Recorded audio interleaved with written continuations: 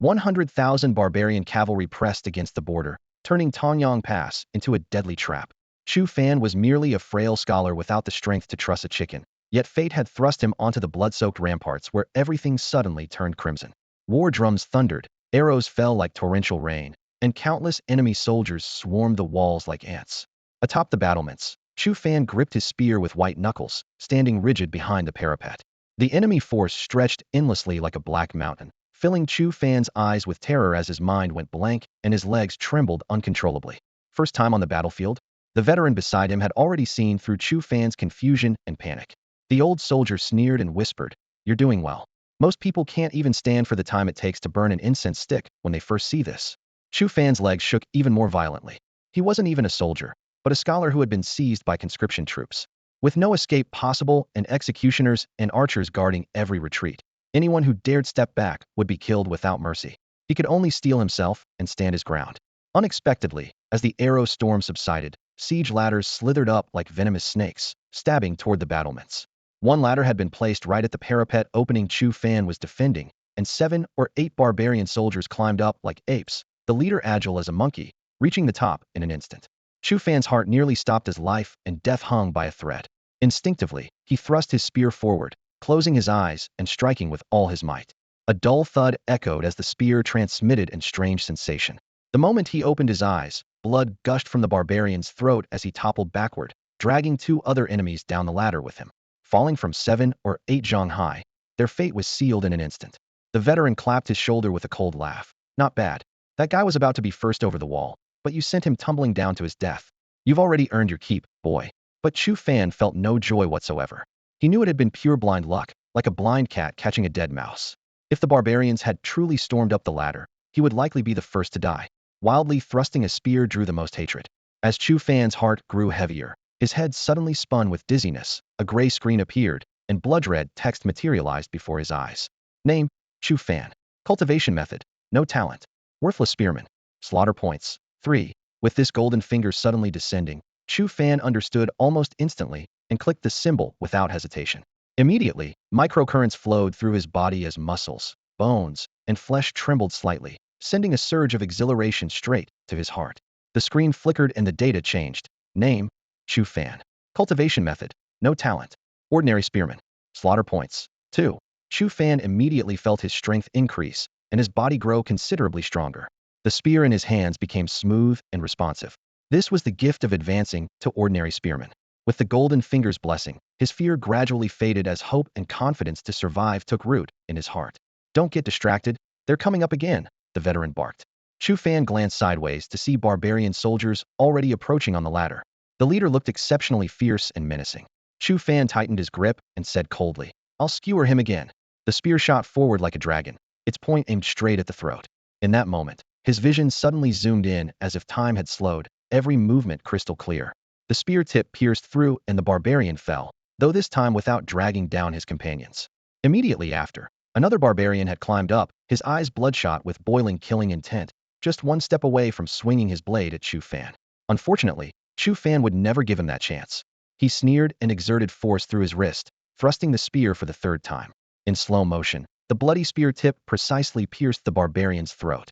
The man's pupils dilated rapidly, his face full of unwillingness as he fell backward, once again dragging down 2 others. The veteran stared in amazement, then burst into laughter and clapped his shoulder. 3 spears, 3 throats. Your aim is truly something else, boy. In just a short while, you've already taken down 7 barbarians. If this weren't a siege where we can't collect enemy heads, those 7 heads would have made you a squad leader already. But Chu Fan showed no joy whatsoever. He had no interest in becoming a squad leader. His only thought was to keep killing, accumulating slaughter points. Each kill was worth 1 point, and the more he killed, the greater his chances of survival. Taking advantage of the moment before the barbarian soldiers below could climb up the ladder, Chu Fan quickly scanned the screen in his mind. Name, Chu Fan. Cultivation method, no talent. Ordinary spearman. Slaughter points, 6. The data had indeed updated. His slaughter points had risen to 6, but there was no symbol afterward. Chu Fan's heart tightened as he realized the next advancement would require at least 10 points. He still needed to skewer 4 more, or hope that some barbarians would kindly drag down a few companions with them. In other words, to advance, he still needed to kill 4 more, or hope that some considerate victim would take a few others along for the ride. Beyond the lowest tier comes the ordinary level, and surely what follows the ordinary level must be anything but ordinary. At this moment, Chu Fan was filled with anticipation. He poked his head out for a look. The 3 or 4 barbarian soldiers who had been positioned below the midpoint of the scaling ladder just moments ago had now all crossed the halfway mark, while the lower half of the ladder stood completely empty.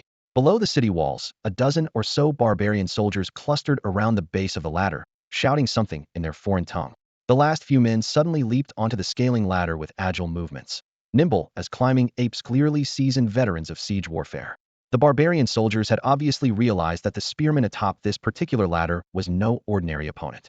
Chu Fan's performance of 3 consecutive strikes, each one piercing the throat, had clearly earned their serious attention.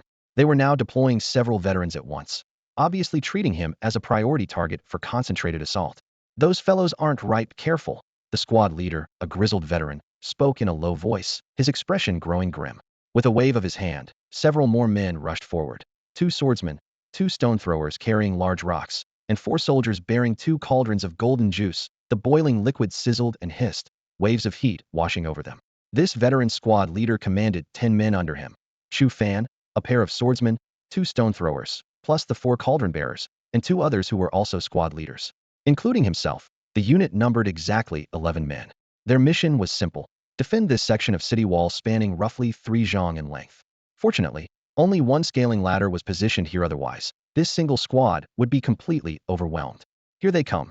The squad leader barked another command as Chu Fan's spear thrust forward, its blade gleaming coldly.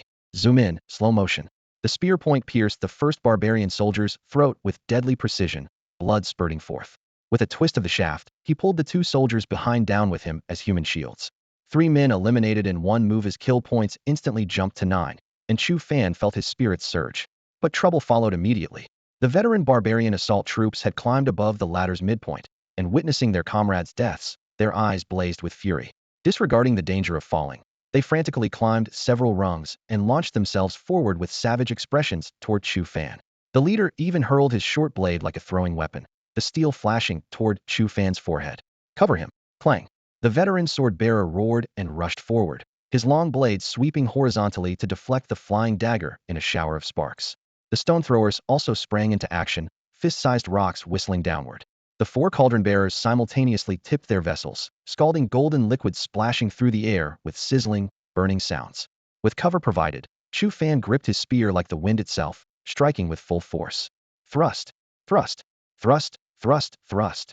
3 strikes in succession, 3 bursts of blood blooming simultaneously, each one finding the throat. The 5 veteran barbarian soldiers died instantly. 3 fell to Chu Fan's spear, while the other 2 were doused with golden juice and plummeted screaming to their deaths. This wave of assault was completely repelled. The barbarian soldiers clustered at the base of the scaling ladder looked at each other uncertainly for a moment. None dared climb up again. Looking left and right along the lengthy city wall, dozens of other scaling ladders teemed with enemy soldiers, yet this one alone stood empty, conspicuously so. "Cowards! If you've got the guts, come on up." Bah! Seeing no more barbarian soldiers to skewer, Chu Fan grew agitated instead, shouting down at them and spitting for good measure. "You little rascal." This flashy maneuver left the veterans speechless, and the other soldiers in the squad all wore peculiar expressions. Taking advantage of the lull, Chu Fan checked the light screen in his mind. Name: Chu Fan. Cultivation method: none. Talent: ordinary spearman. Slaughter points: 12. The beloved sign has appeared again. Chu Fan's heart leaped with joy as his fingertip touched it. The light screen flickered slightly, and the data immediately updated. Name: Chu Fan. Cultivation method: none. Talent: bronze spearman. Slaughter points: 2. Ugh, familiar subtle electric currents dispersed from his mind, quickly coursing through his limbs and body. Every cell in his muscles, bones, and flesh trembled with excitement, and he couldn't help but shiver. "Are you all right?" The veteran heard that pleasurable groan, frowned, and glanced at him with concern. "Those were all seasoned soldiers just now. You've already caught the barbarian troops' attention. Go rest in the back for now. Archers, fill the gap." 2 archers from the squad received the order and quickly rushed to the breach, pushing Chu Fan aside. They knocked their arrows and aimed at the empty siege ladder below. "Wait, don't." Seeing his position taken, Chu Fan immediately panicked. "My mother taught me from childhood that a good man should fight bravely against enemies and defend his homeland. Although there's no one here temporarily, how about I check the flanks? Wherever it's dangerous, I'll help stab a couple." 1 barbarian soldier was worth 1 slaughter point. The first upgrade cost 1 point, but the second required 10 points. What Chu Fan cared about most now was how many points the third upgrade would cost. 20 points would be manageable, but 100 would be troublesome. Given the system's nature, after bronze would likely come silver, gold, diamond, star, king. If each advancement required 10 times more points, reaching king level would be impossibly distant. Your mother truly is a model among women. The veteran was stumped by him, pausing for a long moment before reluctantly nodding. Wang Qi, accompany him. Stay within 10 zhang of the left side. If anything happens here, I'll call out and you return immediately for support. Wang Qi was one of the two squad leaders, in his early 30s, with a long scar on his left cheek, sturdy and brave. He hefted his long blade, patted Chu Fan's shoulder, and led him toward the left defensive position. Normally, each defensive position was an independent small team responsible for 3 zhang of city wall, already under considerable pressure with no spare capacity to assist neighbors. But since their current position temporarily had no enemies to kill and manpower was idle, close-range support was appropriate. After all, if adjacent positions were breached and barbarian soldiers swarmed up, involvement would be inevitable. The distance between adjacent positions was only 3 zhang, equivalent to 9 meters. Chu Fan shouldered his spear and followed Wang Qi closely, soon reaching above another siege ladder. That ladder was already densely packed with barbarian soldiers. The two at the top stood side by side, and though their feet still rested on the ladder, one hand gripped the city wall's brick crevices while the other wielded short blades in fierce attacks. Clang! A spearman at the defensive position momentarily lost his grip, his weapon knocked away and falling to the ground with a metallic crash. The opposing barbarian soldier's spirits soared as he suddenly exerted force and leaped high like a great rock spreading its wings, jumping over 2 meters high and diving straight toward the city wall. If his feet touched ground, the first-to-climb achievement would be his. The squad of soldiers here, if not killed in battle, would face severe punishment. At this most critical moment, Chu Fan arrived spear angled 45 degrees upward, his whole body exploding with power as he thrust the point forward with all his might. Take this. Thud. A muffled sound echoed as the spear tip pierced through Hu Bing's chest right at the sternum, entering from the front and exiting through the back, a clean kill that chilled him to the bone. The squad of soldiers at the defensive position jumped in shock. Before they could figure out how another spearman had suddenly charged out from behind them, Chu Fan had already given his spear a light shake, flinging off the dead barbarian. His spear shot out like a dragon, targeting the second enemy. Strike! Strike! Strike! Strike! Strike! 4 consecutive thrusts followed, and the 4 barbarian soldiers attempting to break through at the top of the siege ladder all had their throats pierced, blood blooming as they fell backward. This also knocked down several more barbarians below them on the ladder, though these fellows were too close to the ground to die from the fall. This scene was utterly intimidating. The barbarian soldiers gathered around the siege ladder hesitated once more, and for a short time, no one dared to climb up again. Every spear thrust to the throaty, quite skilled lad. The squad leader, a bearded man, finally snapped out of his daze and patted Chu Fan's shoulder with a hearty laugh. He then turned to look at Wang Qi.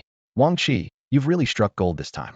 If I couldn't beat Old Ma, I'd definitely steal this guy for myself. Old Ma must be the veteran soldier of the squad leader. Chu Fan glanced around. There were temporarily no more barbarians on the siege ladder to spear. The key issue was that his comrade who had dropped his spear earlier had picked up the fallen weapon and was now looking at him somewhat awkwardly. Brother Wang, everything's fine here. Should we head to the right side? Chu Fan's only desire now was to spear barbarians and earn killing points. Without waiting for Wang Qi's response, he shouldered his spear and took off running back the way they came. Since when do spearmen handle mobile defense? Exactly. This kid is quite fierce. The bearded men stared in amazement, muttering quietly among themselves. Wang Qi could only shake his head with a bitter smile and hurry to follow. It was only 3 zhang away, just a dozen or so steps. Seeing Chu Fan return so quickly, Old Ma was momentarily stunned. Just as he was about to speak, he noticed that Chu Fan hadn't stopped at all, passing right by him and heading straight for the defensive position on the right. You brat, come back here. Old Ma had never seen such a restless spearman and was somewhat speechless. Brother Ma, I won't go far. If anything happens, I'll be back immediately. I feel incredibly strong right now, nothing else interests me. I just want to spear barbarians. Old Ma was left speechless. By the time he finished speaking, they had already reached the right defensive position. The situation here was slightly better than the left position, but there were still 2 barbarian soldiers side by side at the top of the siege ladder, wielding short blades and attempting to break through. The spearmen at this position had retreated to the back, while 2 swordsmen, clearly veterans, stood in front, engaging these 2 barbarians in combat. The 2 men stood shoulder to shoulder, holding the line and blocking the barbarian soldiers' repeated breakthrough attempts. But that was all they could manage. Both sides were roughly equal in strength, and it didn't look like these 2 barbarians would be cut down anytime soon. Here I come. Strike. Chu Fan lowered the spear from his shoulder, shouted once, then suddenly flicked his wrist and thrust forward with all his might in rapid succession. Splurt, splurt. Blood sprayed forth. The two barbarian soldiers were caught completely off guard, their throats sealed by the spear tip on the spot.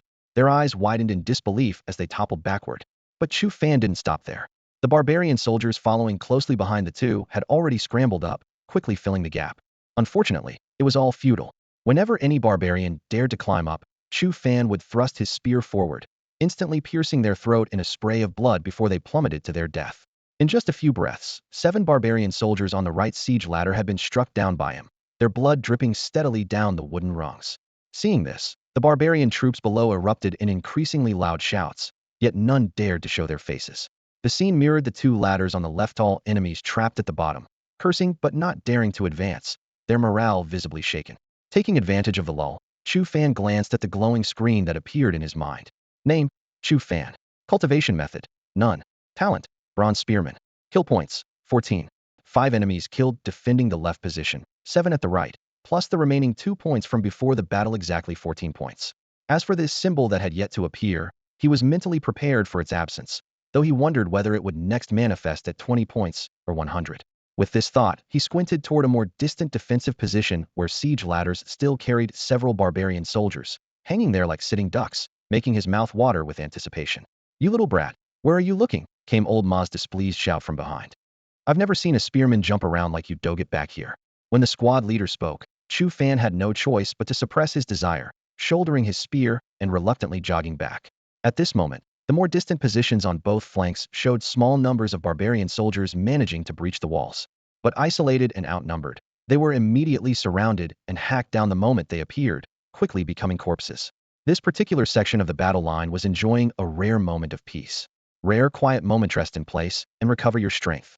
The war isn't over yet, Old Ma ordered, and the entire squad immediately sat down, leaving only 2 archers on watch, their bows drawn and aimed at the empty siege ladders.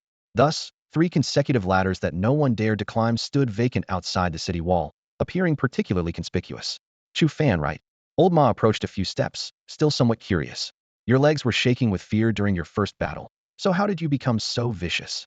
"I can't stand the sight of blood. I go crazy when I see it," Chu Fan improvised casually. "When I was little and my mother was killing a chicken, I grabbed the cleaver and started hacking wildly, even chopped our family's big yellow dog into 3 pieces. I've heard of madness, but blood-induced frenzy is a first." Old Ma exchanged glances with Wang Qi and the others. Initially skeptical, but recalling his earlier performance, it seemed plausible enough. Had gone completely berserk after drawing first blood. Strange condition, but impressive talent. "Even veteran spearmen don't have your accuracy," Old Ma said earnestly. "This battle has barely begun. Only those who survive to the end are true winners. Don't go running around the ramparts with your spear anymore. You can't fight in close combat, and if you really encounter a barbarian soldier, you're finished. It's rare to find such promising material, and I don't want you dying early. I'll teach you some boxing techniques later. Once you're proficient, you'll at least be able to protect yourself." Boom, boom, boom.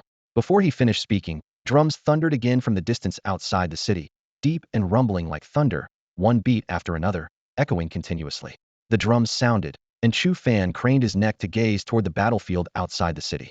Across the vast plains, barbarian soldiers as dense as ants were retreating like a receding tide, their banners fluttering and hoofbeats thundering in chaos as they withdrew to the distance before gradually coming to a halt. After their prolonged, unsuccessful siege, they had finally sounded the retreat. Old Ma straightened his back and expelled the stale air from his chest. "They're only giving us a brief respite. Once they regroup, the next wave will be even fiercer."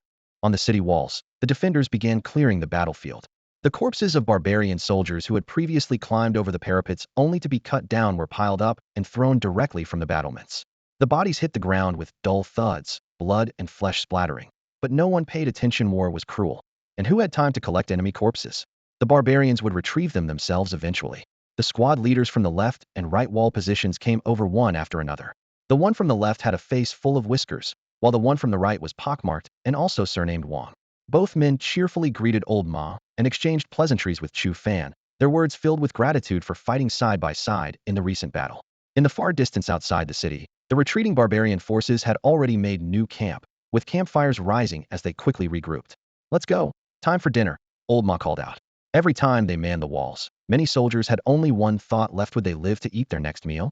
Old Ma wiped the sweat from his forehead and laughed. "We've earned ourselves another meal." With that, he led his squad of brothers down from the walls. Tongyang Pass was the greatest fortress on the northern frontier of the Great Jin Dynasty, housing hundreds of thousands of civilians within its walls, plus merchant caravans trapped by the warfare, making the population even denser. Now that the barbarian assault on the pass had been repelled, cheers erupted throughout the city, and some merchant groups came forward with fruits and pastries to comfort the soldiers if Tanyang fell. These people's fortunes and lives would turn to ash in an instant. The mess hall was located not far from the front lines, positioned just inside the city walls. During lulls in fighting, soldiers sat scattered along the base of the walls, weapons never leaving their hands, ready to charge back up to the parapets the moment the barbarians attacked again. Anyone who had walked through battle and returned could no longer be considered a new recruit. After eating his fill, Old Ma called Chu Fan over and gave him a hearty pat on the shoulder. Welcome to officially joining the Tongyang garrison. The soldiers in the same squad applauded together. Chu Fan hadn't memorized all their names yet, only knowing Wang Qi, another squad leader named Qi Jian, the axeman Zhao Meng who was built like an iron tower, and the archer Sun Nan. The Tanyang garrison possessed extensive military manuals with traditions in all manner of blade, spear, and sword techniques. Old Ma's expression grew serious. You handle that spear smoothly, lad. With proper training in spear techniques, you'll surely become skilled. I don't know spear work myself, but I'll find you a spear-wielding squad leader later. Today I'll first teach you a martial technique, the Vajra force. This technique included both verbal formulas and physical forms, effective for both defense and killing in close combat. Old Ma recited the cultivation formula word by word, and seeing Chu Fan nod to indicate he had memorized it, took a deep breath, planted his feet firmly, and demonstrated the complete set of forms with thunderous fist movements. His punches stirred the air, manifesting the fierce presence of an angry Vajra guardian. After completing the set, his face was flushed red. Did you see clearly? How much did you remember? Even 30% would be impressive. I remembered it all. Chu Fan was quite surprised. After listening to the cultivation formula and watching Old Ma demonstrate the techniques once, the gray screen in his mind updated with real-time data again. Name, Chu Fan. Technique, Diamond Force unranked. Realm, Early Martial Apprentice. Talent, Bronze Spearman. Killing points, 14. The previously empty technique section now displayed Diamond Force with a symbol, indicating he could continue adding points. Chu Fan's heart burned with excitement, but Old Ma's words, "Don't brag, show me what you've got," doused him with cold water. Old Ma had been stationed at Tongyang Pass for several years and had never seen anyone memorize the entire Diamond Force technique set after just one viewing. Chu Fan offered no explanation and directly clicked the on the screen. Instantly, vast cultivation experience regarding Diamond Force flooded into his mind like a torrent, deeply imprinting itself. Though he had just encountered it, he felt as if he had practiced diligently for 2 or 3 years. The screen trembled again, refreshing the data. Name, Chu Fan. Technique, Diamond Force Beginner. Realm, Midstage Martial Apprentice. Strength, 300 pounds. Talent, Bronze Spearman. Killing points, 4. The upgrade consumed another 10 killing points. The familiar electric sensation coursed through his meridians, tingling pleasantly, making him shiver involuntarily. With his technique advancing, his realm jumped to Midstage Martial Apprentice. His physical strength surged dramatically, and the screen added a new strength category. A punch with 300 pounds of force. Chu Fan breathed heavily, feeling as if he could kill an ox with a single strike when he clenched his fist. Even barehanded, he might not be at a disadvantage against ordinary barbarian soldiers. He assumed the ready stance, took a deep breath, and began the demonstration as instructed. His fists and palms moved with flowing force, each strike perfectly aligned with the formula. The wind from his punches whistled through the air, nearly matching the momentum Old Ma had displayed earlier. After completing the entire routine, he stood at attention, sweat trickling down his temples, only then noticing that Old Ma, Wang Qi, and the others were already gaping in astonishment. He really memorized the entire technique set? Not just the forms. Look at that force generation. He's mastered the formula too. This kid only watched once. Could he have practiced Diamond Force before? Without 2 or 3 years of hard training, where would that kind of power come from? Perhaps he's a 1 in 10,000 martial genius. Genius? He's practically a monster. Snapping back to reality, everyone immediately crowded around Chu Fan, pointing and marveling at him with amazement, their eyes looking at him as if he were some kind of creature. Boom, boom, boom. War drums suddenly thundered from outside the city.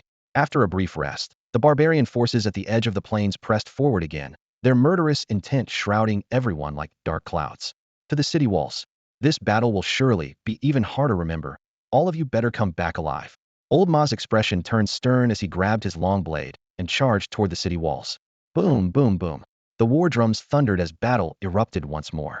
Inside the city walls, squads of soldiers poured out like a disturbed hive, their footsteps making the ground tremble as they rushed toward the battlements. Every face was taut with tension, brows furrowed with gravity and deadly intent. Old Ma had once said that when soldiers climbed to their battle stations, Their only wish was to live long enough for one more hot meal, but Chu Fan seemed to be the sole exception. At the thought of soon spearing barbarian troops and earning kill points, he felt an inexplicable excitement. His full belly left him with no thoughts of the next meal. His entire focus was concentrated on those 3 words: spear the barbarians. Upon reaching the battlements, everyone took their positions, and Chu Fan returned to his previous post. Looking outward, the plains beyond the city were a sea of black, with barbarian soldiers swarming forward like ants. The siege ladders on their shoulders were particularly striking, resembling swarms of ants carrying thin branches. When the retreat had been sounded earlier, the enemy's ladders had either been chopped apart by axe wielders or pushed from the walls and carried away with the corpses, but now they had brought new ones. The familiar rain of arrows struck first. Arrows whistled through the air as everyone on the battlements crouched behind the merlins, yet several shafts still found gaps, and some men fell wounded by arrows. The lucky ones were merely injured and helped down from the walls by their comrades. The unlucky died on the spot, and Chu Fan once again faced the brutal reality of war. Damn it! Our position has 2 ladders this time. Old Ma peered over and saw 2 ladders positioned side by side against the wall, cursing under his breath. Other positions faced only 1 ladder each, but theirs had 2 parallel ones, meaning they would have to withstand double the number of barbarian troops. With just this one squad of soldiers, the pressure was overwhelming. Here they come. Prepare for battle. Old Ma growled. Swordsmen, axe wielders, and archers all took their positions as several soldiers moved stones and carried cauldrons of boiling oil, the entire position entering full defensive mode. Victory or death, someone muttered through gritted teeth. Chu Fan stood in a crenel of the merlin. His spear tip slightly raised. This was the perfect spot for striking.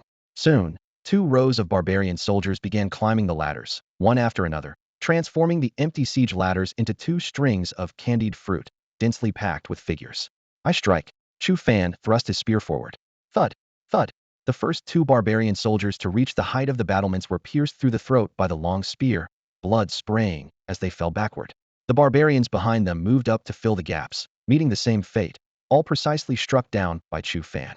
In moments, 7 barbarian soldiers had screamed and fallen from the ladders in succession, bringing his kill points to 11.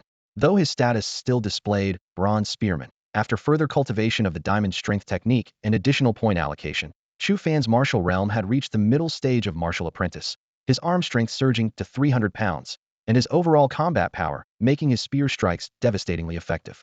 Excellent work. Keep it up, lad. Old Ma's spirits soared as he praised him repeatedly. However, apart from the 7 men just speared, not a single barbarian below had fallen with them. This position was receiving special attention, and the ladders were manned entirely by veteran barbarian soldiers. As the fallen were immediately replaced, their assault remained perfectly coordinated. Clang. Weapons clashed and sparks flew. It had to be said, there were indeed skilled fighters among these veterans. When Chu Fan thrust his spear forward once more, the barbarian soldier at the top of the left scaling ladder actually managed to block it, swinging his short blade horizontally to deflect the spear tip aimed at his throat. With the spear's momentum halted, the barbarian counterattacked with a vicious chop that struck the wooden shaft below the spearhead with a sharp crack. The bronze spearhead snapped off and clattered to the ground, leaving only a bare wooden pole. What the hell? Chu Fan stood frozen in place, his heart sinking with dread. Even the strongest spearman couldn't kill anyone with a headless stick, right? Get back. Archers, take position. Old Ma roared, kicking the still-dazed Chu Fan back to the rear ranks. 2 archers had already knocked their arrows and, upon command, released their bowstrings. The arrows whistled through the air, followed by 2 millstone-sized rocks hurled down from the wall openings. However, the 2 leading barbarian soldiers dodged with quick head movements and sidesteps, avoiding everything, though the falling stones did knock down 2 barbarians on the ladder below. Clang, clang. Sparks flew as the situation reversed in an instant. The 2 barbarian soldiers had seized the opportunity to leap onto the wall, their blades flashing as they engaged Old Ma in direct combat. Behind them, control of the scaling ladder position was lost. More barbarian soldiers swarmed up the ladder like monkeys, chattering as they climbed frantically. Squad leaders Wang Qi and Qi Jian immediately rushed down to intercept them. The soldiers carrying boiling oil and stones also drew their sabers to join the fight, their battle cries merging into a continuous roar. With the scaling ladder position breached, the entire squad was forced into brutal close-quarters combat. Spearmen weren't issued sabers, so Chu Fan looked down at his fists. These certainly weren't harder than steel. He simply turned and sprinted toward the right defensive position, shouting to the spearman there as he ran. "Brother, could I borrow a spear?" At that moment, he felt like a chain-smoking beggar from his previous life asking for cigarettes. The right position faced only one scaling ladder, so the situation remained relatively stable. Wang Mozi glanced back at him and said, Give him one. Thanks, take this. Chu Fan grabbed the spear and immediately thrust forward. The barbarian soldier, who had just poked his head up, erupted in a spray of blood from his throat and tumbled backward. Wang Matzi stared in amazement and shook his head with a bitter smile. That was genuine combat merit, and it would be foolish not to claim it. After killing that man, Chu Fan shouldered the spear and raced back. The distance between the left and right positions was only about 10 feet, and his round trip took mere breaths. But in that brief interval, over 10 barbarian soldiers had already climbed up the scaling ladder. Old Ma, Wang Qi, Qi Jian, and all the soldiers were locked in bloody combat, every man wounded. 5 bodies lay scattered on the ground, 3 barbarians and 2 comrades from their unit, whose names Chu Fan hadn't even had time to learn. Damn you all to hell. His eyes instantly turned blood red, and like a maddened horse with severed reins, he roared and charged into the melee, his spear gleaming with cold light. Thud! Blood sprayed forth. A barbarian soldier fighting Wang Qi suddenly shuddered as Chu Fan's spear pierced through his lower back from behind, the bloody tip emerging from his abdomen. Aye! The barbarian's body convulsed, his left hand instinctively covering his lower back as he struggled to turn and glare at Chu Fan. He seemed about to curse, but never got the chance. His mouth had barely opened before he breathed his last. The barbarian soldiers, who had been stationed at fixed positions, playing a deadly game of whack-a-mole with enemies popping up on the siege ladders, had grown somewhat monotonous and tedious. Now, for the first time, Chu Fan was engaged in real close-quarters combat, and he quickly became addicted to the exhilarating sensation of striking from behind with a spear thrust through the waist. There was no code of honor on the battlefield. Backstabbing was all about safety. Following the principle of safety first, he shook off the barbarian corpse hanging from his spear and immediately began moving with agility. Chu Fan always operated on the edges of the melee, using the chaos of soldiers locked in combat to continuously circle behind enemies. Whenever he found an opening, he would thrust forward with both arms, his spear tip targeting the kidneys. Thud! Thud thud! In just a few moments, 3 more barbarian soldiers fell victim to his sneak attacks, clutching their waists as they collapsed, dying with eyes wide open. He took a moment to glance at the light screen that appeared in his mind. Before his spear tip broke, he had accumulated 11 kill points. When borrowing a spear from Wang the Pockmarked, he had casually stabbed 1 enemy. After returning, he had killed 4 more in succession, 5 total, bringing his count to 16 points. Just 4 more points would verify whether the next upgrade threshold was indeed 20. Thinking this, he muttered under his breath, "For more to go." Then he raised his spear and continued circling. With 4 barbarian soldiers eliminated in such a short time, Old Ma and the others, who had been pinned down unable to lift their heads, finally caught their breath. However, 7 barbarian soldiers still held their ground at the ladder position. Just as Chu Fan moved to the right side beneath the parapet, 2 more barbarian soldiers leaped back onto the wall. Pressed against the parapet, he thrust his long spear twice in succession. Take this. Thud thud. Blood splattered against the stone wall as both men clutched their waists, cursing as they fell. The 2 barbarian soldiers following closely behind the wall opening were so startled they let out soft exclamations, quickly pulling their heads back. Why do you keep targeting the kidneys, kid? Your strikes are pretty ruthless. But I like it. Old Ma couldn't help but complain halfway through before breaking into hearty laughter. Brothers, put in more effort, finish off these few, and our position will be secure. Taking advantage of the boosted morale, Chu Fan circled to the other side and struck again. Stab, stab, stab. Thud thud. Gibberish. 2 more barbarian soldiers were hit, clutching their waists and spitting out some barbarian curse at him before collapsing. Chu Fan couldn't understand and didn't bother to care, looking up once more to check the light screen. Name: Chu Fan. Technique: Diamond Strength Beginner. Realm: Midstage Martial Apprentice. Strength: 300 gene. Talent: Bronze Spearman. Kill points: 20. The data updated, with symbols lighting up simultaneously after both technique and talent, confirming that the second upgrade threshold was indeed 20, not 100. The pleasant surprise energized him, but also put him in a dilemma. Kill points reset to 0 after each use, so should he enhance his talent or technique first? As he hesitated, he suddenly heard a disturbance from the other end of the battlefield. A sudden change occurred. Roar! About 10 feet ahead, a barbarian soldier who had been clashing blades with Sun Nan suddenly let out a fierce roar, forcing Sun Nan back with a horizontal slash of his short blade. Sun Nan stumbled backward, and Chu Fan immediately became the barbarian's target. The barbarian stomped hard on the city wall bricks, launching himself like a cannonball toward Chu Fan with his blade raised high, bringing down a strike gleaming with deadly cold light. A matter of life and death. Chu Fan's face went pale as instinct drove him to raise his spear horizontally above his head, while quickly retreating half a step. Thud! The blade struck down, and the sturdy wooden spear snapped in 2 with a sharp crack.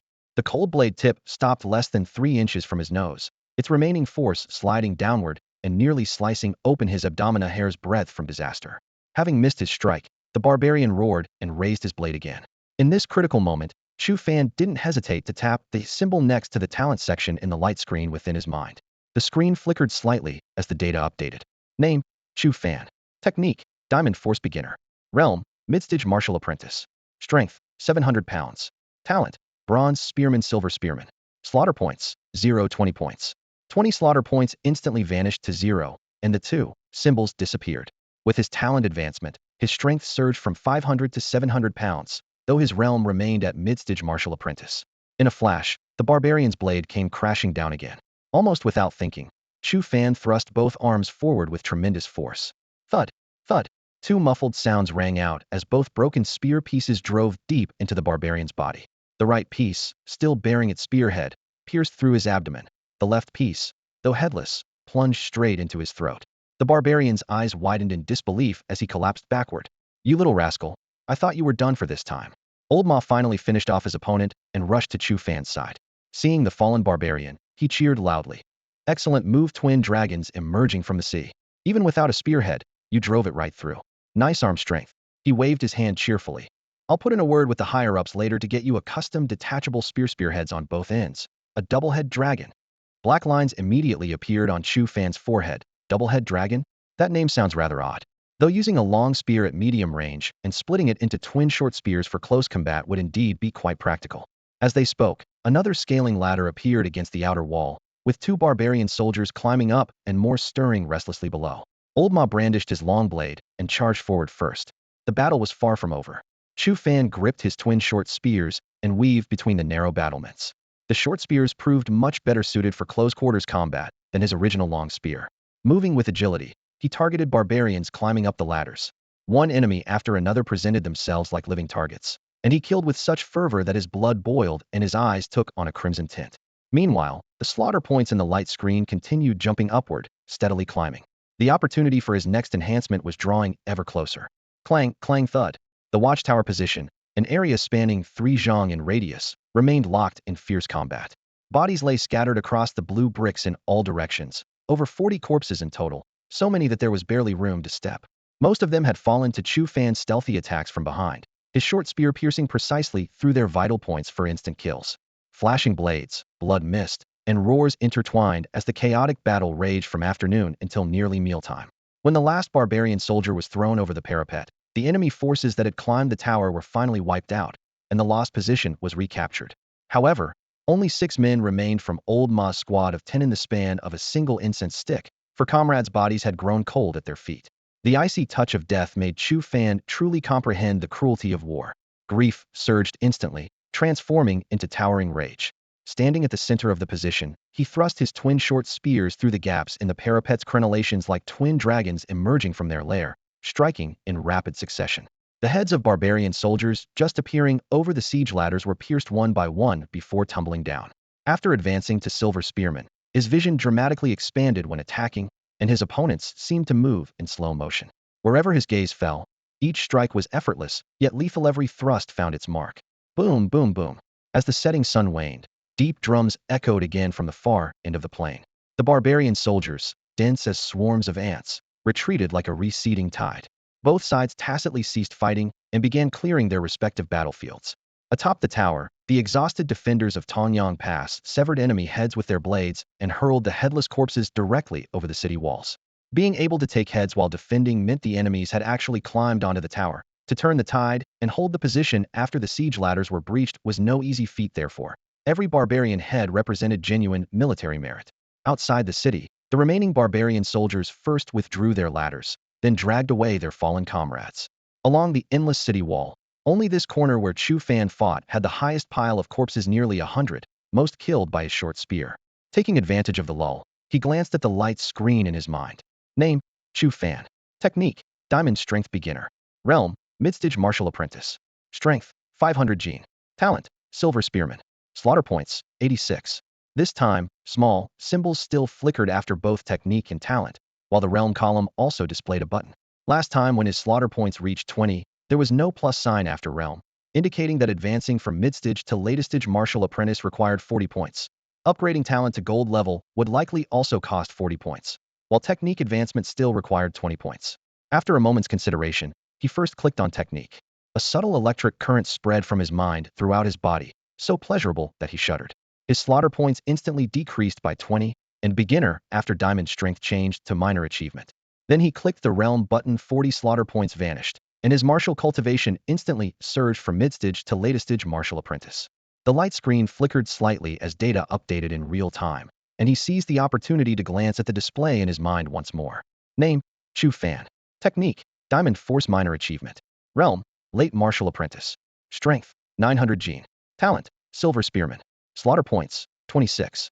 After advancing to the late martial apprentice stage, his strength had climbed all the way to 900 gene, causing his overall combat power to surge dramatically. However, his slaughter points had dwindled to just 26, and the symbols that had previously flickered after the technique, realm, and talent columns had all dimmed.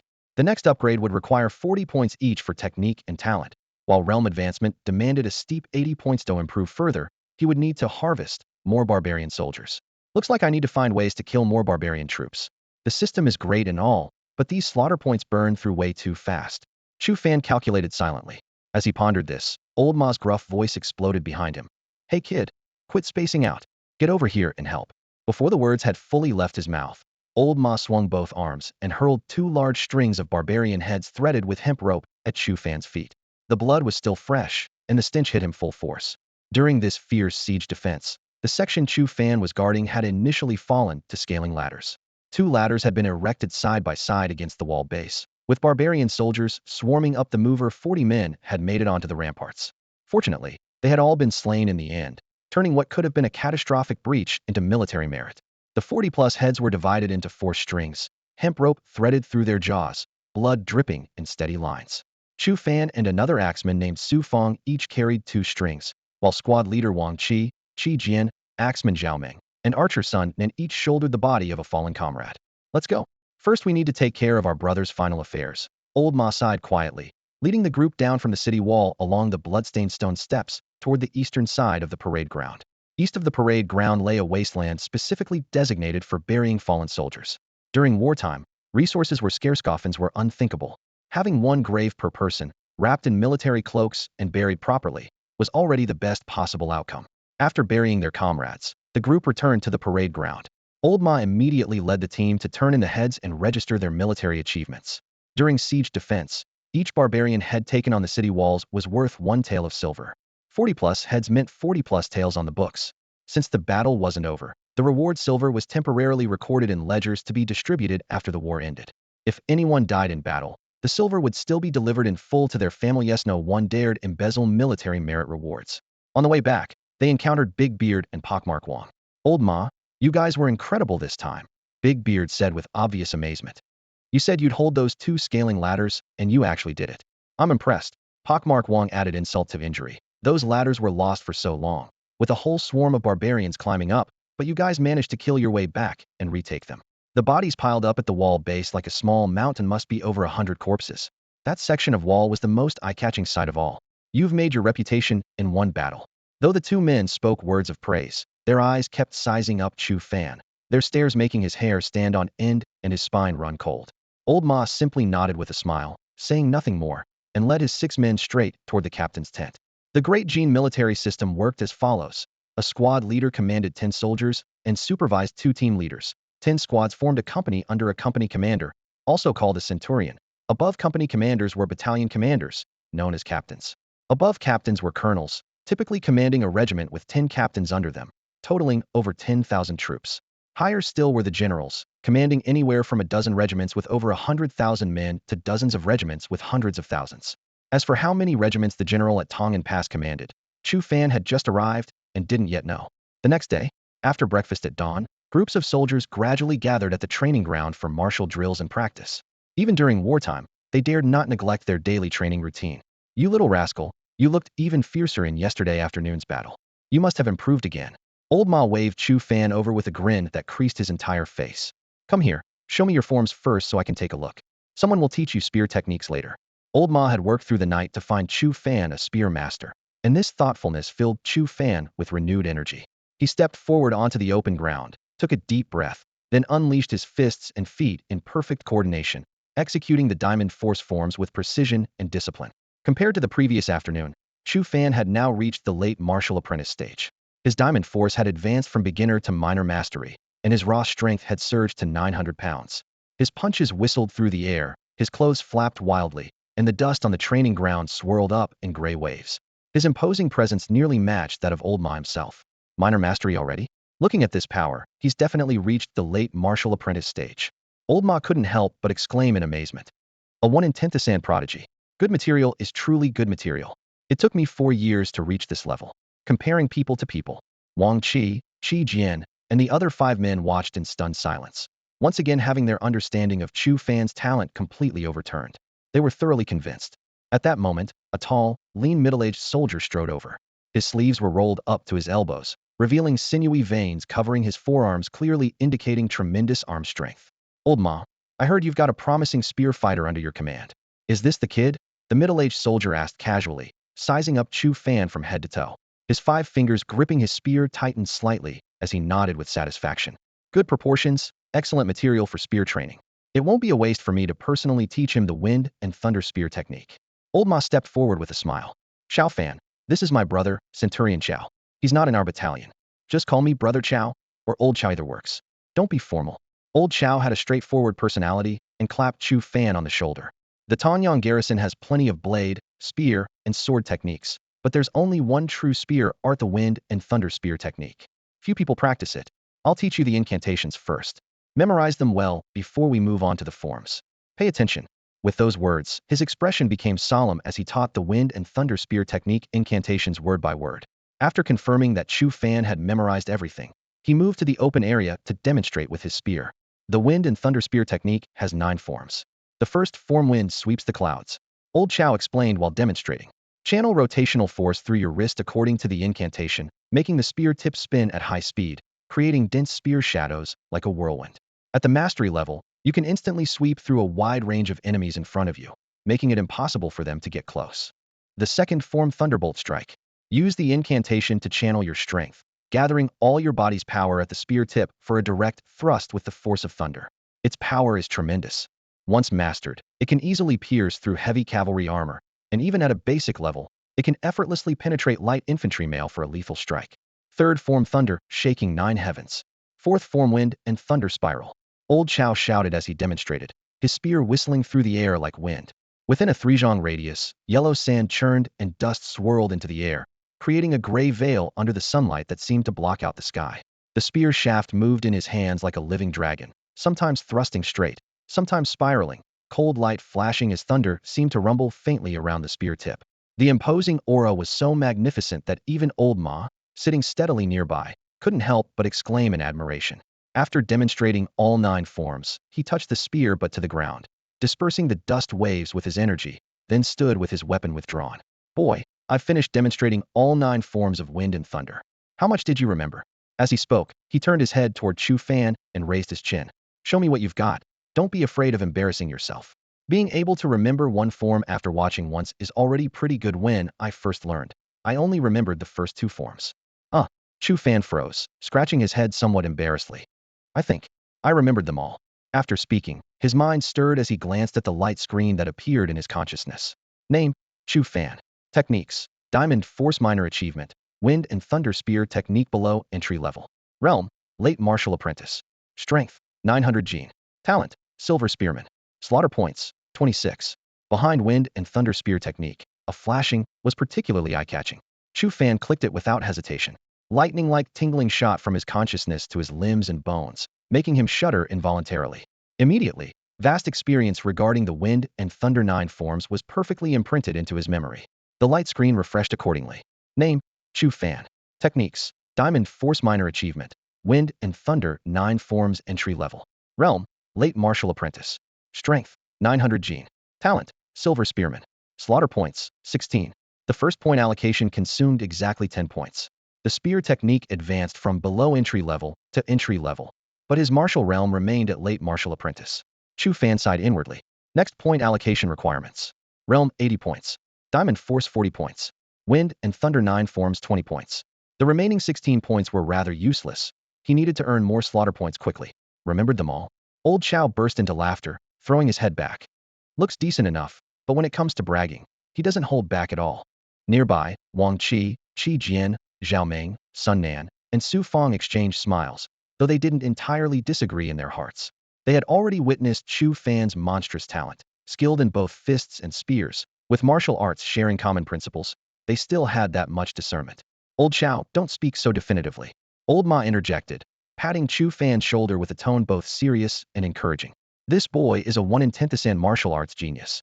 If he says he remembered them all, it's truly possible to underestimate him. Chu Fan said no more, picked up his spear, and stepped to the center of the clearing. After taking his stance, he took a deep breath, tensed his arms, and swung his spear according to the force circulation formula. In the next instant, spear shadows suddenly erupted, the sound of cutting through air like tearing silk. Old Chow's expression changed dramatically. Wind sweeps the clouds. Thunderstrike. Thunder roars through 9 heavens. Wind and thunder spiral. As Chu Fan began his demonstration, a forest of spear shadows instantly filled the air. The long spear churned in his palm as the 9 forms of wind and thunder advanced layer by layer. Though he still fell short of Old Chow, who had immersed himself in this spear technique for years, every rise and fall, every turn and transition, every moment of explosive power was executed flawlessly. 900 pounds of force coursed through the spear shaft, and even though the 9 forms were barely at entry level, the sharpness they unleashed far surpassed that of ordinary martial apprentices. With the final form, he drew the spear to his chest, its tip lightly touching the ground. Chu Fan felt his blood surging, heat rolling through his chest, his slightly flushed cheeks radiating pure exhilaration. Old Chow stared in stunned silence, his mind buzzing as if he'd been clubbed twice. He fixed his gaze on Chu Fan for a long moment before suddenly snapping to attention and shouting to Old Ma. Old Ma, you're not pulling my leg, are you? He's been practicing this spear technique for at least a year. Even as the words left his mouth, he felt uncertain. He had examined Chu Fan's hands earlier, not a single callus that would inevitably form from years of spear practice. But to accept that this kid could demonstrate it perfectly after just one viewing was equally hard to swallow. So he clung to the practice for a year theory for comfort. When I taught him the diamond force yesterday, your reaction was even more exaggerated. Old Ma shook his head with a sigh, though pride gleamed unmistakably in his eyes. He memorized that technique after just one look too, practicing it like he'd been at it for a year or two. Yesterday afternoon, when the barbarian soldiers attacked the city again, he killed nearly 100 men on the city walls. After one night's sleep, he reached the late stage of martial apprentice this morning. I what? Old Chow's mouth gaped wide enough to fit a fist. From complete novice to latest-stage martial apprentice in just one day? This talent is 1 in 10,000. No, it's absolutely monstrous. Wang Qi, Qi Jian, and the others exchanged glances and burst into laughter. Great minds think alike. Boom, boom, boom. The deep war drums thundered from outside the city like hammers striking heartstrings. Everyone in the training ground tensed, turning their gazes toward the northern city wall. Finally, Chu Fan's spirits lifted, a smile spreading across his face as he shouldered his long spear and ran toward the city walls. These barbarian soldiers are so slow any later, and it would be noon. His tone suggested he couldn't wait for them to attack sooner. Old Ma, Old Chow, and the others stood stunned while hundreds of thousands of soldiers and civilians feared battle. He was the only freak who eagerly anticipated it. Come back. You little brat, where are you going? The 3rd Battalion is on guard duty today. What business do you have there? Old Ma snapped back to reality and bellowed. It's the 3rd Battalion's turn? Chu Fan stopped, his face instantly filled with disappointment. My mother taught me from childhood that men should take to the battlefield and fight the enemy valiantly. Stop right there. Old Ma waved his hand. If you're not afraid of being mistaken for a barbarian spy, go ahead. Fine, forget it then. Chu Fan pouted in frustration, slinging his long spear over his shoulder and obediently turning back. In siege warfare, the attacking and defending sides face completely different challenges. The attackers desperately seek to take the city, knowing that the longer the battle drags on, the greater their casualties become. The defenders only need to hold, leveraging the advantage of city walls and terrain, requiring only to delay their opponents. Therefore, attackers must press forward urgently with full force, throwing lives into the fray, while defenders can maintain their strength through rotation as long as the gates hold. Soldiers who retreat have time to rest and tend their wounds, returning to the next shift with renewed fighting capacity. As long as the defensive line holds out long enough, the attackers' casualties will drain away like water from a leaking bag, until they're utterly exhausted with no reserves left. After Chu Fan grasped this principle, his heart grew increasingly heavy with frustration. If he wanted to earn killing points by slaying enemies, he'd need to climb onto the city walls. But with the defenders using a rotation system that might take 7 or 8 days per turn, wouldn't he be stuck waiting? Come on, let's get you a proper spear from the armory. Old Ma called out. On the other side, Old Chow finished his briefing and dismissed his troops. Wang Qi, Qi Jian, Sun Nan and the others stopped their drills, following behind Old Ma and patting Chu Fan on the shoulder as the group headed toward the southern side of the training ground. Each battalion of Tongyang's garrison had its own independent armory. After battles, when arrows were spent and blades dulled, soldiers came here for resupply. Large stones, boiling oil, and other siege materials were delivered directly to the walls by specialists. The 4th Battalion's armory was overseen by a quartermaster who was an old acquaintance of Old Ma's, so he didn't deliberately make things difficult. Zhao Meng and Su Fang's battle axes were intact and needed no replacement. Old Chao and Wang Qi's sabers had nicked edges, so they exchanged them for new blades on the spot. Sun Nan collected 2 bows and 5 quivers of arrows. Their squad had lost 4 men last time, and when they next climbed the walls, they'd certainly need to fill out their ranks, including at least 1 archer. For Chu Fan, Old Ma shamelessly sweet-talked the quartermaster and spent some of his own military merit to secure an exceptional steel-tipped spear. The shaft gleamed black, and gripping it with one hand revealed its weight of 36 pounds.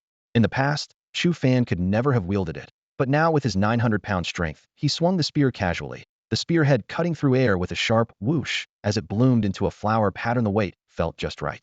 We don't have any ready-made double-head dragons, but I'll have someone forge one specially for you, Laterno Rush, Old Ma said, patting his shoulder as they left, making the promise. The group chatted as they walked, but just as they returned to camp, drums and horns suddenly sounded urgent calls, with military orders rapidly reaching each squad. Today the barbarian soldiers were unusually fearsome. By noon, nearly half the defensive positions on the walls had been taken, with large numbers of enemy troops pouring through the breaches. The 4th Battalion was ordered to provide immediate reinforcement. We get to fight barbarians again. Chu Fan nearly jumped with excitement. This was like military merit falling from heaven. But Old Ma's expression grew more grave than ever before. After scanning the group, he sighed deeply. This time we're not going up to hold fixed positions, but to clear out barbarians who've already made it onto the walls. Far more dangerous. Everyone be careful, and let's all try to make it back alive for our next meal. When the 6 men reached the base of the city wall under Old Ma's lead, soldiers from the 4 battalions had already begun ascending the tower. On both sides, troops filed up the stairways of the corner towers in orderly formation, still organized in units of 10 with perfect discipline. The clashing of iron armor and weapons mixed with tense breathing, filling the air with a cold, murderous atmosphere. Old Ma jogged while turning back to warn them. Nobody gets separated. Stay centered around me and move as a unit. Halfway through his words, he glared fiercely at Chu Fan. Especially you. Running off yesterday was one thing, but today the tower is crawling with barbarians. Soldiers wander off, and you're dead. Chu Fan nodded but inwardly scoffed. Today's version of himself was nothing like yesterday's, his entire body frighteningly powerful. The moment they stepped onto the city wall, everyone gasped in shock. Along the endless stretch of battlements, at least half the defensive positions had fallen. The lost positions swarmed with barbarian troops engaged in close combat with Tongyang's defenders. Worse still, more barbarian soldiers continued climbing up the siege ladders outside those positions like a relentless tide. Tongyang's defenders were limited in number, while the barbarians seemed endless. If the defenders suffered more casualties, the complete fall of the wall was only a matter of time. Then the barbarians would swarm down, open the gates, and Tongyang Pass would be breached in an instant. Kill! Old Ma roared, sweeping his long blade as he charged toward the nearest defensive position.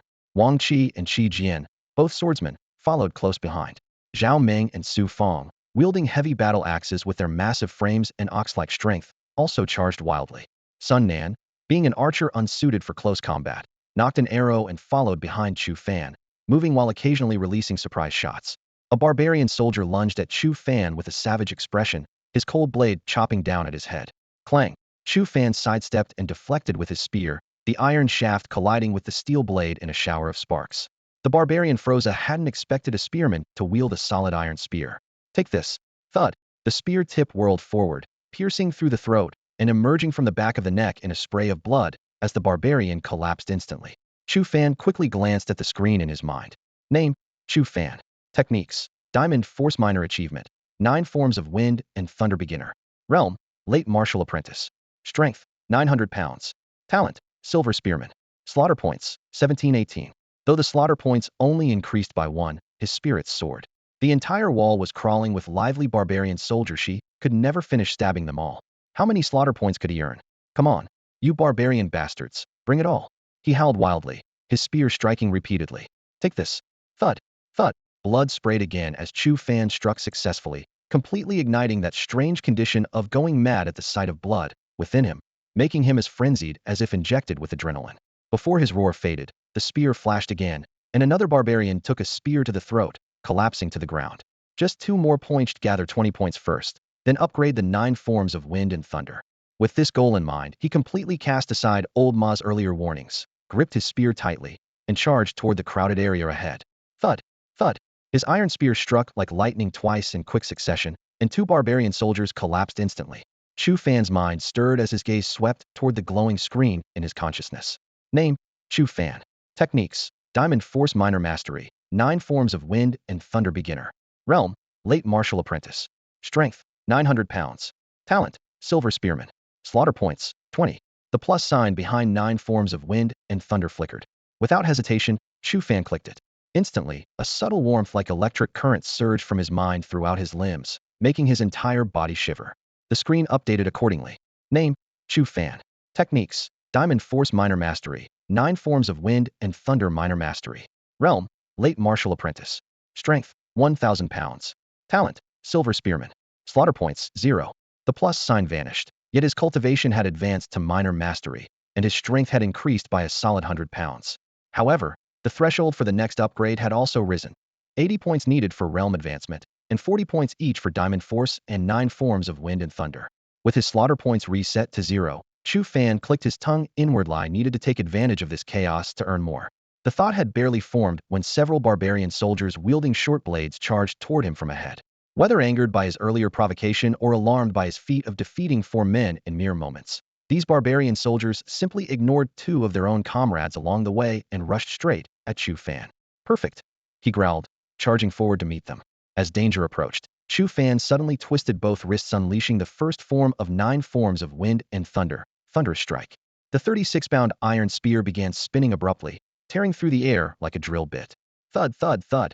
The rotating spear tip pierced through in a straight line, and 3 lightly armored barbarian soldiers erupted in sprays of blood, skewered like human kebabs on his weapon. The slow-motion perspective allowed Chu Fan to precisely capture the angle. Nothing in the spear's path survived. Though the remaining 2 barbarian soldiers weren't in the direct line of attack, they were so stunned by the domineering force of that strike that their feet faltered, terror filling their faces as they forgot to bring down their half-raised blades. Battlefields change in an instant, and in their moment of shock, Chu Fan violently shook both wrists, withdrawing the iron spear from flesh. Before the 3 still-breathing corpses could hit the ground, he thrust like a dragon, striking twice more in succession to slit the throats of the 2 barbarian soldiers still frozen in shock. In just 10 breaths, 5 barbarian soldiers lay dead. Such a feat was absolutely astounding. Even Old Ma, a veteran squad leader, couldn't have achieved this. This clearly demonstrated why the spear was hailed as the king of weapons. Chu Fan withdrew his spear and stood firm, his peripheral vision catching the light screen in his mind. The kill points that had just been cleared jumped back to 5. Far from enough. The burning desire made his eyes red with bloodlust, and every barbarian soldier on the city wall appeared to him as glowing kill points, silently beckoning. Roar! With a thunderous battle cry, he dragged his spear and charged wildly, rushing straight toward the densest cluster of barbarian troops. Target locked. The first form of the 9 thunder styles wind-sweeping remnant clouds suddenly unfolded.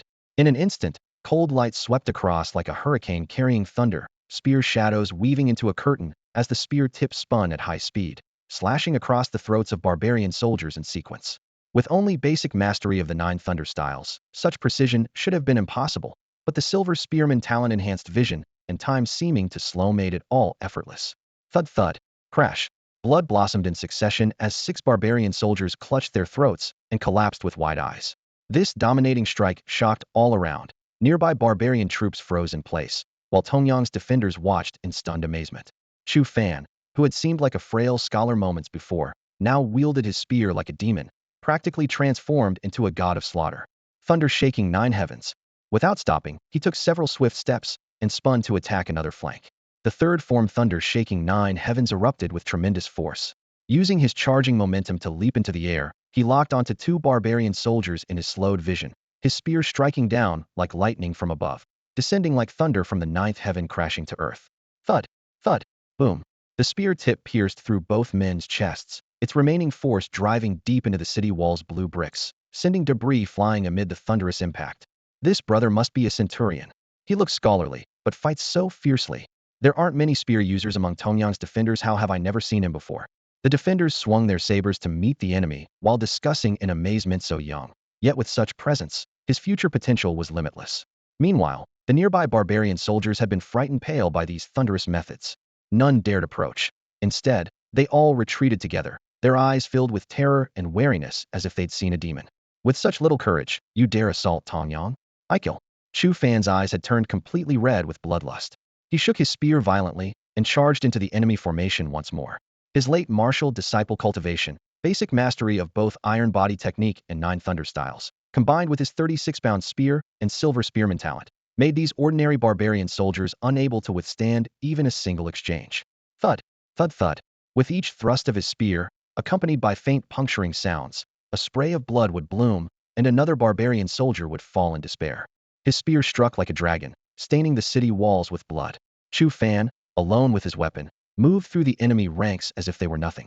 In just a few breaths, he had advanced over 30 feet, leaving behind a trail of barbarian corpses scattered around his feet and flanks roughly 60 or 70 bodies by count, their blood flowing like rivers through the stone crevices.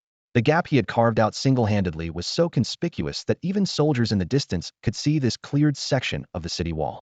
Move aside. When the kill count in Chu Fan's mind reached 79 points, a low shout came from ahead. A barbarian soldier in his 30s charged forward, his waist slightly bent, moving with serpentine steps. In the blink of an eye, he closed in on Chu Fan. His feet suddenly pushed off the ground, launching his entire body into the air. The heavy-backed cavalry saber in his hands whistled through the wind as it came crashing down from above in a devastating overhead strike. The speed and force triggered alarm bells in Chu Fan's mind, and he instinctively gripped his spear with both hands, raising it horizontally above his head. Clang! The heavy blade struck the spear shaft deadened, sending sparks flying and leaving a shallow white mark on the iron weapon. The barbarian soldier, upon landing, clearly hadn't expected the spear to be forged from refined steel, and his expression showed a moment of surprise. Meanwhile, Chu Fan felt his hands go numb from the impact and immediately retreated 2 steps, using the force to his advantage. He had already determined that his opponent's strength clearly exceeded his own. A mere martial apprentice dares to block my full-strength strike. You may die with honor. The barbarian soldier swung his blade again while sneering, his fluent Dejin Chinese crisp and clear. This time Chu Fan didn't dare to meet the attack head-on, retreating while deflecting with horizontal sweeps of his spear. The blade work flowed like clouds and water, but under his enhanced combat perception that slowed down each frame, every trajectory was captured and neutralized. More than 10 exchanges passed in the blink of an eye, and the numbness in Chu Fan's wrists became increasingly apparent. At the same time, he had gauged his opponent's strength above martial apprentice level, early-stage martial artist. A martial apprentice's physical limit was roughly 1,000 pounds of force. Chu Fan, thanks to his system enhancements, possessed that strength even in the late apprentice stage. Martial artists also cultivated internal energy. Early stage wielded 1,500 pounds, middle stage 2,000, late stage 2,500, and perfect mastery could reach 3,000 pounds. Though this martial artist before him outmatched Chu Fan in strength, it wasn't overwhelming at most 1,500 pounds. Just an early-stage martial artist? Who are you looking down on? Chu Fan curled his lip, still blocking and retreating. Who's going to die today is still unknown, but I'm definitely going to skewer you. Whoosh. Before he finished speaking, a sharp whistling sound came from behind. Chu Fan glanced back to see Sun Nen standing behind the parapet, his bowstring still vibrating, and a cold arrow already approaching. The martial artist hastily dodged to the side, avoiding a fatal hit, but the arrow scraped away a large chunk of flesh from the outside of his right arm. Blood sprayed out, and his entire sword-wielding right arm was visibly being stained red by the gushing blood. You're asking for death. Caught off guard and wounded, the barbarian warrior flew into a rage. Murderous intent blazed from his narrow eyes as he shot a vicious glare at Sun Nan in the distance, then exploded into action. His saber swept horizontally, the blade slicing straight toward Chu Fan's carotid artery from the side. This time, Chu Fan didn't retreat. Instead, he raised his spear vertically and turned slightly to meet the attack head-on. Clang! The spear shaft collided with the blade's edge, producing a harsh metallic screech as sparks flew from the steel surfaces. The massive impact traveled down the spear shaft, and Chu Fan used the momentum to slide back half a step, his grip immediately going numb and swollen. The gap in strength was still there. On the other side, the barbarian warrior wasn't faring much better. The old wound on the outside of his right arm was torn open, flesh throbbing with pain.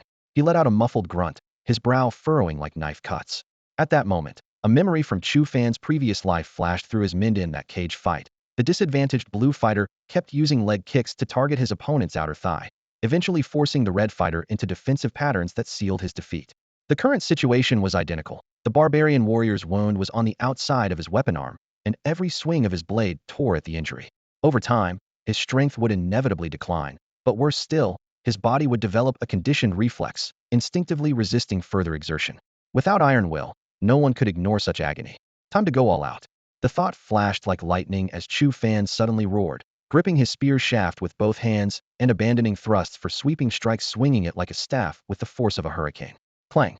The barbarian warrior never expected Chu Fan to launch an aggressive assault while at a disadvantage. Caught off guard, he could only block with the back of his blade. Sparks flew again as Chu Fan's grip went numb, but his opponent was also shaken enough to gasp, his wound tearing open once more. Clang! Clang clang!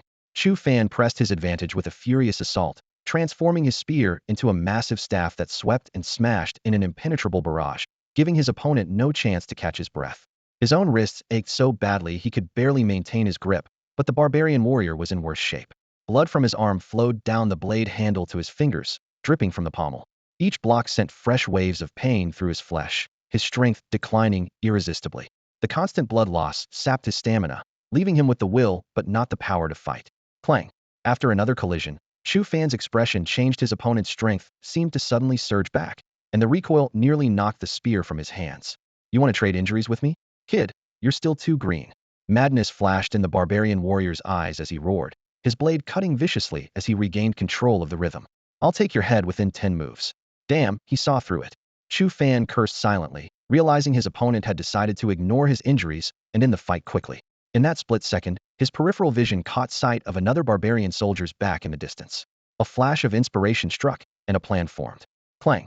The cavalry saber came slashing down, and Chu Fan raised his spear horizontally to block. Steel clashed against steel, the spear shaft bent into an arc, sparks flew, and the crisp ring of metal on metal exploded in their ears. Chu Fan's strength seemed to reach its limit as the spear shaft shook violently, about to slip from his grasp in the next instant. But just as he released the spear handle, his wrist gave a subtle flick, and the long spear seemed to come alive, shooting through the air like lightning aimed directly at a barbarian soldier several steps to his right. Thud! The barbarian soldier was locked in combat with a Tanyang defender, his back completely exposed. The spear pierced straight through from spine to chest, pinning him firmly in place and killing him instantly. From the corner of his eye, Chu Fan quickly glanced at the glowing screen in his mind. Name: Chu Fan. Techniques: Diamond Force Minor Achievement, Wind, Thunder, 9 Forms Minor Achievement. Realm: Late Martial Apprentice. Strength: 1000 gene. Talent: Silver Spearman. Slaughter points: 80. Slaughter points have reached 80. Finally, I can upgrade again. His thoughts raced as he read the options. Technique upgrade 40 points each. Talent upgrade 40 points. Realm upgrade 80 points. Without hesitation, Chu Fan mentally selected the plus sign next to Realm. The screen flickered briefly, and the data updated instantly. Name: Chu Fan. Techniques: Diamond Force Minor Achievement, Wind, Thunder, 9 Forms Minor Achievement. Realm: Martial Apprentice, Grand Perfection. Strength: 1500 gene. Talent: Silver Spearman. Slaughter points: 0. His slaughter points were now 0, but he had leaped from late martial apprentice to grand perfection, his strength surging by 500 gene. An ordinary martial apprentice at grand perfection typically maxed out at 1000 gene, while even an early martial warrior usually possessed only 1500 gene. In mere moments, Chu Fan had completed his transformation. Meanwhile, the instant he released his spear, he had already rolled away and sprinted toward the corpse of the pinned barbarian soldier. Hurrah! A spearman who can't even hold his spear if you don't die. Who will? The barbarian warrior who had wielded the saber threw back his head in laughter, pursuing with his blood-dripping blade. In his eyes, the weaponless Chu Fan was nothing more than meat on a chopping block, ready to be finished with a single stroke. But then the unexpected happened. Clang! Chu Fan rolled into a ball, tumbled to the corpse, yanked out his spear with a reverse grip, and held it horizontally with both hands. The cavalry saber came chopping down at his chest, meeting the spear shaft in a brutal collision that sent sparks flying again. The tremendous force of his newly gained strength rebounded through the impact. The barbarian warrior's arm screamed in pain as his saber flew from his grip. His old wound tore open, blood spurting as he staggered back several steps, his face turning pale with shock. This is impossible. Nothing's impossible. Chu Fan sneered, his spear tip trembling slightly. I told you today I'm definitely going to skewer you. Before the words finished leaving his lips, the long spear shot forward like lightning. The barbarian stood empty-handed, unable to retreat, unable to block, with only despair exploding in his eyes. Strike! Chu Fan roared. The cold gleam expanded rapidly in the barbarian's pupils, piercing his throat with a wet thud, finally blooming into a spray of crimson. Thud! A single spear thrust pierced the throat. The barbarian warrior's eyes bulged with fury as blood gushed from his neck, his body stiffening before toppling backward, dying with eyes wide open. Chu Fan withdrew his spear and glanced at the glowing screen in his mind. Name: Chu Fan. Techniques: Diamond Force Minor Achievement, 9 Styles of Wind and Thunder Minor Achievement. Realm: Martial Apprentice, Great Perfection. Strength: 1,500 pounds. Talent: Silver Spearman. Slaughter points: 2. Only 2 more points this time. What a stingy system, he muttered under his breath. Compared to ordinary barbarian soldiers, this warrior centurion had been much harder to kill, yet the reward only doubled, hardly worth the effort. Chu Fan, you actually took down a barbarian centurion? Sun Nen arrived with his bow in hand, staring at the corpse with its eyes still wide open, his face filled with shock. This is nothing, we're just getting started. Chu Fan grinned. Before his words had fully left his lips, he flexed his wrists, gripped his spear, turned around, and charged once more toward the densest cluster of barbarian soldiers. After breaking through to Martial Apprentice Great Perfection, his strength had surged to 1,500 pounds, matching that of an ordinary early-stage martial artist. With such power, he tore through the barbarian formation like a tiger among sheep. 9 Styles of Wind and Thunder. Wind sweeping remnant clouds, his spear swept horizontally, sending several barbarian soldiers tumbling through the air. Thunder strike, the spear tip vibrated with a thunderous hum as a string of bloody human forms slid down the shaft like skewered meat. Blood pooled between the stone bricks, and corpses piled into walls. Atop the city tower, the bodies of barbarian soldiers and Tonyang defenders lay intertwined in a gory mess. Tonyang Pass had committed 2 battalions, 20,000 troops to this battle, but only 14 to 15,000 remained. The brutality of the fighting was evident. The long wall stretched 20 miles, with flashing blades and clashing swords creating an almost seamless line of combat. By mid-afternoon, 70% of the lost positions had been recaptured. The defenders had even begun using barbarian corpses as projectiles, hurling them down at the siege ladders with the attitude of "hit whoever you can." "You little brat, get back here," Old Ma bellowed from a distance. "The barbarian assault is slowing down, and the crisis on the tower is over. We need to go down for the changing of the guard. We've been fighting for half the day, you might not be tired, but we're starving." On the walkway, soldiers from the 1st Battalion charged up to the tower with renewed vigor, while the brothers from the 3rd and 4th Battalions were utterly exhausted, wounded everywhere, and no longer capable of holding the line. Chu Fan checked his status screen once more. Name: Chu Fan. Techniques: Diamond Force Minor Achievement, 9 Styles of Wind and Thunder Minor Achievement.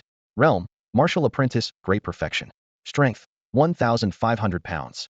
Talent: Silver Spearman. Slaughter points: 132. A morning of bloody battle had caused his slaughter points to skyrocket to 132. The Diamond Force, 9 Styles of Wind and Thunder, and Talent categories now showed symbols with upgrade costs of 40 points each.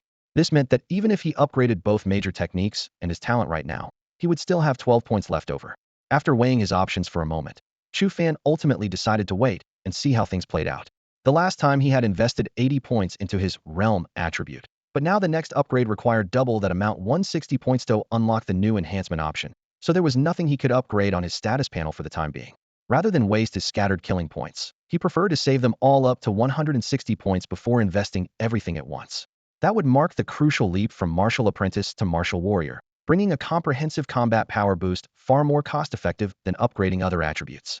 The siege battle had devolved into complete chaos, leaving Chu Fan no opportunity to claim enemy heads for points. However, as long as they held the city walls, every soldier in the 3rd and 4th Battalions would earn collective military merit. Only when he came running back, gasping for breath, did he realize that all 7 men from his squad had survived. Old Ma, Wang Qi, Qi Jian, Zhao Meng, and Su Feng were all huddled together, while the archer Sun Nen still carried his bow behind him, occasionally shooting cold arrows at their rear to protect their retreat. Of the 5,000 or 6,000 brothers from both battalions who had fallen on the city walls, their group of 7 had walked away alive, wounded, but in unusually high spirits, because it meant they would live to eat another meal. "Brother Ma, this is for you." Chu Fan presented the thick-backed horse-cleaving saber he had seized from the barbarian warrior like a treasured offering, grinning foolishly at Old Ma. "I saw that fight, but I was tied up with 2 barbarian soldiers and couldn't break free to help. Never thought you'd take down that centurion. Well done." Old Ma took the blade and gave it a casual swing, cold light flashing as he nodded with satisfaction.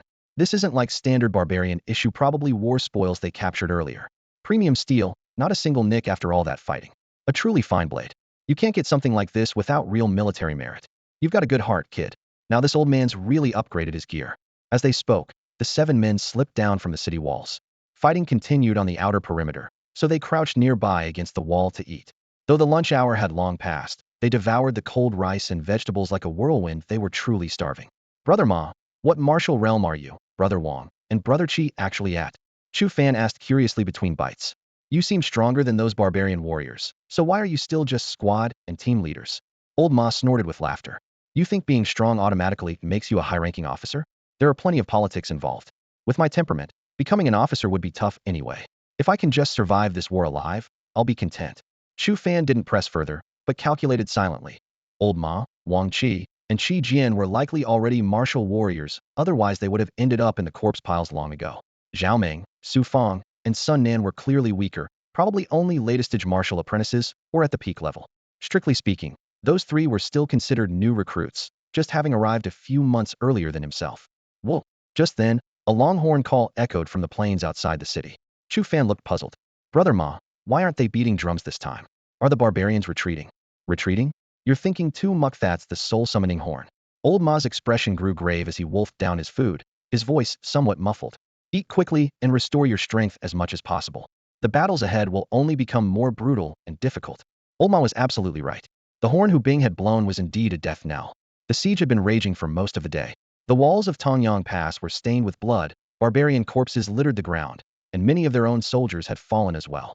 The arrow towers and ladder positions that had nearly been lost were recaptured one by one under the desperate orders of the defending general, who spared no cost in redeploying reinforcements. However, it was precisely this stubborn resistance that made the barbarian commander even more unwilling to retreat. As the charge horn sounded once again, a fresh force suddenly emerged from the far end of the plains outside the city, trampling over mud and debris as they swiftly crossed the battlefield, charging straight toward the blood-soaked base of the city walls. Upon closer inspection, 4 figures in the reinforcement force were particularly striking. All 4 wore light armor, had dark skin, and moved far faster than their fellow soldiers. In mere moments, they had reached the base of the wall, lightly tapped their feet on the broken siege ladders, and leaped upward. The 7 or 8 Zhang High City Tower seemed like nothing to them. Their forms soared like great eagles, spreading their wings, breaking through the wind as they landed hard within the battlements. They covered a height of over 20 meters in an instant.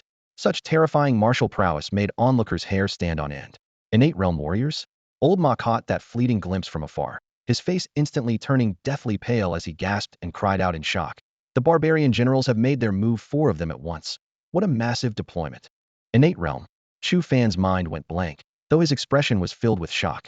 Even from over 100 zhang away, he could still see the air around those 4 figures distorting, with waves of energy rolling, the external manifestation of true qi like summer heat waves.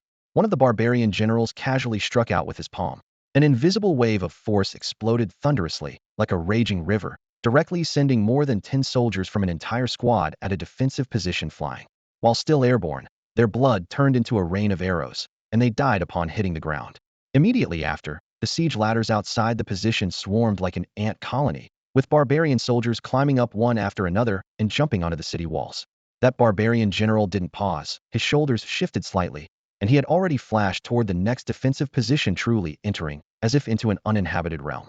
Chu Fan realized that if he encountered such a powerful opponent, the enemy could probably sweep him away with just one finger.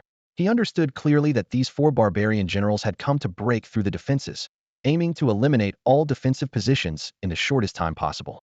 Old Ma looked up at the city, his expression darker than gunpowder smoke. Don't underestimate those 4 men. Each defensive position only takes 1 palm strike, and before long, the city walls will be overrun with barbarian soldiers. Does that mean the city is about to fall? Chu Fan's throat bobbed as he swallowed, the sound still clearly audible despite being masked by war drums. This time, even he felt genuine fear. In a flash, the 4 barbarian generals had already eliminated dozens of defensive positions wherever they went. Barbarian soldiers poured in like a tide up the siege ladders, and the situation took a sharp turn for the worse. Audacious barbarian scoundrels. A thunderous roar suddenly erupted from deep within the city tower. Dignified innate realm warriors. Yet you so wantonly slaughter our great Jin soldiers. Your Eastern Court king is utterly shameless. There's nothing more to say. Destroy them. Before the shout had even finished echoing, another furious roar responded. Roar, kill. Chu Fan's heart pounded as he saw 4 more figures charge out from behind the battlements. Their voices cracked like spring thunder, their killing intent blazing hot, and waves of energy similarly rolled around their bodies as they each engaged one of the 4 barbarian generals. 8 figures clashed in 4 separate duels, locked in fierce combat, with no clear victor emerging. Within a 10 zhang radius of where these commanders fought, Not a single soldier could be seen, neither barbarian troops nor Tongyang garrison forces. Flashing blades and gleaming swords crisscrossed through the air as shattered stones mixed with blood droplets scattered in all directions. The surrounding soldiers had already retreated beyond Tianzhong during the first clash of martial energy, too terrified to advance even half a step closer. With the four commanders from the 1st through 4th battalions attacking simultaneously, everyone felt certain in their hearts these four barbarian generals would never escape this deadly trap atop the city tower. Old Ma's spirits lifted as he pointed toward a silver-armored giant on the right side. See that? That's Zhao Polu, commander of our 4th battalion. He's only 40 years old, but his cultivation has already reached the middle stage of the innate realm.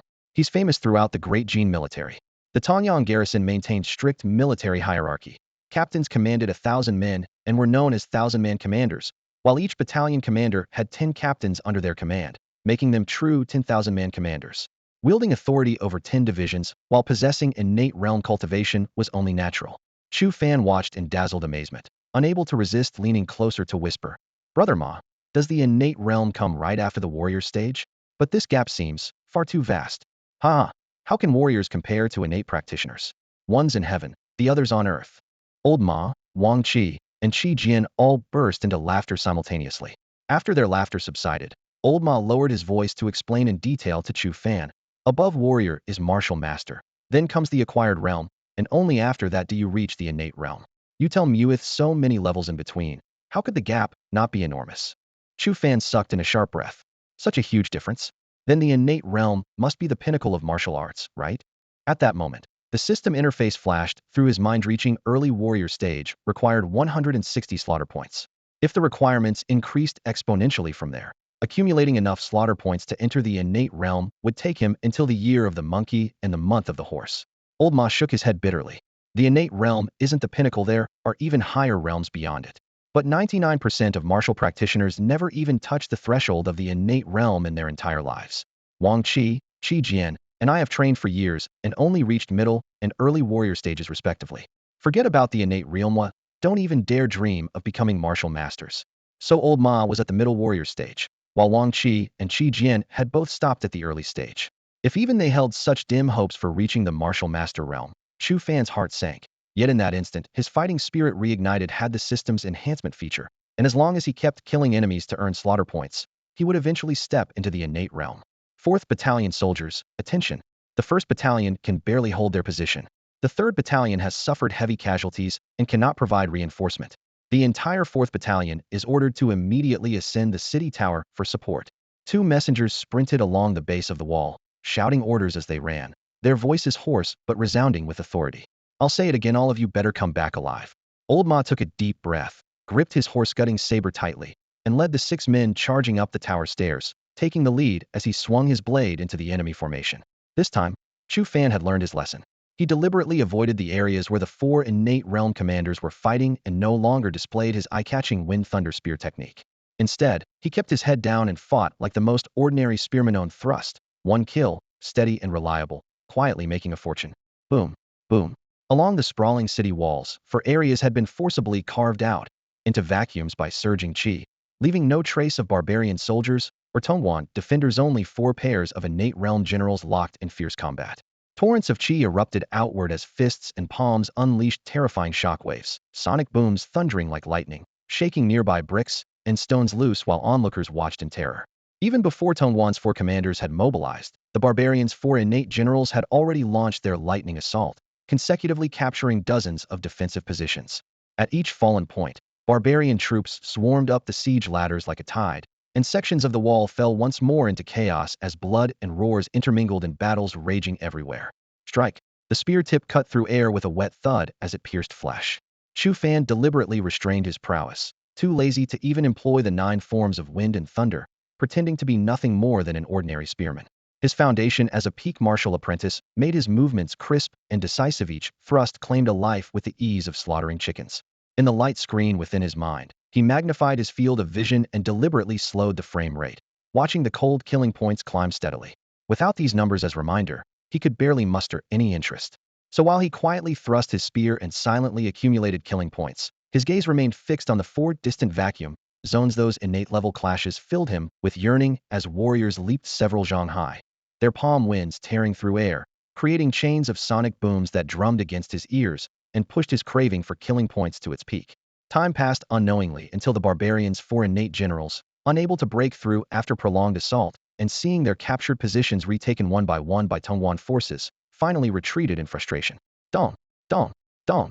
At the far end of the plains beyond the city, deep war drums rolled. The siege ladders against the walls were rapidly withdrawn as dense masses of barbarian troops retreated like an ebbing tide, once again returning empty-handed. Chu Fan took a moment to glance at his light screen. Name: Chu Fan. Techniques: Diamond Vigor Minor Achievement. 9 forms of Wind and Thunder Minor Achievement. Realm: Peak Martial Apprentice. Strength: 1,500 gene. Talent: Silver Spearman. Killing points: 204. When his killing points broke through 160, a plus sign appeared after his realm. Chu Fan's breathing suddenly tightened as he decisively clicked it. A subtle electric current surged from his mind through his limbs, the tingling sensation making his whole body tremble as he nearly cried out. The light screen instantly refreshed. Name: Chu Fan. Techniques: Diamond Vigor Minor Achievement. 9 forms of Wind and Thunder Minor Achievement. Realm: Early Martial Artist. Strength: 2,500 gene. Talent: Silver Spearman. Killing points: 44. His killing points plummeted by 160, leaving only 44 remaining. Plus signs still hung after his techniques, and talent the next upgrade would still require 40 points. Having advanced to Early Martial Artist, Chu Fan's strength had surged to 2,500 gene, already comparable to an ordinary latest-stage martial artist. He felt an unprecedented sense of power and thought to himself, if he encountered that barbarian warrior from before now, Chu Fan was confident he could kill him with a single strike. After calming his excited emotions, he turned his gaze back to the glowing screen in his mind. The symbol at the top of the screen flickered against the deep blue background. After weighing his options repeatedly, Chu Fan reached out and tapped it. Name: Chu Fan. Cultivation Methods: Diamond Force Minor Achievement. 9 styles of Wind and Thunder Minor Achievement. Realm: Early Warrior Stage. Strength: 3,000 gene. Talent: Golden Spearman. Slaughter points: 440 points consumed this time. The Silver Spearman was instantly replaced by gold, and a brilliant halo swept across. The numbers in the strength column jumped once more, another 3,000 gene. The raw power that only Grand Perfection warriors typically possessed now surged through his body. In terms of pure strength alone, he could now stand shoulder to shoulder with Grand Perfection warriors. When considering overall combatability, his 2 minor achievement cultivation methods combined with his golden tier talent meant he had nothing to fear below the martial master level. Take this. Chu Fan gripped his spear and thrust it casually.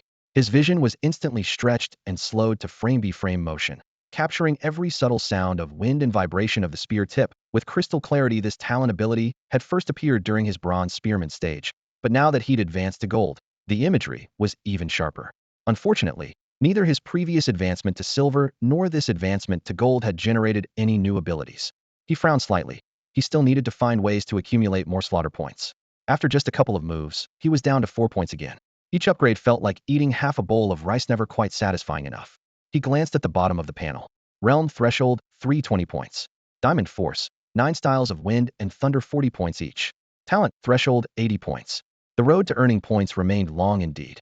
You little brat, still foolishly practicing up on the city wall? Got nothing better to do? Get your ass over here and come down. Old Ma shouted from nearby, hands on his hips. Chu Fan slung his spear over his shoulder and trotted back to the assembly point, only to discover all 7 men were accounted for another solid meal earned. After resting in the barracks for about half an hour, the horn sounded and dinner was served. Despite being wartime, the Tongwan garrison had the backing of the county seat and various counties for provisions, so the soldiers could still fill their bellies. Tonight's meat was particularly prominent in the pot, clearly a special reward for the 3rd and 4th battalions who had provided reinforcement. Just as everyone began digging into their food, several supply officers approached with paper and brushes to register at each table. Old Ma watched them move away before muttering under his breath, recording casualties. Tomorrow they'll probably drag up another batch of new recruits. Those poor bastards, not many of them survive on the battlefield. Chu Fan was momentarily stunned, only now realizing it had been just 2 short days since he'd been conscripted to Tongwan. In those 2 days, he had killed hundreds of barbarian soldiers and risen from cannon fodder nobody to someone comparable to a Grand Perfection warrior. At this thought, his fingers involuntarily tightened around his blade. All of this truly felt like a dream, as if from another lifetime. The next day, early in the morning, while the mist had yet to disperse, soldiers from every camp poured into the training ground carrying their weapons. Old Ma and the others couldn't tell that Chu Fan had already stepped into the warrior realm. They only saw him following the group through spear drills and pike exercises, his movements soft and powerless, looking exactly like a show-off who could only strike poses. He couldn't be bothered to pretend otherwise, since the system's point allocation was at his fingertips. His understanding of cultivation techniques and spear arts relied entirely on attribute enhancement. Once he advanced, waves of experience would flood his mind like a torrent, impossible to forget even if he wanted to. Before the drill was finished, the sound of chaotic footsteps suddenly came from the distance. A large crowd of people was being herded into the training ground by military officers, immediately drawing everyone's attention. Watching this scene, Chu Fan felt a sense of déjà vu 3 days ago. He too had been driven like a duck to market and pushed in here. He still remembered that feeling clearly. This group consisted of newly conscripted, able-bodied men, brought in to make up for the losses suffered by the 3rd and 4th camps in yesterday's fierce battle. The military officers lined them up and gradually distributed them to various units. Before long, the squad led by Old Ma welcomed 4 new members. All 4 were in their early 20s, about the same age as Chu Fan. Forcibly conscripted by the war, their faces were full of helplessness, and their eyes revealed deep fear. Fallen first. The captains are coming. Old Ma gestured with his hand, while Wang Qi and Qi Jian pulled the 4 new soldiers to the back of the formation. Soon after, several captains wearing light armor approached with their messengers. The soldiers from the 4 camps in the training ground immediately formed 1,000-man square formations, their armor plates clinking softly, creating a solemn atmosphere. That's Huang Ting, the captain of our 4th camp's 4th battalion. Old Ma nodded toward him and whispered to Chu Fan. He's not even 40 yet, but his cultivation has already reached the middle stage of martial master. His future prospects are limitless. Middle stage martial master? Chu Fan smirked. Having encountered an innate realm expert, he no longer felt much about martial masters. With his current strength, he wasn't far from being able to face a middle-stage martial master Heaton. In his eyes, this Captain Huang was nothing more than a battalion commander. The military system of the Great Jin Dynasty. A squad of 10 men formed a small unit, 10 squads of 100 men formed a medium unit, and 100 squads of 1,000 men formed a large unit. Therefore, squad leaders were called small unit commanders, company leaders were called medium unit commanders, and captains commanding 1,000 men were essentially battalion commanders. Huang Ting walked before the 1,000-man formation with a solemn expression, his voice full of vigor. Yesterday's battle was hard fought by all of you. Every participant has earned merit, and compensation for our fallen comrades will be delivered to their families according to regulations. The barbarian offensive was fierce, and we suffered heavy casualties. The 4th Battalion of the 4th Camp alone lost 30% of its men. Today that 30% has been replenished, but there are few soldiers left in the city. The general has already sent conscription orders to all prefectures and counties within the pass, but it will take time for reinforcements to reach Tongwan Pass. During this period, this is likely the last reinforcement we'll receive. Therefore, new soldiers must quickly familiarize themselves with battle formations, and veterans must spare no effort in teaching them to improve their survival rates. After finishing his speech, he waved his hand to signal the continuation of training, then turned and left with his messengers. You 4 come here. Wang Qi and Qi Jian, as squad leaders, bore the responsibility of training the new recruits. The 2 of them immediately called over the 4 trembling new recruits and began drilling them. Old Ma waved his hand, signaling Zhao Meng, Su Feng, Sun Nan, and Chu Fan to join him for a rest. Brother Ma, how many soldiers are actually left in Tongyang Pass? Chu Fan seized the opportunity to ask. Yesterday's battle was so brutal, thousands died on the city walls. If we keep losing men like this, won't we have to conscript more civilians soon? The general commanding Tongyang Pass is called Lu Dingjiang. With the title of General of the Northern Garrison, Old Ma glanced at him, his tone steady but tinged with helplessness. The general originally commanded 10 battalions with 100,000 men, but 6 battalions were withdrawn before the barbarians arrived at our gates. Nobody knows what mission they're on, and they still haven't returned. Here at the pass, we only have the 1st through 4th battalions left, 40,000 men total. Only 40,000? Chu Fan was stunned, then asked, how many barbarians are outside the city? The barbarian Great Khan has 4 royal courts under his command, Old Ma sighed. This time it's the Eastern Court King who's come, reportedly with 100,000 troops, though the exact number is hard to say. 40,000 against 100,000. Chu Fan's heart sank. If they can't break through after a prolonged siege, might they just withdraw? Retreat. Old Ma shook his head, his face bitter. The north is harsh and barren, with scarce resources. In winter, even food becomes a problem. They're attacking now because they want to break through and head south to seize territory and grain for the winter. They probably won't leave until spring comes and the north warms up. Chu Fan was taken aback. Harsh winter had just begun, and spring was still far off. It seemed this war would drag on. But then he reconsidered. Without fighting, there would be no barbarian soldiers to kill, and no killing points to earn. That day, the barbarian forces didn't continue their assault. After days of fierce attacks and heavy losses, they too needed to rest. The Tong Pass garrison equally needed time to regroup. For soldiers on both sides, this rare day of ceasefire allowed their taut nerves to relax slightly. But to Chu Fan, it felt like something was missing, was eager to get back on the walls and rack up kills. In the afternoon, Old Ma led the squad to the 4th Battalion's armory for supplies. Among the 4 new recruits, one received a bow and arrows, perfectly filling the squad's need for a second archer. 2 were issued only sabers and would be responsible for moving stones and pouring boiling oil during siege defense. The last one was given a long spear, becoming the squad's new spearman alongside Chu Fan. Once we're on the walls, you'll help those 2 move stones and carry boiling oil. Chu Fan pointed to the 2 recruits with only sabers, instructing the new spearmen. Spearmen stand at the front lines to stab the barbarians. One careless moment, and you'll catch a blade. It's too dangerous. Right, you're inexperienced, and I'm a veteran. Leave the barbarian stabbing to me. The new spearman nodded eagerly, his face full of gratitude. Brother Chu, thank you. You're really a good person. Boom, boom, boom. The next morning, just after breakfast, the thunderous sound of war drums echoed from the plains outside the city. Today it was the 4th Battalion's turn to guard the city walls. Old Ma kicked aside his stool, called out a greeting, and led his 10-man squad charging toward the battlements. 4 new recruits brought up the rear, their faces pale as death and legs trembling. When climbing the parapet ladder, 2 of them nearly tumbled down, earning a furious tongue-lashing from Old Ma. Shortly after, the group reached their familiar guard position. The 4 recruits just stood there frozen upon arrival. Old Ma kicked them behind the crenellated wall, pressed their heads down, and roared. Standing there like sitting ducks? Get your asses over here now. Whoosh. Whoosh whoosh, the barbarian archers launched their first wave of suppressive fire.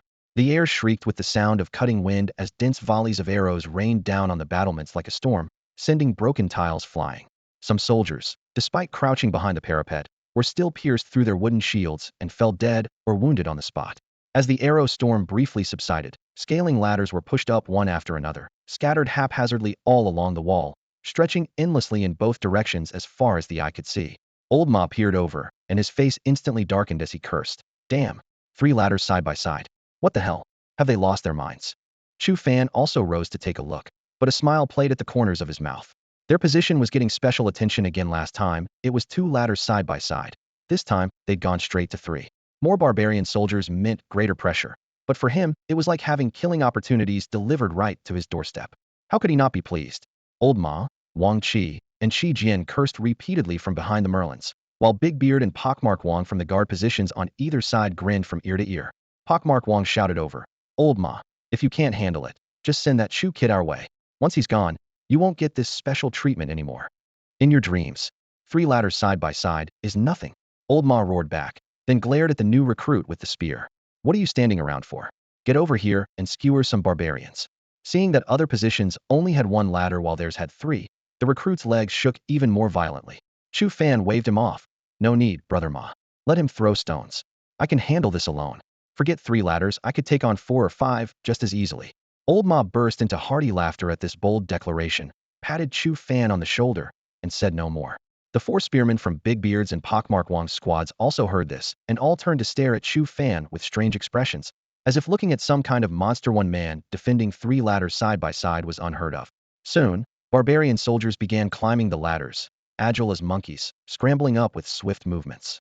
Although they called it 3 siege ladders side by side, in reality, for barbarian soldiers climbed shoulder to shoulder in each row, and with a little squeezing, there was room for 1 more. Damn it! Lao Ma glanced at the dense mass of barbarian soldiers, his heart tightening. After cursing under his breath, he waved his hand sharply. Wang Qi and Shi Jian immediately rushed to Chu Fan's left side, while Lao Ma himself guarded the right. If any barbarian soldiers managed to slip through and jump onto the wall, the 3 of them would intercept them immediately. 2 archers stood behind them, 1 on each side, their bowstrings already drawn taut, ready to provide support at any moment. Here they come. I'll skewer you. Thud. Thud thud.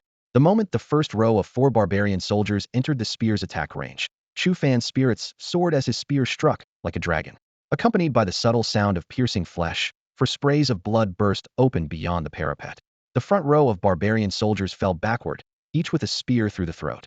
Without losing momentum, the long spear swept downward, taking down 3 more barbarian soldiers from the middle section of the ladder. Whether they died from the fall was anyone's guess. This accuracy, this speed of attack, Lao Ma, Wang Qi, and Shi Jian couldn't help but cheer. The new recruits carrying stones and boiling oil watched with burning eyes, practically treating Chu Fan like a god. But Chu Fan had already blocked out the external cheers, his gaze fixed intently on the barbarian soldiers continuously surging up the ladders. His arms exerted force as his long spear danced up and down, creating a dizzying array of spear shadows. After more than 10 barbarian soldiers had been consecutively knocked down, Chu Fan suddenly noticed an unexpected joy. Besides his previous talents of expanded vision and slow-motion frames, he seemed to have awakened another spearman talent prediction. Whenever he thrust his spear while locking his gaze on a target, his mind would preview the opponent's next move 1 or 2 seconds in advance, as if he had activated a cheat code. He hadn't possessed this ability when he first advanced to Silver Spearman. It must have emerged after his recent promotion to Gold Spearman. Since he had been practicing against thin air at the time, naturally the prediction ability hadn't been triggered. With his confidence greatly boosted, Chu Fan's attacks became even more fierce. Often, before a barbarian soldier had even climbed to a suitable position, his long spear would dart out like a venomous snake, and the targeted soldier would seem to deliberately offer his head, running straight into the spear point. You little devil, this is too incredible. It's like you can guess what they're going to do next. This is unbelievable. Lao Ma watched with his scalp tingling, unable to suppress his continuous exclamations of amazement. Before long, the barbarian soldiers felled by Chu Fan numbered in the dozens. The dark figures that had previously swarmed the 3 siege ladders were swept clean in the blink of an eye. Below the city wall, numerous barbarian soldiers gathered at the foot of the ladders, chattering incomprehensibly cursing, but no one dared to climb up anymore. Chu Fan was still puzzling over why these barbarian soldiers had suddenly become cowardly when a shocking turn of events suddenly struck. Whoosh! Several dozen yards behind the siege ladders, a barbarian soldier suddenly raised his bow. The moment he released his fingers, an arrow shot through the air at an unbelievably fast speed. A martial master-level archer? Watch out! Lao Ma was scared out of his wits and cried out in alarm, lunging forward to tackle Chu Fan down onto the city wall. Whoosh thunk! The arrow sliced through the air, whistling past Lao Ma's back as blood instantly spurted from the chests of 2 recruits carrying the boiling oil. The arrowhead, along with fragments of armor, tore through with a sharp ripping sound and embedded itself in the opposite wall, its fletching still quivering. Chu Fan was knocked off balance by the fierce wind, tumbling down against the parapet with his back drenched in cold sweat. He whipped his head around to meet the desperate, dying gazes of his 2 fallen comrades, their eyes filled with terror that pierced his heart like daggers. Ah! His mind roared as he let out a hoarse, frenzied scream. He sprang to his feet and peered over the battlements. About 100 feet away, a barbarian archer sat steady on his horse, cold eyes locked onto him. The man's lips curled into a taunting smirk as he drew a finger across his throat, then wheeled around and melted into the dense mass of barbarian troops on the plain like a drop of water merging with waves, impossible to track. To pierce through a man at that distance with power to spare, that's no ordinary bow. Lao Ma muttered with a frown, his voice low and grave. The squad's Sun Nan and Zhang Tsang wielded only standard bows with a draw weight of about 90 pounds, maximum range of 200 meters, and effective range of just 100 meters. A one-stone bow was already considered powerful, with a draw weight of 130 pounds and effective range of 160 meters, roughly 150 paces. But this weapon was a 3-stone bow, maximum draw weight of nearly 400 pounds, maximum range approaching 400 paces, with lethal force remaining at over 100 zhang.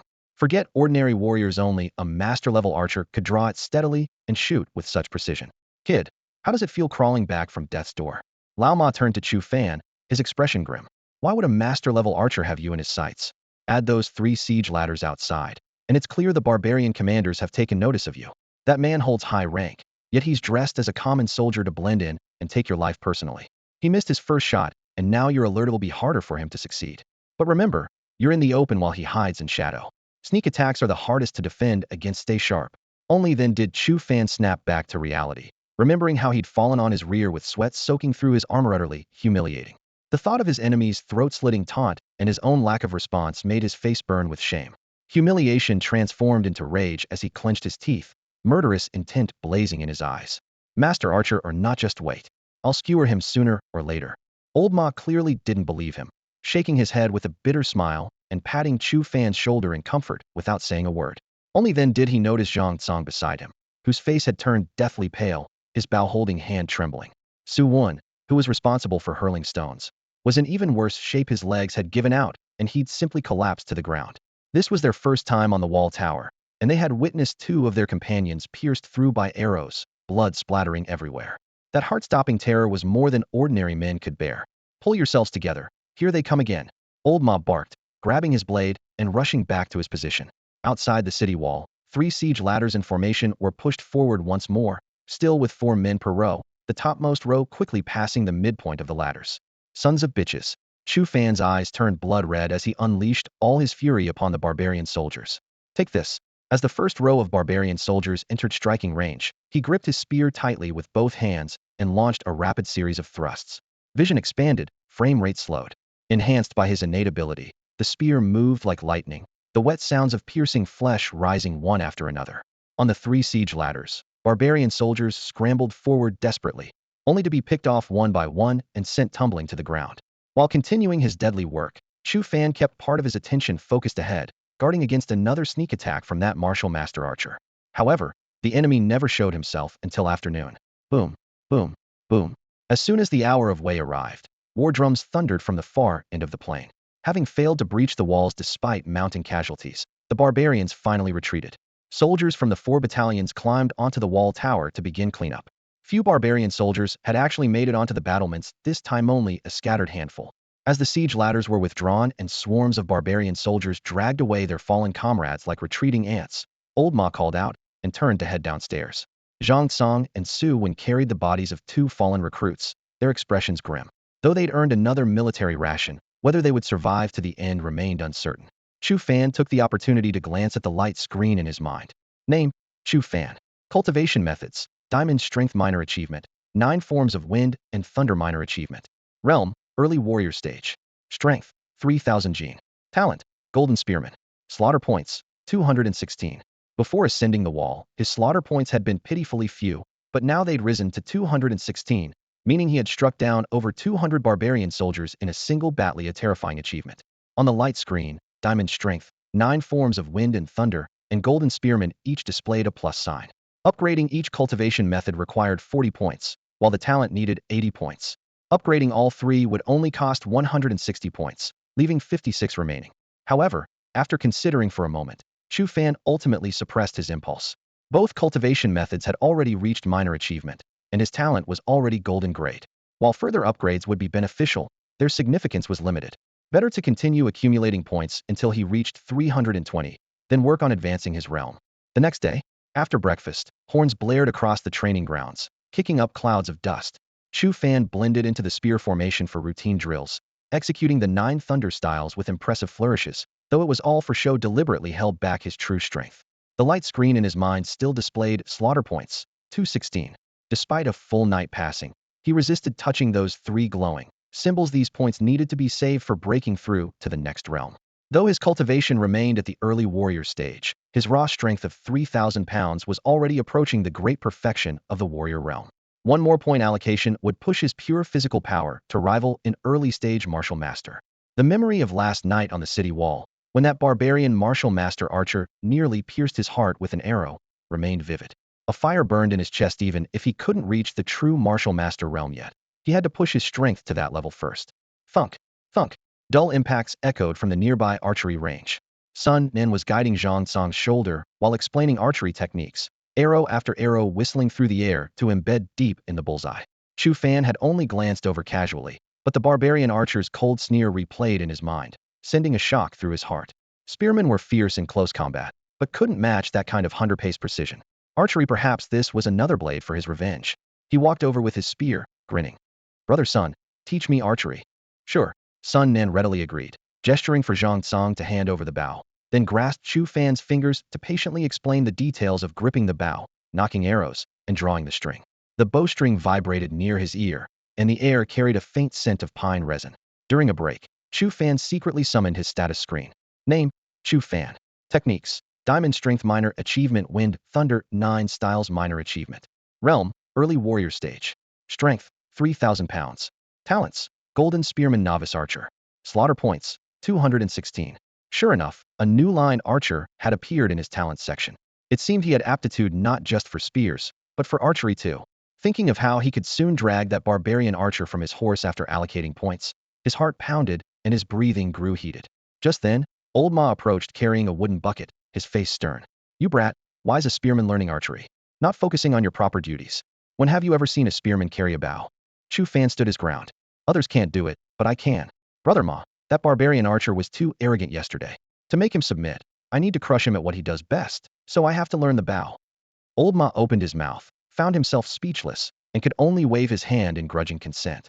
Chu Fan hesitated no longer, his fingertip jabbing at the archer's section of the light screen 4 times in rapid succession.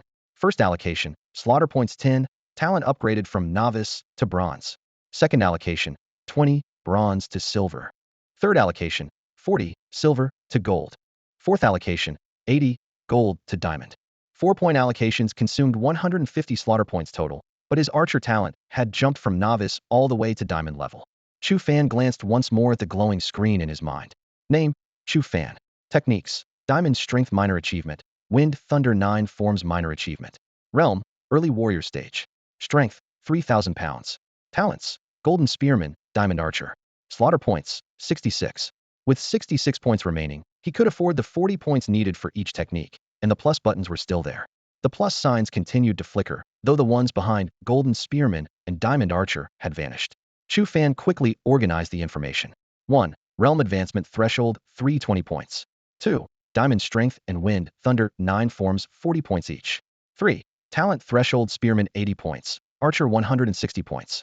His slaughter points had dropped back to double digits, but the talent section now included Diamond Archer. It was all worth it. The target's too close. I'll shoot at that poplar tree instead. After allocating his points, he glanced at the target only 20 paces away with disdain, flexed his wrist, then pointed toward a poplar tree at the edge of the training ground. Roughly calculating, it was about 80 paces, roughly 90 meters by Great Gene measurements, approximately 30, Xiongnu, only slightly closer than yesterday's barbarian sniper's ambush distance. You little brat, trying to pierce a willow leaf at 100 paces when you've just started learning archery. Old Ma rolled his eyes, not taking it seriously at all. 80 paces. You'd be doing well just to reach the tree. Chu Fan chuckled softly. Brother Ma, watch carefully. I'm aiming for that scar at human height on the trunk. The scar was only the size of a copper coin hitting. It would be equivalent to piercing a willow leaf at 100 paces. Wang Qi, Qi Jian, Zhao Ming, and Su Fang gathered around upon hearing this, expecting to witness a spectacle. Everyone understood that martial talent didn't necessarily translate to archery skill. They also recalled yesterday's terrifying barbarian sniper at the martial master realm, whose pressure on Chu Fan had invisibly transformed into driving force. Taking a deep breath, he raised the bow with his left hand and slowly drew the string with his right. The diamond archer talent activated instantly. Magnify, lock on. His vision seemed equipped with an 8x scope, with a fine crosshair appearing in the center. The bow in his hands felt like a sniper rifle. This clarity filled Chu Fan with exhilaration. Which so-called master archer in this world could possess such vision, let alone a lock-on function? When the crosshair perfectly aligned with the scar, his right hand suddenly released. Whoosh! The feathered arrow cut through the air with a sharp whistle, traveling straight across the 80-pace distance and striking precisely into the tree scar at human height. Old Ma's smile froze on his face. His gaze locked onto the poplar tree as if he'd been petrified. Wang Qi, Qi Jian, Zhao Ming, and Su Fang were equally stunned. Sun Nen even raised his hand to rub his eyes, wondering if he was seeing things. Holy crap! How did you pull that off, kid? Was that really your first time drawing a bow? That accuracy is downright terrifying. A true 100-pace shot through a willow leaf. Exclamations of amazement rose one after another.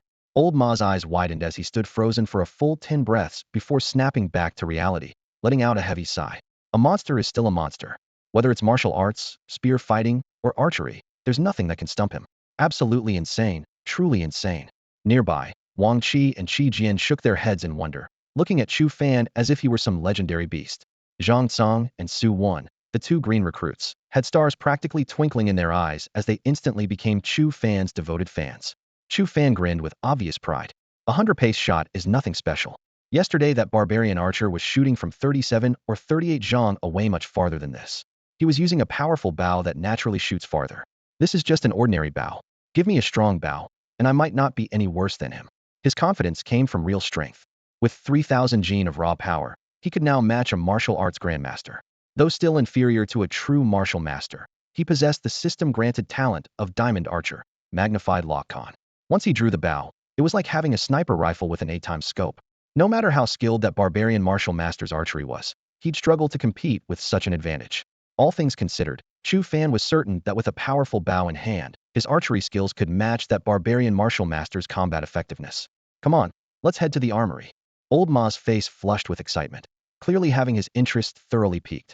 He absolutely had to see the limits of Chu Fan's archery skills. The group rushed to the 4th Battalion's armory. The strongest weapon in Tongwan's armory was a 3-stone bow, typically only issued to martial master-level centurions. When Old Ma immediately requested the three-stone bow, the armory guard nearly popped his eyes out. In the end, the group spent considerable military merit to get their hands on the bow. You little rascal. Old Ma stuffed the three-stone bow into Chu Fan's arms, chuckling with glee. If you can hit a copper coin-sized tree not from 150 paces, Captain Huang might just promote you to Centurion on the spot, or even keep you as his personal guard. Then you wouldn't have to risk your life on the city walls with the rest of us anymore. What? No more fighting barbarians on the walls. Chu Fan stopped in his tracks, his expression changing faster than flipping pages. Forget it then, let's not go to the training ground. I suddenly remembered I'm a spearman, better keep a low profile. At these words, Old Ma, Wang Qi, and Qi Jian nearly burst from laughter. Now you want to keep a low profile? Old Ma slapped his shoulder with a laugh and a curse, but didn't insist further. Fine. We won't go to the training ground. Let's find somewhere quiet to test your shooting. Chu Fan naturally had no objection to Tishi, wanted to explore his own limits too. Before long, the group had chosen a suitable spot, an abandoned old residence with a poplar tree standing roughly 200 paces from the eaves. On the trunk, at about head height, there was another scar-like mark, slightly larger than the one on the previous tree, roughly the size of an egg. According to the Great Gene Measurement System, where one step equals approximately 106 to 118 centimeters, 200 steps would translate to 212 to 236 meters, or about 70 to 80 zhang. A three-stone bow had a maximum range of 400 meters, but its effective killing range was typically around 250 meters, making this 200-step distance almost perfectly suited for it. When Lu Bu famously performed his shooting the halberd at the gate feat, he too used a three-stone bow, but he only made his mark from 150 steps away. If Chu Fan could truly stand beneath the eaves of the old residence and pierce that egg-sized scar on the poplar tree 200 meters away with a single arrow, it would mean his archery skills had already surpassed those of the legendary Lu, but his was both a challenge and silent motivation. At this thought, Chu Fan's heart surged with excitement, his chest rising and falling slightly. He took a deep breath of the crisp mountain air, slowly raised his left arm level, and gripped the bowstring with his right hand's 5 fingers, muscle lines bulging beneath his cloth garments. Hold breath, steady Kificus. A three-stone bow was in a completely different league from ordinary longbows in terms of draw weight. Without 3,000 gene of brute strength and a physique comparable to a grand perfection martial artist, even if one could barely draw it, accuracy would be out of the question. However, this concern didn't exist for Chu Fan. In the next instant, his diamond archer talent activated. His vision seemed to zoom in, the target rapidly magnifying, and a pale blue crosshair converged in the center of his pupils. With the rhythm of his heartbeat, the crosshair aligned perfectly with the scar. Whoosh, the bowstring sang briefly, and the feathered arrow transformed into silver-white lightning, cutting through the air. 200 steps was but a blink of an eye for an arrow, and after that blink, would chips scatter direct hit on the scar. A brilliant gleam nearly burst forth from the depths of Chu Fan's eyes. He straightened his spine, confidence surging within his chest. The shadow cast by last night's barbarian master-level archer was completely shattered by this single arrow, even giving rise to the heroic sentiment of Lu Bu reborn. Today, I still walk among mortals. Incredible. You're nothing short of a freak. Old Ma was the first to snap back to reality, his face filled with disbelief. 200 steps, one arrow through an egg-sized scar. Even seasoned master archers might not achieve this.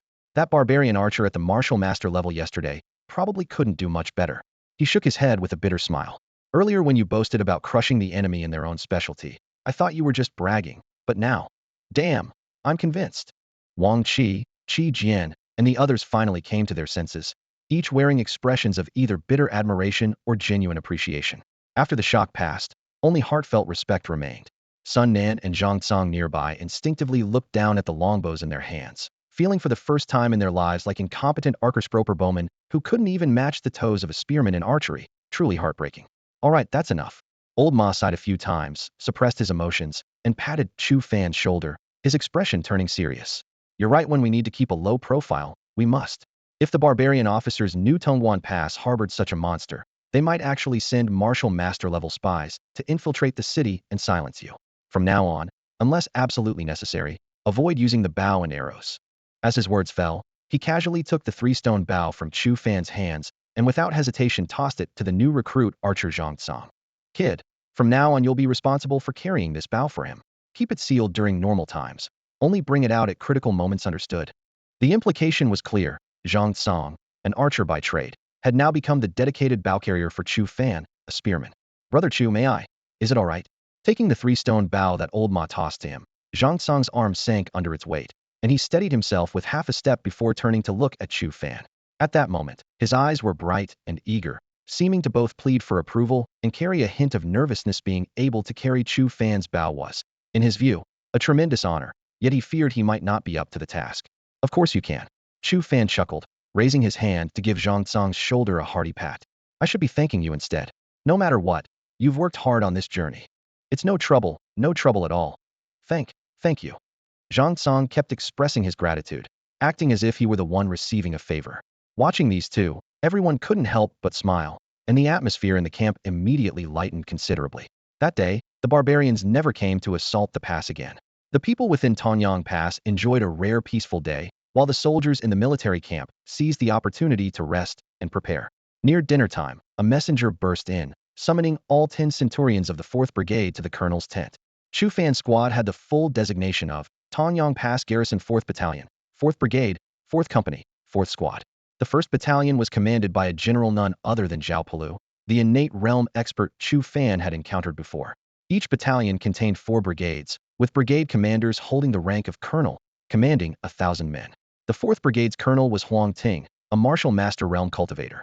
Brigades were further divided into 4 companies, with company commanders holding the rank of centurion. The centurion of the 4th Company, where Chu Fan served, was named Geng Shan, who was currently in Huang Ting's tent. Each company contained 10 squads, with squad leaders commanding small units. Geng Shan's 4th Company had 10 squads in total, and Chu Fan's unit was precisely the 4th squad. I've just returned from the general. Inside the tent, Huang Ting sat solemnly at the head, his expression grave. After surveying Geng Shan and the other 9 centurions, he spoke in a heavy voice. Tongguan is short on troops.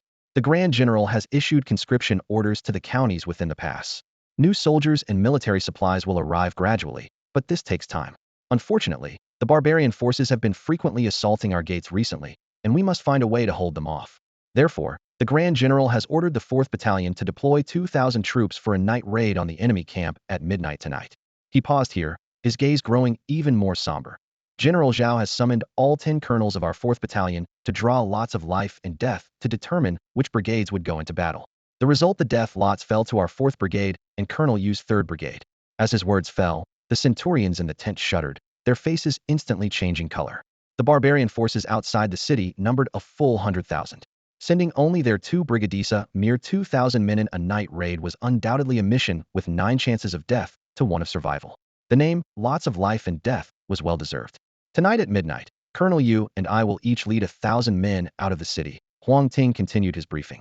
The 2 brigades will split into left and right wings, circling to both sides of the enemy camp. We'll set fires between midnight and the hour of the ox, then fight quickly and retreat. Go back and prepare immediately. Also, there will be extra rations tonight. Let the brothers eat their fill and eat well. Yes.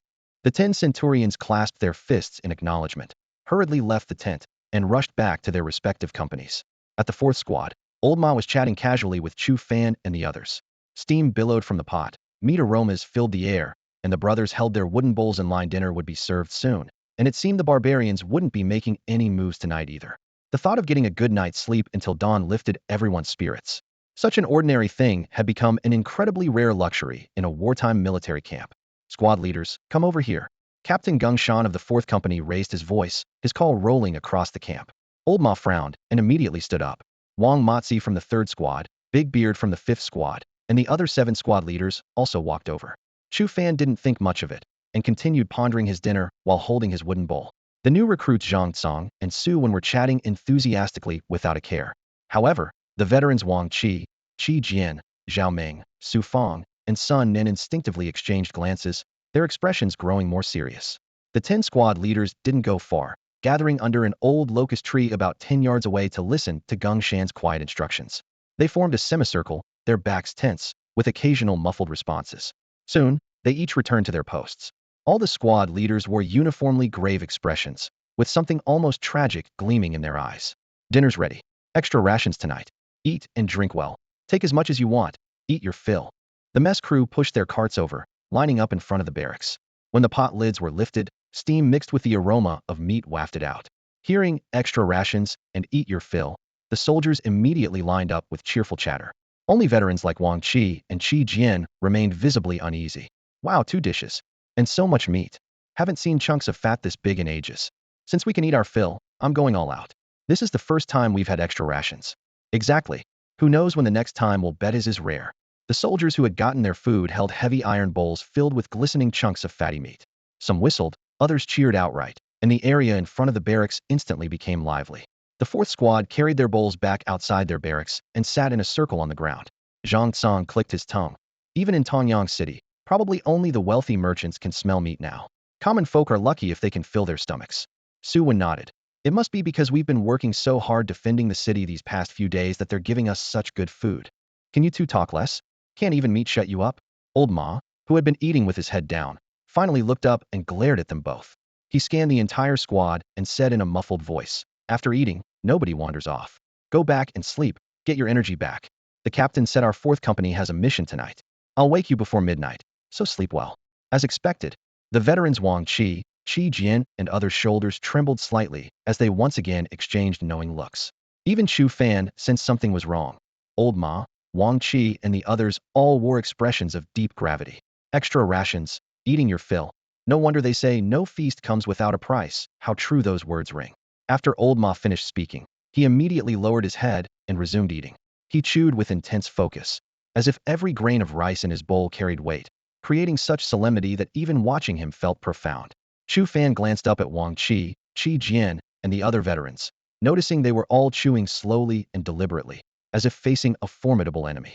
His suspicions grew clearer. This was likely their last peaceful meal, and who would dare take it lightly?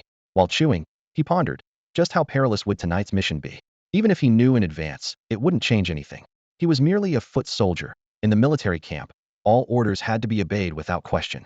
The only comfort he found was that these past few days of training had transformed him completely.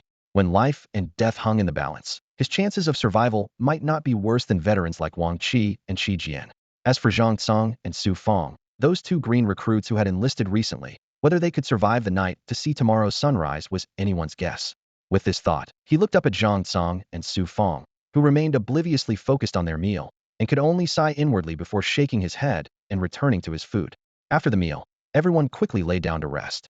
After days of fierce fighting, the soldiers fell asleep the moment they hit the ground. The military divided the night into two watches, the Z hour from 11 to 1 o'clock, and the Cho hour from 1 to 3 o'clock. People slept deepest around 2 or 3 in the morning. For a fire attack on the camp, the Cho hour was undoubtedly the optimal time. Before the Z hour, Chu Fan was shaken awake by Old Ma and the others. He rubbed the lingering drowsiness from his eyes and rolled over to get up. Immediately after, the entire squad followed Old Ma to the drill ground. Huang Ting and Captain Yu were already waiting, and 2,000 soldiers from the 3rd and 4th battalions quickly formed ranks. Old Yu, you take the left route. Our 4th battalion takes the right. Attack simultaneously at the end of Z hour and beginning of Cho hour. Move out. As Huang Ting's words fell, 2,000 men silently left the city gates under cover of darkness, splitting into left and right groups along the wall. Chu Fan looked back at Zhang Tsang and Su Fang, seeing their faces pale as death, their hands trembling violently as they gripped their spears, clearly understanding what lay ahead. The 1,000 men of the 4th Battalion followed Huang Ting closely, circling around the right side of the city tower, then turning toward the forest ahead, using the trees and darkness as cover to approach the right flank of the enemy camp. Fearing their footsteps might alert the enemy, everyone secured their armor plates and weapons tightly, slowing their pace. After more than an hour of careful movement, the tents of the barbarian camp finally appeared faintly 500 meters ahead. The camp had no permanent structures, only countless tents scattered like stars. Under the night sky, barbarian patrol figures could be seen moving back and forth, with wooden watchtowers every 100 meters, each manned by sentries. Huang Ting gestured for everyone to wait in position, then gathered 10 centurions to quietly assign tasks. Moments later, Geng Shan jogged back and called together all 10 squad leaders from the 4th Company. He said in a low voice, "Our 4th Company's mission is to set fire to the camp. Once the flames start, Captain Huang will lead the other 9 companies to charge into the enemy camp and fish in troubled waters. At that point, we can withdraw first." After that, he assigned each of the 10 squad leaders their respective sectors. Once everything was arranged, Geng Shan swept his right hand forcefully. "I'll move with the first squad. All squads separate now and head to your assigned sectors immediately. Attack together at the hour of Z." With the order given, over 100 soldiers from the 4th Company immediately dispersed according to their squad formations, melting into the night and silently advancing toward their predetermined targets. Chu Fan's 4th squad actually had only 9 men left: Old Ma, Chu Fan, and 7 soldiers. Of the 4 new recruits who had joined them, 2 were killed by Hu army archers during the last battle at the city walls. and the remaining 2 were transferred out due to severe injuries. At this moment, the 8 men followed closely behind Old Ma through the sparse woods, their footsteps extremely light. In less than a quarter hour, they had reached the perimeter of their assigned sector. "We'll infiltrate from here." The team stopped as Old Ma raised his hand, pointing ahead. Under the bright moonlight, large stacks of fodder stretched out in patches. This was where the Hu army stored feed for their war horses. Compared to other positions, the guards here are sparse. The haystacks are close together, and with tonight's wind, they'll catch fire easily. Once the flames start, Colonel Huang will lead the other 9 companies in the assault. After we complete our mission, we'll fight our way back to this grove. Old Ma glanced at everyone, then lowered his voice further. There are 2 problems. First, 2 watchtowers, each with a sentry. Second, the patrolling squads. If we encounter them, a fierce battle is inevitable. Everyone should be prepared. After the brief explanation, he began assigning tasks. The 9 men would advance separately to minimize their profile, regroup at the camp's edge after crossing the 500-meter buffer zone, then charge in together to set the fires. As Old Ma finished speaking, Chu Fan pondered for a moment before volunteering. "Brother Ma, let me go first. I have a 3-stone bow with long range, and I'm confident even in the dark. After taking out the 2 sentries, I can infiltrate first to start the fires while drawing away the patrol guards. The 3-stone bow has sufficient range after shooting fire arrows. I can quickly change positions." Fire arrows were arrows designed for ignition. The Tonyang Pass army used the combustible wrapping method, fur wrapped around saltpeter, sulfur, and charcoal, stuffed into hollow arrowheads, then coated with a tar-like sealant. Before shooting, they only needed to touch them with a fire starter to ignite them discreet and quick. In contrast, the oilcloth wrapping method required heating the arrowhead red-hot first, then wrapping it with oilcloth, a cumbersome process where the flames were easily spotted, making it unsuitable for night raids. It was precisely because they had brought these ready to shoot fire arrows that Chu Fan's plan seemed feasible. Old Ma thought for a moment, then gritted his teeth and agreed. "Very well. With your archery skills, a solo surprise attack suits you best." He turned to Zhang Tsong. "Give him the bow. For quivers of fire arrow she takes 2. You and Sun Nan each take 1. That'll be enough." Chu Fan is now the main force of our squad. As soon as Old Ma finished speaking, Sun Nan handed over 2 quivers of fire arrows for him to carry on his back. The fire arrows were much thicker than ordinary feathered arrows. While a regular quiver could hold 20 arrows, these could only fit 10, giving Chu Fan just 20 chances to draw his bow. 20 points of fire would be enough to burn all the grain stacks in this corner of the barbarian camp to ashes. This was why Old Ma insisted that Chu Fan was the key player in this mission. As a precaution, both quivers also contained several regular feathered arrows specifically for dealing with sentries. After securing the quivers, Chu Fan reached out to take the 3-stone bow from Zhang Tsong. The moment he drew the bowstring, his eyes lit up, the darkness seemed to tear apart, and his vision became as clear as daylight. Night vision. The realization flashed through his mind, filling him with excitement. It turned out that the Diamond Archer class not only had magnified targeting, but also came with night vision abilities. The difference hadn't been noticeable during daytime practice, and since Zhang Tsong had been carrying the bow during their approach, the ability only triggered now. With his confidence soaring, he exchanged glances with Old Ma, Wang Qi, and Shi Jian, gave a slight nod, then slung the bow across his back and gripped his spear as he darted out of the grove. Moving alone made him a smaller target with less noise. Being extremely cautious, he crawled almost the entire way. The 500-meter distance took him the time of burning a stick of incense, but he reached the enemy camp's perimeter without making a sound. The appointed time hadn't arrived yet, so he waited patiently in hiding. Moments later, when the moment was right, he set down his spear and drew the 3-stone bow, knocking his first regular feathered arrow. Crosshairs appeared in his daylight bright vision, locking firmly onto the chest of the sentry in the watchtower on the left. Whoosh! The bowstring sound was brief. Without checking the result, Chu Fan immediately drew a second arrow and turned to aim at another watchtower 100 meters away on the right. Whoosh! Less than 3 seconds passed between the 2 shots. Both targets were struck simultaneously and collapsed inside their towers without even having time to cry out. At that moment, clusters of fire arrows could be seen streaking across the night sky from both flanks. The other 9 squads of the 4th Company had begun their attack. Not to be outdone, Chu Fan pulled 2 fire arrows from his quiver, lit them with a fire starter, and knocked both simultaneously. For a diamond archer, shooting 2 arrows at once from a 3-stone bow at such large targets as grain stacks was actually being conservative. Whoosh! Whoosh! 2 trails of fire arced precisely over the camp walls and embedded themselves in distant grain piles. Flames immediately began to flicker in that direction.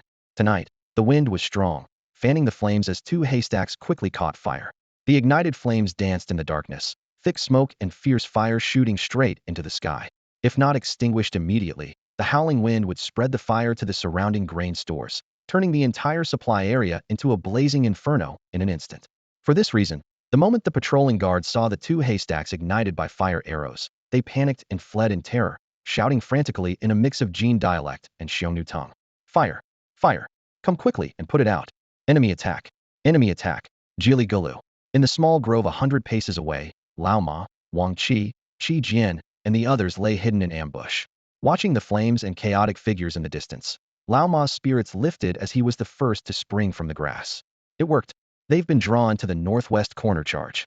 Before his words had finished, he led the group charging out of the woods at full speed toward the enemy camp. Chu Fan had originally planned to rendezvous with Lao Ma's team, but urgent Jili Gulu sounds reached his ears again. About 300 meters to the left, another patrol was rushing over. If not intercepted, they would collide head-on with Lao Ma, drawing even more barbarian soldiers. The situation was critical. Chu Fan gritted his teeth, drew an ordinary arrow, and aimed at the patrol squad. Whoosh! The feathered arrow cut through the air, covering the 200-meter distance in an instant with such force that it pierced through the chests of 2 patrolling soldiers. The remaining 8 roared in fury, drew their blades, and charged forward over the rocky ground. This was exactly what Chu Fan wanted, turned and rushed toward the depths of the enemy camp on the left front, drawing all their hatred away. Damn it! To cover for us, he's charged into the enemy camp alone. Witnessing this scene from afar, Lao Ma's eyes turned red as his sword rang from its sheath. Sun Nan, Zhang King fire arrows. Complete the mission at all costs. Wang Qi, Zhao Ming, follow me to catch up and eliminate those patrol soldiers. Everyone else cover the archers. Regroup here when the mission is complete. The moment the order was given, Sun Nan and Zhang Tsang quickly drew 2 fire arrows from their quivers, lit them with tinder, drew their bows, released the strings, and shot them whooshing toward another haystack. Qi Jian, Su Fang, and Su Wen spread out on the flanks, watching the surroundings vigilantly. Lao Ma, Wang Qi, and Zhao Ming sprinted low to the ground, following the trail of Chu Fan and the patrol soldiers. Meanwhile, several hundred meters away behind another haystack, Chu Fan carried his 3-stone bow on his back, gripping his spear with both hands, crouched like a mountain cat in the shadows, lying in silent ambush. Footsteps approached. He suddenly roared, "Thunderstrike!" His wrists exploded with power as the long spear surged forward like a dragon breaking through waves, the spear tip whistling and spinning with doubled force. Thud, thud, thud. For muffled sounds overlapped as the 8 patrol soldiers, bunched together, were skewered 4 at a time by his single spear thrust. Blood gushed down the spear shaft as the human kebab was pinned in midair. The remaining 4 soldiers turned pale, instinctively hesitating for a moment. In that instant, Chu Fan's wrist snapped as he shook the spear shaft, flinging the 4 corpses to the ground. Cold light flashed from his eyes as the spear transformed into a dragon once more, for spear blossoms striking almost simultaneously toward the throats of the remaining 4 patrol soldiers. Crackle, pop, whoosh, whoosh. The wind fueled the flames, and the fire borrowed the wind's might. In mere moments, a vast stretch of fire points blazed along the lengthy perimeter of the barbarian army's right flank. The scattered sparks quickly merged into sheets of flame, with tongues of fire devouring the darkness. Particularly fierce was the section assigned to the 4th Squad of the 4th Company there. Piles of fodder for the war horses were stacked high, with layers of black beans, wheat bran, and other premium horse feed, all bone dry. The roaring flames spread with crackling explosions, sending fires soaring several zhang into the air. Meanwhile, the left perimeter was equally engulfed in a sea of flames. The 3rd Battalion of the 4th Regiment, under Captain Yu's command, mobilized 1,000 soldiers from the 3rd Battalion to launch a synchronized night assault alongside the right flank operation. The soldiers of Tongyang Pass had been exhausted for days, and the barbarians had judged they would no longer take the initiative to attack. Yet they struck suddenly during the Cho hour, catching the barbarian forces completely off guard. With fire points erupting simultaneously on both flanks of the camp, combined with the fierce night wind, the signs of a fire burning through connected camps were becoming unmistakable. The camp was dotted with Mongolian yurts, and the barbarian soldiers, sleeping soundly, were awakened by the heat waves and firelight, stumbling out of their tents in panic. Many were disheveled, grabbing only the handiest weapons. Some searched frantically for the attacking enemies. Others carried water or swung spears to beat down the flames, each fighting their own battle without coordination. Within mere breaths, nearly half the camp had descended into chaos. At this moment, Captain Huang Ting of the 4th Battalion led 8 other companies' 800 soldiers in total charging into the barbarian camp through the breach on the right side. Strike while the iron is hot. The barbarians haven't reacted yet. Kill as many as we can. Huang Ting cut down 2 patrolling barbarian soldiers with a single stroke, his face fierce with killing intent as he roared, "Remember, advance no deeper than 100 zhang." After 2/4 of an hour, Regardless of how many enemies you've slain, all retreat along the original route. Once back at Tongwan's city walls, reinforcements will be waiting. Do you understand? I want every one of you bastards to come back alive. Clang. Before his words had faded, a barbarian centurion lunged from the left, his long blade slashing down. This man was merely at the great perfection of the martial apprentice realm. How could he match Huang Ting, who was at the middle stage of the martial master realm? Steel clashed against steel with sparks flying, and the barbarian centurion was immediately shaken into a stumbling retreat, slipping and falling backward. Huang Ting's second strike followed seamlessly. Thud's sharp blade pierced flesh, blood spurted skyward, and the severed head rolled away. This scene greatly inspired the soldiers of the 8 companies behind him. Over 800 men erupted in earth-shaking roars. Kill! Kill! The sound waves rolled like thunder, their morale soaring like a rainbow. On the right center section of the barbarian camp, all the fodder stacks had been ignited, and the fire was completely out of control. As far as the eye could see, dozens of haystacks were all ablaze with flames reaching toward the heavens, turning half the sky crimson. Old Ma led Wang Qi and Zhao Ming deeper into enemy territory, and they had now reached the Hundredzhang boundary line that Huang Ting had warned them about before the mission began. The 3 had been moving stealthily all along, yet they still hadn't caught sight of Chu Fan. Just moments ago, behind a haystack, they discovered an entire barbarian patrol unit had been wiped out. 4 corpses pierced through by spears, and another 4 with throats sealed by a single thrust. Each the methods were identical to Chu Fan's signature techniques. That damn kid. Old Ma furrowed his brow, judging from the chaotic footprints and bloodstains on the ground. He's probably already crossed the line and charged deep into the enemy's main camp. Before he finished speaking, another barbarian patrol unit burst forth from ahead, running while shouting loudly in their native tongue. The clamorous noise was like waves crashing against rocks, drawing large numbers of barbarians from even farther away. To charge forward now would mean certain death. Old Ma quickly assessed the situation. Even if he sacrificed his life, he might not be able to find Chu Fan. Instead, losing the entire team would become inevitable. Retreat. He gritted his teeth and issued the final order. Grief surged to his throat, but was forcibly suppressed as he led Wang Qi and Zhao Ming back along their original route, their figures quickly disappearing into the flickering light of night shadows and campfires. At this moment, Chu Fan had already quietly infiltrated to a position 200 zhang away from the right edge of the barbarian main camp. It wasn't that he had intentionally ventured deep alone, but rather he had been forced to weave through gaps with fewer enemies after encountering barbarian soldiers continuously along the way, and had stumbled into this location in confusion. The enemy camp's depth made the situation increasingly complex, requiring him to adapt at every step. Taking advantage of the temporary absence of people around him, Chu Fan crouched in a shadowy spot, his mind stirring as a luminous screen appeared in his consciousness. Name: Chu Fan. Techniques: Diamond Force Minor Achievement, Wind and Thunder 9 Forms Minor Achievement. Realm: Early Warrior Stage. Strength: 3000 gene. Talents: Golden Spearman, Diamond Archer. Slaughter points: 248. Before departure, his slaughter points were only 66, but now they had skyrocketed to 248. Chu Fan reflected although he had killed 30 to 40 barbarian soldiers along the way, it was far from reaching 100. While he was puzzling over this, the number jumped to 249, yet there wasn't even a ghost shadow around him at the moment. So the fires I set also count. His heart lit up. All the barbarian soldiers in the tents and haystacks he had ignited were included in his slaughter points. Thinking of this, he turned back to check his quivers. The 2 quivers still contained 8 fire arrows and 4 ordinary feathered arrows. This meant he still had 8 opportunities to set fires, and his slaughter points could surge dramatically. Looking back at the path he came from, flames soared to the sky as barbarian soldiers converged toward that direction like a tide. After getting separated from Brother Ma and the others, returning by the original route had become impossible. It would be tantamount to walking into a trap. After weighing his options for a moment, Chu Fan gripped his spear tightly and decided to break through toward areas with fewer people while setting fires to create chaos. He took a deep breath and moved slowly along the shadows, his target the most secluded right rear of the enemy camp.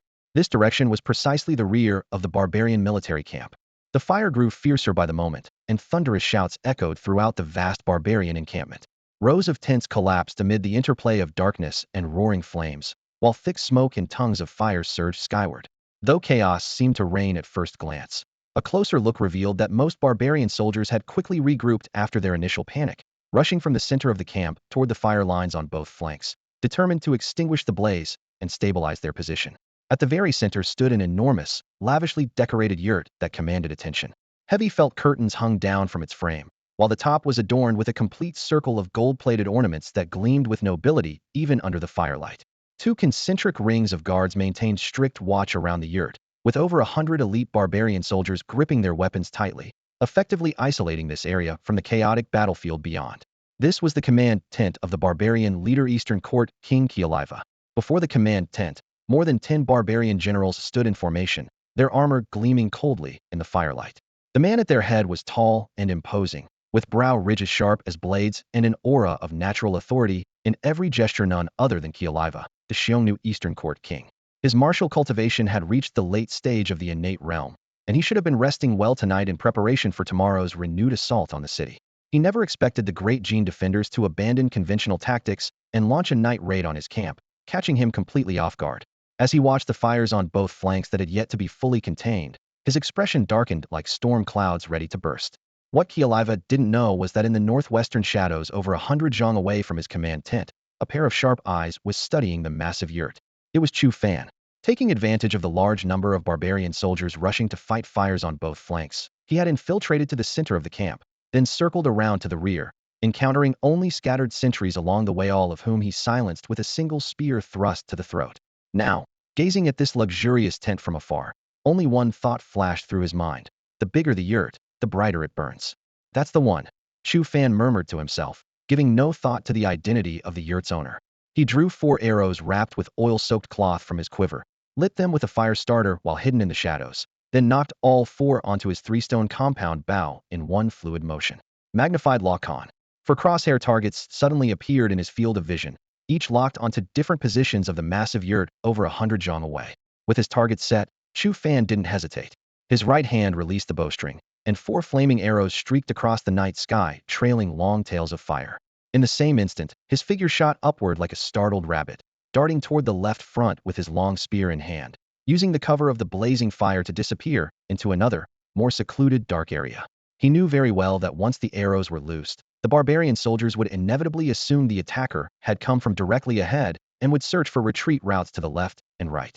But Chu Fan did exactly the opposite. Instead of leaving by his original route, he circled around the area where the target yurt stood and penetrated deeper into the barbarian encampment. This way, he would perfectly avoid the comprehensive manhunt that would soon follow. Whoosh, whoosh, whoosh. As Chu Fan continued his stealthy advance toward the rear along the secluded northwestern route, having passed the command tent area, those 4 flaming arrows had already pierced the night sky and struck the luxurious command tent in succession. The oil-soaked cloth arrowheads ignited instantly, and sparks raced wildly across the tent's roof. To protect against rain, the top of the yurt was covered entirely with a layer of oiled felt, which caught fire with extraordinary speed. The massive Mongolian tent had 4 separate fire points igniting simultaneously, and with the wind fanning the flames, the entire command tent was engulfed in a raging inferno within mere moments. Blazing flames shot skyward, the intense heat distorting the air. Xiao Liwa stood before the command tent, his armor glowing red in the firelight, while his barbarian officers and generals were struck speechless by this sudden conflagration. Who could have imagined that Jin dynasty soldiers would dare infiltrate deep into the heart of their camp and target his command tent directly? This is absolutely outrageous, Xiao Liwa roared, his voice made even more piercing by the reflection of the fierce flames. The generals snapped to attention with a start, responding in unison without daring to look at his expression. What are you standing around for? I don't care who it is, you must capture that audacious Jin dynasty archer for me. Immediately seal off that forward area and conduct a thorough search. With angry shouts, they split up to lead their troops, converging toward the center where the fire arrows had blazed skyward, dark masses of figures moving rapidly through the firelight. Meanwhile, at the right flank of the barbarian army, the 4 assault squads had fought their way out while retreating, completely withdrawing from the military camp. All 10 companies had suffered casualties of the original 1,000+ men. Only about 600 remained, with a full third left behind in the enemy camp. Of the 9 soldiers in the 4th squad of the 4th company, except for Chu Fan who had ventured deep alone, the remaining 8 including new recruits Zhang Song and Su Feng had all returned to formation. Without Chu Fan drawing away the patrol guards and dispersing their firepower along the way, they could never have escaped so easily. While the barbarians are busy fighting fires and have no time to pursue, retreat quickly, Huang Ting whispered urgently, waving his hand to order the withdrawal.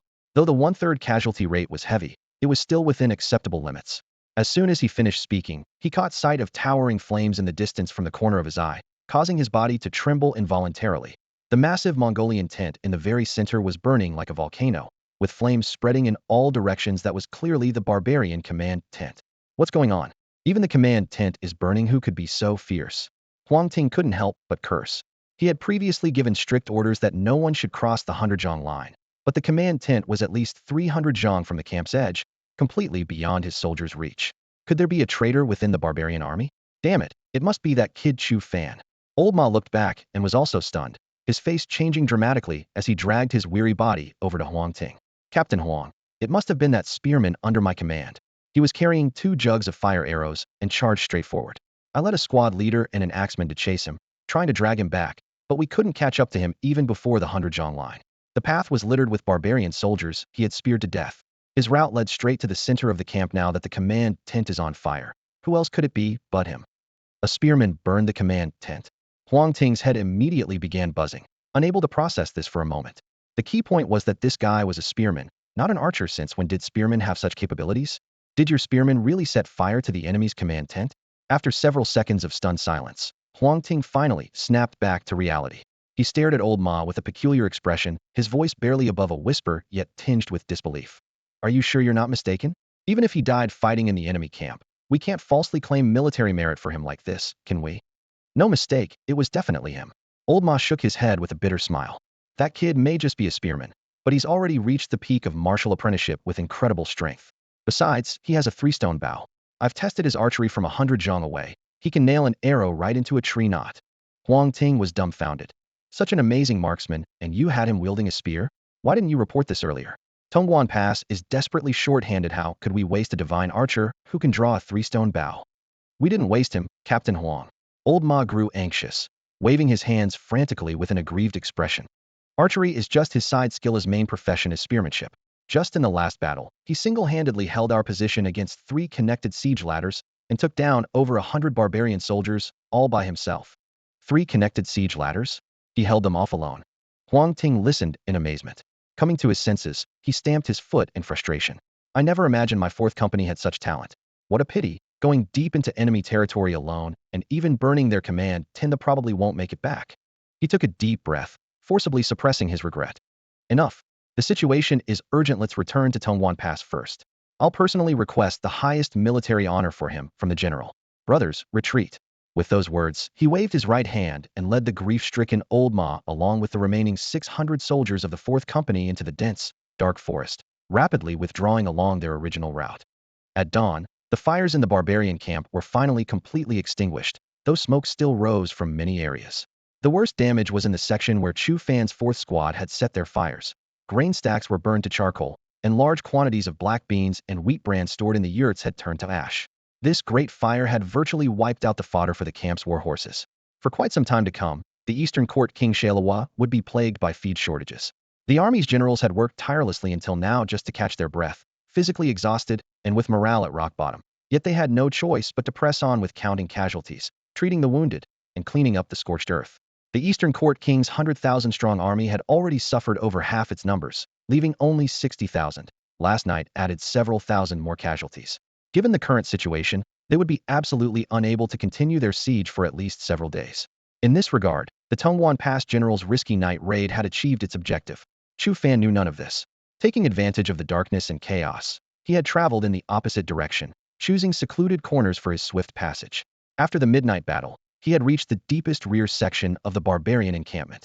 To avoid exposure, he hadn't killed another barbarian soldier, and even when encountering distant patrols, he suppressed his impulses and took detours.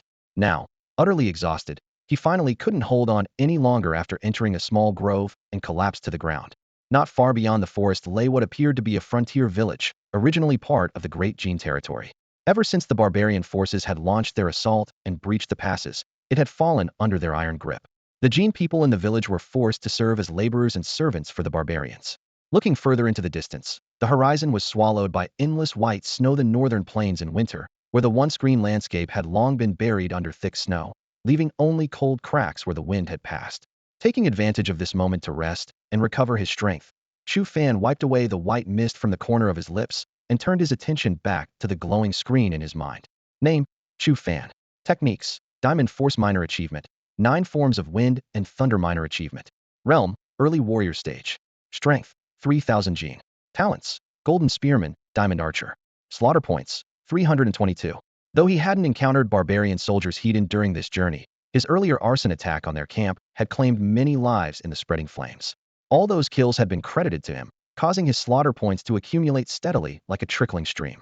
Now that the raid was over and dawn was breaking, the number had finally settled at 322 points, with a blinking button appearing after the realm entry.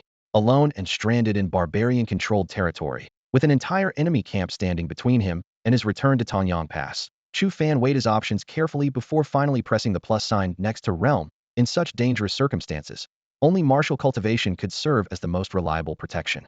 A faint yet distinct electric current surged from his brow to his limbs, the tingling sensation, mixed with pleasure, making his whole body tremble, nearly causing him to moan aloud.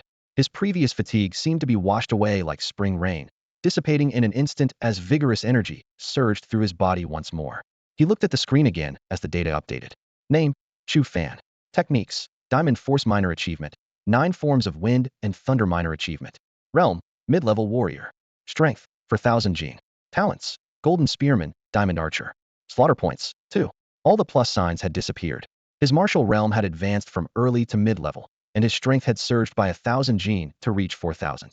Ordinary mid-level warriors possessed only about 2000 gene of strength. Chu Fan now had twice that, equivalent to the strength standard of an early-stage martial master. Combined with his 2 talents and the 9 forms of Wind and Thunder Spear technique, killing an early-stage martial master would require little effort. Unfortunately, the hard-earned 300-plus slaughter points had evaporated instantly, leaving him with a pitiful 2 points. To advance to the late warrior stage would require double the points, 640. Now trapped deep in barbarian territory, he could no longer rack up kills as effortlessly as he had on the walls of Tanyang Pass. The path to earning points had suddenly become much more difficult. So be it for now, he could only take things one step at a time. Only by staying alive would he have the chance to earn more slaughter points and use them to strengthen himself further in this chaotic world. With a soft sigh, Chu Fan pushed aside the jumbled thoughts in his mind, calmed himself, and began to contemplate his current predicament and possible strategies. Without a doubt, Chu Fan found himself trapped in enemy territory, wearing the uniform of a great Jin soldier along with a 3-stone bow and spear. Everywhere he looked, barbarian patrols roamed the area. Forget about blending, and even taking a single step could mean death. With the situation so dire, he had no choice but to disguise himself first, find some food to restore his strength, and then look for an opportunity to escape from the edge of the enemy-controlled zone. Once he'd made up his mind, he gripped his spear and dug a shallow pit in the most concealed corner of the small grove. He stuffed everything inside the soldier's uniform, 3-stone bow, and spear, leaving nothing behind. He covered it with soil, packed it down tight, then pulled vines over the top until not even a crack showed. Now he wore only the white undergarment against his skin. Chu Fan tore several holes in the fabric, hugged a tree trunk, and rolled violently on the ground until the cloth was grimy and gray. He then messed up his already short hair until it looked like a bird's nest. In an instant, he'd transformed from a capable soldier into a disheveled, cowering refugee struggling to survive. He felt reluctant to part with the spear and 3-stone bow. They were perfectly suited to his hands. But with his stomach completely empty and no strength left in his body, even the finest weapons couldn't save his life.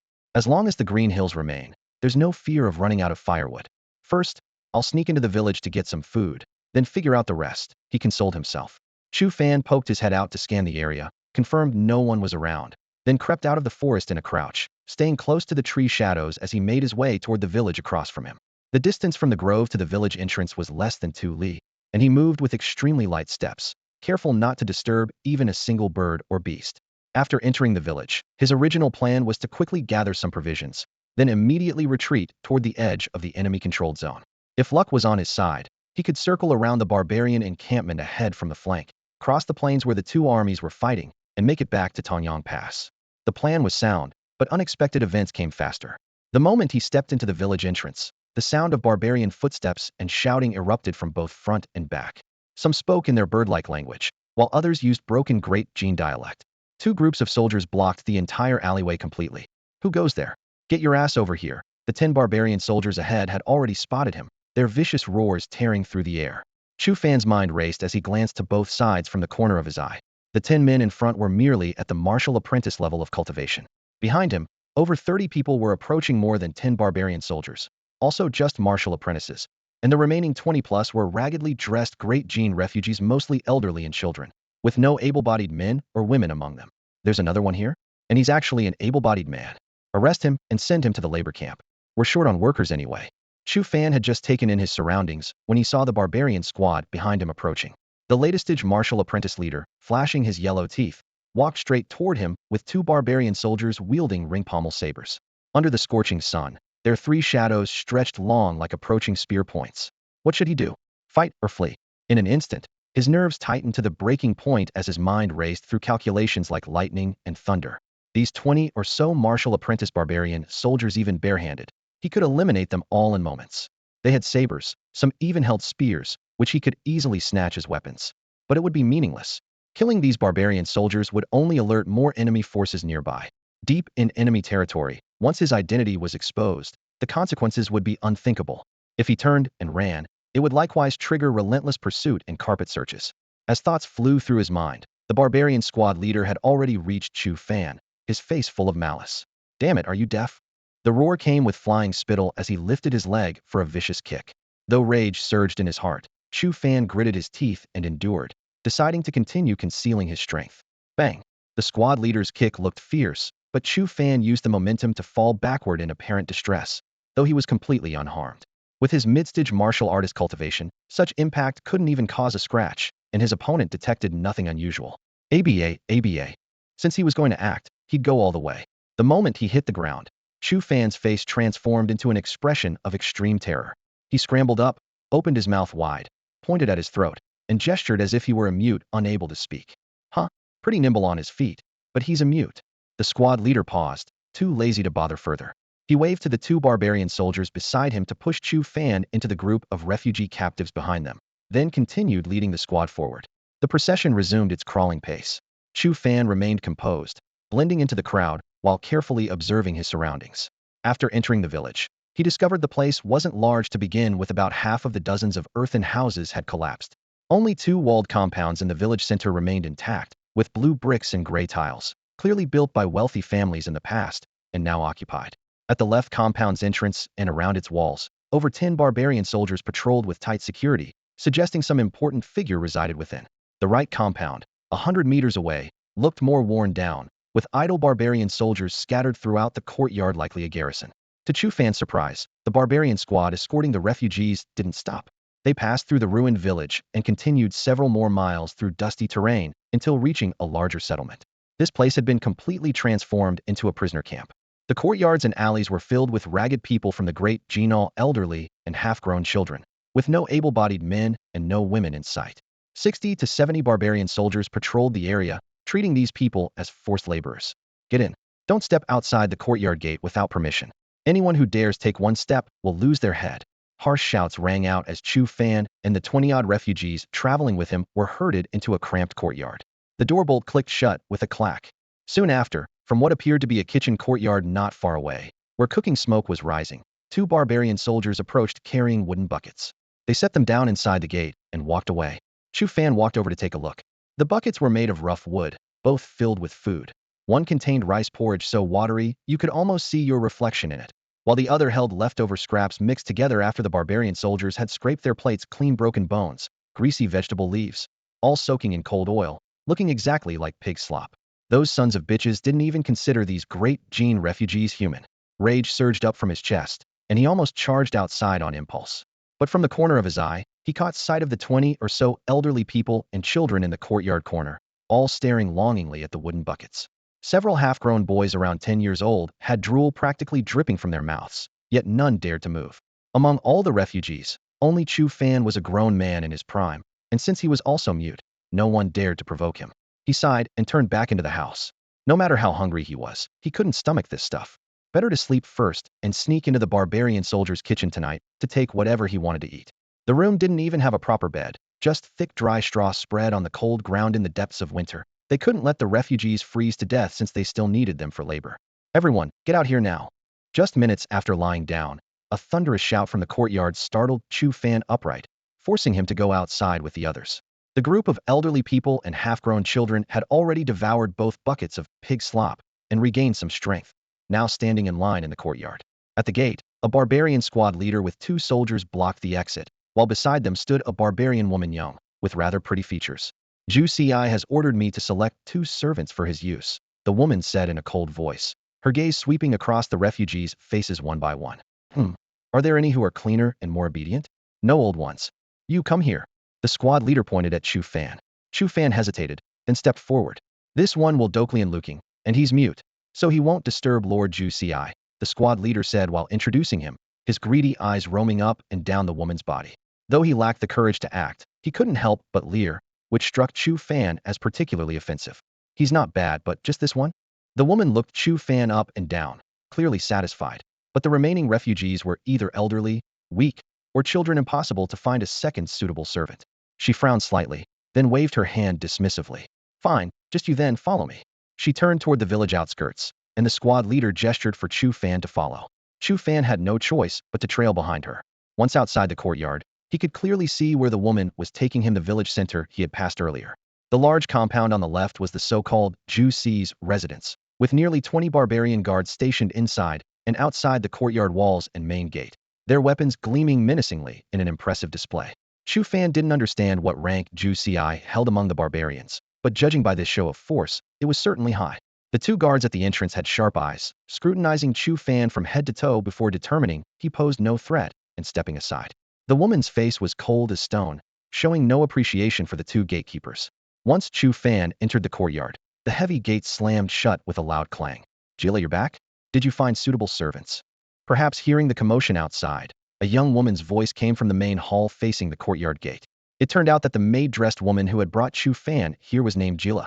Just as Chu Fan was silently pondering this name, the door curtain of the main hall lifted gently, and a slender figure emerged, causing his breath to catch at first sight. The newcomer was at most 2 or 3 years younger than Chu Fan, certainly under 20, with a tall and graceful figure, skin as delicate as snow, and features so exquisite that not a single flaw could be found. In both his past and present life, Chu Fan had never seen such natural, unadorned beauty, and the phrase beauty that could make fish sink and birds fall, eclipse the moon and shame flowers, exploded in his mind. The young woman wore a well-tailored fitted horse-face skirt that outlined her spirited and capable yet elegant temperament, carrying herself with an otherworldly grace in every gesture. Your Highness, I only found one suitable candidate. The others were either elderly or half-grown children, so I didn't take them. Well, this one is quite good fare and clean, and fortunately he's mute, so he won't be bothersome. Jilla bowed respectfully while glancing back at Chu Fan. Seeing his gaze fixed directly on the young woman, she immediately became furious, her eyebrows arching. You mute fool. Behave yourself. Princess Yuehua is the great Xiongnu's most beloved daughter. If you dare stare again, believe me, I'll gouge your eyes out. The great Xiongnu's daughter? Chu Fan's heart jolted as he suddenly understood, Your Highness, in the barbarian language meant princess, and the great Xiongnu was the Xiongnu emperor. Jilla, don't frighten him. The poor man is already mute, which is pitiful enough.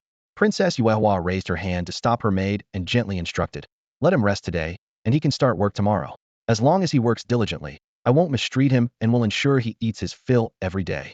She added, Jilla, arrange for him to stay in the woodshed. There's a small wooden bed there. Go fetch bedding and give him a set of clothes. Have him go to the kitchen to heat water for a bathe so dirty it's unpleasant to look at. With that, she turned and returned to the main hall with crisp, decisive movements. Jilla led Chu Fan to the woodshed on the left side of the courtyard, pointing to the small bed in the corner. There, you'll sleep here from now on. Don't wander around, and absolutely don't enter the main hall. I'll bring clothes and bedding shortly. Tidy up yourself. First, go to the kitchen to heat water for a bath. There are several large buckets of ice in the courtyard. After giving these instructions, she hurried away. The woodshed was dry and tidy, simple but refreshingly clean.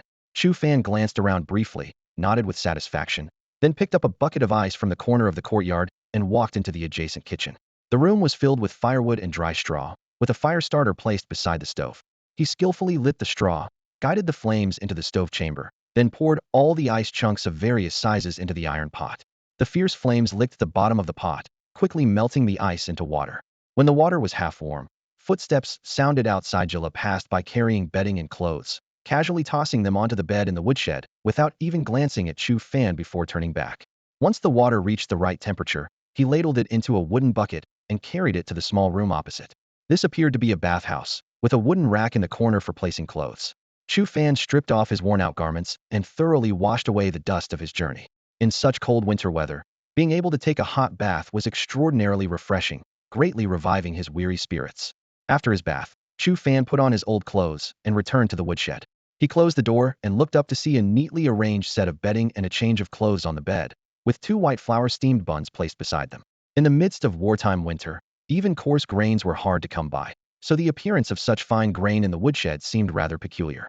But considering her identity as a Xiongnu princess, Chu Fan quickly accepted it. His stomach had long been empty, so he stopped overthinking and grabbed the buns, devouring them in large bites. Though cold, the buns were soft and substantial, apparently fresh from the steamer that morning. As the wheat fragrance filled his throat, he felt these 2 pieces of white flour were more precious than any delicacy. After finishing both buns, warmth quickly spread through his body. His previously weak limbs regained strength, and his spirits lifted considerably. Next, he changed into the clothes by the bed. The style wasn't Xiongnu attire, but likely belonged to the original owner of this residence. The unfamiliar yet familiar feeling reduced his resistance to the environment somewhat. He then shook out the bedding, made the bed, and crawled under the covers fully clothed. Back at Tanyang Pass, soldiers had to remain ready for duty even when returning to camp, so sleeping fully dressed had become habit, especially now in enemy territory. But this was, after all, the Xiongnu princess's residence. The most dangerous place might actually be the safest. With this thought, he fell into deep sleep. As dusk fell and shadows crept into the courtyard, orderly footsteps approached from outside the gate. A squad of Xiongnu soldiers arrived, carrying several buckets of ice. The squad leader knocked, and Jila quickly opened the door. Jila, the ice is here. Bring out the empty buckets. The soldiers placed the ice buckets inside and dragged away the empty ones. The squad leader remarked, "You have a servant now, so carry them to the corner yourselves who won't get involved." With that, he led his men away. Outside, he muttered curses mixed with crude slang, drawing lewd chuckles from several soldiers. Bah! Jila spat on the ground, her face dark as she lifted her skirt and headed toward the woodshed, pushing the door hard. But Chu Fan had already barred it from inside, and it wouldn't budge. "You mute fool! Who are you guarding against? How dare you bar the door? Did you hear me? Get out here and move the ice." Seeing no movement from inside, she unleashed a string of profanities and began pounding the door violently, venting all her earlier frustration on Chu Fan. The Xiongnu soldiers in the courtyard listened with amusement, laughing maliciously but offering no help. Inside, Chu Fan had actually awakened early. Glancing through the window crack at the barely darkened sky, he recalled that Yuehua Jusi had told him to rest today and begin work tomorrow. Combined with Jila's foul mouth, he simply rolled over and pretended to sleep. "Jila, forget it. He's probably exhausted and sleeping deeply. I'll help you carry them," came Yuehua Jusi's somewhat helpless voice from the main hall, and Jila's door pounding immediately ceased. Bang! Thud! "Oh no, Jusi, are you alright? Did you fall hard?" Before long, a loud crash suddenly echoed from the courtyard outside, followed immediately by Jila's tearful voice. It seemed the master and servant had dropped the ice blocks they were carrying. Chu Fan initially had no intention of getting involved, but then he remembered that Yuehua Jusi had treated him fairly well, so his heart softened. With a sigh, he got up and pushed open the door. "Is Jusi alright? And Jila, if you can't manage it, just ask us for help. Really now, if Jusi gets hurt, that's on you." Just as the woodshed door opened, 2 soldiers barged in. The wooden latch on the courtyard gate meant nothing to them. They simply slipped a curved blade through the gap and flicked it open. While claiming they came to help, their hands were far from honest. When helping Jila to her feet, they brazenly groped her buttocks several times. "What are you doing?" Yuehua Jusi happened to witness this scene, her face turning ice cold as she struggled to get up from the ground, shouting angrily, "Get out! All of you, get out of here! Don't be angry, Jusi. We're just trying to help." "Ah, good deeds never go unpunished."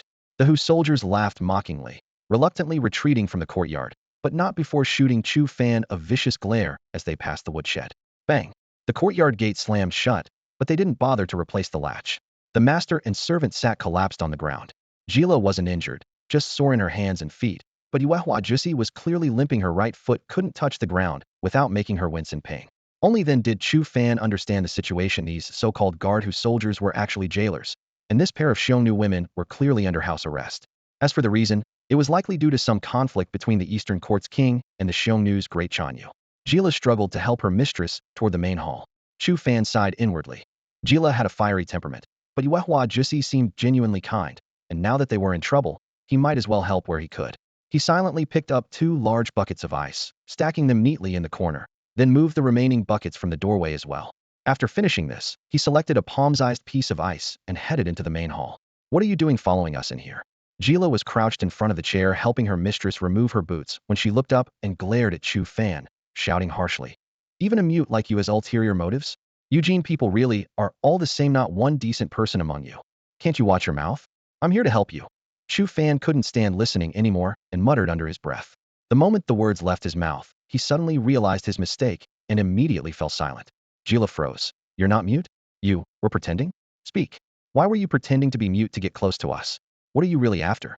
Yuehua Juicy sat in the chair, her delicate brows furrowed as she studied Chu Fan with newfound wariness, suspicion suddenly clouding her face. I never said I was mute, did I? I just didn't feel like talking, and those barbarian soldiers just assumed I was. Since Chu Fan had already been exposed, he stopped pretending to be deaf and mute. He casually placed several crystal-clear ice cubes into the wooden plate and looked up at Yuehua Juicy, deliberately approaching. Could you please be reasonable? You're the one who came to the refugee camp and demanded I come here. Who's approaching whom? I'm just here to deliver ice. With that, he crouched down and gently held the girl's swollen ankle. Your ankle is sprained. Apply cold compress first, then slowly roll a peeled hard-boiled egg over it, or it'll swell up like a steamed bun tomorrow. After giving these instructions, he gently placed the ice cubes beside her, patted his pants, and left the main hall.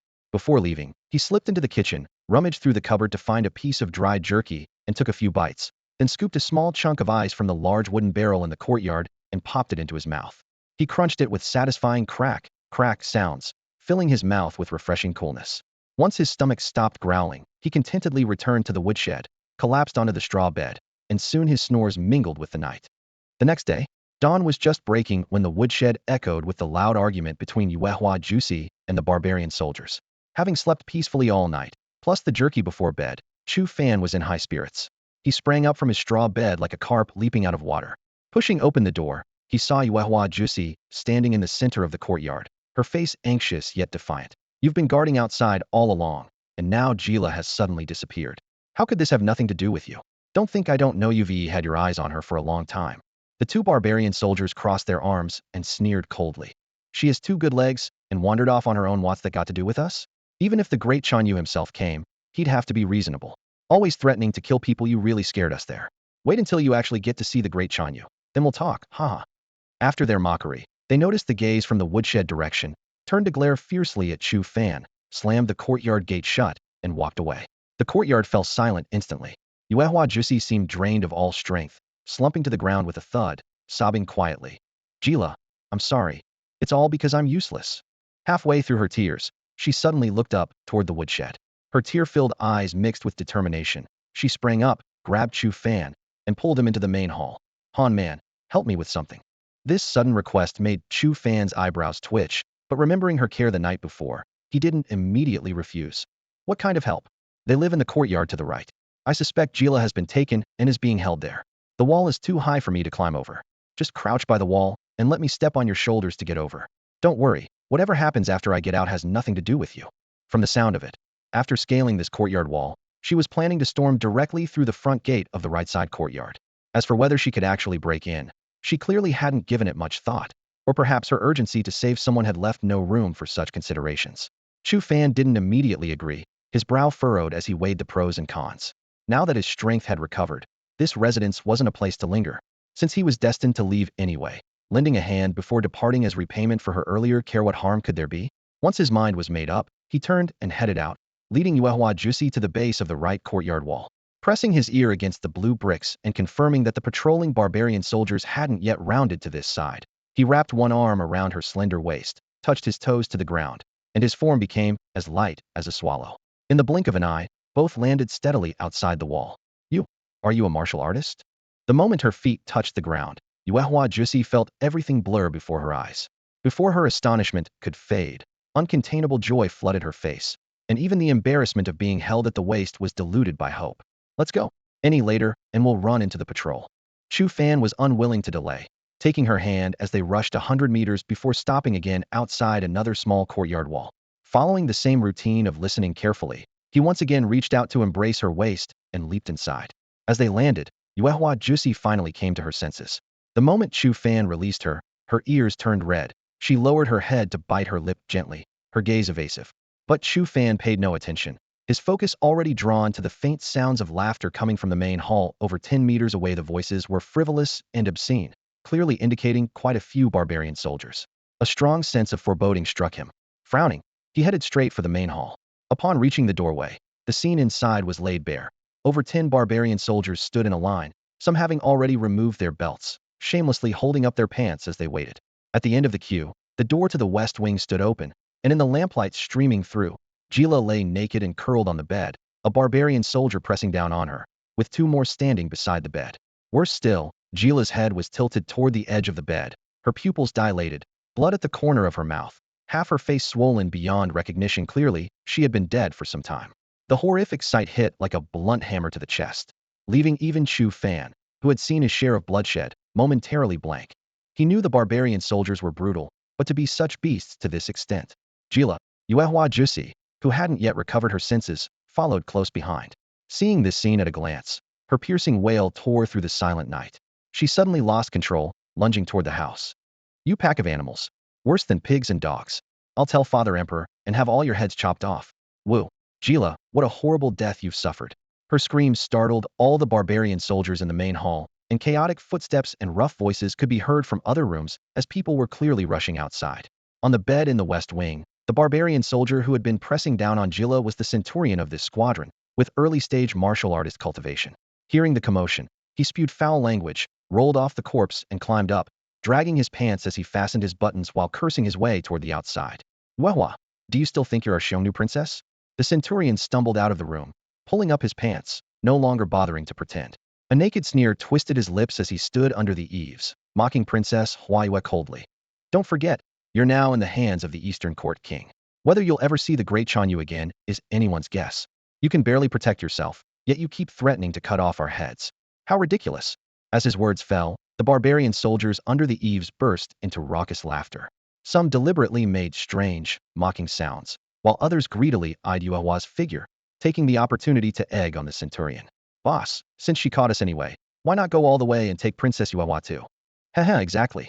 She's much prettier than that bitch Gila, and so wild. Boss, you've never had a princess before, right? If we let her spread word about what just happened, we're all dead men. Yuehua can't be allowed to live. Might as well let the brothers have some fun first. And this mute Han dog who dares help her? Tie him up and make him watch us play with Princess Yuehua. Then slice his flesh piece by piece to feed the dogs. Filthy laughter rose and fell like flies buzzing around rotting meat. What kind of talk is that? Chu Fan finally couldn't stand it anymore, his gaze sweeping coldly over the crowd. Princess Yuehua called you beasts, but I disagree. That's an insult to beasts. You scum aren't even worthy of being called animals. Before his words finished, he had already pulled Yuehua back into the courtyard, pressing her behind a thick tree. Don't run around. Scum like this waste air by living might as well kill them all. With that, he casually grabbed a long spear from a corner. This guy was faking being mute. Only now did the barbarian soldiers react, their faces showing astonishment. But when they saw Chu Fan gripping the spear, they burst into laughter again. You want to fight us with a spear? A Han dog dares to make a move? Must have a death wish. Take him alive. I want to slice his flesh piece by piece and make him watch himself being fed to the dogs. Ha ha. Amid the laughter, four barbarian soldiers picked up the sabers they dropped on the ground under the eaves, grinning savagely as they closed in. Wind sweeps the clouds. Chu Fan spun the long spear in his hand, and the scenery in his vision was stretched to the limit by his talent. Frame slow down, instantly locking onto four targets. With a light shout, the long spear swept out horizontally, and the first form of the 9 wind and thunder forms erupted violently. Spear shadows dense as a storm. The spear tips spinning at high speed, consecutively slashing across all 4 men's throats. With his mid-stage warrior strength, comparable to a mid-stage martial master, this strike was so effortless that his breathing didn't even change, more casual than slaughtering chickens or pigs. Thud, thud, thud, thud. For muffled sounds almost overlapped, blood blooming like squeezed flowers in the air. Sprays of crimson blossomed everywhere. This coordinated technique allowed him to strike down all 4 barbarian soldiers who had rushed toward him in a single blow. Blood spurted from their throats as they collapsed to the ground with wide, disbelieving eyes. The barbarian soldiers inside and outside the main hall had been laughing loudly, but their voices were instantly cut short. All eyes froze on Chu Fan as if they had suddenly encountered a vengeful spirit. A mid-stage warrior? We're in trouble. Faced with this terrifying scene, the centurion who had only reached the early stage of warrior cultivation turned pale. He stomped his foot and charged toward the weapon rack under the eaves, roaring. What are you standing around for? This man is a Han spy, and he's a mid-stage warrior. Attack together, or we'll all die. Whoosh. Before he could finish speaking, a faint whistling sound suddenly rang in his ears. Chu Fan's spear pierced through his back and emerged from his chest, blood dripping down the blade. The centurion's mouth filled with bloody foam, his movements froze, and he collapsed dead on the spot. The chief is dead. We're finished. This is a disaster. Terrified screams mixed with barbarian language erupted in all directions. The soldiers outside swarmed toward the weapon-laden eaves, while those in the main hall rushed into the courtyard, fastening their belts and shrieking. Hearing the commotion, barbarians from other rooms came roaring over, and within moments dozens of men had surrounded Chu Fan. This squadron originally had over 100 men. Excluding the 20 sent to patrol the left compound, more than 80 still gathered in the courtyard. For anyone else, fighting 1 against 100 would be almost certain death, but in Chu Fan's eyes, with the centurion dead, the remaining barbarian soldiers at the martial apprentice level were nothing more than a rabble. He shook his spear with one hand and shouted, "Wind sweeps the clouds. Thunderstrike. Thunder shakes 9 heavens. Wind and thunder spiral." The long spear seemed to come alive, carving dense spear shadows from above. A horizontal sweep, 5 or 6 barbarian soldiers' throats burst with blood as they fell. Direct thrusts, 3 or 4 men were pierced through chest and abdomen, hanging on the spear shaft like human skewers. 70 or 80 barbarian soldiers surrounded him completely, yet none could get close. Chu Fan circled around the large tree in the courtyard, always keeping Yuehua behind him for protection. The barbarian soldiers fell continuously, and corpses soon covered the ground. When more than half had fallen and only 30-odd men remained with despair on their faces, someone finally threw down his weapon and fled. "Think you can escape?" Chu Fan sneered coldly, pushing off with his foot and shooting forward like an arrow. Thud, thud, thud. The long spear trembled several times, piercing through 3 barbarian soldiers' chests. With a light shake of the spear shaft, blood and flesh splattered as the 3 men were flung away, crashing into the wooden rack in the corner of the courtyard. More thudding sounds came as 3 more barbarian soldiers were pierced through, then immediately shaken off his spear and fell dead to the ground. Within the span of an incense stick's burning time, all 80 barbarian soldiers, including their centurion who had reached the early warrior stage, lay slaughtered. Corpses littered the small courtyard as blood seeped through the remnants of snow into the earth, staining the ground a deep crimson. When the wind blew, the metallic stench hit one's face, making breathing feel suffocating. Beneath the large tree, Yuehua Juicy collapsed beside her companion Jila's lifeless body, her throat producing heart-wrenching wails. "I'm sorry. I failed to protect you. I'm so sorry, Jila." Her knuckles dug into the mud as tears mixed with blood streamed down her cheeks. Chu Fan sighed softly, withdrawing his gaze from the battlefield. Gripping his spear with one hand, he walked toward the tightly shut courtyard gate. 100 paces to the left outside the courtyard, 20 more barbarian soldiers stood guard. If left undealt with, they would soon discover this bloodbath. He had to eliminate those guards to buy even a moment's respite for their subsequent escape. "Where are you going?" Yuehua Juicy heard footsteps and looked up, choking back sobs as she asked, "Are you fleeing back to Tanyang Pass? Take me with you. And could you please give Jila a proper burial?" "There's no time." Chu Fan stopped and turned back, shaking his head with crisp decisiveness. "I'm a soldier of the Great Gene, who stumbled into enemy territory by mistake. If captured, death is certain. There are 20 barbarian guards over there. I must strike immediately, then leave at once. You can't make it out alone. The entire town is crawling with barbarian patrols." Yuehua Juicy wiped away her tears and struggled to her feet against the tree, lowering her voice between gasps. "I know all the patrol routes, and I found a way to escape the blockade. There's a mountain stream with rapids too swift to freeze. They assume ordinary people can't leap across, so they've posted no guards there. You're a warrior, you could make the jump easily. Cross the stream, circle around to the left side of their main camp, and you'll reach the battlefield plains directly." Chu Fan's heart stirred. In unfamiliar territory, traveling without a guide was nearly impossible, and Yuehua Juicy was undoubtedly a living map. With his abilities, bringing her along wouldn't be much of a burden. His mind made up, he turned back toward the main hall, tore down a thick blanket, and wrapped Jila's cold corpse in it. Lifting the body with both arms, he carried it outside. The dried well in the corner of the courtyard had long since run dry, perfect as a makeshift grave. Digging a proper burial pit now would be tantamount to tying his own hands. Placing her in the well would still allow the deceased to rest in peace. Before Yuehua Juicy could speak, Chu Fan lowered the wrapped remains into the well bottom, then moved several large stones to cover the opening. Dust settled as muffled echoes from the well mouth faded into silence. Yuehua Juicy choked back tears again, large droplets rolling down her face, but she forced herself to look up at Chu Fan with gratitude in her eyes. "Thank you. By the way, what's your name?" "Chu Fan." He gave his name curtly. "Let's move. Stay close behind me." With that, he hefted his spear and pushed open the courtyard gate. His form shot forward like an arrow toward the residence on the left, with Yuehua Juicy following closely behind. When they were still about 30 feet from the compound, 2 barbarian soldiers spotted him and froze in bewilderment. Within seconds, they snapped back to reality, their faces turning pale as they shouted at the top of their lungs, "Something's wrong. This mute must be a Han spy." The commotion alerted their comrades patrolling around the compound, and over 10 barbarian soldiers came rushing over with weapons in hand. Chu Fan didn't pause for a moment. He crouched low and charged forward, his spear striking like a venomous snake. Thud. Thud thud. In just a few breaths, 20 barbarian soldiers at the martial apprentice realm lay scattered across the snowy ground. Blood splattered against the courtyard wall. He immediately dragged the corpses one by one into the yard, then grabbed handfuls of snow to wipe away the scattered bloodstains at the entrance, his movements swift and efficient. Yuehua came running over at that moment. Seeing she was safe, Chu Fan gestured. I'm going to the grove ahead where the bow and spear are buried. Pack the important things right away, bring as little as possible. Take some dried meat and fill a water pouch. I heard a donkey braying in the backyard yesterday, bring it out. After saying this, he turned and dashed toward the grove. The grove wasn't far, and he reached it in moments.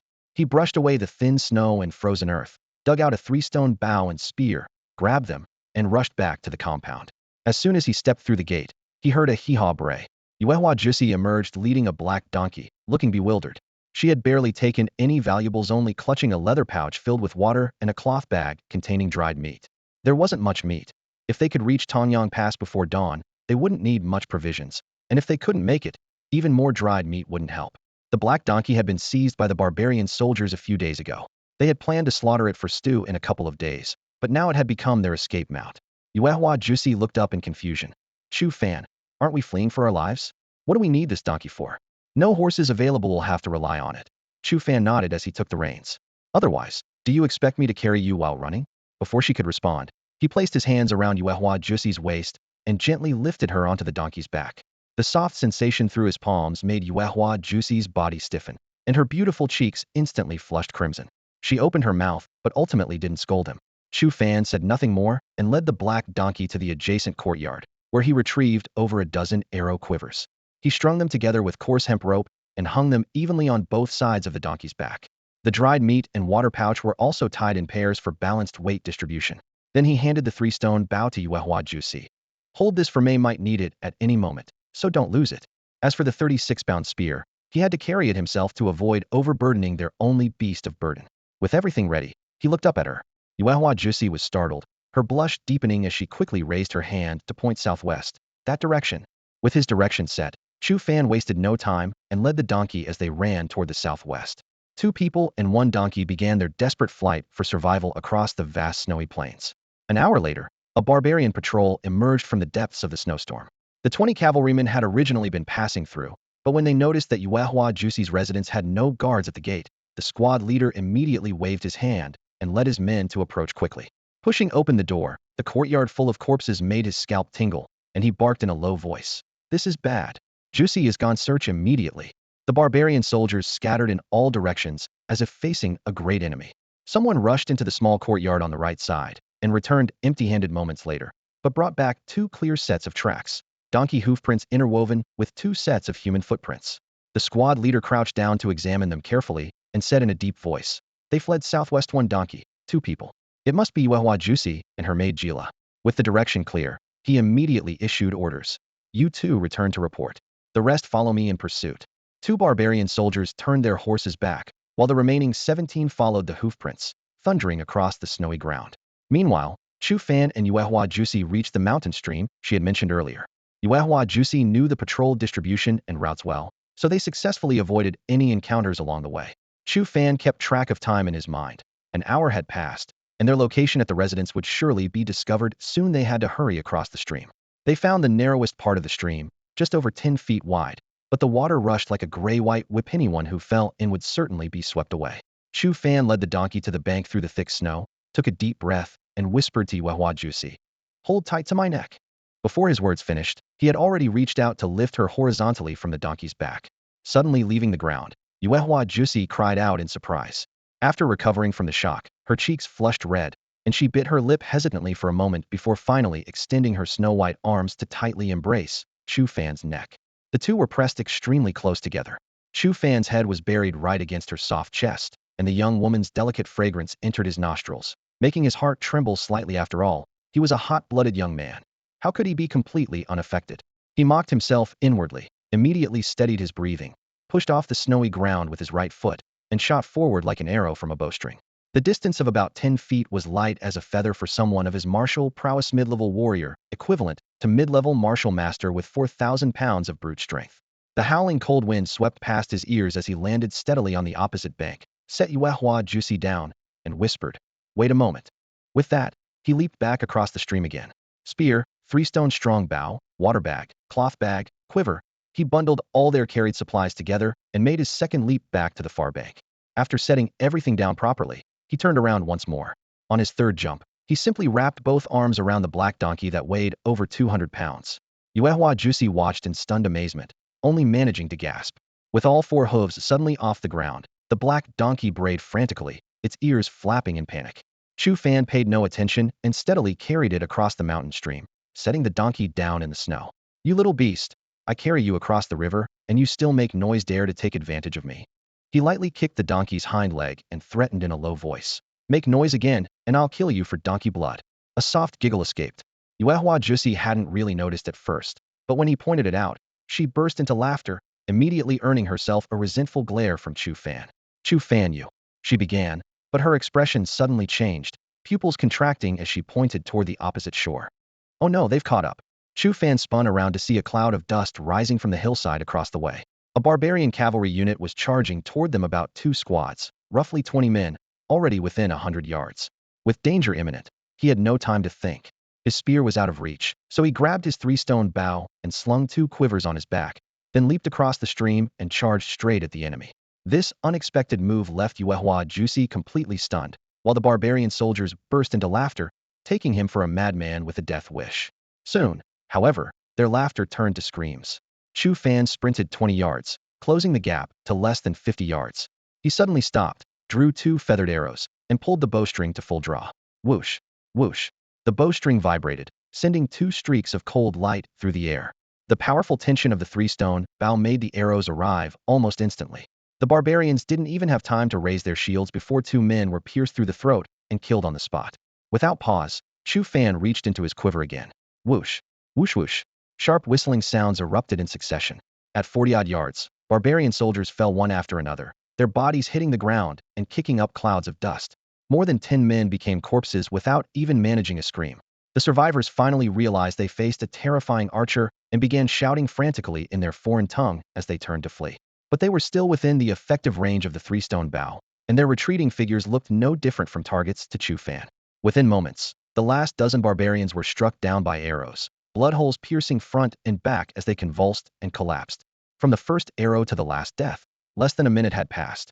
20 corpses lay scattered about, not one left standing. Chu Fan turned and ran back, leaping across the stream in a single bound. When he landed, Yuehua Juicy still stood there dazed, cherry lips slightly parted, her mind buzzing. A master archer who uses a spear? How is that even possible? She looked completely bewildered, unable to process what she'd witnessed. "What are you standing around for? Those barbarian corpses will be discovered soon, and our location is compromised." Chu Fan shot her a look and unceremoniously wrapped his arm around her slender waist, lifting her onto the donkey's back. He tossed the quivers and water bags onto the saddle and led the donkey away at a quick pace. The sudden intimate contact made Yuehua Juicy's cheeks flush red and her heart race, but she couldn't help shooting Chu Fan an annoyed glare. "Who's your big sister?" "I'm only 18 younger than you." "Then I'll call you princess from now on." Chu Fan replied casually while running, reaching up to grab the water bag from the donkey's back, uncapping it, and taking a long drink. "Juicy sounds strange. Since you're going to the Great Gene, why don't we use their way of addressing people? Give me a piece of jerky." After gulping down some water, Chu Fan wiped his mouth and gestured with his hand. "Give me another piece of jerky."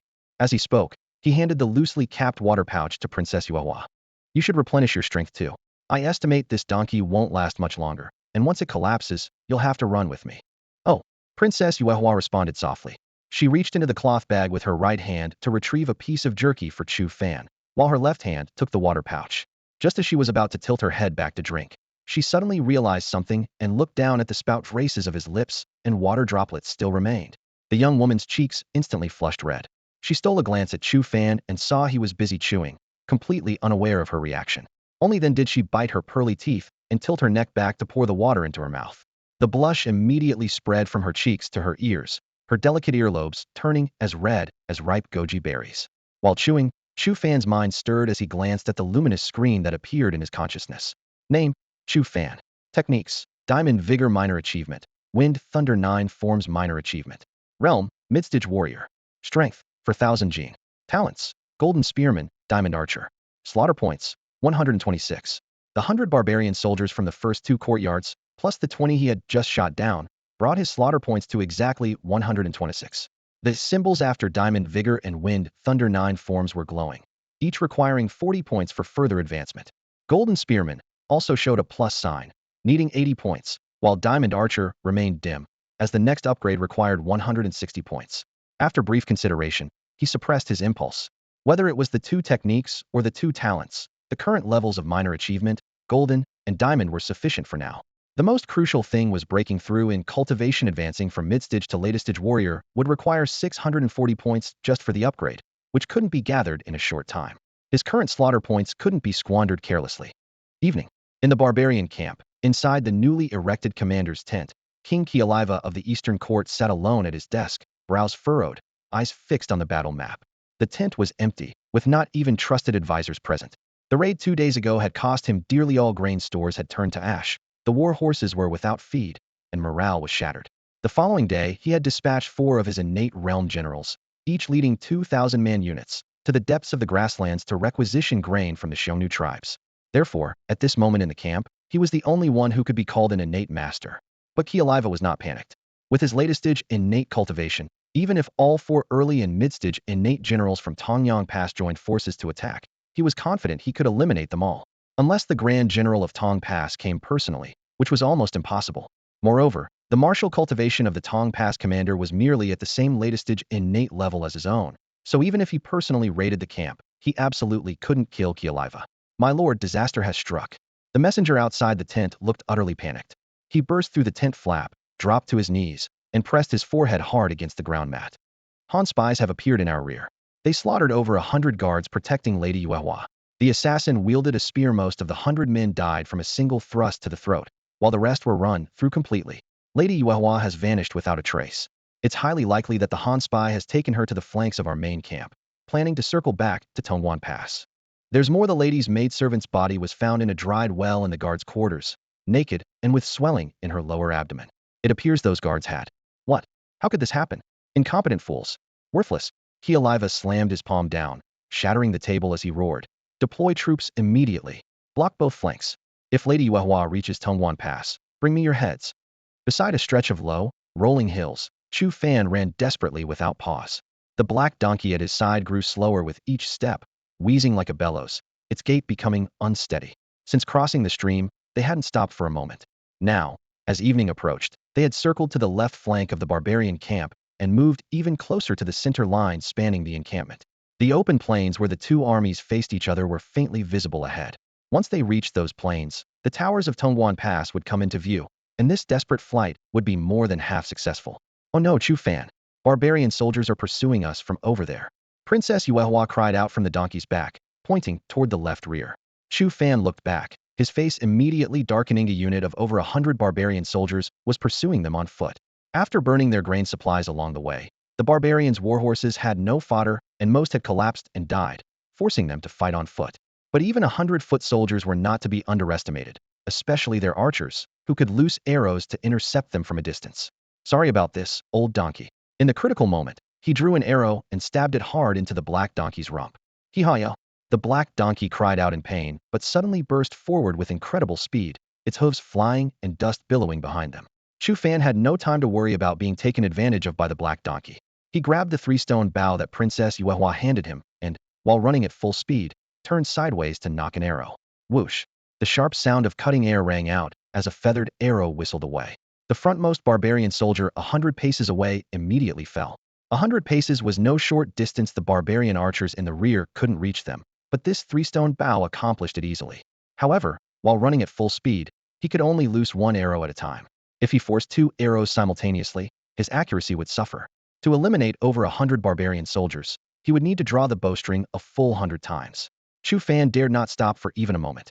The instant his first arrow left the string, he immediately drew a second arrow from the quiver on the donkey's back, maintaining his sideways running stance as he shot arrow after arrow in succession.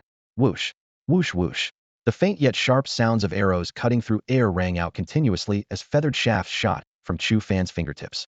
The arrowheads gleamed coldly in the darkness, instantly tearing through the night wind, each arrow finding its mark in a barbarian soldier's throat with perfect accuracy. Damn it, he's a master archer! The pursuers cried out in terror as they stumbled forward. Everyone could see that while a long spear was clearly strapped to the donkey's back, this man wielded a 3-stone war bow with incredible range and firing speed beyond anything they had ever witnessed. To draw a three-stone bow so effortlessly and maintain such rapid fire required at least late-stage warrior cultivation. Even if they caught up, they would be no match for him. Over 20 of their comrades had fallen one after another into pools of blood, and the unit's pace unconsciously slowed. On the vast, open grassland with no cover to be found, charging against a late-stage warrior archer was nothing short of a nightmare. The centurion leading this 100-man unit was indeed a warrior, but only at the intermediate stage. Facing Chu Fan, whose strength clearly surpassed his own, he too felt fear and could only keep his soldiers at a distance, ostensibly following orders while actually stalling for time. Still, men continued to fall to arrows one by one. After about the time it takes to brew tea, only 2 arrows remained in Chu Fan's quiver, but all the barbarian pursuers had become corpses. The centurion was the last to fall. Chu Fan stopped, drew his bow, and released 3 arrows in succession, sealing off all possible escape routes. The shafts pierced through the man's chest almost simultaneously. Hee-haw, my boy, my boy. The edge of the plain lay just ahead, only dozens of yards away, but at this crucial moment the black donkey began convulsing violently. It cried out as it leaned against Chu Fan, taking advantage of him, then collapsed with a thud, foam spilling from its mouth. Quick as lightning, Chu Fan wrapped one arm around Princess Yuehua's slender waist, holding her steady so she wouldn't fall with the donkey. Brother donkey, what's wrong? Woo, please get up. Princess Yuehua broke free from Chu Fan and knelt beside the black donkey, weeping bitterly. Without this donkey's desperate galloping along the way, she never would have made it this far. Just as Chu Fan was about to offer comfort, he looked up to see dust clouds rising in the distance. Several more barbarian units were approaching. His expression darkened as he reached out to pull the princess up. We have to go. You go ahead. I'll stay with it, Wu. I'm a Xiongnu princess. They won't kill me. But if you stay, you'll die. Princess Yuehua sobbed as she shook off his hand. The battle plane is right ahead. We're about to win. And now you're saying you won't go? Chu Fan was so frustrated his nose nearly went crooked as he quickly untied the reins from the black donkey. Either way, I absolutely won't abandon you. Otherwise I won't be able to sleep peacefully at night. It would be worse than death. Before he finished speaking, he turned his back to Princess Yuehua, cupped his hands under her soft bottom, and with a gentle lift hoisted her onto his shoulders. He wrapped the reins around his back twice, tossed the left end forward with his left hand, caught it with his right, and tied a tight knot across his chest. Princess Yuehua was forced to spread her legs apart, straddling Chu Fan's waist. This shameful position made her momentarily forget her grief as her pretty face burned hot with embarrassment. What are you doing? She scolded indignantly. This is a rope for tying up donkeys. How dare you use it to bind me, a princess? Smack. Shut up. Chu Fan found her too annoying and delivered a sharp slap to Princess Yuehua's rear, the sound echoing loudly with quite an impressive feel. This move proved effective indeed. Princess Yuehua opened her mouth, but this time remained silent, biting her lip as her face turned as red as a monkey's bottom. Closing her eyes and throwing caution to the wind, she lifted her arms, slipped them under his armpits, clasped her fingers tightly against Chu Fan's chest, and held on firmly. Help me hold the spear horizontally across my back. Chu Fan bent down to pick up the long spear, swung it over his head, and positioned it across his back.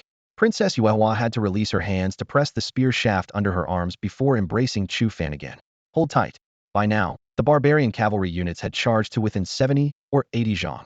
Chu Fan picked up the remaining 2 quivers, hung them on his left thigh, drew 3 feathered arrows, and immediately knocked and shot them. Whoosh, whoosh, whoosh. This stationary shooting posed no challenge for him. The 3 arrows flew from the bowstring, and in the blink of an eye pierced through 3 barbarian soldiers' throats.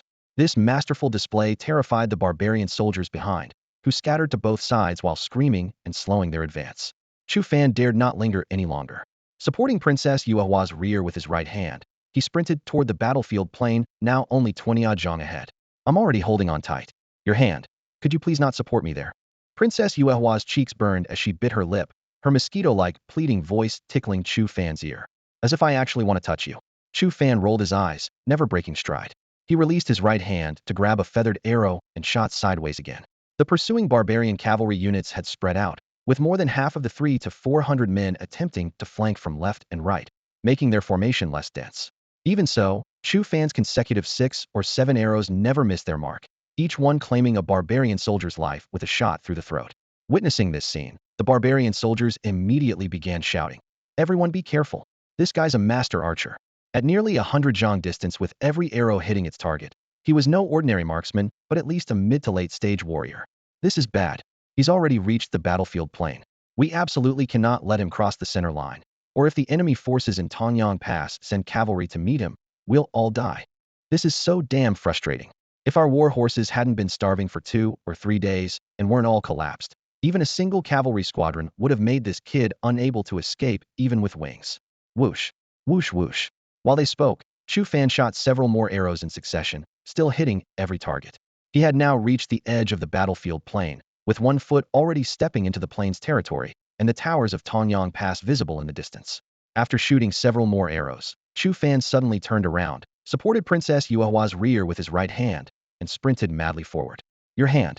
Princess Yuehua's body trembled as she wanted to scold him, but a strange tingling sensation suddenly spread from her rear, making her face burn with embarrassment and causing her open mouth to close immediately. Tongyang Pass. The city tower. Today it was the 4th Battalion's turn to stand guard. Though the barbarian troops had remained quiet for 3 consecutive days, the soldiers on duty still dared not relax for a moment. Old Ma led his squad Wang Qi, Qi Jian, Zhao Meng, Su Feng, Sun Nan, plus 2 green recruits Zhang Tsang, and Su Wen still holding their position from last time. That night, they had raided the enemy camp, and except for Chu Fan, the entire squad had returned safely. After days of rest, everyone had recovered their strength and spirit, yet their hearts remained heavy. No one wanted to mention Chu Fan, for each mention felt like a blade cutting into their hearts. Old Ma, Wang Qi, and Qi Jian had been at Tongyang Pass for years and had grown accustomed to life and death. Comrades in their squad came and died and were replaced, and they could no longer remember how many batches of new soldiers they had seen off. But this time was different. Chu Fan's death was like a thorn lodged in their hearts, impossible to remove or forget. Soldiers dozed in small groups against the battlements, spears resting across their knees, with occasional low coughs. The air felt oppressive, as if weighed down by lead. Brother Ma, Luke, there's someone coming over there.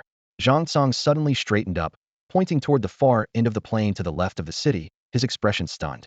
He's carrying a spear, but looks like an archer, and judging by his build. Could that be Brother Chu? You little brat, why bring up such things? Looking for a beating?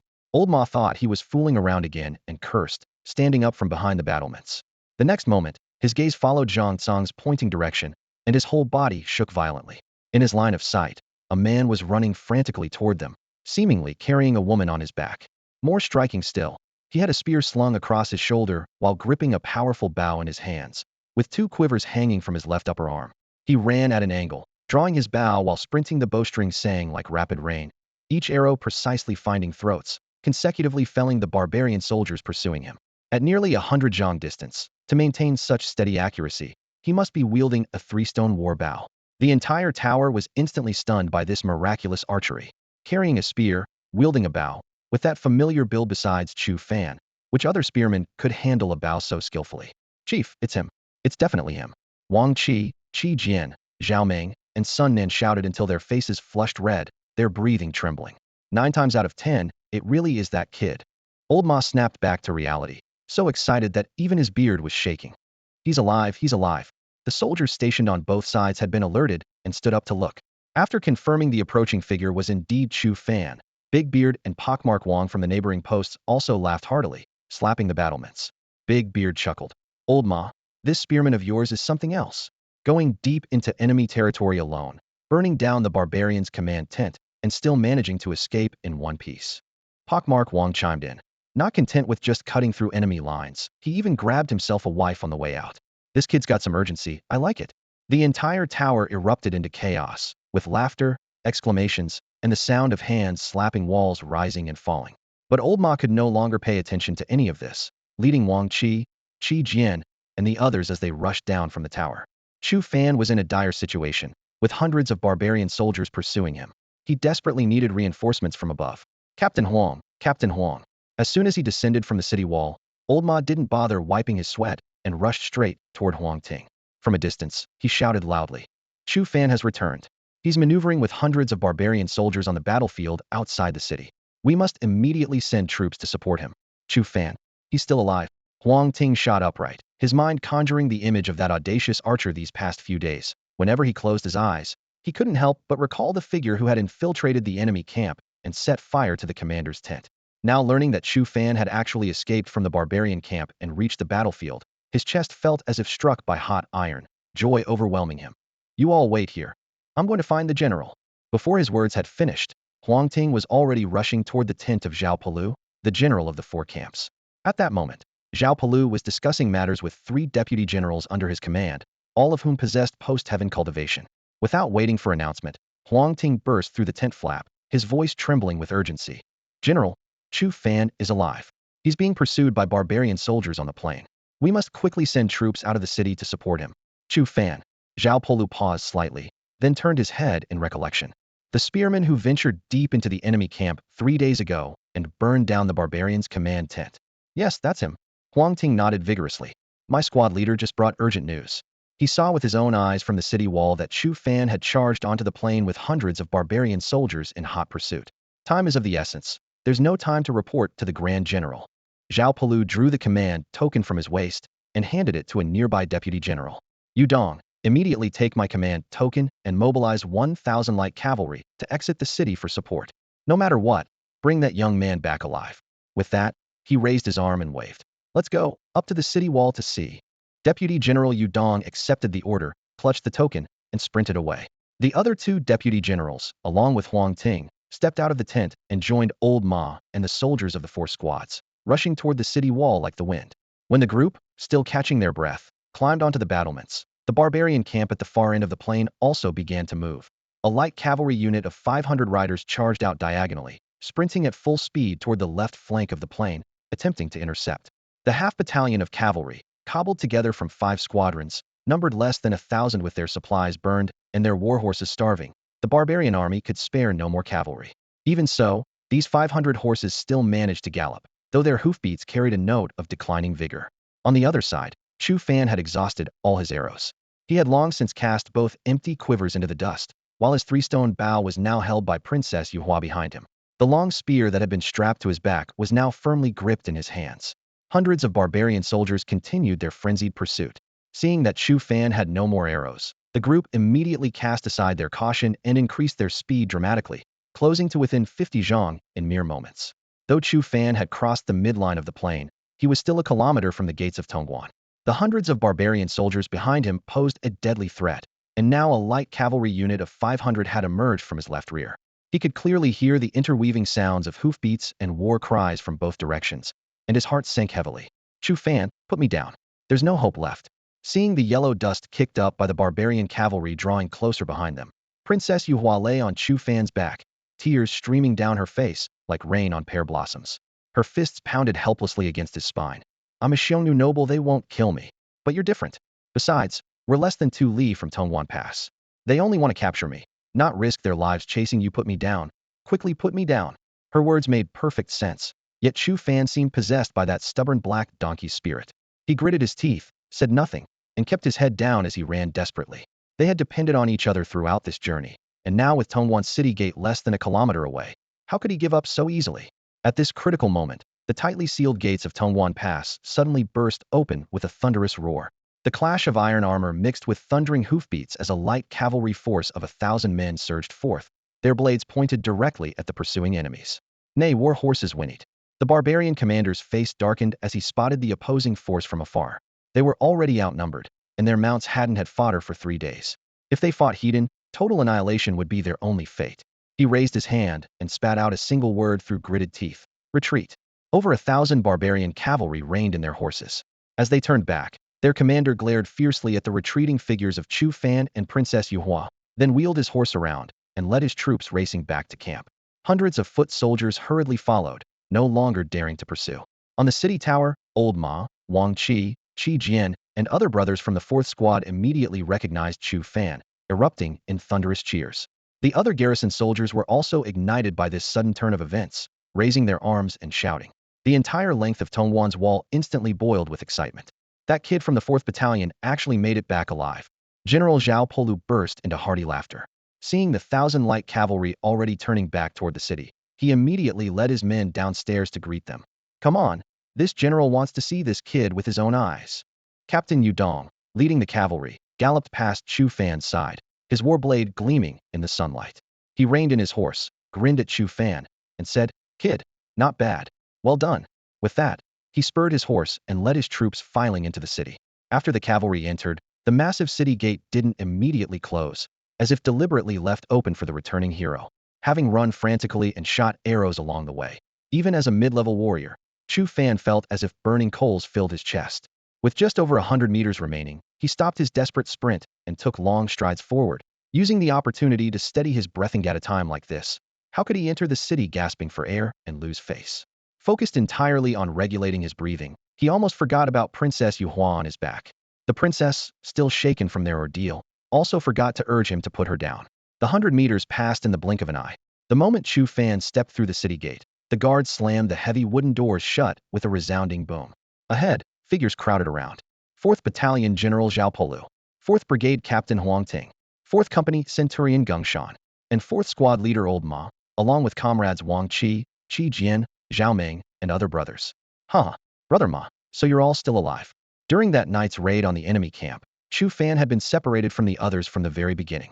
After getting lost, he had been constantly worrying about whether Old Ma and the rest were still alive. At this moment, as soon as he stepped through the gates of Tongguan camp, he saw Old Ma, Wang Qi, Qi Jian, Zhang Tsong, Su Wan, and the others standing before him, completely unharmed. The weight that had been pressing on his heart instantly lifted. Chu Fan couldn't help but throw his head back and laugh heartily, his laughter filled with the pure joy of surviving against all odds. You little rascal, if you're not dead yet, how could we bear to die? Old Ma rolled up his sleeves and laughed loudly, giving Chu Fan a punch to the chest. Troublemakers live for 1,000 years. You even dared to burn down the barbarians' command-tinted disaster like you would find it hard to die even if you wanted to. The 8 brothers crowded around him with cheerful banter, their mouths never stopping, and their hands even busier. Wang Qi took the long spear from Chu Fan's hands. Qi Jian removed the 3-stone bow from Princess Yuehua's shoulder. Old Ma drew his blade with a flourish and cut through the binding ropes with a sharp slash, allowing Chu Fan to gently lower Princess Yuehua from his back to the ground. After setting down the weapons and removing the ropes, everyone continued their playful teasing in a lively and relaxed atmosphere. However, General Zhao Polu, standing just a few steps away, remained silent throughout. His gaze swept back and forth over Chu Fan, nodding thoughtfully, as if weighing something in his mind. The next instant, his peripheral vision caught sight of the richly dressed barbarian woman Princess Yuehua. With just one glance, his brow furrowed deeply, and he demanded coldly, "This barbarian woman's clothing is embroidered with gold threads clearly not of common birth. Did she deliberately let herself be captured to infiltrate our Tongguan as a spy?" As his accusation fell, Zhao Polu waved his hand sharply. "Guards, seize her first. We'll interrogate her thoroughly later." Princess Yuehua's face went pale instantly, and she instinctively trembled, hiding behind Chu Fan. After sharing life and death together, aside from her father the great Xiongnu of the Xiongnu, Chu Fan was now the only person in this world who could give her peace of mind. "General, please wait." Chu Fan quickly stepped in front of her. During their escape, he had already prepared his story, planning to bring Princess Yuehua back as a refugee from beyond the pass whom he had rescued by chance. However, in his haste to break through enemy lines, he had forgotten to have her change into Han women's clothing, and now it was too late to cover up. Chu Fan steeled himself and spoke. "Princess Yuehua is absolutely not a spy. Chu Fan, stake my life on it." Princess Yuehua. Upon hearing these 4 words, everyone watching was instantly petrified. Old Ma, Wang Qi, Qi Jian, and the others turned deathly pale, all gasping in unison. Zhao Polu was stunned for 2 heartbeats, his chest heaving violently. "Princess Yuehua? The great Xiongnu of the Xiongnu's most beloved, little princess? You actually captured the Xiongnu's little princess alive and brought her back." Even this innate level master and general commanding 10,000 troops couldn't hide his shock, stammering despite himself. Yu Dong and the other 2 deputy generals, along with Huang Ting and the 4 battalion commanders, all felt their minds go buzz and completely short-circuit. The way they looked at Chu Fan was as if they were staring at some mythical creature that had walked out of legend. A spearman who had single-handedly infiltrated the enemy camp and burned down the barbarians' command tent, only to return 3 days later completely unharmed, and had casually kidnapped their princess along the way. Even storytellers wouldn't dare write such an outrageous plot. "General, this is truly an extraordinary achievement." Captain Huang Ting was the first to react, his excitement making his breathing rapid as he clasped his fists and bowed to Zhao Polu. "Princess Yuehua is the great Xiongnu's most beloved daughter. With her in our hands, we need not fear the barbarians' defiance. This might be exactly the opportunity we need to force their retreat." His words made no attempt to hide his intention to treat her as a valuable hostage. "It's not that simple." Chu Fan hurried forward, fearing the others would misunderstand. "Rather than saying I captured the princess, it would be more accurate to say she saved me. It's a long story." All eyes turned to him, and Chu Fan had no choice but to give a brief yet complete account of their journey. How he had accidentally wandered into the barbarian camp and was forced to disguise himself as a refugee servant. How Princess Yuehua and her maid Jila were confined by the Eastern Court King, and Jila died after being violated. how the princess decided to escape, and the two of them relied on each other through countless perils before finally returning to Tongyang Pass. The one leading the army at our gates is not the great Xiongnu, but the Eastern Court King, Chu Fan said, clasping his fists. He was able to confine the princess, and his barbarian soldiers showed her even less respect. Using her to threaten a ceasefire would be nearly impossible. The princess came to Great Jean only wishing to escape the Xiongnu power struggles and live an ordinary life. Why not simply let her go as she wishes? How could that work? Zhao Polu waved his hand in refusal without hesitation, glancing meaningfully at Chu Fan. I never would have guessed you're quite the romantic, aren't you, lad? As the suggestive words landed, Chu Fan froze. Princess Yuehua hid behind him, her cheeks flushed pink as she bit her lip and lowered her head. Old Ma, Wang Qi, and Qi Jian exchanged glances as if they'd seen a ghost. Even the Xiongnu princess had truly fallen for this young man. Zhao Polu put aside his teasing and spoke gravely. Absolutely not, we cannot let her leave freely. If anything were to happen to her within Great Jean territory, wouldn't that invite the Great Xiongnu's boundless fury? This matter is too significant for me to decide alone. I must report to the general. After a pause, he assured Chu Fan. Though our armies are at war, Great Jean is a nation of propriety and ritual. The general will most likely arrange a clean residence within Tongyang City to house the princess and her attendants, complete with guards and maidservants. You need not worry. As for your military achievement, I'll discuss it with the general before making any decisions. For now, return to your unit.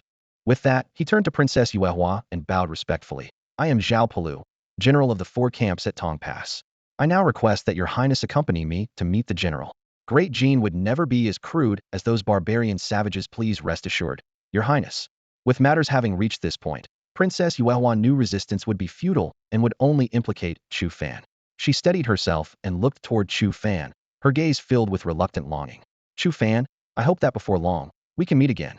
She sighed inwardly and gazed deeply at Chu Fan before reluctantly turning to follow Zhao Jialu away. Watching her retreating figure, Chu Fan felt an unexpected sense of loss and dejection.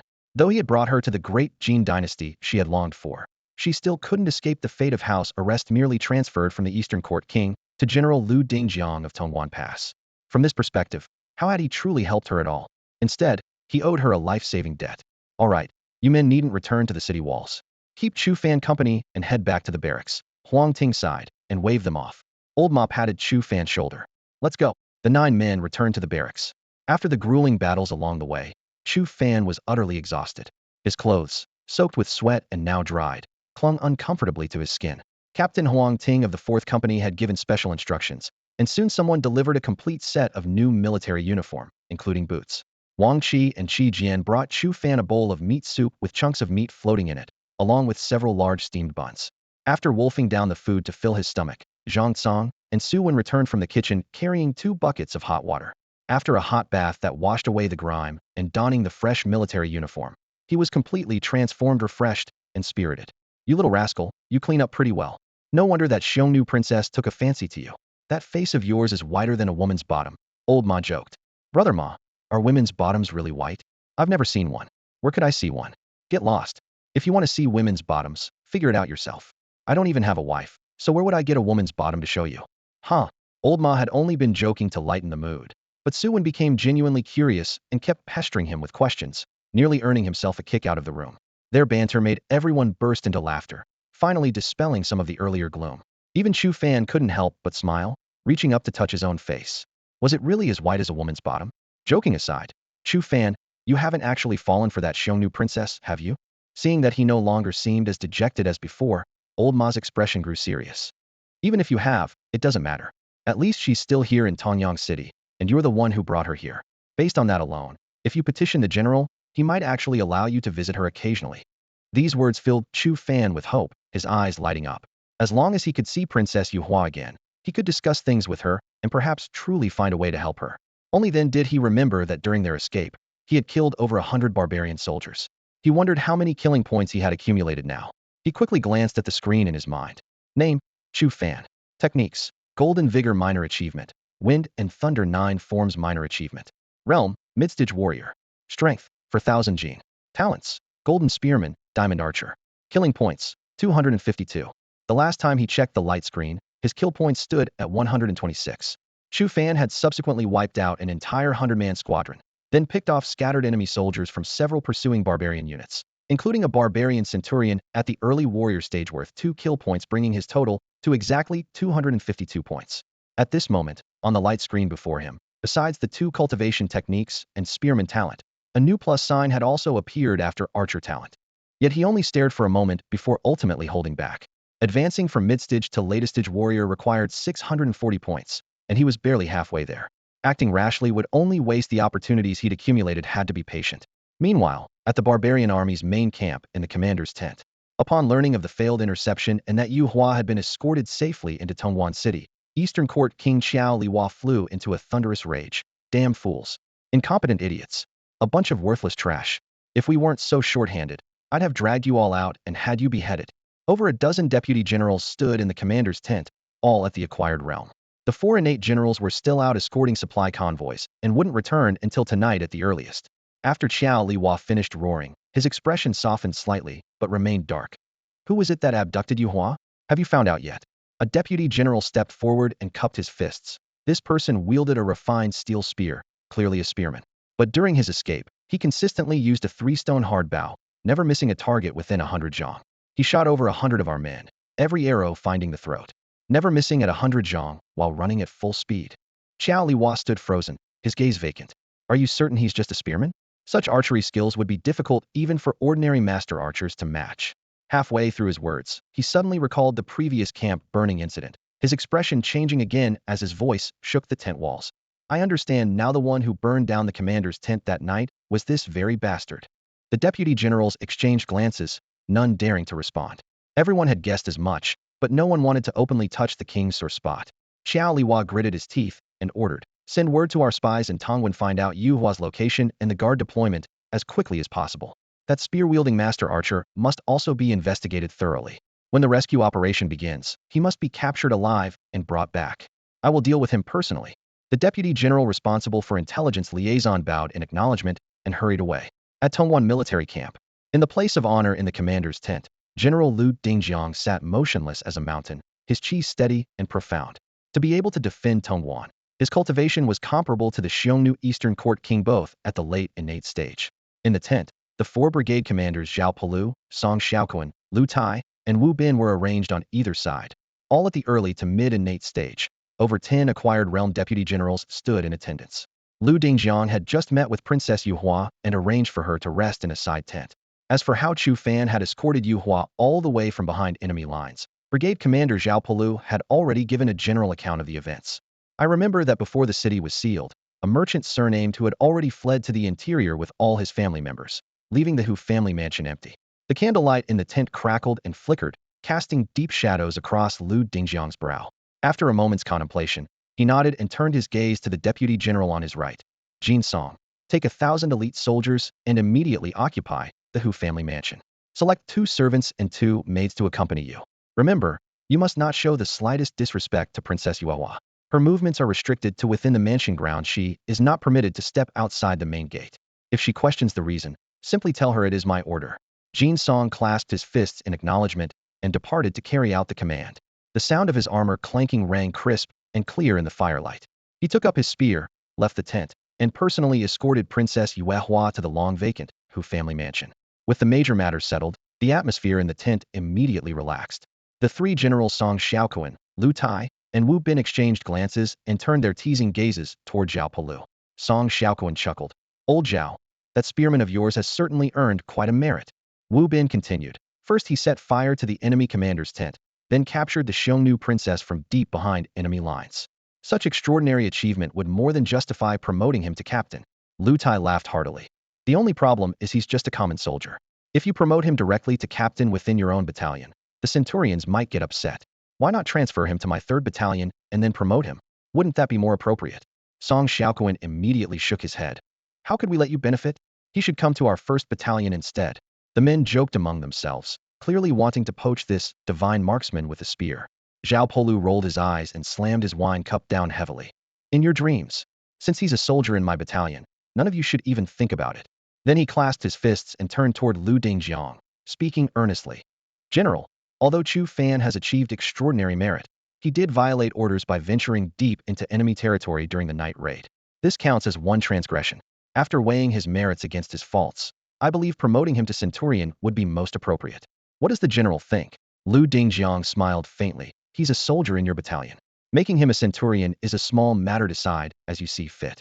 He then glared at Zhao Polu and added, this young man is promising material. You must keep a close eye on him, may well become a pillar of strength in the future. The promotion order was thus decided. Zhao Polu acknowledged the command, rose to his feet, donned his cloak, and strode through the night wind away from the commander's tent toward the 4th Battalion barracks. Song Xiaoquan and the other two watched his retreating figure, shaking their heads helplessly and chuckling bitterly under their breath. The Tongwan garrison had finally produced such a prodigy, but he happened to belong to the 4th Battalion, having nothing to do with them. What a pity. Moments later, Zhao Polu returned to the 4th Battalion. The campfires burned brightly in the night. As soon as he entered the general's tent, he summoned a messenger. Go fetch Captain Huang Ting from the 4th Company, along with that spearman under his command, Chu Fan, the lad who captured the Xiongnu princess. Before long, Chu Fan and Huang Ting were summoned and entered the tent together. Inside the military tent, bright candles illuminated Zhao Polu's gleaming iron armor. Before any pleasantries could be exchanged, Chu Fan instinctively glanced around, clearly concerned about Princess Yuehua's safety. Zhao Polu understood his worry and smiled slightly, raising his hand in a calming gesture. The general has already arranged proper accommodations for her at the Hu family estate in the city. The residence has 3 courtyards with spacious quarters. 2 servants each have been assigned for kitchen duties and cleaning, with the finest food and utensils provided. I've also given strict orders that she be treated with respect. You can rest easy. At these words, Chu Fan's tense shoulders visibly relaxed.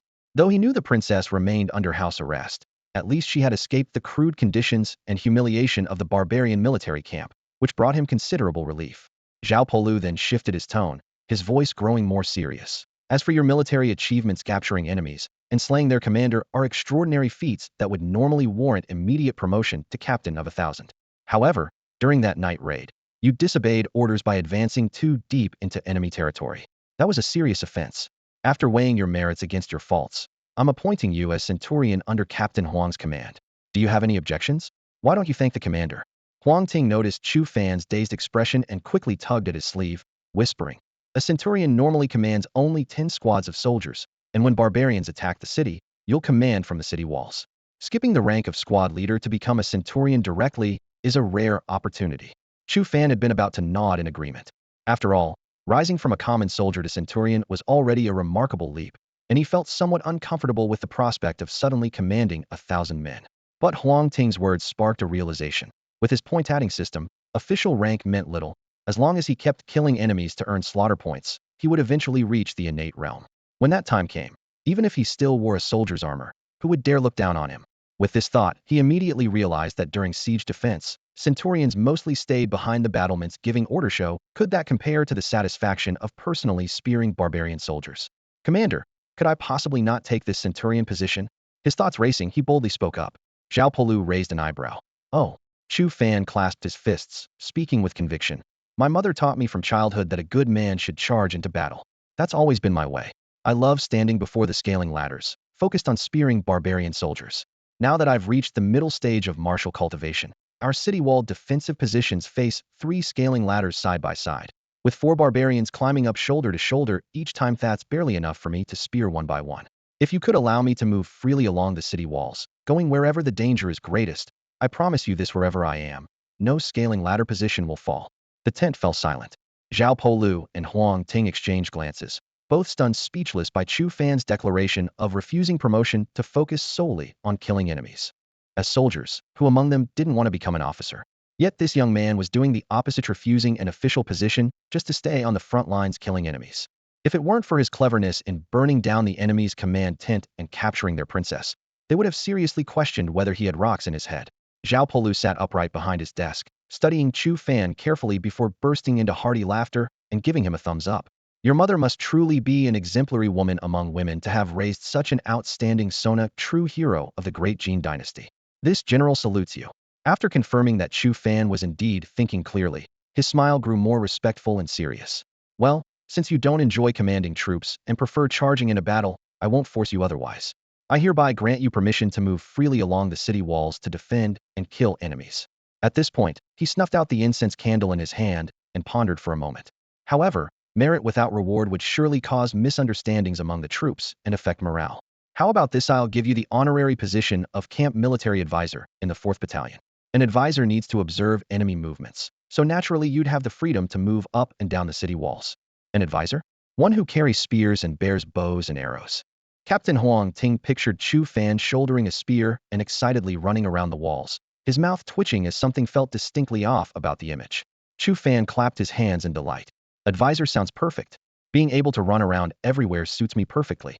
He nodded decisively, then added, but General, since this advisor position is honorary, please don't tie me to your side and prevent me from fighting on the front lines. Haha, you rascal. Zhao Polu threw back his head in laughter and gave Chu Fan's shoulder a hearty pat. It's settled then. From now on, you're the camp military advisor of my 4th Battalion, with a captain's salary. In the entire 4th Battalion, you answer only to me. I'll have the messenger announce this appointment shortly. With business concluded, Chu Fan remembered Princess Yuhua and cupped his hands respectfully. General, I'd like to request special permission to occasionally visit Princess Yuhua at the Hu family estate. Would that be possible? You little rascal, quite the romantic, aren't you? Zhao Pola chuckled and waved his hand in agreement. Fine, I'll speak with the Grand General about it. He has a good impression of you, so he shouldn't make things difficult. Chu Fan quickly bowed again in gratitude. Shortly after, the two men left the general's tent. You won't be under my command anymore. Huang Ting patted Chu Fan's shoulder with evident reluctance. The general didn't arrange separate quarters for you, so I assume you'll still be staying with old Ma and the others. Any objections? That couldn't be better. Chu Fan grinned broadly. Being a lousy advisor and having to live alone with no one to chat and joke with won't that be deadly boring? I'll stay with Brother Ma and the others. Captain Huang, just keep treating me like one of your soldiers. His words sent Huang Ting into fits of laughter, and the two men returned to the 4th Battalion's quarters, chuckling all the way. Upon reaching the camp, Huang Ting went his separate way while Chu Fan headed toward the 4th Squad's barracks. The moment he stepped inside, old Ma, Wang Qi, Qi Jian, and the others swarmed around him, chattering away with endless questions. Chu Fan, how did it go? What position did the general give you? In the barracks, 8 burly men surrounded Chu Fan, chattering excitedly. One of them waved his 5 fingers in the air. You've accomplished 2 extraordinary feats, each one earth-shaking. You must be at least a captain of 1,000 men, right? That would be quite the meteoric rise. You'd become our superior in the blink of an eye. Just don't look down on us brothers afterward. He wouldn't dare. No matter how high his rank, he's still a soldier I trained. Old Ma propped his leg up on the table and wiped his nose forcefully with his hand. If he ever dares to look down his nose at people, I'll punch it flat first. Everyone burst into laughter, their military boots stomping on the floor with loud thuds. Chu Fan waved his hands with a smile. I'll still be staying with everyone. He briefly recounted what had happened. The commander originally wanted to give me an official position, but I politely declined. In the end, he gave me the nominal title of camp strategist with a captain's salary. As soon as he finished speaking, he instinctively added, after all, my mother taught me from childhood. Enough, enough. Stop with the my mother this, my mother that. Old Ma waved his hands frantically. Our ears are getting calluses from hearing it. Can't you change your tune? Huh. Another round of hearty laughter erupted. Though the men felt somewhat sorry that Chu Fan hadn't taken a real position, they were mostly happy that their brother would still be in the same camp. Before the laughter died down, footsteps could be heard outside the door. Is Master Chu in? The quartermaster has brought robes. 2 supply officers pushed open the door. One held a dark blue robe with both hands, the fabric gleaming softly in the lamplight. It was the standard uniform for camp strategists of the Tongwan garrison. The other presented a strategist's token which could mobilize 10 squads, or a 100-man unit, in emergencies. The 2 supply officers spoke with extreme courtesy. Even with deliberate flattery, Chu Fan was now the rising star of Tongwan. And who wouldn't want to curry favor? After exchanging pleasantries, they bowed and took their leave. Chu Fan immediately changed into the robe and fastened the token to his belt, adding a touch of martial bearing to his scholarly air. The loose-fitting garment didn't hinder movement, and he casually took down a spear from the wall, flicking and shaking the shaft until the blade gleamed coldly. Well, a strategist with a spear now, that's rare. Old Ma clicked his tongue. I bet the barbarian soldiers would be stunned at first sight. He turned to look at Zhang Tsang. From now on, you'll follow Master Chu and handle all the bow-carrying and spear-bearing duties. Can't have a strategist walking around with a long spear and becoming a laughingstock. Yes, sir. Zhang Tsang was so excited his ears turned red as he straightened up in response. In his mind, being Master Chu's aide was the greatest honor imaginable. Laughter filled the room again, even making the window paper tremble slightly. As night fell, the moon rose above the willow branches. At the Hu family estate, Princess Yuehua hadn't stepped foot outside the main gate since being settled there. Deputy General Jin Song stationed 1,000 elite troops outside the residence, with civilian houses on both sides converted into temporary barracks. Due to the princess's sensitive status, they patrolled day and night, maintaining security so tight that not even water could leak through.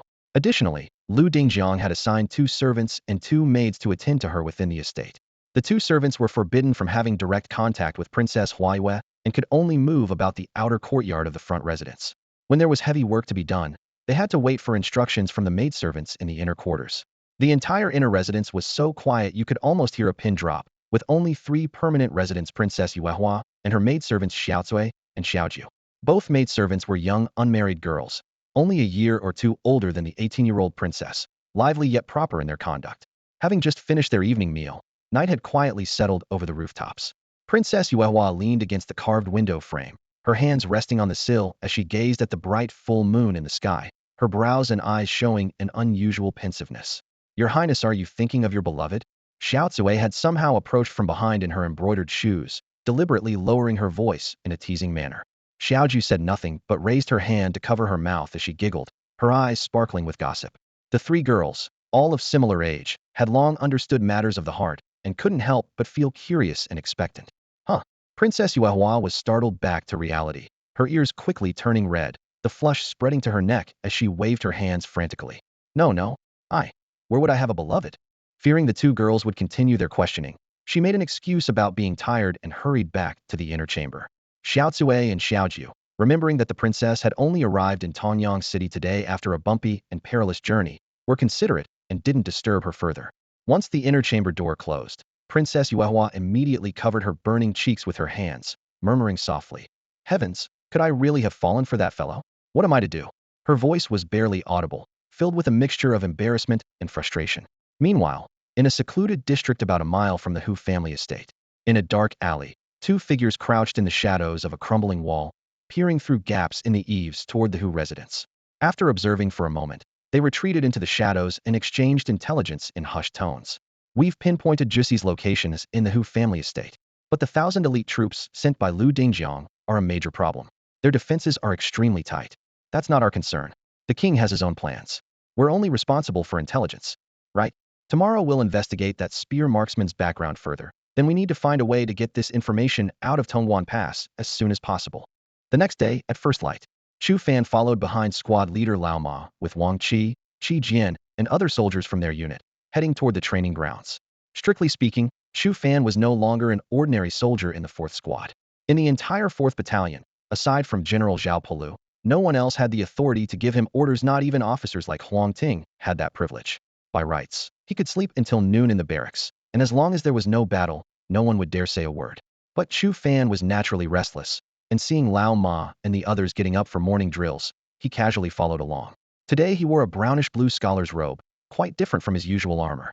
His attendant Zhang Tsang carried a 3-stone bow on his back and shouldered a fine steel spear. This attire immediately drew numerous gazes upon their arrival at the training grounds. Big Beard and pockmarked Wang, 2 squad leaders under Huang Ting and Geng Shan's command, approached with cheerful grins and patted Lao Ma on the shoulder. "Old Ma, why is this lad still in your squad? After such great merit, didn't the general reward him with an officer's position? And what's with those robes? Isn't that the blue scholar's robe worn by our army's accompanying advisors? Where did this fellow get it?" A few shouts rang out, and a crowd immediately gathered around. Fellow soldiers, both familiar and unfamiliar, came over to greet Chu Fan, their voices rising and falling in waves. At this moment, Chu Fan had become a legendary figure known to every defender of Tongwan Pass, an ordinary foot soldier who had dared to burn down the enemy commander's tent and capture a barbarian princess in the process. Such feats made fame inevitable. When word spread that he had declined rewards and promotion, requesting only the honorary title of camp strategist, so he could continue fighting alongside his brothers on the walls, the watching soldiers erupted in exclamations. Some felt sorry for him, believing he had missed a golden opportunity for advancement, while others clapped him on the shoulder, loudly praising his loyalty, his humility despite great achievements, and his unwavering dedication to his roots. With all this commotion, the scheduled training drill was naturally cancelled. But no one minded. Captain Huang Ting pretended not to notice, while Centurion Geng Shan eagerly rushed over to mingle with the soldiers, chatting and joking as laughter echoed in the distance. Boom, boom, boom. Just after breakfast, the familiar, heavy war drums thundered from the far end of the plains outside the city. After only a few days of rest, the barbarian army was once again pressing against the pass. Their burned supplies had been replenished, their commanders burned with fury and vowed revenge, and their princess was now imprisoned within Tongwan itself. Reason enough to ensure this assault would be far more ferocious than the last. This battle would be grueling beyond imagination, with casualties certain to be devastating. The 4th Battalion was on duty again. As the horn sounded, squads of soldiers hurried toward the city walls. Chu Fan, Wang Qi, Qi Jian, and the others followed Old Ma, quickly taking their positions beneath the battlements. Everyone's expression was grim as tension rapidly spread. In an instant, barbarian troops surged across the plains like a tide, carrying siege ladders and creating a terrifying spectacle. Whoosh, whoosh whoosh. The archers struck first, unleashing a rain of arrows that blanketed the wall tops. Arrows clattered against the battlements, wooden shields, and stone slabs. Several unlucky defenders, despite crouching behind the merlins, were still struck by arrows finding impossible angles and fell screaming. There was simply no defense against such shots. When the arrow storm briefly subsided, the ladder-bearing barbarians had already reached the base of the walls, and siege ladders creaked as they hooked onto the battlements. Looking left and right, the entire length of Tongwan's walls bristled with ladders, at least 80 of them, thick as a forest.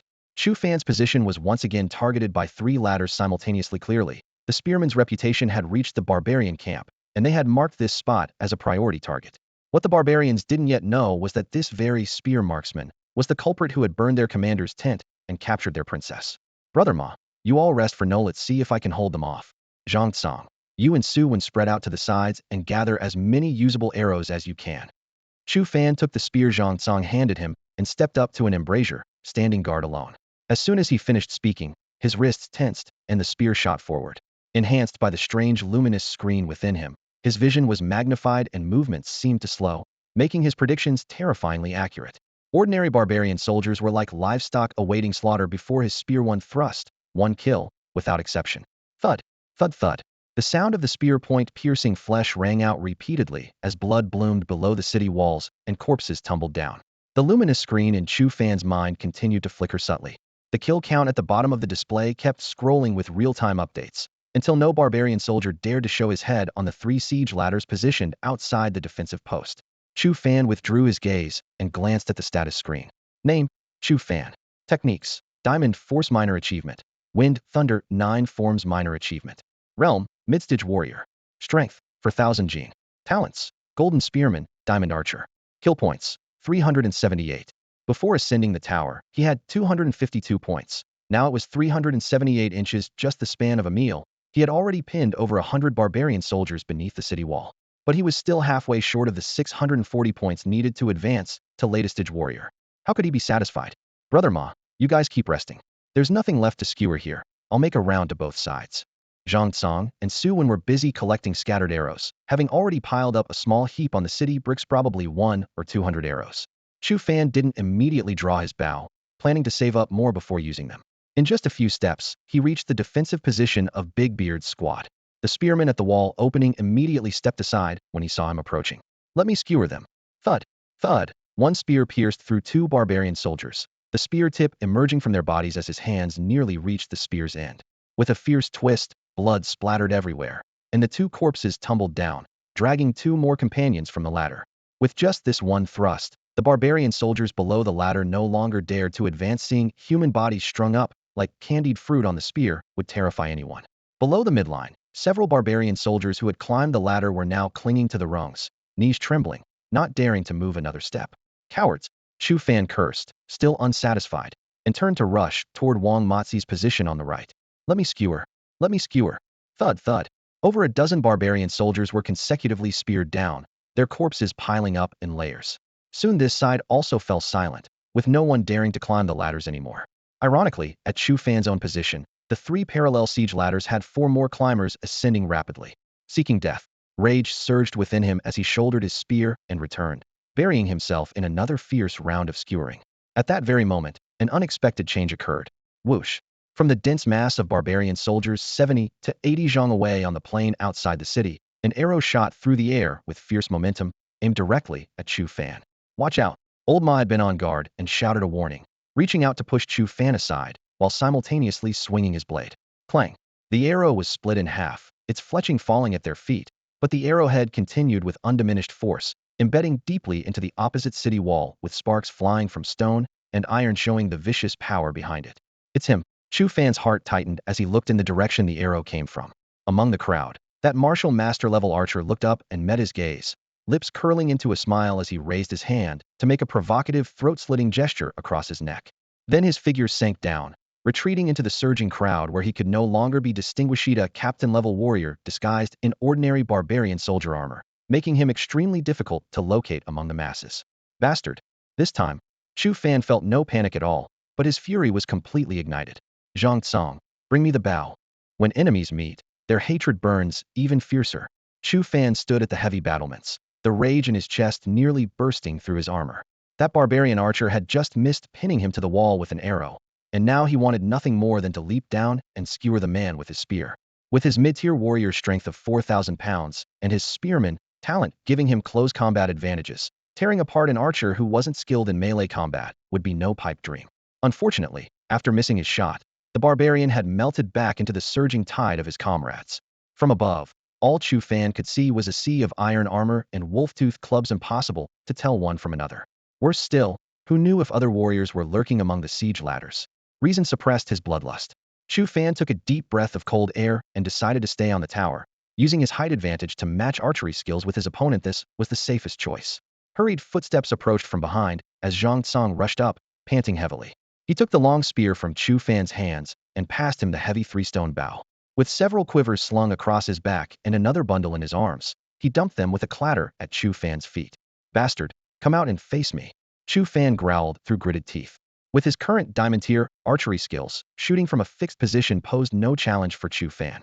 He drew the bow to full tension, the bowstring trembling. Whoosh, whoosh, whoosh. 3 arrows flew simultaneously from the string. His magnified lock-on talent made his vision sharp as a hawk's, pinpointing the target area. 3 black streaks cut through the air, aimed precisely where the archer had vanished. Instantly, 3 barbarian soldiers had their throats pierced, blood spraying as they collapsed into the dust. This was only the beginning.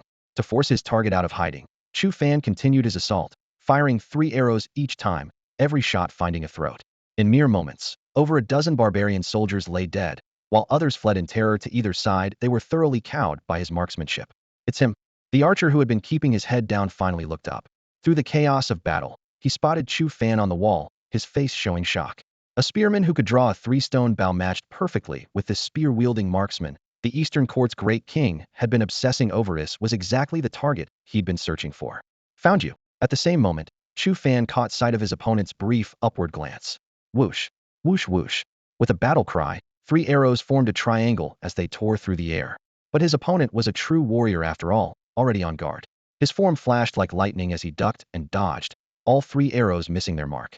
The last arrow buried itself in the dirt, while the first 2 each claimed a nearby soldier's life. One pierced through the chest and died instantly. Another tried to flee but took an arrow through the buttocks, his screams so pig-like that even Chu Fan flinched. Swoosh. The opportunity lasted only an instant. The barbarian archer drew an arrow in one fluid motion, knocking and releasing almost simultaneously with his dodge, the shaft streaking toward Chu Fan like lightning. Chu Fan was ready, sidestepping as the arrow whistled past his ear and embedded itself in the wooden planks behind him, sending splinters flying. Seeing his attack fail, the barbarian made another throat-slitting gesture, then retreated several steps with a light touch of his toes before lowering his head and melting back into the surging mass of soldiers. Chu Fan, be careful, this one won't be easy to handle. Nearby, Old Ma, Wang Qi, and Qi Jian stood guard at the top of the siege ladder, continuously swinging their blades and hacking down the barbarian soldiers who tried to climb onto the city wall one by one. That bastard is as slippery as an eel, absolutely shameless. Qi Jian wiped the blood from his face and cursed under his breath. Chu Fan's anger flared upon hearing this, the veins on his bow-drawing arm bulging with tension. Taking advantage of a brief respite, he quickly glanced at the glowing screen in his mind. Name, Chu Fan. Techniques, Diamond Force Minor Achievement. 9 forms of Wind and Thunder Minor Achievement. Realm, Midstage Warrior. Strength, 4,000 pounds. Talents, Golden Spearman, Diamond Archer. Slaughter points, 396. His slaughter points were just 4 short of 400, but Chu Fan didn't hesitate to extend his finger and tap the plus sign flickering after Archer. In the next instant, more profound archery techniques flooded into his mind like decompressed files, and he could even clearly feel his muscles rememorizing every detail of force application. The screen immediately trembled and the data refreshed. Name, Chu Fan. Techniques, Diamond Force Minor Achievement. 9 forms of Wind and Thunder Minor Achievement. Realm, Midstage Warrior. Strength, 4,000 pounds. Talents, Golden Spearman, Glory Archer. Slaughter points, 236. A full 160 points were deducted as his archer talent advanced from Diamond to Glory, and the plus sign disappeared as well, with the next upgrade threshold raised to 320 points. Chu Fan gritted his molar saw of this was to seize the opportunity to snipe that martial master archer whom he regarded as his greatest enemy. With only the magnified lock-on and night vision abilities from the diamond stage, he simply couldn't deal with his opponent, especially since night vision was virtually useless in daylight combat. The 160-point gamble didn't go to waste. The new talent brought by the glory tier, Ricochet, appeared on the screen. Simply put, this was an ability to use skillful force to make arrows produce a boomerang-like angular trajectory in the final stage of flight. Although it couldn't achieve a 180-degree turn, it was more dramatic than a soccer ball's banana kick, with an extreme range of about 60 degrees. Let's see how you survive this time. Chu Fan's spirits lifted as he coldly smiled and drew his bowstring once more. Whoosh, whoosh whoosh. Still firing 3 arrows simultaneously, he temporarily refrained from using Ricochet because he needed to first lock onto his true target amid the chaotic army. 3 arrows fired in succession, 3 barbarian soldiers fell in response, and the slaughter points slowly climbed upward in the last column of the screen. Chu Fan's arms moved like machinery in endless repetition. Draw the bow, aim, release the string, firing over 10 rounds continuously as corpses piled higher and higher in the enemy formation. Finally, among the panicked and fleeing barbarian ranks, he once again caught sight of that martial master archer. His breathing involuntarily quickened as he fired 3 arrows simultaneously once more. Whoosh whoosh whoosh. 3 arrows shot through the air, their sharp whistling causing the surrounding garrison troops' heartstrings to tremble. No one noticed that this time. The leftmost arrow spun with exceptional ferocity that was precisely Chu Fan's killing shot using his ricochet talent. Seeing 3 arrows flying straight toward him, the master archer realized his position was exposed and abandoned his concealment. While the arrows were still in midair, he swiftly dodged and simultaneously drew a feathered arrow from the quiver at his side, clearly intending to return fire at Chu Fan. Whoosh, whoosh, whoosh. 3 piercing sounds exploded almost simultaneously. The arrow rain grazed past his robes, yet he managed to dodge them steadily, so he thought. Just as the leftmost arrow drew parallel to his body, its fletching suddenly trembled, and the arrowhead sharply veered about 60 degrees, striking like a viper's tongue toward the back of his ear. Thud! A muffled sound accompanied by an explosion of blood and gore, red and white matter splattering everywhere. The master archer didn't even have time to scream before the ricocheting arrow pierced through his skull, the arrowhead bursting out from the back of his head, killing him instantly. Success!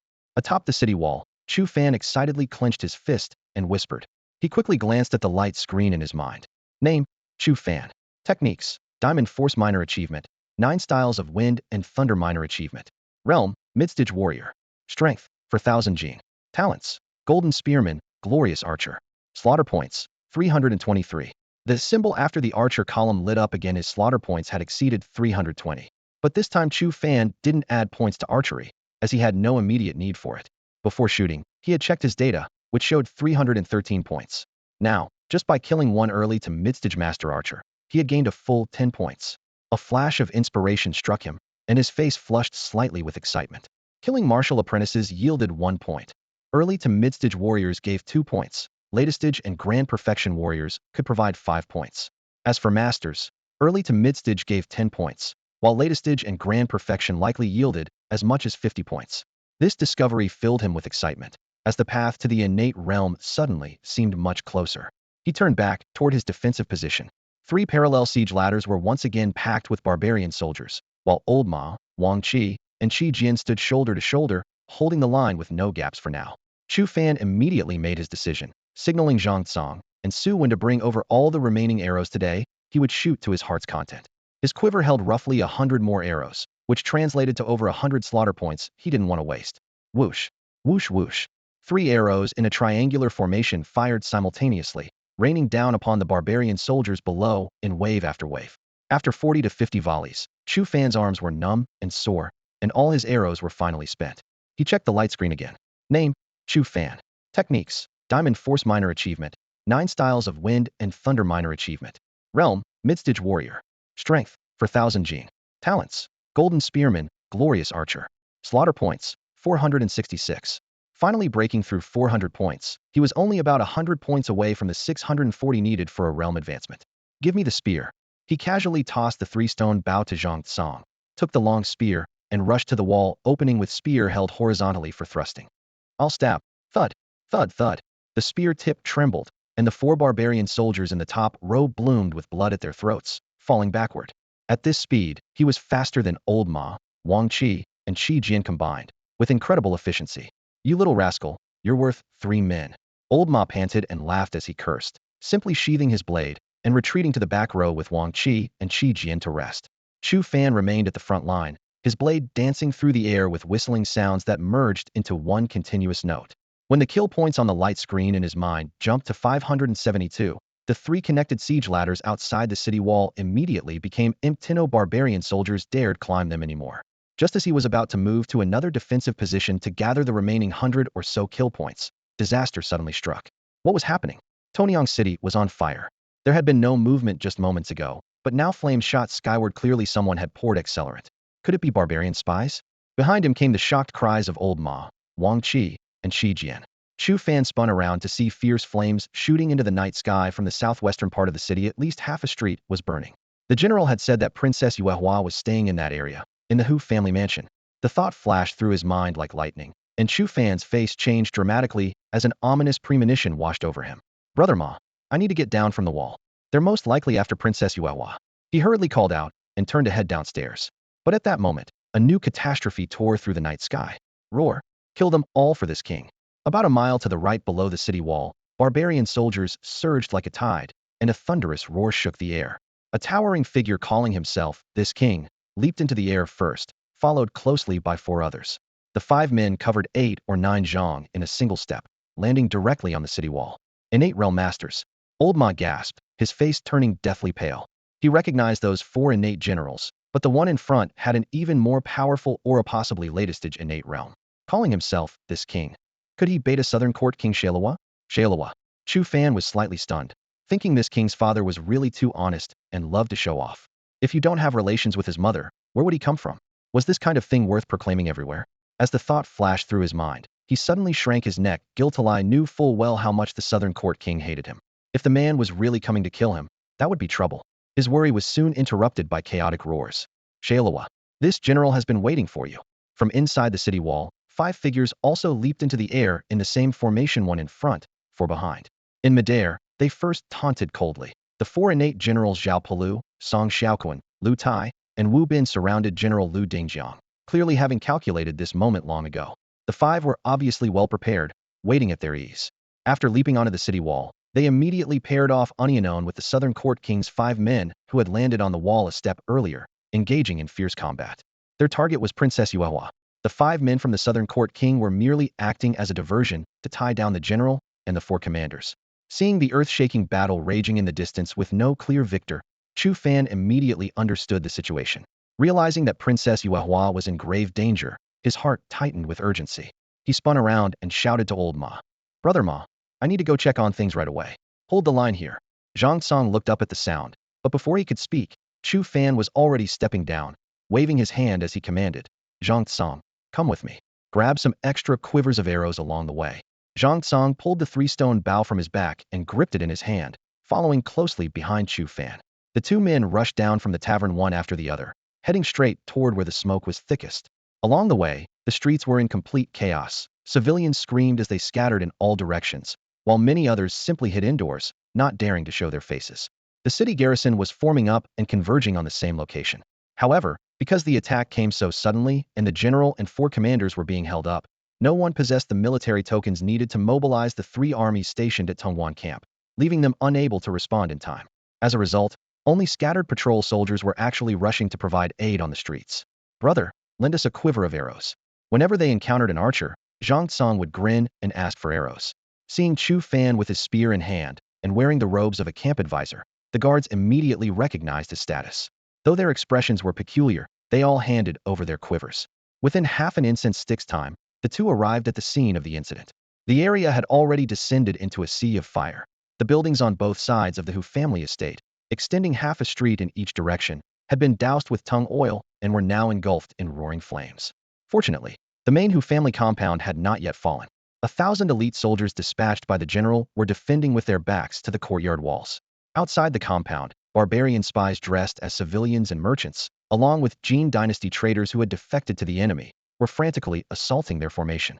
Chu Fan quickly surveyed the scene and estimated that the enemy forces numbered no fewer than the defenders, at least 15 to 1,600 men. In the wide open space before the main gate of the estate, acquired realm deputy General Jin Song was locked in deadly combat with a middle-aged bald man. Though the bald man was dressed in ordinary clothes, his blade work was swift as wind, fighting Jin Song, who was at the middle stage of the acquired realm to a standstill, clearly indicating that he too was a middle-stage acquired realm expert. We can't let them break into the courtyard. Chu Fan's mind raced. Rather than charging directly at the main gate, he stopped about 70 to 80 zhang away from the left side of the courtyard wall. He thrust his long spear into Zhang Tsong's hands and gripped the three-stone bow with both hands. Ready the arrows. As soon as the words left his mouth, Zhang Tsong had already placed 3 feathered arrows between his fingers. The bow was drawn full like the moon. The string vibrated like thunder. Whoosh, whoosh, whoosh. 3 arrows left the string almost simultaneously, precisely piercing through the backs of the skulls of 3 spies who were closing in on the courtyard wall. Blood sprayed as bodies tumbled to the ground. This was only the beginning. Along the way, Zhang Tsong had borrowed a full 7 quivers, each containing 20 arrows, for a total of 140 feathered shafts. Chu Fan would not charge forward until he had shot every last one of these arrows, especially since the technique of killing 3 with 1 shot was far more efficient. As these thoughts flashed through his mind, his hands never stopped working the Sanshur bow, drawing and releasing arrow after arrow. In just a few moments, he had fired over a dozen volleys, and more than 40 barbarian spies lay dead on the ground. Meanwhile, the kill points on the light screen in Chu Fan's mind rapidly climbed 618 points, only 22 points away from the 640-point threshold for advancement. His heart tightened as he cursed under his breath. Nizida, you bastard, why aren't you here yet? On the other side of the battlefield, the middle-aged bald man fighting Jin Song had long noticed Chu Fan and repeatedly tried to break free from the entanglement, only to be firmly restrained by Jin Song, roaring in frustration. Nizibai, what's the rush? Here I come. Just as the bald man finished shouting, the door of a distant civilian house on the right was violently smashed open, and a figure darted out. The man wore a gray cloth robe and a worn felt hat, dressed like a fortune-telling blind man, but his eyes were sharp and piercing, clearly just a disguise. He charged straight toward the front gate of the Hu family estate, glancing at Chu Fan from the corner of his eye with a contemptuous sneer. Just a mid-stage warrior archer, won't be jumping around much longer. Immediately after, he quickly exchanged glances with the bald man. Let's join forces and take out this Hotian deputy general first. Once he's dead, the situation will be settled, and next will be that archer. Roar. Before he could finish speaking, the fake blind man had already reached Jin Song, and with a muffled roar, his long blade came crashing down. 2 steel blades combined, creating wind like thunder and sparks flying everywhere. Chu Fan's expression changed drastically. The newcomer was also at the Hotian realm, though slightly weaker than the bald man and Jin Song, remaining at the early Hotian stage. Even so, Jin Song facing 2 Hotian masters alone could only hold out for a very limited time, especially since there was no one with command tokens to deploy troops from the main army. Even if reinforcements arrived, it would take time. Thinking of this, he gritted his teeth secretly. While arrows remained in his quiver, he snatched 3 feathered arrows from Zhang Tsong's hands and quickly knocked his bow. In a brief breath, he locked onto his target Nizi Bai at the early Hotian stage. Hotian warriors were extraordinarily powerful. Even with his glory archer realm, he had no guarantee of a killing blow. If he had to choose a target, naturally he'd pick the weaker one. Whoosh, whoosh, whoosh. 3 arrows shot out in a triangular formation, their sharp whistling immediately alerting Nizi Da and Nizi Bai. The latter glanced back briefly and immediately determined that Chu Fan had targeted him. Clang, clang, clang. Nizi Bai's long blades swept continuously. 3 crisp sounds rang out, and all 3 feathered arrows were deflected. He wasn't enraged. Instead, he shot Chu Fan a vicious glare before turning back to continue his fierce assault on Jin Song. Good thing he didn't come over. That scared the hell out of me. Chu Fan secretly relaxed. The deceptive effect of the 3 arrows had worked, making his opponent underestimate him, which was exactly what he wanted. Next round, I'll use the whirlwind talent. He muttered under his breath, once again drawing 3 feathered arrows from Zhang Tsong's hands. The bow opened like a full moon. Whoosh, whoosh, whoosh. 3 feathered arrows again flew toward Nizi Bai in triangular formation. No one noticed that the arrow on the lower right suddenly increased its spinning speed dramatically, clearly the killing arrow that Chu Fan had concealed using his whirlwind talent. This time, Nizi Bai paid little attention to the threat, merely glancing sideways at the 3 arrows shooting toward him in a triangular formation while swinging his blade with his backhand. Chu Fan was indeed a skilled archer with a 3-stone bow of tremendous draw strength, but from over 100 zhang away, and with only mid-stage warrior cultivation, he posed no real threat to Nizi Bai, who had reached the early stage of the postnatal realm. Clang, clang. 2 crisp sounds rang out as he swung twice, deflecting the upper and lower left arrows of the triangular formation. Just as he raised his blade for the third strike, something unexpected happened. The lower right arrow's fletching suddenly trembled, its rotation accelerating dramatically as the arrowhead veered dozens of degrees without warning. Before Nizabai could retract his blade, there was a soft thud as the arrow pierced through his left ribs and straight through his heart. You? The contempt on his face froze into terror and disbelief. He barely managed to open his mouth before collapsing to the ground with a thud, dead. Chu Fan's gaze swept across the scene as a luminous screen materialized in his mind. Name: Chu Fan. Techniques: Diamond Force Minor Achievement. 9 forms of Wind and Thunder Minor Achievement. Realm: Midstage Warrior. Strength: 4000 gene. Talents: Golden Spearman, Glory Archer. Slaughter points: 646. Just a moment ago, the number had been 546. Killing a single postnatal lieutenant had increased his slaughter points by a full 100. This was the largest single gain since he'd acquired the system.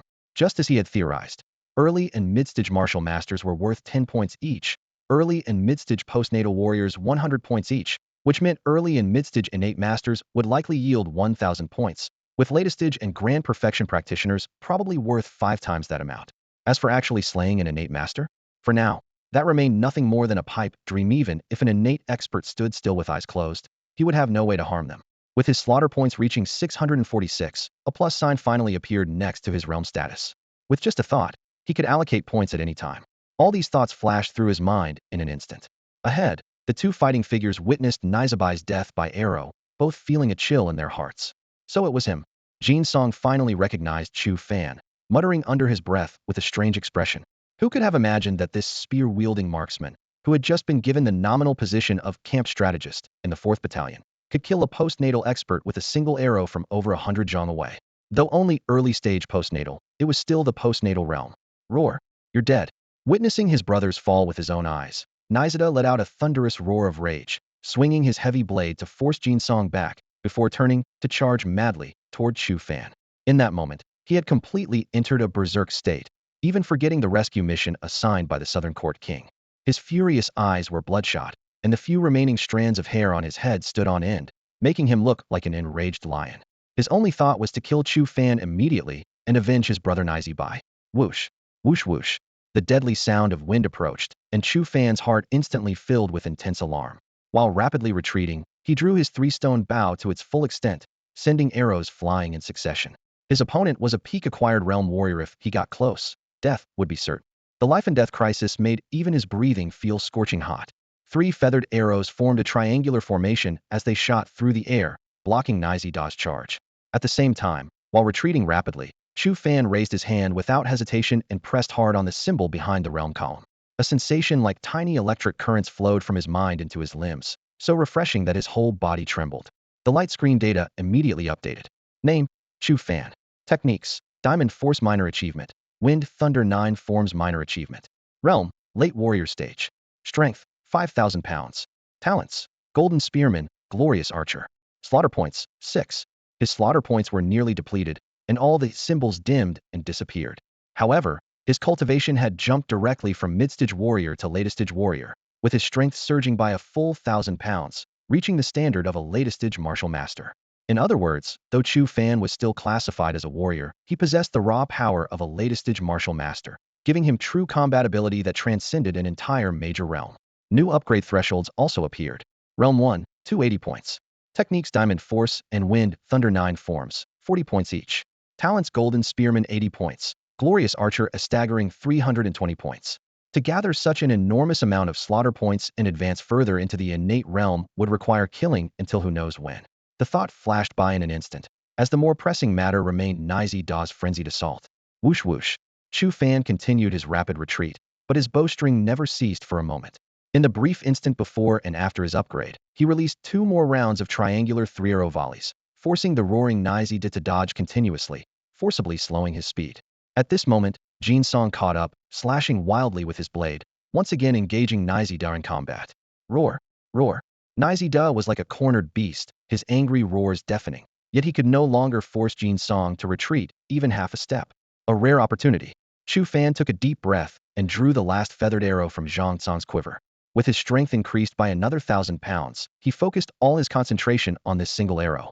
Nizada was restrained by Jin Song and mentally collapsed, falling into a mad rampage. Considering all favorable factors, he was confident of at least a 60% chance of killing with one shot. A cold gleam flashed in his eyes as Chu Fan released his fingers. Whoosh! The feathered arrow shot from the string, reaching its target almost in the blink of an eye. Get away!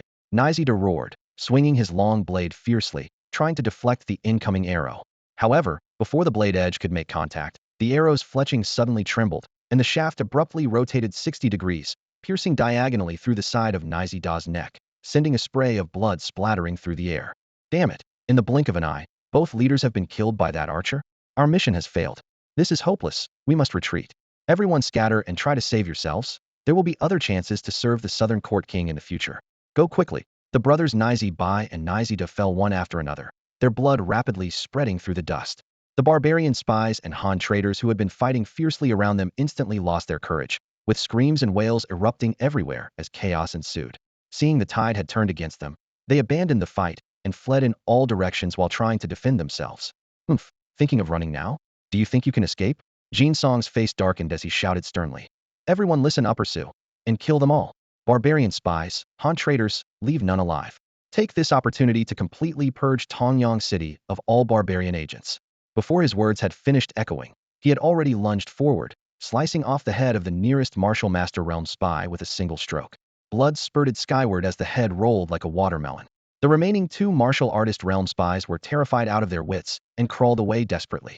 Seeing no more martial master level enemies around him, Jin Song sheathed his blade and strode over to the corpses of Nizida and Nizi Bai. With a flash of his blade, he severed both heads and lifted them up, blood dripping through his fingers. Chu Fan, right? Keep an eye on Princess Yuehua for now. I'm going to the city tower and we'll be right back.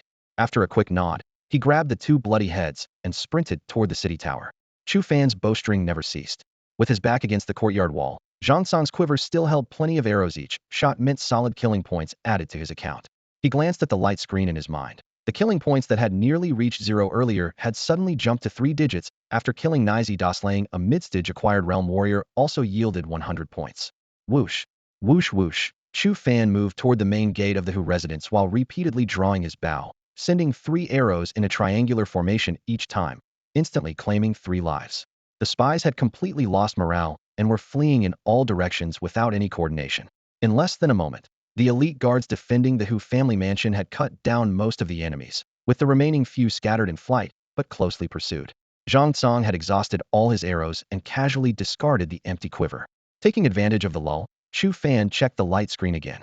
Name: Chu Fan. Techniques: Diamond Vigor Minor Achievement. Wind, Thunder, 9 Forms Minor Achievement. Realm: Late Martial Artist Stage. Strength: 5000 Gene. Talents: Golden Spearman, Glorious Archer. Killing points: 174. After Nizida, he had killed over 60 more barbarian spies, bringing his killing points to 174, and the buttons after his techniques and talents lit up again. But he suppressed his impulse and leaped over the courtyard wall, disappearing into the depths of the Hu family mansion. Meanwhile, atop Tongwan City Tower, the fierce battle in the right section was still raging. 10 powerful innate realm warriors fought in pairs, currently maintaining an even match with neither side gaining the upper hand. Shi Forcehua had anticipated this situation, but the prolonged absence of Nizida and Nizi Bai, who were supposed to lead the rescue mission from within the city and rendezvous with Princess Yuehua, filled his heart with growing unease and mounting suspicion. Half a meal's time had already passed, yet he still couldn't see any sign of those 2 acquired realm deputy generals.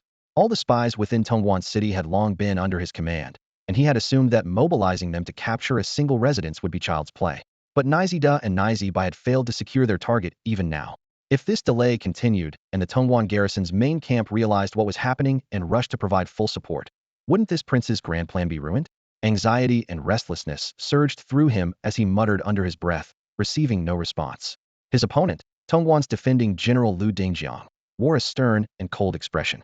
His blade flashed continuously as he maintained an all-offense, no-defense strategy, seemingly confident in his position.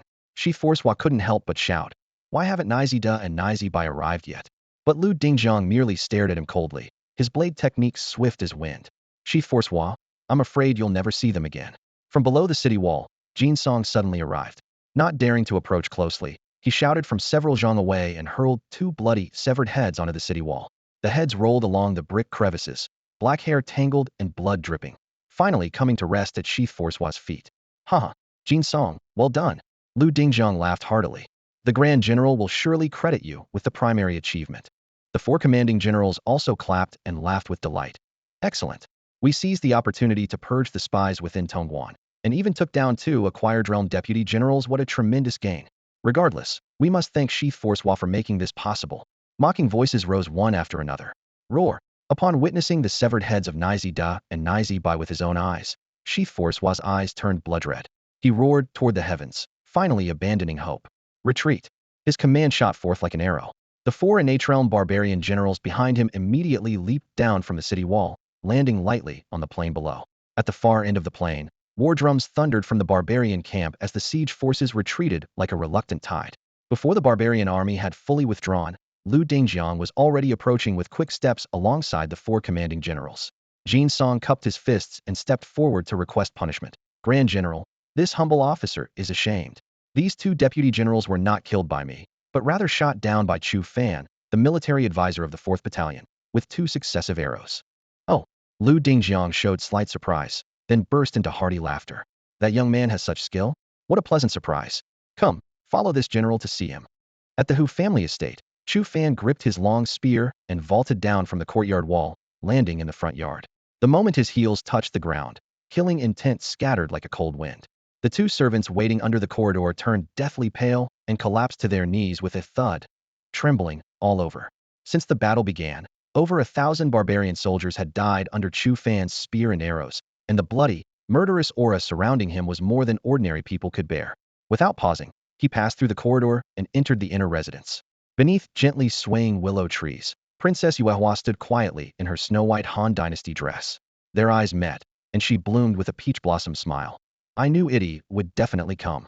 Her maidservants, Xiao Chui and Xiao Ju, were stunned for a moment, then examined Chu Fan with bright, sparkling eyes. So this was the princess's beloved? Not only was he a Han Chinese, but he was actually a lethal military advisor. Xiao Chui, Xiao Ju, please go inside first. Princess Yuehua turned to dismiss her 2 maidservants, then gracefully pointed toward the stone table beneath the willow shade with a smile playing at her lips. Since you're here, would you sit with me for a while? Of course. Chu Fan leaned his spear against the wall and walked over to the stone table, adjusting his robes as he sat down. Once they were seated across from each other at the stone table, he spoke first, his expression filled with guilt. I'm sorry. I couldn't truly help you. I brought you to Tongguan City, only for you to end up under house arrest. It doesn't matter. Princess Yuehua shook her head gently, her tone calm. At least I don't need to worry about my safety. I'm still of great use to Themthiel protect my life at all costs. Didn't today's battle prove exactly that? Besides, even if I left this mansion or Tongguan City, what difference would it make?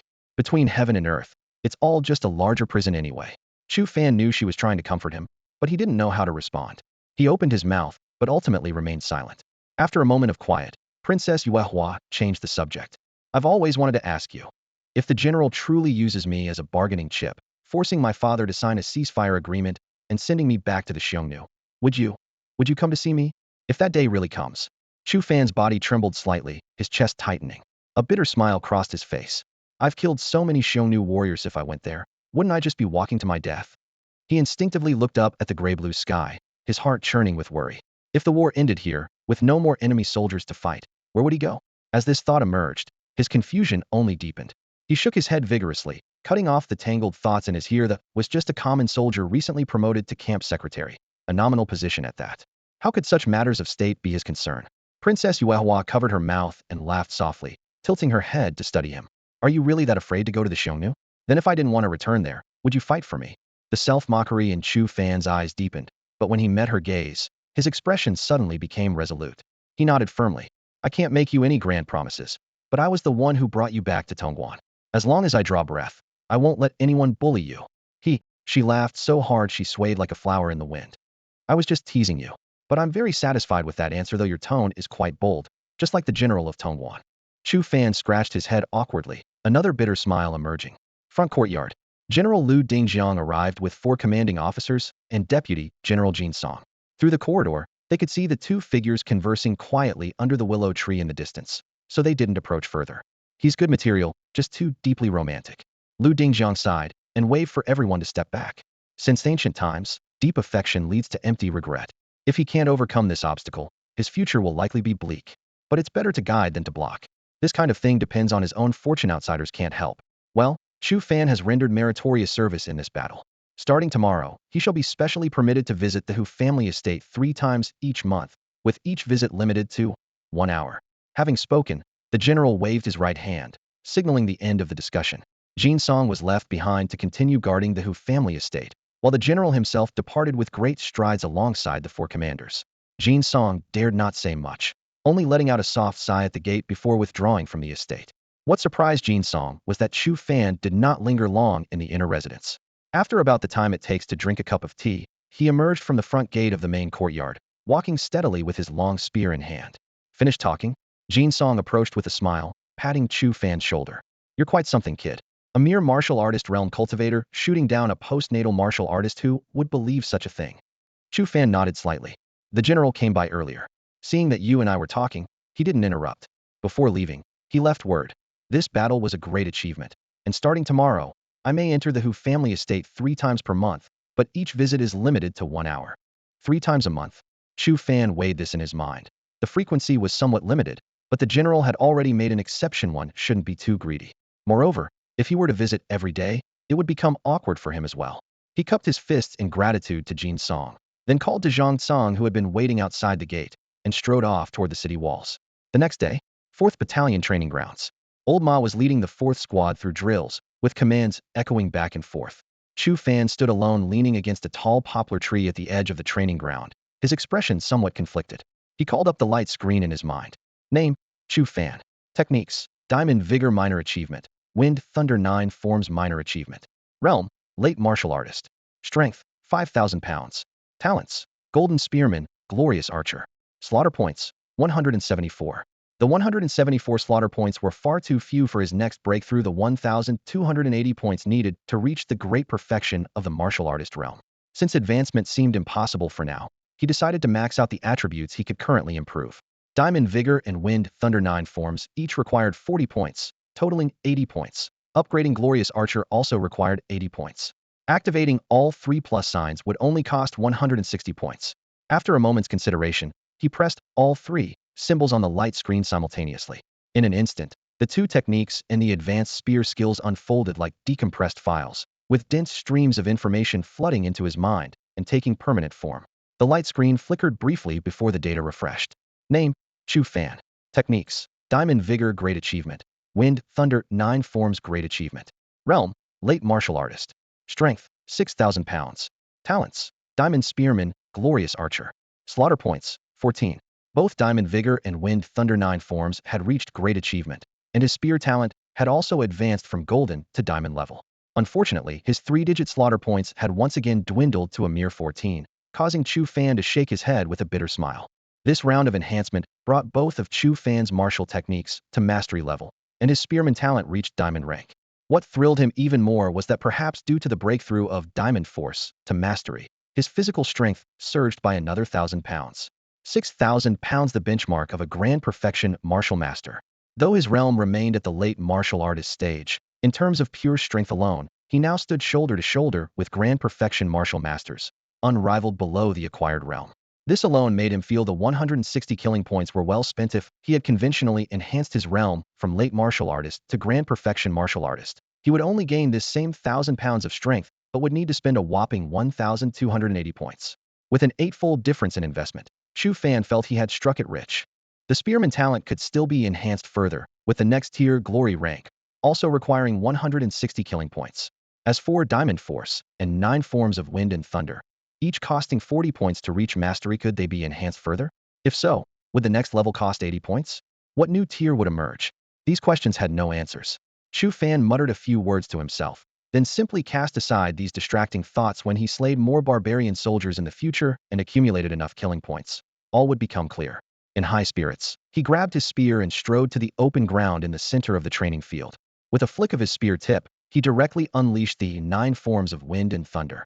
Wind sweeping remnant clouds. Thunder strike. Thunder shaking 9 heavens. Wind and thunder spiral. 9 forms in succession. Spear shadows like lightning. Energy howling through the air. Within a 3-zhang radius, dust and sand were swept into the air, with explosive sounds like whistles erupting continuously. With 6,000 pounds of mighty strength as foundation, the 9 forms of Wind and Thunder truly awakened in his hands, its momentum incomparable to half a month ago. The thunderous sounds startled the entire field, and soldiers gathered around, cheering one after another. In the distance, Centurion Lao Chao, who had originally taught him spearmanship, also hurried over with shock written all over his face. Lao Chao, you've broken through to the martial master realm? Lao Ma stepped forward to greet him, immediately noticing the change in his cultivation, patting his shoulder with a smile. Congratulations! Having entered the martial master realm, you'll soon be promoted to captain, right? Just luck. Lao Chao waved his hand with a modest smile, then shook his head bitterly. Captain isn't so easy to become. Every position in the camp is already filled. But this kid. He raised his hand pointing toward Chu Fan in the center of the training field, sighing repeatedly. I spent nearly 10 years painstakingly cultivating this 9 forms of wind and thunder to barely reach mastery. Yet he achieved this level in just half a month. Such talent is no longer just monstrous, simply a walking anomaly. Spearmanship mastery? Lama was also stunned on the spot. Coming to his senses, he could only join Lao Chao in wearing a helpless bitter smile. They had been completely overwhelmed by Chu Fan. Roar, wind and thunder flash. At that very moment, having completed the 9 spear techniques, Chu Fan suddenly let out a thunderous roar, then gripped his spear with his right hand alone and hurled it forward with all his might. Whoosh! Boom! A sharp whistling sound tore through the air as the 36-pound steel spear, like a massive arrow, left visible afterimages in its wake, flying 100 zhang in one breath before embedding heavily into the poplar tree at the edge of the 4th Battalion's training ground. Wood chips scattered everywhere as the trunk, thick as a millstone, was pierced through with a bull's-eyed hole, the spear finally coming to rest lodged in the split heartwood. The vast training ground fell into instant silence, as if even the air had been sucked away. Old Ma and Old Chow instinctively gaped, their eyes fixed on the spear shaft that still trembled slightly. Holy crap, what just happened? I've never heard of this wind thunder flash technique before. Could it be a 10th form he created himself? Old Ma's voice was hoarse. After several breaths, Old Chow suddenly snapped back to reality and blurted out a curse. A 36-pound steel spear hurled 100 zhang with such force that it pierced clean through the tree. That would require at least a grandmaster warrior with 6,000 pounds of strength. Even I couldn't do that. How did he manage it? Old Ma opened his mouth but couldn't utter a word. Only the thought, Chu Fan's potential is terrifying, echoing repeatedly in his mind. While the two discussed, Chu Fan had already strode to the poplar tree and, exerting force with his right arm, pulled out the spear with a sharp crack. The trunk split further, debris flying everywhere. He silently assessed. That wind thunder flash technique was indeed his own creation, the 10th form, meaning the 9 forms of wind and thunder would now have to be called the 10 forms of wind and thunder. His ability to achieve this wasn't just due to his terrifying 6,000-pound strength, but more crucially, the new talent he'd gained after advancing to Diamond Spearman, Flash Burst. Unlike his previously acquired talents of Vision Enhancement, Frame Slowdown, and Prediction, Flash Burst focused entirely on power application, mobilizing his entire body at the moment of throwing, every muscle and tendon exerting force simultaneously to create a brief but devastating explosion. Without this coordination, even possessing the brute strength of a Grandmaster warrior, it would be impossible to hurl a 36-pound spear 100 zhang with such precision. This first attempt exceeded all expectations.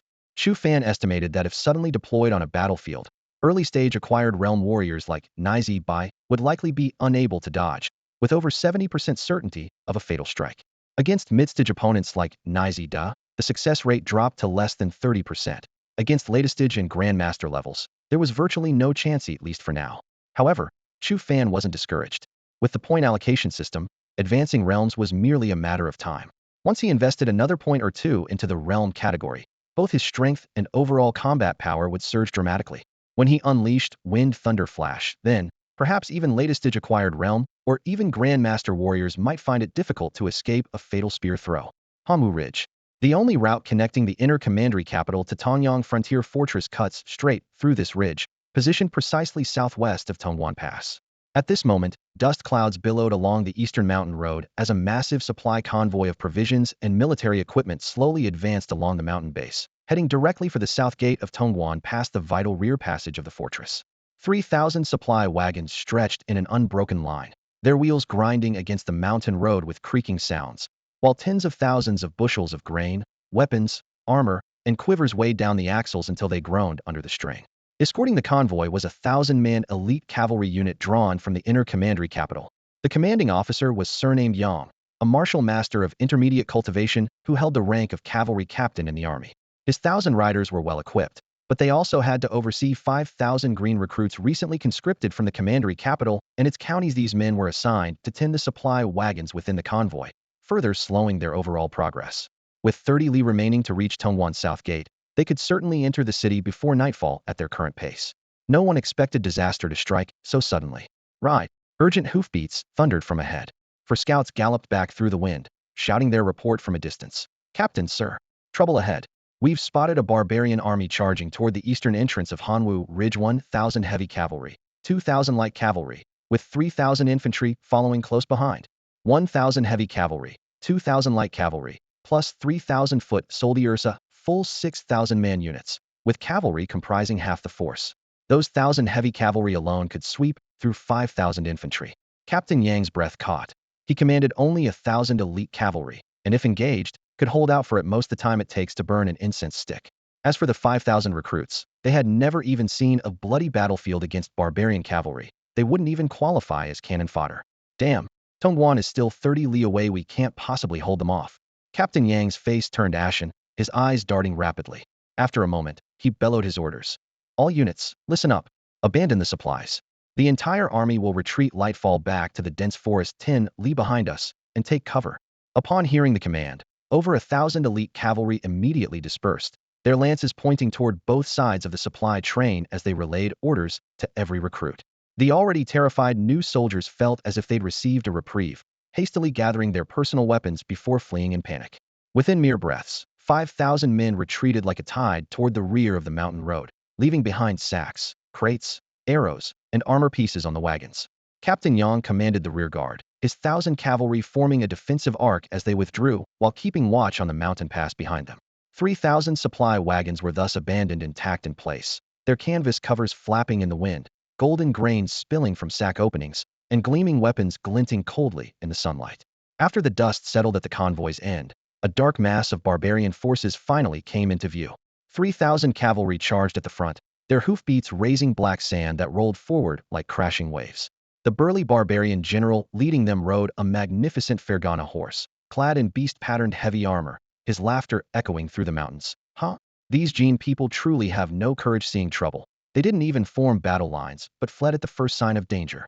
This man was called Piga Xiao, one of 4 innate realm generals under the southern court King Chaliwa.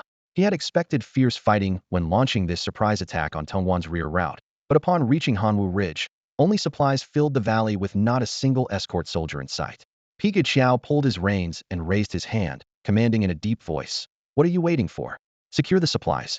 Immediately take the Sunset Canyon route while Tongwan's defenders haven't yet reacted. Return to our main camp via Tongwan's western flank." Right. As soon as the words left his lips, Pegu Bridge spurred his horse. The warhorse reared up on its hind legs as he led 1,000 heavy cavalry in a thunderous charge, wheeling around and breaking through the wind. 2,000 light cavalry and 3,000 infantry quickly dispersed into formation, swiftly taking control of the 3,000 supply wagons, merging into a serpentine column that raced away along the narrow path west of Tongwan Pass. As the billowing dust clouds gradually faded into the distance, 10 miles behind in the dense forest, Captain Yang led his men bursting through the trees. Gazing coldly in the direction of the supply convoy, he sneered, just as expected, theories circling around the western side of Tongwan Pass, taking the route through Sunset Canyon back to the barbarian camp. He raised his hand and issued rapid military orders. 3rd Squadron. 10 riders immediately galloped to Tongwan Pass to report. The remaining 90 riders will escort those 5,000 new recruits and continue forward. Anyone who dares leave formation will be executed without mercy. The rest of you follow me in hot pursuit of the supply convoy. Once the Tongwan garrison strikes, we'll attack from behind for a pincer movement. With that, he slapped his blade, and 900 cavalry immediately spurred their horses forward, iron hooves thundering like drums as they charged into the swirling dust clouds. Tonyang City, Garrison Command. In the command tent of General Liu Dingjiang, commander of the Northern Pacification Army, all deputy generals and battalion commanders had assembled. The latest military report was crystal clear. 3,000 supply wagons carrying grain and military equipment from the inner commanderies had been seized by the barbarians. Liu Dingjiang surveyed the assembled officers, his gaze sharp as a blade. The cavalry commander escorting the supplies didn't engage the barbarians directly. Before the enemy arrived, he ordered his 1,000 cavalry and 5,000 new recruits to withdraw 10 miles and hide in the forest. After the barbarians seized the supplies, he led 900 cavalry in pursuit, while the 5,000 recruits are being escorted by a cavalry squadron toward the south gate of Tongwan Pass. The barbarian force that struck numbers 6,000, 1,000 heavy cavalry, 2,000 light cavalry, and 3,000 infantry, currently racing towards Sunset Canyon along the western side of Tongwan Pass. He fixed his gaze on Zhao Polu. Order all 4 battalions to mobilize immediately. Exit through the west gate and head to the northern side of Sunset Canyon to intercept. We must recapture those supplies. Also dispatch scouts to closely monitor the barbarian main camp at the edge of the plains, especially the movements of the southern court King Shalawa and his innate-level generals. Report any unusual activity immediately. Military orders were absolute. Zhao Polu accepted the command token with a salute and strode away. Moments later, 10 companies from the 4 battalions had formed ranks on the parade ground. Despite battle losses, they still mustered nearly 8,000 troops. The 10th company with 1,000 heavy cavalry, the 8th and 9th companies each with 1,000 light cavalry, and the remaining 7 companies all infantry. For this campaign, Zhao Polu would personally command the forces, accompanied by 2 acquired-level deputy generals and 10 marshal master captains. All battalions, attention! Objective north of Sunset Canyon. Full speed march. We must arrive before sunset. Charge! War drums thundered as the west gate of Tongwan Pass slowly opened. Zhao Polu led the 1,000 heavy cavalry surging forth like a bursting dam, followed closely by 2,000 light cavalry, with 7 infantry companies forming a long column heading straight for Sunset Canyon. As the accompanying military advisor, Chu Fan held only a nominal position, yet he too was swept up in this iron torrent. Gazing at the billowing yellow dust, his heart tightened. Ed could almost see vast amounts of killing points beckoning to him from afar. Sunset Canyon. On the open ground north of the canyon entrance, Zhao Polu had already deployed his 4 battalions of Tongwan garrison troops in battle formation. The entire army lay in wait behind low hills and scattered rocks, quietly awaiting their prey to enter the trap. This location served as both the inevitable route for the raiding barbarian soldiers returning to camp and a heaven-sent ambush site. As dusk approached, thunderous hoofbeats suddenly arose from deep within the valley. Leading the vanguard was Bei Guqiao, personally commanding 1,000 heavy cavalry, with 2,000 light cavalry scattered behind, guarding against Colonel Yang who had been trailing them. Bei Guqiao spotted the fortress-like formation of the garrison troops from afar, and his fighting spirit instantly soared. Zhao Polu, if you want to stop me, you'd better be prepared to be cut down from your horse. Ha! Attack! He roared with wild laughter, slapping his warhorse beneath him as the heavily armored iron torrent surged forth like an avalanche. Humph! Who will be slain today remains to be seen. Zhao Polu sneered in response, likewise striking his mount's flank and shouting fiercely, "All soldiers, heed my command. Follow this general to slay the barbarians, leave none alive." Boom! Rumble! The 2 heavy cavalry forces collided heat-in, dust clouds rolling skyward, warhorses neighing, drowning out thunder as bloody battle erupted instantly. Simultaneously, 2 cavalry commanders from the 8th and 9th battalions each led 1,000 riders, flanking from left and right, while bringing 3 infantry battalions to encircle the barbarian foot soldiers pouring out from the canyon entrance. Brother Ma, Brother Wang, everyone take care. Chu Fan didn't bring Zhang Tsang into battle. It would be difficult to watch over him in the chaos, so he let him stay with old Ma, Wang Qi and the others where his chances of survival were higher. After bidding farewell, Chu Fan spurred his horse forward, spear in hand and 3-stone bow on his back, plunging straight into the densest enemy formation. Clang! Thud thud! Barbarian dogs, come meet your death. Bah! Eugene pigs are the ones who should die. Gibberish barbarian curses intermingled. The barbarian soldiers escorting supplies had abandoned their carts and drawn their blades, or raised spears in formation. Swords and axes clashed with ringing impacts. Severed heads hit the ground with dull thuds, screams, metallic sounds, and horses neighing merged into a bloody, brutal battlefield symphony. Thunderstrike! I thrust. Chu Fan charged into the enemy formation, executing the second form of the 9 styles of wind and thunder, Thunderstrike. His spear spun rapidly through the air, instantly piercing 3 barbarian soldiers and skewering them like a bloody human kebab. Before they could draw their last breath, he violently withdrew his spear and thrust out the cold, gleaming point again. In mere moments, he had already killed dozens of barbarian soldiers, some with chests pierced through, others with throats swept by the spear tip in a single fatal strike. Meanwhile, the kill points number on the light screen in his mind jumped wildly, soaring in real time. What exhilarating slaughter! At this moment, barbarian soldiers surrounded him from all directions, 100 times more satisfying than defending the city wall. She could stab whoever he wanted. Whether martial realm centurions or martial master realm colonels, none could last more than one exchange against him. The only threat he needed to worry about was merely a barbarian deputy general at the acquired realm. Chu Fan carved a path of slaughter as he charged forward, like a black spear tearing through enemy lines as it raced through the canyon. Behind him, barbarian soldiers fell in droves, their voices quickly silenced. Scalding blood gushed from shattered wounds. snaking along the rocky crevices and rapidly staining the grayish-brown ground deep crimson.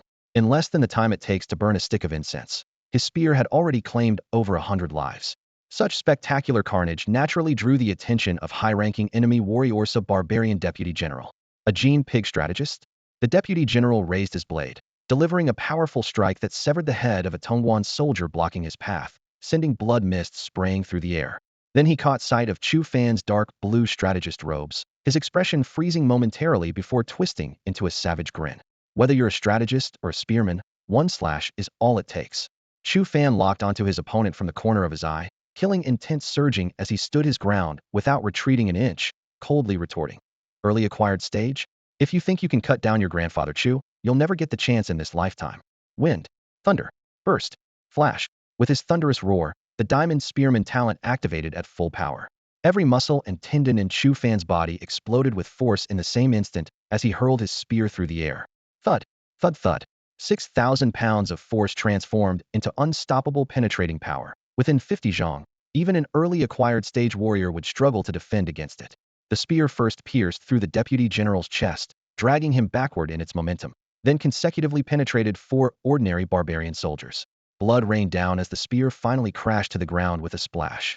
5 corpses were skewered on the spear shaft like human candied fruit, their eyes wide open, unable to rest in peace. Chu Fan pulled out his spear and stood tall. With a thought, a translucent screen appeared before him. Name, Chu Fan. Cultivation methods, Diamond Strength Mastery, 10 forms of Wind and Thunder Mastery. Realm, Late Martial Artist Stage. Strength, 6,000 pounds.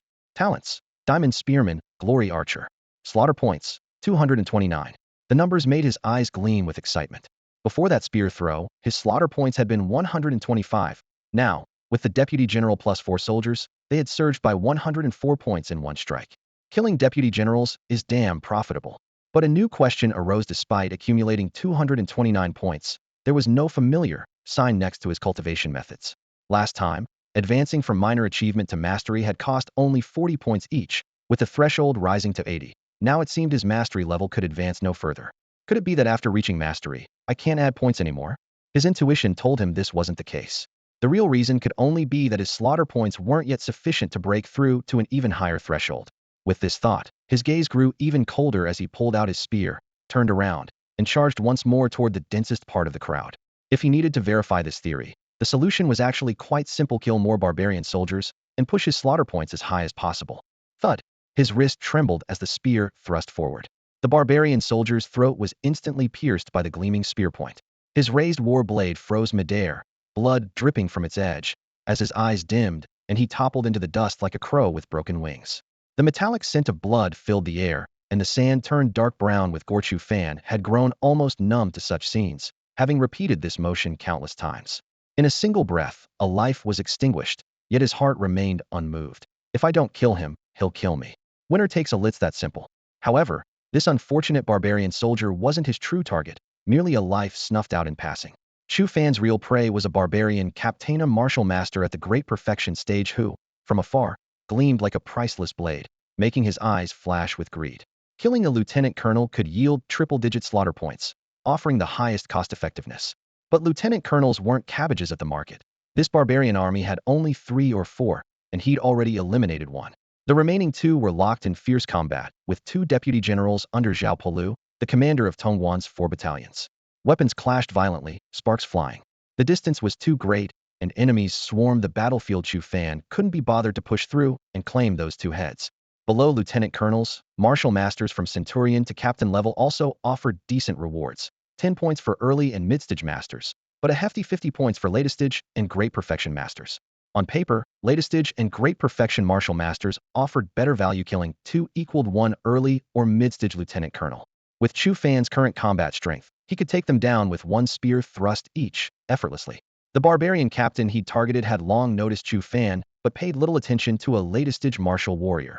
Even if the opponent had eaten a bear's heart and leopard's gall, he'd only dare challenge early or mid-stage martial masters. He never imagined that despite being latest stage, Chu Fan already possessed 6,000 pounds of brute strength, rivaling a great perfection master. At that moment, the barbarian was locked in deadly combat with a friendly captain from the 4th Battalion, who was also at the late martial master stage, just 1 step away from great perfection. The friendly soldier retreated step by step, his armor torn by blade light, reduced to barely parrying attacks in a sorry state. Thud! In a flash, Chu Fan arrived. The thunder strike, from his 9 forms of wind and thunder erupted as he closed in from the left, his spear cutting through the wind like a roaring python, piercing the barbarian's heart through his left ribs. The spear point bloomed with blood as the enemy's pupils contracted sharply, his massive frame crashing to the ground. 50 slaughter points instantly credited to his account, the numbers on the light screen in his mind jumping to nearly 400 points. Indeed, large-scale battles between armies were paradise for farming slaughter points, far faster than defending city walls. Chu Fan mused silently, completely ignoring the friendly captain's shocked and stunned gaze. He shook his spear clean of blood and turned like a wolf pouncing toward the right flank. Less than 100 zhang away, another latest-stage martial master barbarian captain was fighting fiercely, marked as Chu Fan's next prey. The old saying goes, pick the soft persimmons, but Chu Fan preferred to pierce the hard ones. Hard persimmons yielded high slaughter points and quick money. Of course, there were limits. Facing mid-stage postnatal opponents already carried hidden risks. Going higher if he spotted a latest-stage postnatal lieutenant colonel from afar, Chu Fan would immediately retreat without hesitation. While earning slaughter points was important, his own life mattered even more. In the span of a single meal, the bloody melee continued to rage. Chu Fan's spear danced through the air as he cut down barbarian soldiers along his path, his slaughter points soaring to 1,210, just 70 points shy of the threshold for a realm upgrade. This terrifying rate of accumulation came from his strategy of targeting martial master-level captains whenever possible. 7 or 8 barbarian captains had already fallen to his spear, and these few alone had contributed nearly 400 slaughter points. Roar! Die for me! At the other end of the battlefield, a barbarian deputy general bellowed as he swung his horse-cutting saber, decapitating one of Zhao Polu's early postnatal stage deputy generals with a single horizontal slash. Blood sprayed forth, yet he didn't pause for even half a breath. His blood-red eyes turned, and he charged straight toward Chu Fan. This man's cultivation had reached the middle postnatal stage, the same level as Nizida, whom Chu Fan had killed with a single arrow before. Crisis approached. Without hesitation, Chu Fan dropped his spear and drew the 3-stone-strong bow from his back. Knocking an arrow and drawing the string, he moved in one fluid motion. Rather than aiming directly at the deputy general, he locked his gaze on another barbarian martial master, 100 zhang away centurion at the early stage. Whoosh! Thud! The arrow pierced through the air, and blood blossomed from the centurion's throat as he died instantly, adding 10 slaughter points to Chu Fan's tally. Still not enough. Chu Fan muttered under his breath. Without releasing the string, he knocked another arrow, targeting yet another early-stage martial master centurion on the opposite side. It wasn't that he didn't want to hunt latest-stage or even great perfection realm captains, but this barbarian army only had a dozen or so captains to begin with. After he'd eliminated most of them, none remained within 100 zhang. Fortunately, there were more centurions at the early and middle martial master stage. She counted 17 or 18 within 100 zhang. At 10 points each, he only needed to shoot 7 more to reach 1,280 points. Whoosh! Whoosh whoosh! Arrows flew like a string of pearls, with intervals so brief they were barely perceptible. Thanks to his archer's magnified targeting talent, each arrow precisely pierced a throat without missing. In just over 10 breaths, 7 arrows flew in succession, and 7 early to mid-listage barbarian martial masters fell one after another. His slaughter points jumped to 1,280, exactly reaching the threshold for a realm upgrade. Chu Fan's mind stirred as he glanced at the light screen in his consciousness. Name: Chu Fan. Techniques: Diamond Vigor Mastery, Wind and Thunder 10 Forms Mastery. Realm: Late Martial Artist. Strength: 6,000 gene. Talents: Diamond Spearman, Glory Archer. Slaughter points: 1,280. As expected, a plus sign had appeared after the realm entry. In the talent section, the plus sign after Archer had appeared when he reached 320 points, but the 2 mastered techniques still showed no plus signs, leaving him somewhat puzzled. Could it be that techniques truly couldn't advance beyond mastery? The thought flashed through his mind as he glanced to his right. The barbarian deputy general had closed to within 50 zhang. Chu Fan hesitated no longer and decisively clicked the plus button after his realm entry. To successfully kill this middle postnatal stage barbarian deputy general, another advancement in his martial cultivation was absolutely necessary. A familiar weak electric sensation surged from Chu Fan's mind, coursing through his entire body and making him shudder with pleasure. Immediately after, the light screen in his consciousness flickered slightly and refreshed with the latest data. Name: Chu Fan. Techniques: Diamond Force Mastery, Wind Thunder 10 Forms Mastery. Realm: Warrior Grand Perfection. Strength: 8,000 gene. Talents: Diamond Spearman, Glory Archer. Slaughter points: 0. Previously over 4 digits, now reset to 0. With his slaughter points depleted, All the symbols after each category vanished. Chu Fan felt bitter in his heart.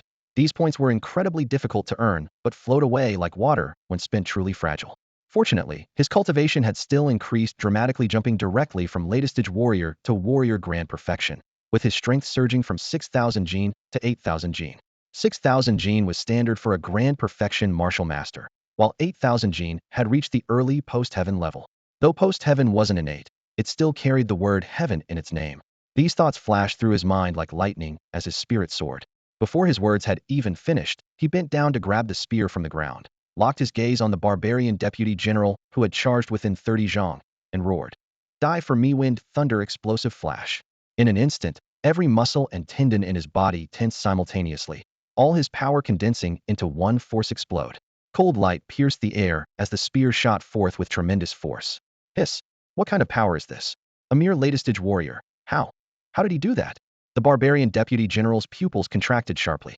The steel spear spun at high speed with terrifying momentum, covering 30 zhong 70 to 80 meters in the blink of an eye. Though he was at the mid-post-heaven stage, he had no time to dodge. Thud!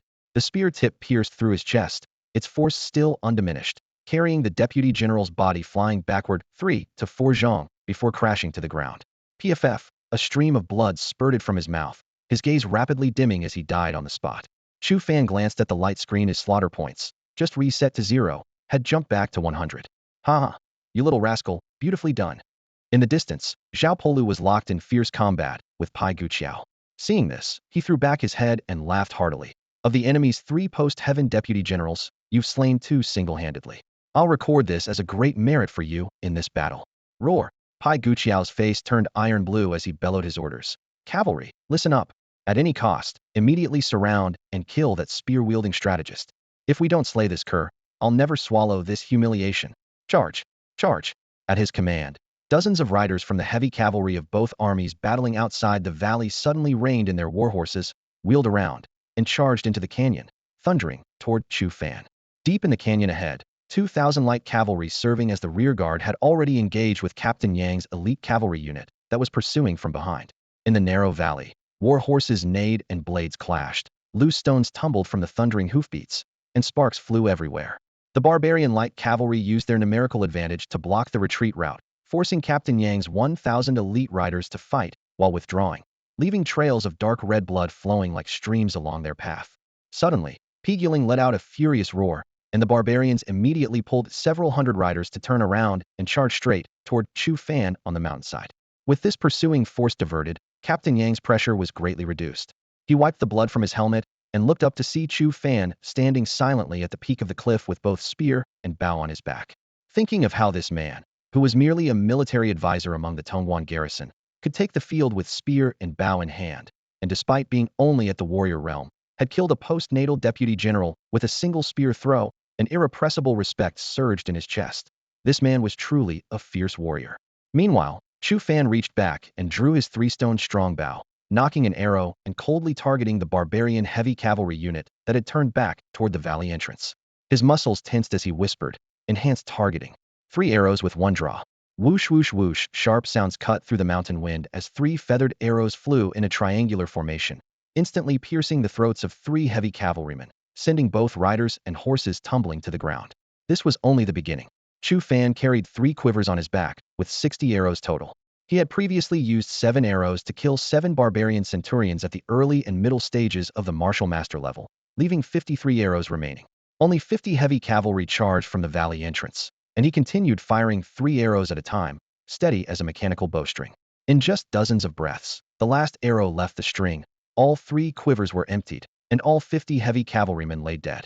The kill points in the light screen soared by over 100. These heavy cavalry were all at the warrior realm, with early and middle stage warriors worth 2 points each, and late stage and great perfection warriors worth 5 points each. Chu Fan chuckled softly. Want to surround and kill me? You don't have the skill.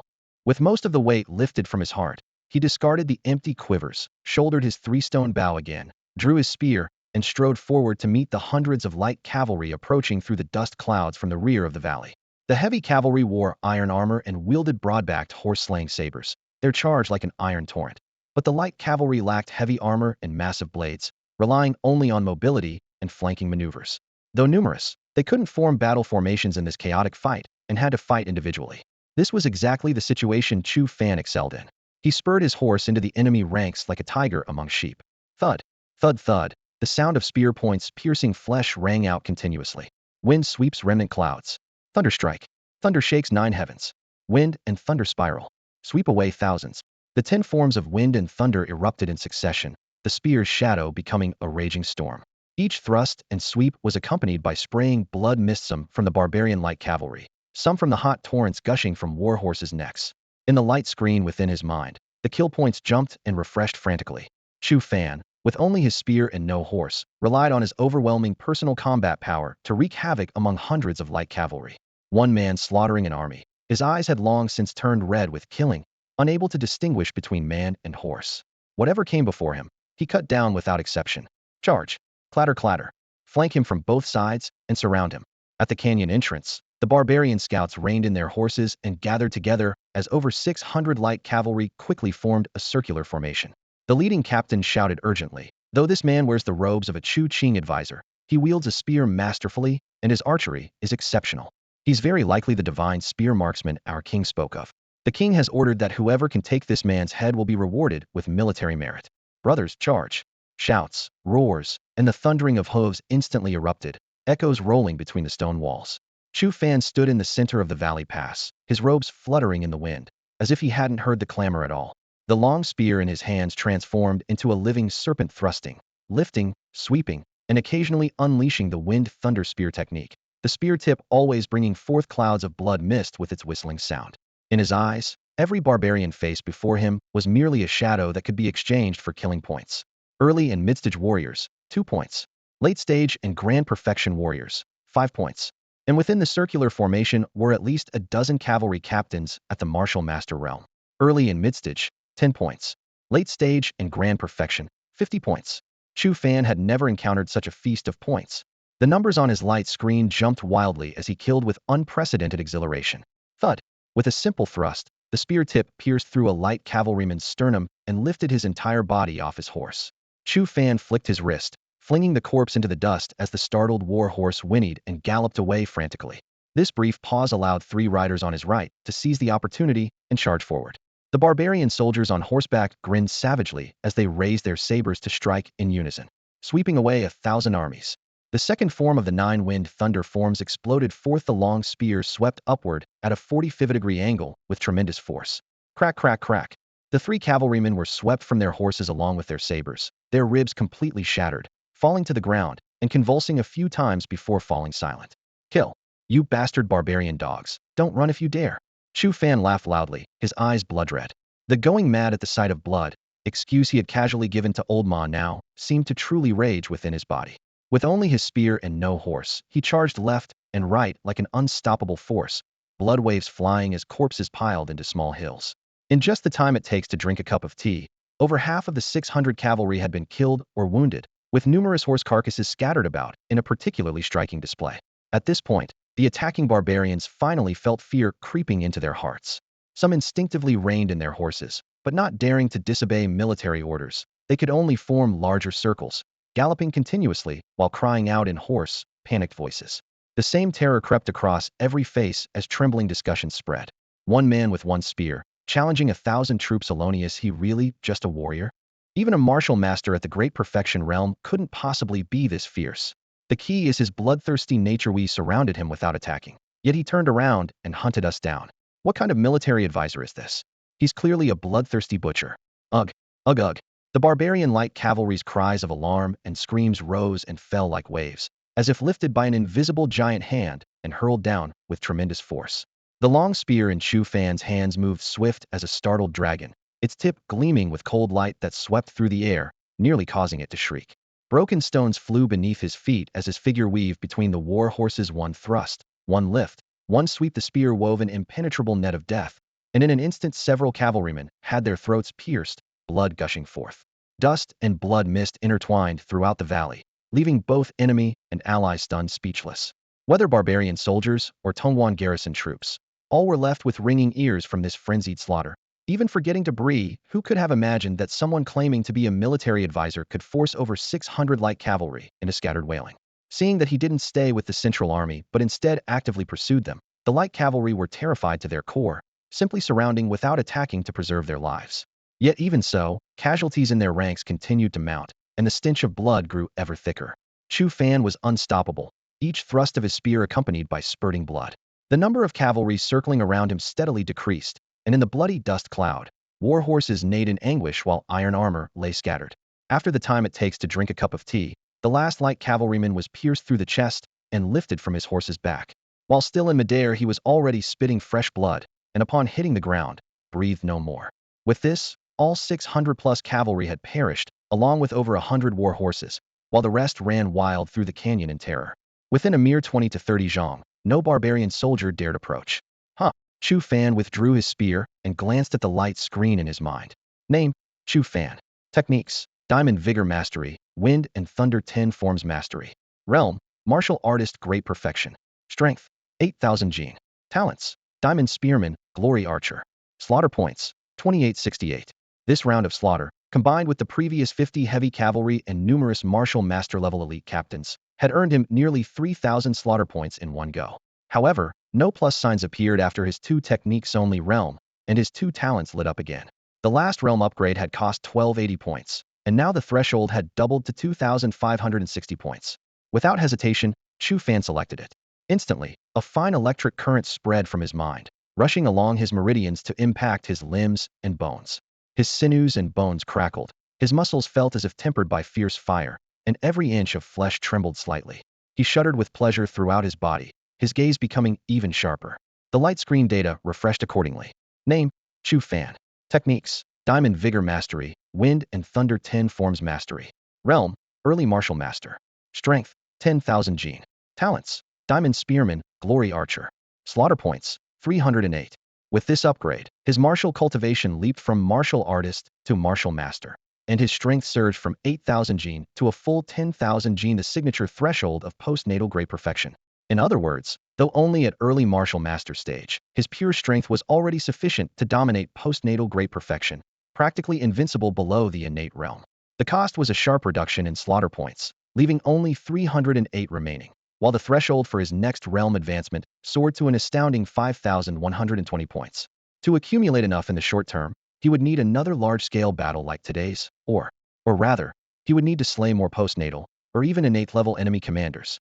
As the thought flashed through his mind, a sharp light burst in Chu Fan's eyes. He turned and looked toward the open ground beyond the mouth of the valley. Zhao Pelu, the commander of the 4 camps, was locked in close combat with the Xianbei innate General Pai Guqiao. Steel clashed in a blaze of sparks as 1,000 armored riders on each side tore into one another until the field ran red. Casualties on both sides had already topped 30%, and the battle had sunk into true mutual ruin. Numbers raced through Chu Fan's head as he tallied the verified slaughter points. Martial Artist, 25 points 2 in the early and middle stages, 5 in the late stage, and at great perfection. Martial Master, 1,050 points. Postnatal Realm, 100,500 points. The 500-point foes at late postnatal or great perfection were the only ones he hadn't tested with his own hands. By that logic, the innate realm should run from 1,000 to 5,000 points, while a 5,000-point opponent at late innate or great perfection would be on the level of Lu Dingjiang or Qiao Liwa. Grand Generals, Princes of the Southern Court, the true final bosses of either side. Unless he resorted to poison or a night raid, he couldn't break such a foe even if the man stood still. Fortunately, Pai Guqiao was only mid-stage innate and evenly matched with Zhao Pelu. If Chu Fan struck out of nowhere, with the 10th Zanjin strength he possessed now, his odds might reach 30%, enough to gamble once. 1,000 slaughter points dangled right before him. How could he swallow his pride if he didn't try? Decision made, Chu Fan strode toward the valley mouth. Along the way, the Hu soldiers saw him coming with a spear in one hand and a mountain-crushing aura. Faces drained white, they tumbled aside in panic, and none dared block him. The Tongguan garrison watched him charge straight toward their commander and couldn't help crying out, "What is he doing? Is he going for the Hu tribe's innate general? A mere martial artist daring to strike at the innate realm?" Wind thunderblast flash. Before the shout had faded, Chu Fan's eyes went bloodshot. He roared, veins bulging along his right arm, and hurled his spear with a savage snap. He drew on the full flashburst talent of a spearman, every fiber and tendon firing in the same instant, 10,000 gene of power packed into the tip. The spear tore through the air with a low sonic boom, rolling like storm and thunder, terrifying in its momentum. Impudent brat courting death. Pai Guqiao, locked in a brutal exchange with Zhao Pelu, felt his scalp prickle at the spear's ferocity. He bellowed and yanked back his thick-backed saber. Gripping the hilt with both hands, one palm bracing the spine, he swung it across his body as a shield. Clang!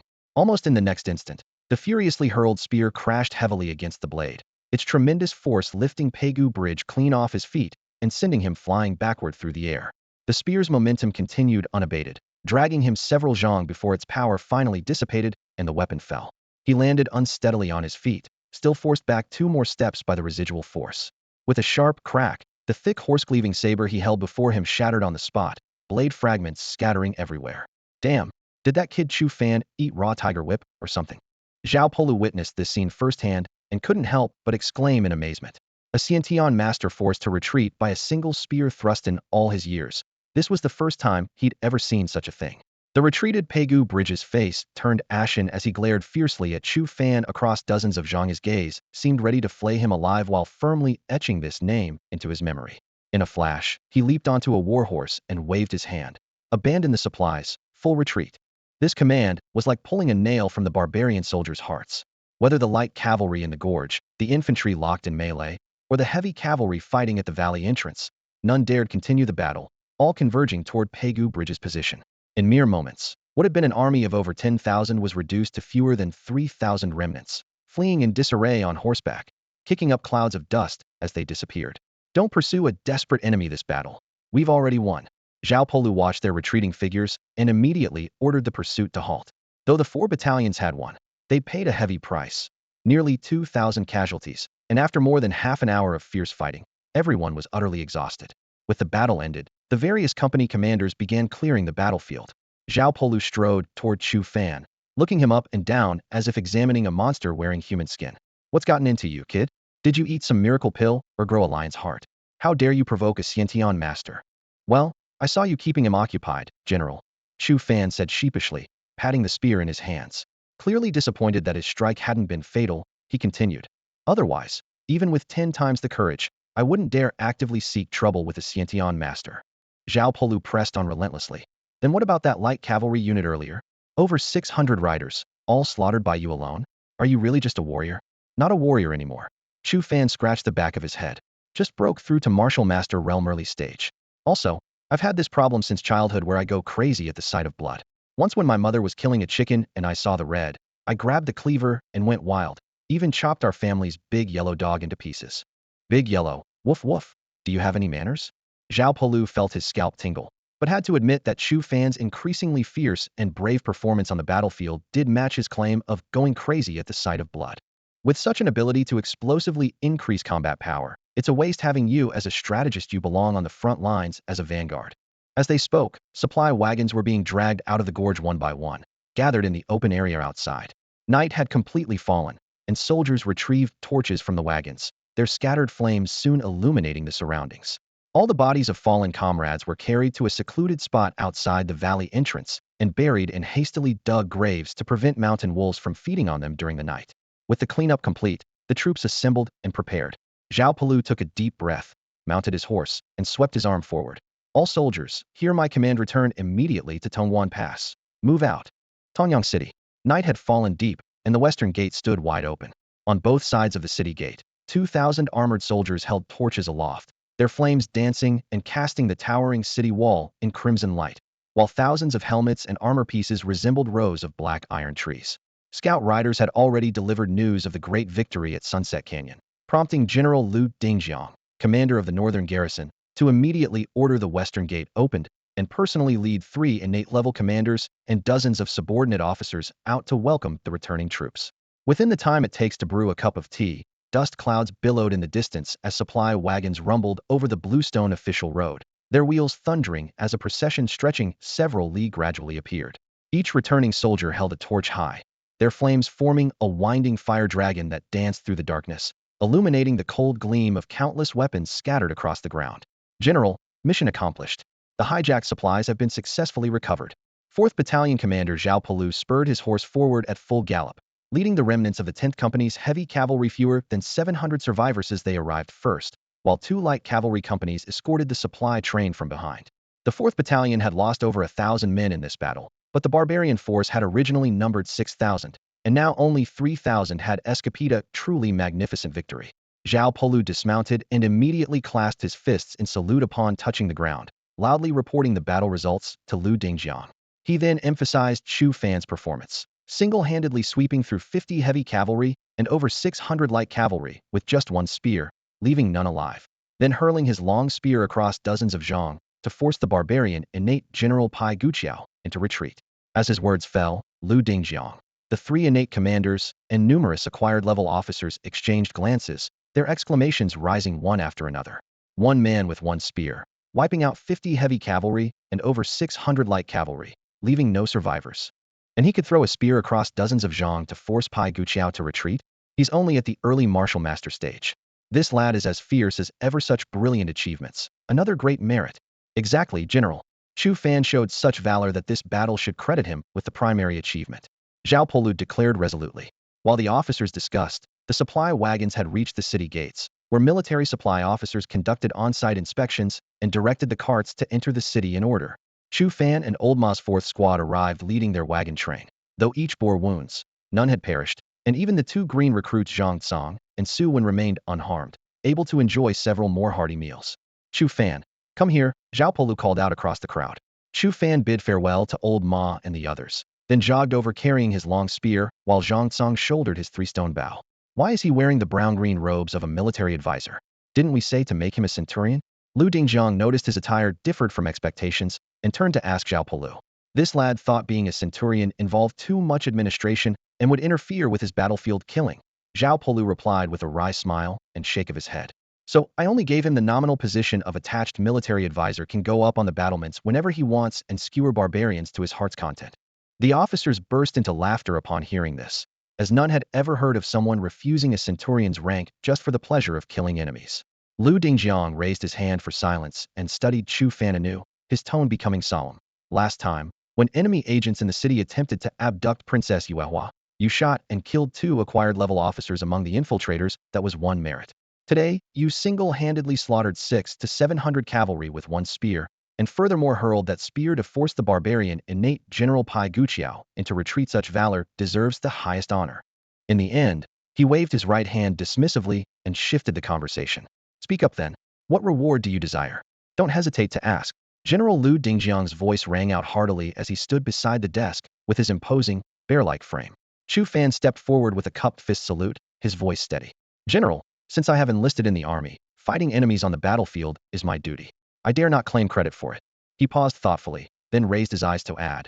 However, if the army truly rewards merit, might I ask that my military achievements be recorded for now and accumulated for future rewards all at once? Refusing rewards despite your merit? You little rascal, you must be up to something. Lu Dingjiang laughed heartily, his palm landing on Chu Fan's shoulder like a fan. Have it your way then. But don't let your achievements grow so great that even I won't know how to properly reward you. As his laughter faded, he suddenly grew serious, his eyes gleaming with interest. Commander Zhao mentioned that you once hurled a spear with such force that you defeated an innate-level warrior. I find that rather hard to believe. Come, let me test your skills. Strike me with your spear, and use your full strength, without worry. My true chi can form a protective barrier around my body that ordinary weapons cannot penetrate. With that, he strode to the nearby open ground, clasped his hands behind his back, turned around, and beckoned Chu Fan with his finger. The 4 commanders and numerous officers formed a semicircle around them, their eyes blazing with excitement as they cheered. Go ahead, lad. If you can leave even the slightest mark on the general, you'll have bragging rights for life. Heroic spirit surged in Chu Fan's chest. He took a deep breath, gripped his spear with both hands, and stamped his foot forcefully. General, you'd better be careful. The spear shaft suddenly erupted forward. Thunderstrike. This was the second form of the 10 styles of wind and thunder. The spear tip spun through the air with howling winds, creating a dense chorus of piercing sounds. The earlier feat of forcing back the barbarian innate general with a single spear thrust was still fresh in everyone's minds, and seeing Lu Dingjiang standing there barehanded made them all hold their breath involuntarily. Clang! The sound of metal striking metal suddenly exploded. The spinning spear tip came to an abrupt halt just inches from Lu Dingjiang's chest, as if it had struck an invisible bronze wall. Chu Fan's eyes flashed with sharp light as he froze completely. Around Lu Dingjiang's body appeared a transparent membrane of energy true chi condensed into a protective barrier just an inch thick. Several moments of silence passed. Chu Fan slowly withdrew his spear, murmuring in a low voice. A protective barrier formed by highly concentrated innate true chi. Shock and disappointment intertwined across his brow. So innate level experts can be this powerful standing here letting me stab at them, and I still can't kill them. You needn't belittle yourself. Lu Dingjiang swept his sleeve, dispersing the protective barrier, his voice firm. Protective barriers require extremely abundant true qi and can only be formed by those in the late innate stage. So if you encounter barbarian generals in the early or middle innate stages, you still have a chance to wound them. He studied Chu Fan intently, as if trying to see through him completely. That spear strike just now carried the force of 10,000 pounds. You're merely at the initial martial master stage, yet your strength rivals that of a later stage acquired realm expert. You truly possess divine strength and are a prodigy in martial arts. Lu Dingjiang proclaimed in a resounding voice, his words ringing like metal. If you continue growing like this, you may one day break through the innate barrier with pure physical strength and enter the path through force. When that time comes, though your meridians may lack true qi, you'll be able to suppress innate level opponents with sheer physical power. This is what we mean by one force conquers 10 techniques. The path of pure strength, overwhelming all techniques with raw power. Though not yet at the innate realm, with no true qi flowing through his meridians, could he suppress innate masters with sheer physical force? As these words fell, the 4 innate generals including Zhao Zhilu and all the acquired realm officers in the tent stood frozen like wooden statues. Their gazes locked onto Chu Fan in unison, faces painted with a mixture of astonishment and shock. Chu Fan, who had been feeling somewhat dejected about his stagnant cultivation, suddenly felt his spirit jolted awake as if struck by lightning. A surge of heat rushed through his chest, instantly dispelling all his gloom. If 10,000 pounds of strength is merely the standard for acquired great perfection, then what would the early innate stage require? His mind churned with excitement. If I add more points to reach mid-stage martial master, and my strength continues to climb, could I touch the threshold of the innate realm? Even if not, there's still the late martial master stage. No one could answer these questions for him. He could only continue earning kill points and adding attributes, smashing through each doubt one by one. The barbarian encampment. Night had fallen deep, yet the central command tent remained brightly lit. Southern Court King Xiao Liwa paced back and forth before his desk, draped in a black sable cloak, his gaze occasionally sweeping toward the tent entrance. His 3 innate generals and several acquired realm officers sat on either side, equally restless. Yesterday, he had ordered Pai Guqiao to lead 6,000 elite troops on a wide flanking maneuver through the plains, striking directly west of Tongyang Pass to raid the supply trains of Tong Pass's garrison forces. In his mind, this was a foolproof surprise attack. Yet by his calculations, if all had gone well, the army should have returned triumphant by now, with military supplies filling the camp. But even deep into the night, there was still no sign of them. Your Majesty, terrible news. The tent flap was swept aside by the wind as a barbarian captain burst in with panic written across his face, cupping his fists as he reported urgently. General Pai has just returned to camp, but empty-handed. The battle suffered heavy casualties of the 6,000 elite troops. Fewer than 3,000 remain. What? Xiao Liwa's expression darkened instantly. Bang! He slammed his palm down, shattering the corner of the desk, fury blazing in his eyes as he strode out of the command tent. Pai Guqiao had just led his remnant forces back to camp. Seeing the king approaching with murderous intent from afar, his face turned ashen as he dropped to his knees. Your Majesty, this general has failed in his duties and is willing to accept full responsibility. Please punish me as you see fit. Behind him, the surviving soldiers were in shambles, armor damaged, covered in dust and blood. Seeing their general kneel, they too fell to their knees, heads bowed, not daring to speak. What exactly happened? Xiao Liwa demanded through gritted teeth, suppressing his rage. I gave you 6,000 elite troops against a mere 1,000 escort soldiers. How could you suffer such a crushing defeat?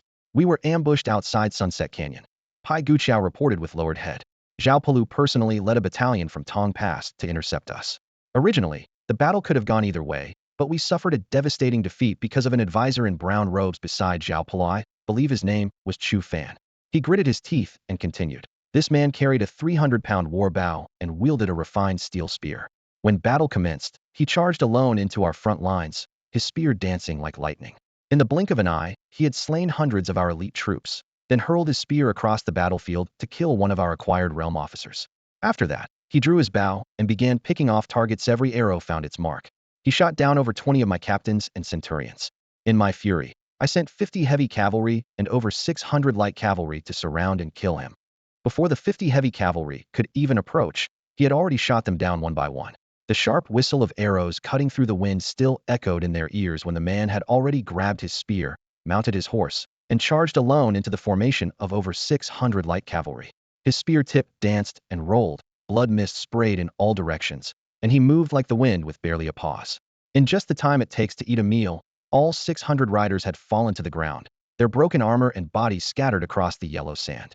Witnessing this scene, all the troops under my command turned pale as death, their morale instantly shattered. They cried out, "Master Butcher," and dared not advance another step. Knowing that prolonged assault would be futile with morale completely collapsed and the tide turned against us, and fearing total annihilation, I had no choice but to painfully order the abandonment of our supplies and full retreat. As this report concluded, the generals in the command tent frowned and whispered among themselves. "Master Spearman? We've never heard of such a person around Tongwan." Xiao Liwa's face turned ashen, his fists clenched tight as he spoke word by word. This king knows who this person is. The scoundrel who burned my command tent and abducted Yuehua was none other than Chu Fan. The generals suddenly understood. Paiga Xiao, who had suspected as much, quickly stepped forward and nodded emphatically. I had the same thought. I wanted to kill this wretch back then. Though he possesses supernatural strength, he's merely at the early martial master stage, not difficult to slay. Unfortunately, Zhao Polu clung to him relentlessly, leaving me no opening, thus allowing him to escape with his life. His voice was extremely low, yet still could not conceal his rage. I swear to personally avenge today's humiliation. After he finished speaking, another innate-level general stepped forward, clasping his fists to request battle. This man loves war and killing, repeatedly appearing on the front lines. I volunteer to disguise myself as an ordinary soldier, identify the target during the next siege, climb the walls to get close, and kill him with one strike. This plan is feasible. Xiao Liwa's eyes flashed with sharp light, about to give the order. Paiga Xiao, unwilling to let another take his place, quickly stepped forward. "Your Majesty, I witnessed Chu Fan with my own eyes today and can more easily recognize him. Today's defeat is my great shame. Please allow me to atone for my failure by disguising myself, infiltrating their ranks, and personally slaying this wretch." The atmosphere in the tent grew tense. After pondering for a moment, Xiao Liwa raised his hand. "Very well, I'll give you this opportunity. Pass the order, continue the siege tomorrow morning." Inside Tongyang City, at the Hu family estate, night was approaching the hour of Z, yet the inner residence remained brightly lit. The guard saw Chu Fan approaching in his bloodstained blue robe and hurried forward to greet him with quiet announcements. Chu Fan revealed his identity, quickly climbed the steps, and knocked on the bronze door ring. "Master Chu has arrived?" A servant opened the door, and seeing it was Chu Fan, quickly stepped aside and bowed respectfully, inviting him inside. He passed through the front courtyard and entered the corridor. Looking up, he saw Princess Yuehua standing on the steps of the inner residence, with Xiao Chui and Xiao Ju beside her, each holding silk lanterns. The door stood wide open, and candlelight cast alternating shadows and light across their faces. "I heard the 4 battalions left the city, so I've been waiting for news." Seeing him return safely, Yuehua's tense expression finally relaxed, a smile gracing her lips. "Seeing you return puts my mind at ease. I imagine you've come to report your safe return? Well, I already know, so you may go back now. Looking at you travel-worn, and with your blue robe stained with blood, the battle must have been fierce, and you must be tired as well. Rest early. No matter, since you're here, I'll sit with you for a while." Chu Fan smiled as he spoke, not entering the warm pavilion, but instead taking a seat at the cool stone table in the courtyard. The night wind carried a chill as it swept past the roof tiles, causing the lanterns to flicker slightly. Xiao Chui and Xiao Ju tactfully retreated to the house, and soon brought out 2 steaming cups of tea. The winter night was bone-chilling, yet Princess Yuehua walked with unhurried steps, her dress sweeping over fallen leaves as she sat directly across from Chu Fan. "In today's battle, I achieved the greatest merit by single-handedly forcing a barbarian general of the innate realm to retreat." Speaking of this matter, Chu Fan's eyebrows lifted with undisguised pride. "The Grand General wanted to reward me, but I declined. When I've accumulated enough military achievements, I plan to ask him for a military order to set you free." Puffed. Princess Yuehua couldn't help but laugh softly. "In the dead of night, are you deliberately trying to humor me? Do you even know what level an innate realm expert represents? With your mere warrior realm cultivation, you probably couldn't even touch a corner of an innate master's robes." "It's absolutely true. Why would I lie to you?" Chu Fan hastily defended himself. "I'm now a martial master, and today I truly did force back a barbarian general. His name was, something like Pai Gu Qiao." "You." Princess Yuehua's face instantly flushed red as she glared at him indignantly. "Your words were amusing just moments ago, but now you dare to be so improper to my face? I can't be bothered with you." Before she finished speaking, she had already covered her burning neck and risen, hurrying back to her room. "Whether you believe me or not, I'm not lying." Chu Fan called after her with a bitter smile. "Next time I'll bring you his head to see." Even Xiao Chui and Xiao Ju inside the house heard this, and they exchanged glances with suppressed laughter. "Princess, your beloved is truly one of a kind." "Indeed." Other men court ladies with flowers, dresses, rouge and powder, but he wants to give you a severed head. Princess Yuehua had been embarrassed and annoyed, but now she seemed lost in thought. She turned to look out the window and murmured to herself, "Could I have misunderstood? Could he have been referring to General Pei Gu Qiao under Fourth Uncle's command?" However, Chu Fan could no longer hear these doubts as he had already left the inner courtyard in the Hu family mansion, heading straight back to the military camp. It was past midnight when the 4th Battalion finally returned in formation, with large pots in the mess hall bubbling with hot food. The soldiers who had fought all day gathered around campfires to feast heartily, a reward before rest. The 4th squad had 2 new recruits, still bearing mud and bloodstains, huddled in a corner clutching wooden bowls, their timid eyes filled with fear and confusion. Chu Fan seemed to see his former self and couldn't help but sigh. Burying his head in his meal without bothering to ask their names after all, half the new recruits wouldn't survive 3 hard battles and would only serve as the first cannon fodder to be expended. Chu Fan, everyone's saying you've become a martial master with the strength of 10,000 pounds. Old Ma squeezed beside him with his large bowl, followed by Wang Qi and Qi Jian. They say the Grand General personally received one of your spear strikes outside the West Gate and confirmed it publicly. Is this true? 10,000 pounds of strength. That's the benchmark for the great perfection of the acquired realm. Wang Qi clicked his tongue. If that's really the case, wouldn't you be invincible below the innate realm? Also, regarding today's battle at Sunset Canyon, we followed Gungshan in combat on the right side outside the valley and didn't see what happened inside the canyon. They say you single-handedly killed 600 or 700 barbarian light cavalry with just one spear. That can't be true, can it? Even those barbarian soldiers were supposedly terrified by your prowess, and the fearsome title Butcher Master came from their own lips. Now it's spread throughout all 4 camps of the Tongwan garrison. Chu Fan kept his head down, wolfing down his meal while his curious comrades across from him took turns bombarding him with questions, trying to satisfy all their burning curiosities. Only when they were breathless from talking did he finally look up, flashing a row of white teeth and nodding slightly. That's right, it's all true. Though this is the first time I've heard the title Butcher Master. It has a nice ring to it. Let them call me whatever they want. This confirmation hit like thunder.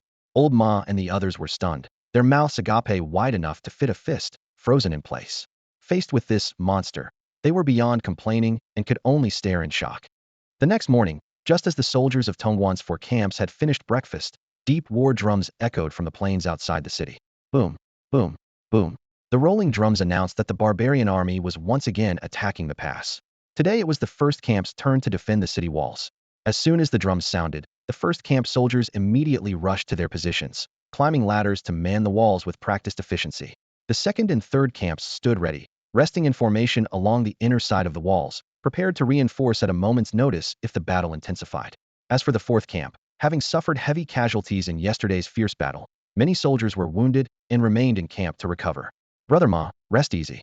I'm not injured, and I'd just be idle anyway. Might as well go up to the walls and skewer a few more barbarians. Chu Fan never passed up an opportunity to earn killing points.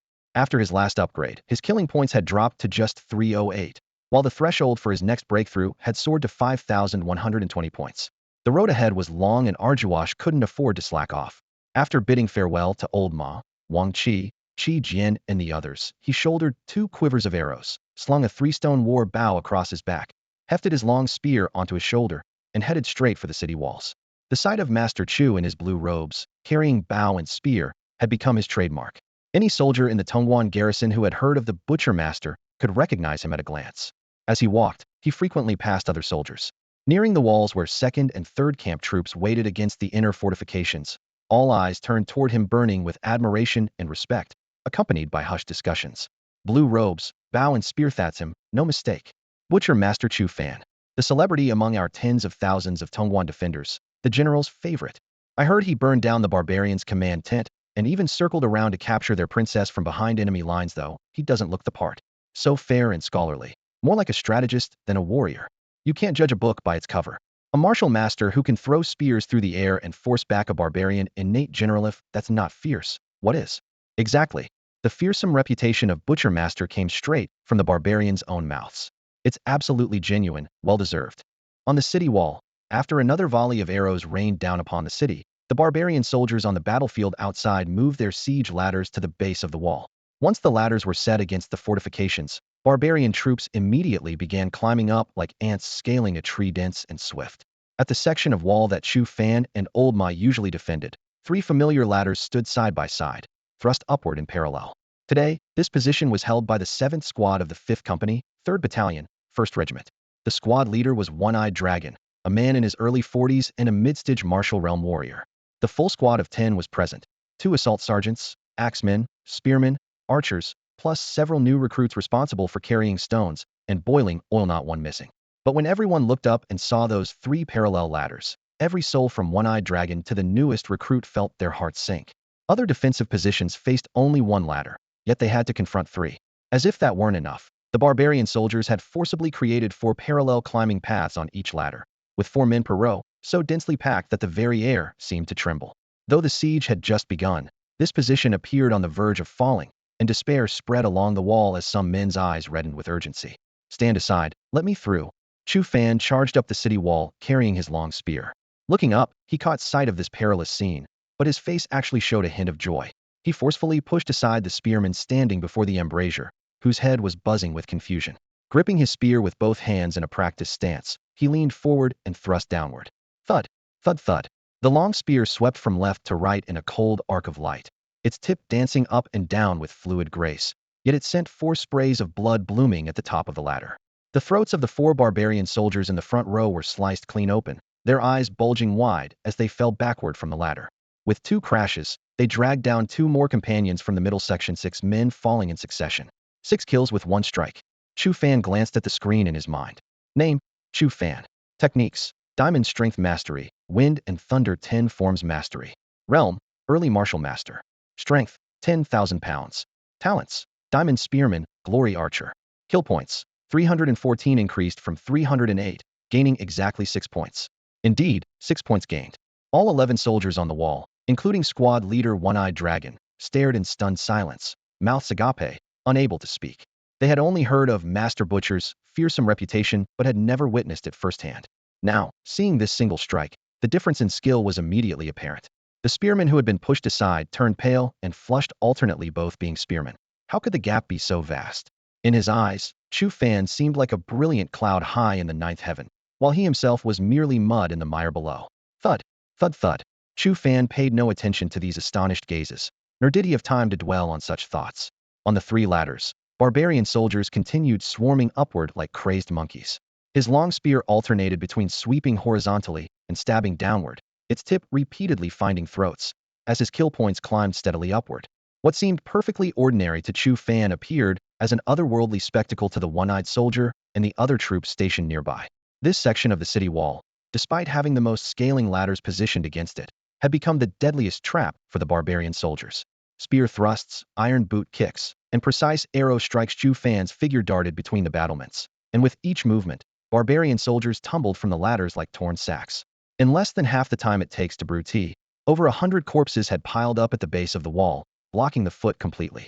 Blood seeped through the gaps, and the acrid stench of carnage rolled through the night wind. To the defenders, this stretch of wall had become an impenetrable crimson barrier. As long as Chu Fan stood guard, one man could hold back 10,000. However, Chu Fan remained unaware that this very scene of carnage had drawn the focused attention of Pai Guqiao, who had infiltrated the barbarian ranks. This innate-level general under the southern court, King Xiao Liwa, had disguised himself as an ordinary barbarian soldier, quietly using his fallen comrades' corpses as cover while seeking the perfect moment to strike. After a brief standoff, the figures on 3 parallel scaling ladders suddenly vanished. Barbarian soldiers still crowded below, yet none dared climb first. The empty wooden ladders stood starkly against the night, as if proclaiming the fate of those 100+ lives. Chu Fan took a moment to glance at the screen in his mind. Name: Chu Fan. Techniques: Diamond Strength Mastery, Wind and Thunder 10 Forms Mastery. Realm: Early Martial Master. Strength: 10,000 pounds. Talents: Diamond Spearman, Glory Archer. Slaughter points: 438 increased from 314 to 438. In mere moments, his slaughter points had surged by 124. Having surpassed 320 points, a symbol now appeared after his archer talent, though he barely bothered to look. While upgrading his spearman and archer abilities was tempting, the threshold for his next realm advancement had climbed to 5,120 points. This was the key to achieving entry through strength and reaching, or even surpassing, innate level power. He would need to save every slaughter point from now on. Cowards! You're a disgrace to your parents. Seeing no one climbing the ladders, Chu Fan spat and turned to support the adjacent position. His peripheral vision suddenly caught an anomaly. A barbarian soldier suddenly leaped forward, feet pounding the wooden rungs, arms alternating grips, moving fast as a gray shadow in less than a breath. He had already passed the ladder's midpoint. Huh. Chu Fan raised an eyebrow, his spear trembling lightly as his vision suddenly magnified and his movements entered slow motion. At that moment, the figure instinctively looked up. That face instantly filled Chu Fan's pupils. His spine felt struck by lightning, his heart jolted, and he cried out in shock. So it's you? Pai Guqiao. You're a mighty innate-level general. Yet you disguise yourself as an ordinary barbarian soldier to scale the walls. First, how shameless. Indeed, this barbarian soldier, with inhuman speed, was none other than Pai Guqiao, who had sworn to slay him atop the city walls. The one-eyed soldier and other defenders remained completely oblivious to the truth. Hearing Chu Fan's outburst, they exchanged bewildered glances, their minds buzzing with confusion. The key issue here is that we're in the middle of a siege with clear enemy lines. So how do you know whether this guy Pai's buttocks are perky or not? Seduce your mother's innate generals? The kind that involves showing off your rear? Oh my goodness, run, run for your lives. Chu Fan suddenly let out a thunderous roar that made the weapons in the hands of the soldiers stationed on the city wall tremble slightly. Everyone was stunned for half a breath, then felt a chill down their spines as they scattered to both sides almost simultaneously. The oppressive aura of an innate realm expert was like a mountain pressing down on them. Staying would mean certain death.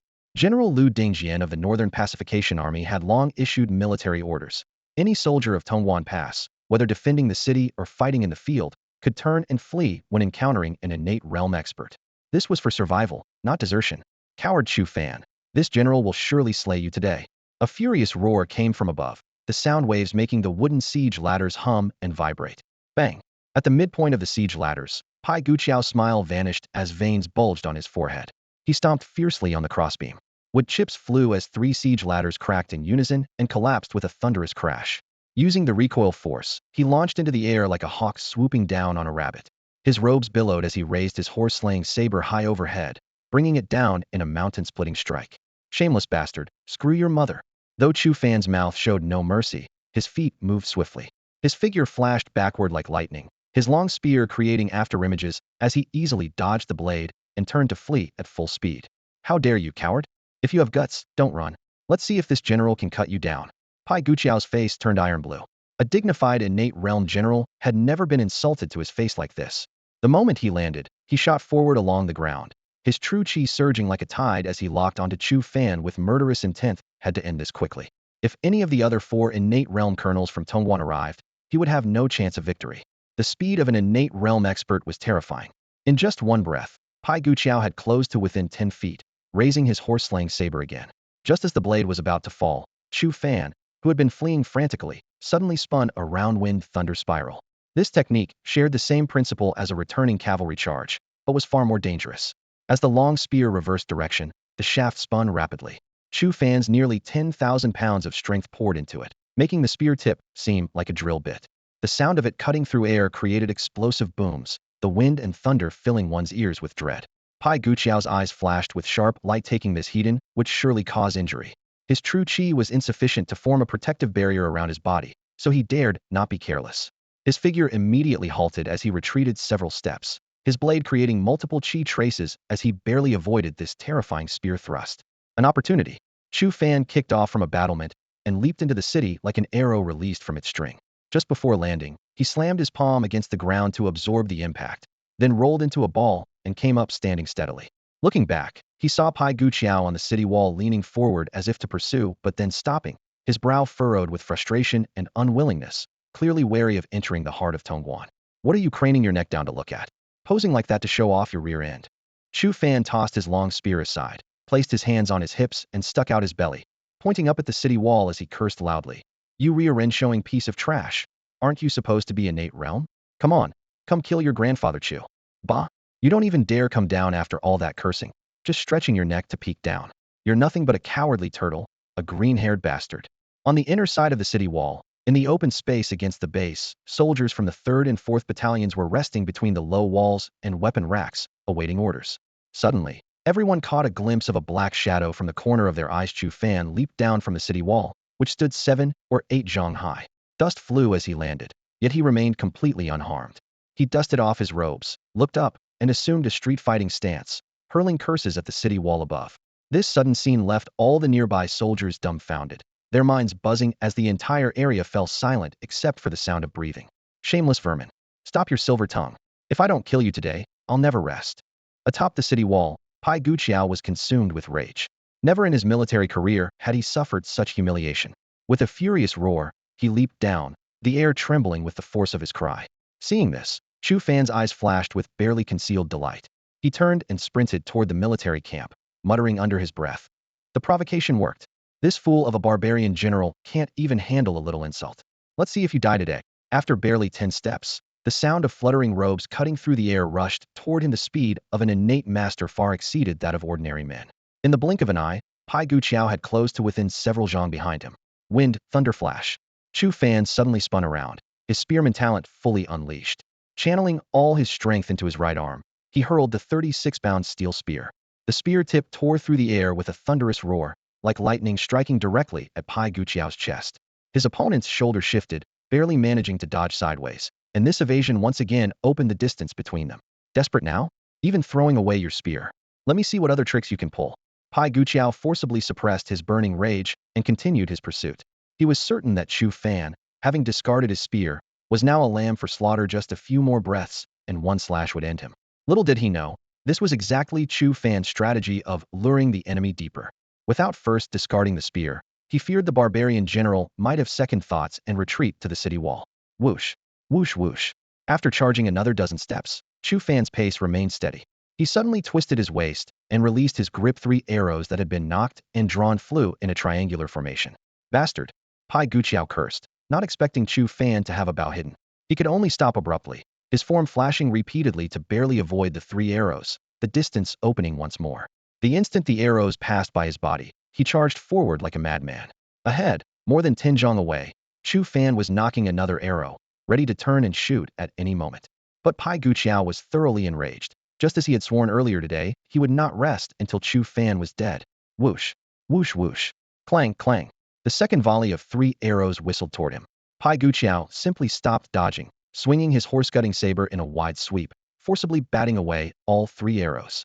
Sparks flew from the clash of metal, yet his speed barely decreased. In a single breath, he had closed to within a zhang of Chu Fan. Pai Guqiao grinned savagely, his muscles bulging as he raised the horse-cutting saber high. Aiming at Chu Fan's back, he brought the blade down. Clang! Just as the blade was mere inches from Chu Fan's neck, a sling stone whistled through the air from nearby, striking hard against the spine of the cavalry saber. The tremendous force knocked the blade leftward, causing it to slash down, almost grazing Chu Fan's left arm. A hair's breadth difference between life and death. Pai Guqiao, you dare to infiltrate Tongwan Pass alone? You're seeking death. Song Xiaoquan's furious roar exploded from the diagonal front. Before his words had finished echoing, he had already charged forward with swift steps, delivering a horizontal slash. The blade's gleam was cold and sharp as silk, aimed directly at Pai Guqiao's lower abdomen. Damn it! Pai Guqiao's expression changed instantly. His boiling killing intent was doused like cold water, forcing him to bend and dodge, while simultaneously striking back with a reverse slash, forcibly deflecting the incoming attack. The moment the 2 war blades crossed, true qi roared, and both men became locked in deadly combat. Clang, clang, clang. In just one breath, the innate realm generals exchanged over 10 moves. The overflowing true qi stirred up dust and sand. The clash of metal rang deafeningly, and the interweaving blade lights danced like frenzied lightning. Chu Fan seized the opportunity to sprint over 20 zhang before stopping. Looking back to confirm that his rescuer was indeed Song Xiaoquan, his spirits immediately lifted as he called out loudly, "Thank you, General Song, for your timely aid." With that, his gaze locked onto Pai Guqiao with cold intensity, his lips curling into a mocking smile. Pai Guqiao, you've been tricked. This time, you'll become truly dead. Whoosh, whoosh, whoosh. Bowstrings shrieked sharply as 3 feathered arrows left their strings simultaneously, forming a triangular formation as they shot forth. The bottom left arrow spun with particular speed. It was the spinning arrow that Chu Fan had unleashed using his archer talent. Feeling pressure from all sides, Pai Guqiao's face turned iron gray, yet he said nothing in response. He had already focused all his attention on Song Xiaoquan, seeking only a quick victory and forced breakthrough. As for Chu Fan's harassing arrow rain, he treated it as background noise. Ding! The 3 arrows closed in within the blink of an eye. Pai Guqiao's form shifted slightly, dodging the bottom right arrow while his cavalry saber swept back, effortlessly deflecting another. Just as the blade was turning to strike down the final arrow, a sudden change occurred. The spinning arrow's fletching suddenly trembled twice, and the arrowhead instantly changed course, piercing into Pai Guqiao's left shoulder with a thud. Even with his innate true qi protection, The force from the three-stone bow shot still drove hard into his flesh. Though it didn't penetrate completely, the pain of metal-breaking skin made him grunt and caused his movements to falter slightly.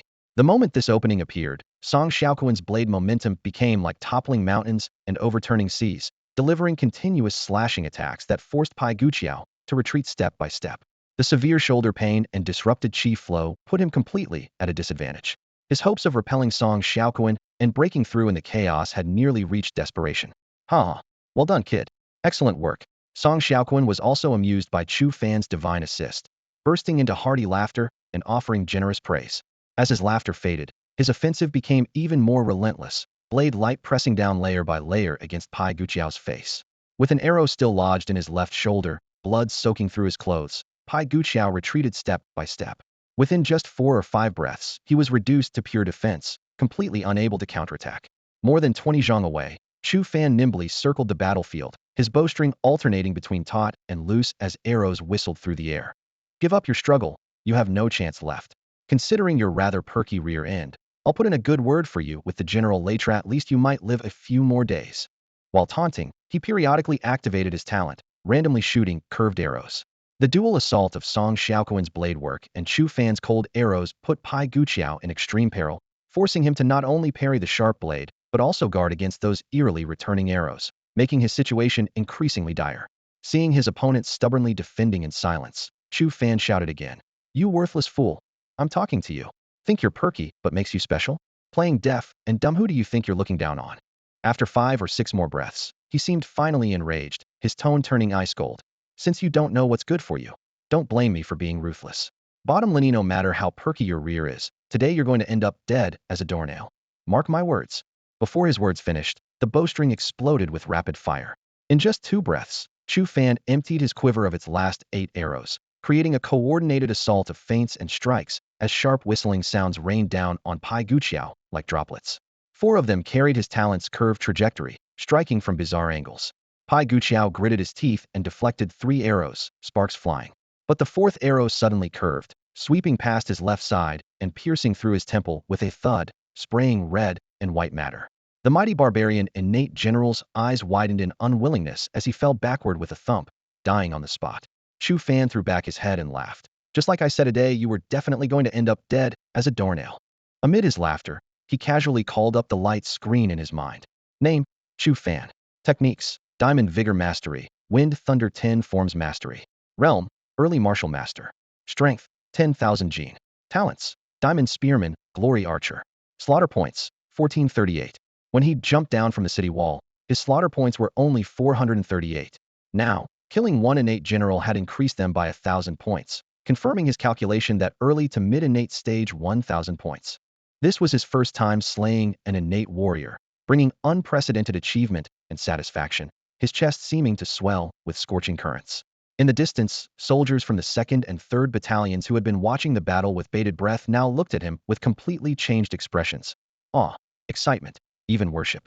A mere early-stage martial master serving as a camp advisor had actually killed a barbarian innate general with a single arrow. This spectacular battle left them amazed. Even if they bragged about it over tea and meals afterward, probably no one would believe them. "You little rascal, you've scored another major victory." Song Xiaoquan watched Chu Fan approaching with a grin, his heart filled with mixed emotions as he couldn't help but pat his shoulder and praise loudly. To slay an innate-level enemy general, this achievement is no less significant than burning down their command tent last time. At this rate, it won't be long before even the general himself will be troubled wondering what rank or reward he can possibly give you next. Ha! Pai Guqiao and Song Xiaoquan were both at the early innate stage. In a typical unknown battle, Song Xiaoquan would at most gain a slight advantage, but killing him would be nothing short of a pipe dream. Yet just moments ago, from the time Pai Guqiao leaped down from the city wall to being pierced through the temple by Chu Fan's arrow, the entire encounter lasted mere minutes. The death of such a formidable innate-level warrior left Song Xiaoquan feeling as if he were in a dream, and truly made him appreciate the terror of a high-level archer when 2 innate warriors clash. If one side also has such a divine marksman, it becomes a nightmare scenario. "General, I'll borrow his head for a moment." Chu Fan had already rushed forward, kicking Pai Guqiao's corpse over and picking up the broad-backed cavalry saber. Swoosh, the blade flashed, and the head rolled away. Chu Fan casually threw the saber back to the ground, not bothering to retrieve his own spear, and grabbed the arrow shaft protruding from Pai Guqiao's temple before sprinting toward the Hu family estate. You little rascal. Song Xiaoquan understood his intention, cursing with a smile, but making no move to stop him, then turned and rushed straight to Lu Dingjiang's command tent. Inside the command tent, Lu Dingjiang was discussing offensive and defensive strategies with Zhao Pelu and the other 3 battalion commanders along with various junior officers. When Song Xiaoquan burst and covered in dust, everyone froze simultaneously. Reporting to the general, Pei Guqiao is dead, killed by Chu Fan's arrow, his head just severed. Song Xiaoquan clasped his fists and concisely recounted the events how Pei Guqiao had disguised himself as a barbarian soldier to infiltrate the city wall, how his assassination attempt failed, and he was instead provoked by Chu Fan into entering the city, how he himself had arrived to engage the enemy while Chu Fan provided flanking support, ultimately delivering the fatal arrow. The tent fell silent, with Lu Dingjiang, Zhao Pelu, and all the officers staring in stunned amazement. Burning the enemy command tent and capturing a princess, single-handedly slaughtering 700 barbarian heavy and light cavalry without a horse, forcing Pei Guqiao to retreat and helping the 4th Battalion reclaim their supplies, and now killing an innate-level enemy general with a single arrow. Such accumulated military achievements would be unthinkable for anyone else. Yet this young man was merely a camp advisor with a nominal position. No wonder the barbarians called him the Butcher Advisor. After a few seconds, Lu Dingjiang snapped back to reality, shaking his head with a bitter smile. If this kid keeps this up, his military merits will pile up like a mountain, and I'll start wondering if he's trying to steal my position as general of the Northern Pacification. As he finished speaking, all the officers in the tent burst into laughter. Wu Jing, receive your orders. Before the laughter subsided, Lu Dingjiang's expression turned cold as he commanded loudly. Go immediately to the Hu family estate. Retrieve Pei Guqiao's head, mount it on a spear shaft, and ride out holding it high with the 2nd and 3rd battalions to meet the enemy in battle. This general will make sure every barbarian soldier knows that one of the 4 innate generals under their southern court king has been slain by our forces, his head severed from his body. This serves 2 purposes. First, to intimidate the barbarian army, and second, to boost our own morale while disrupting the enemy's spirit. As for the 2nd and 3rd battalions going out to meet them in battle, that's merely to kill a few more barbarian soldiers along the way. Wu Jing was the foremost fierce general under the southern court king, chief among all deputy generals, with cultivation reaching the peak of the acquired realm. Only after Lu Dingjiang handed him Piguccio's head to display publicly outside the city did his heart finally settle. After Wu Jing departed with his orders, the commanding officers of all 4 battalions clasped their fists in acknowledgement and followed Lu Dingjiang out of the tent to observe the battle from the tower. The 3rd Battalion Commander Lu Tai and 4th Battalion Commander Wu Bin were particularly eager, hastily ordering their entire forces to assemble, ready to charge out of the city at any moment.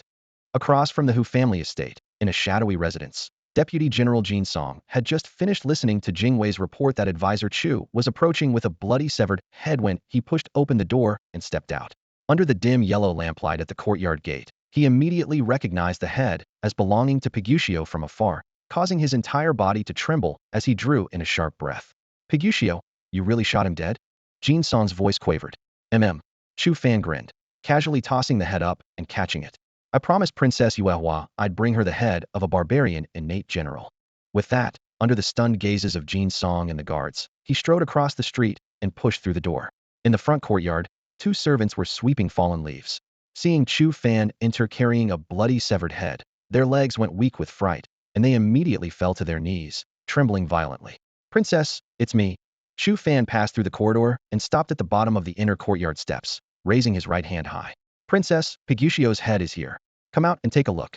Immediately, chaotic footsteps came from inside the house.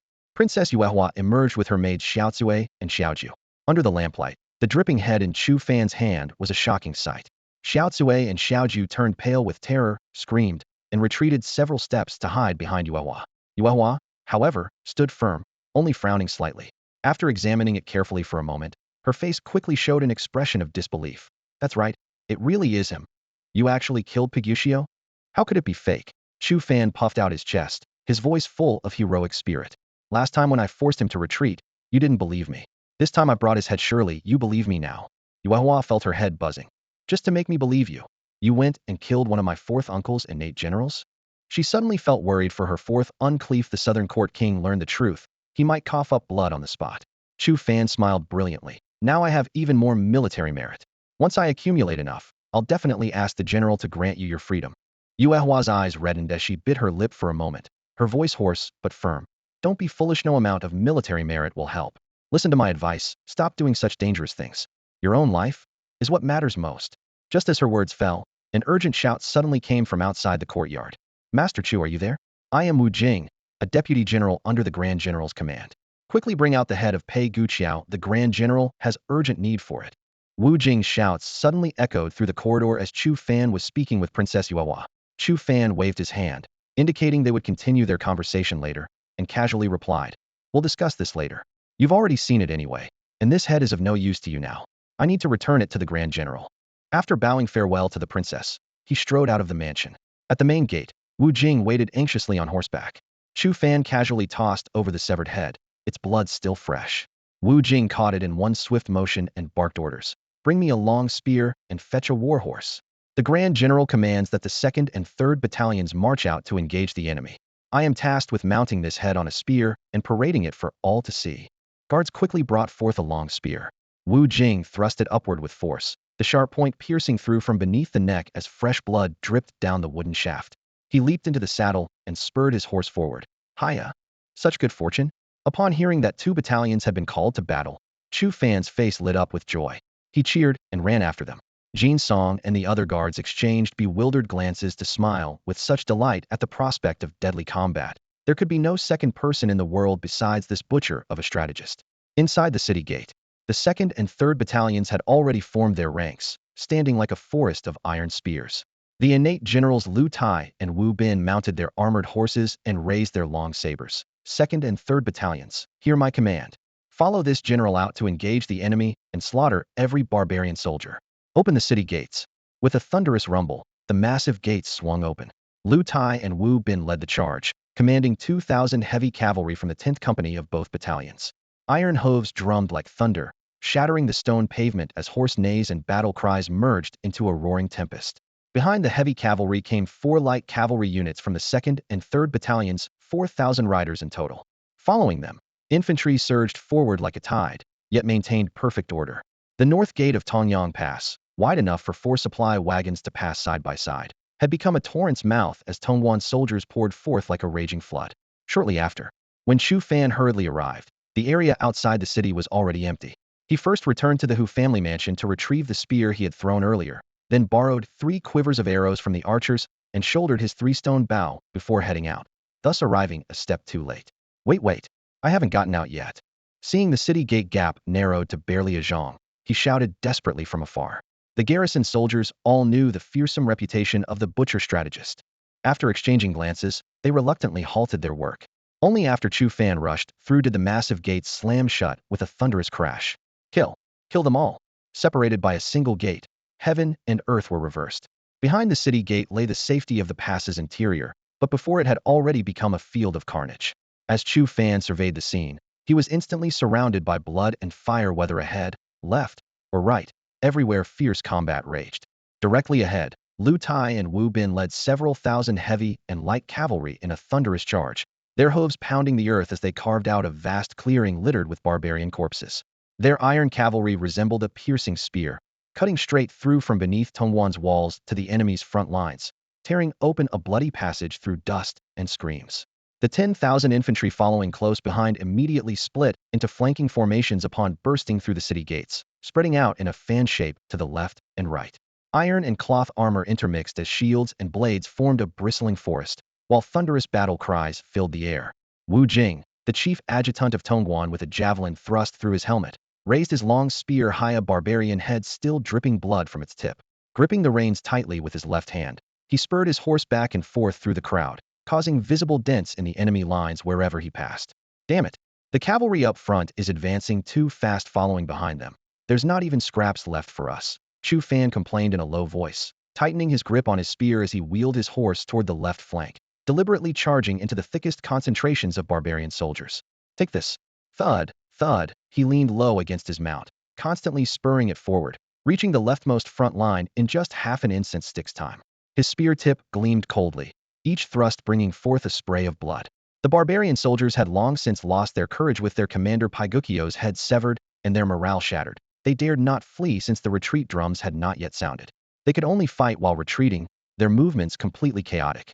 With one side's battle spirit soaring and the other in complete disarray, the power gap rapidly widened, turning the plains battle into what was essentially a one-sided slaughter.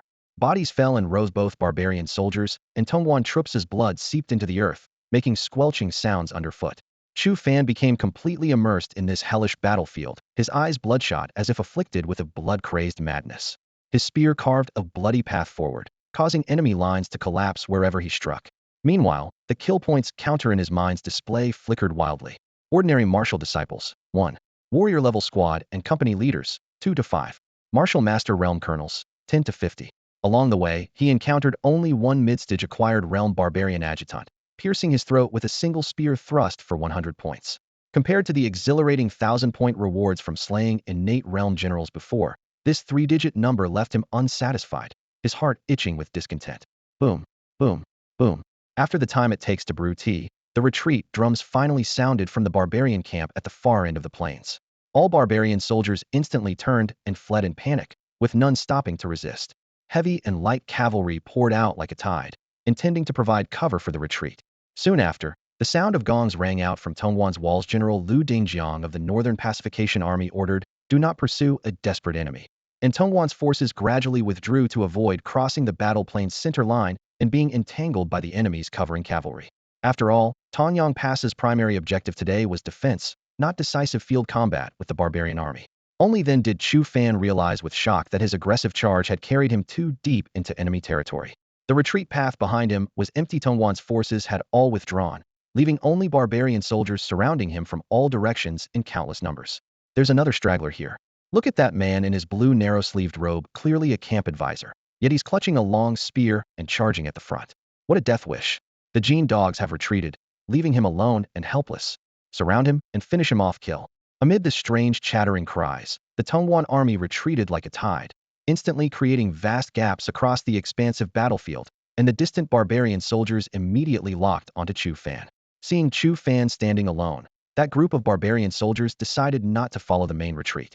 Instead, they closed in on him, shouting roughly a full 50 or 60 strong. Upon hearing the words, "death wish," anger flared in Chu Fan's heart, but he forcibly suppressed his impulse. He could certainly cut down dozens of barbarian soldiers cleanly, but if they entangled him, more cavalry would surely follow. He wasn't some Iron Man who could face 10,000 enemies alone. In a real fight, exhaustion alone would kill him. Even worse, once the main army retreated to Tongwan, the city gates would immediately close. He had already been pushed to the left edge of the plain, and even if he turned and sprinted now, he wouldn't make it in time. By the time he reached the gates, the cavalry pouring out from the barbarian camp would have already arrived first. Would the general of the Northern Pacification really risk barbarian cavalry charging the city walls just to wait for a mere camp advisor and delay closing the gates? Naive. If you've got the guts, come chase me. Let's see if I don't pierce you full of holes. In a flash of thought, Chu Fan decisively withdrew, turning toward the mountain forest several hundred meters away. The distance from plain to forest edge was covered in the blink of an eye as he darted into the thicket.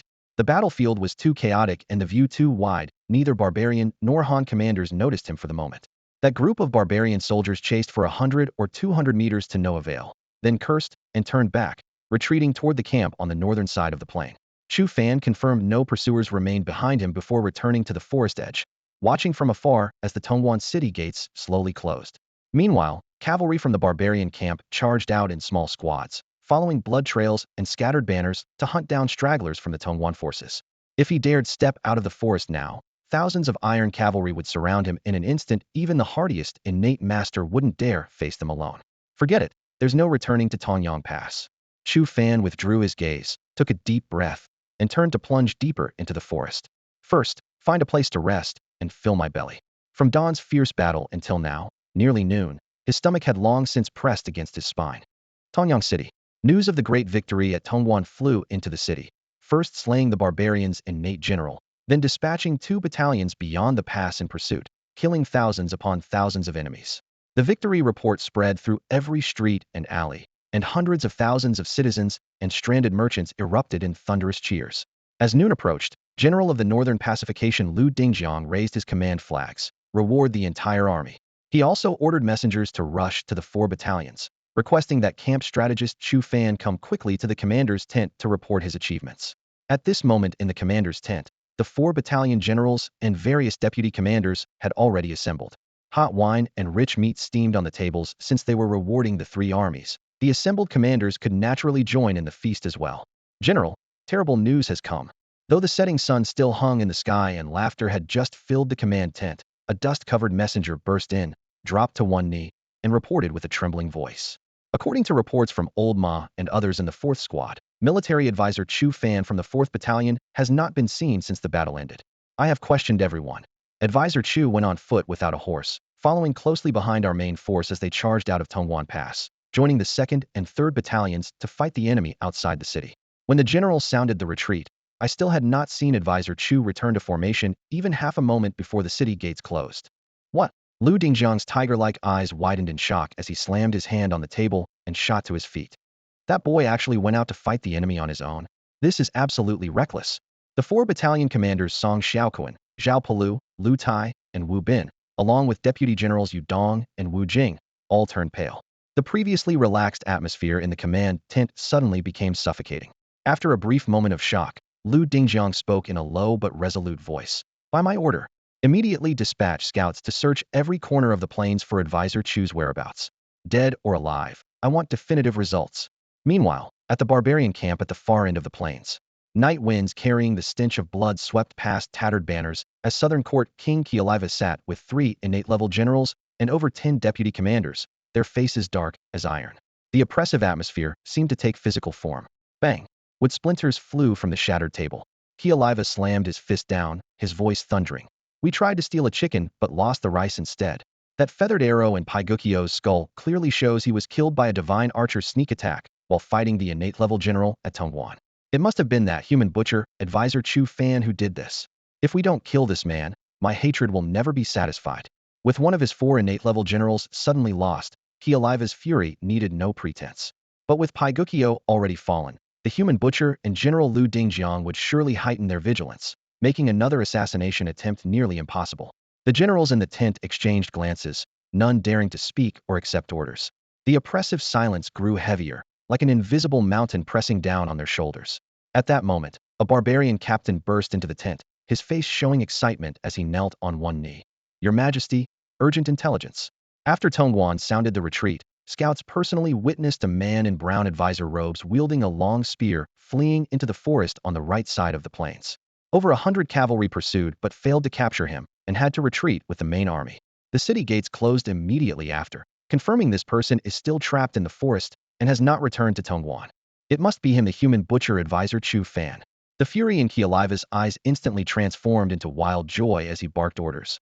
Paigukitan, Dandanting, each of you take 5,000 elite troops and search the forest. Dead or alive. No, I want him alive. You must capture this scoundrel surnamed Chu and bring him back alive. Pei Gudan and Dandanting were 2 of the 3 innate generals in the tent. The former remained at the early innate stage, while the latter had already stepped into the middle innate stage. Upon receiving their orders, both clasped their fists simultaneously and strode out of the tent, each gathering 5,000 elite barbarian troops.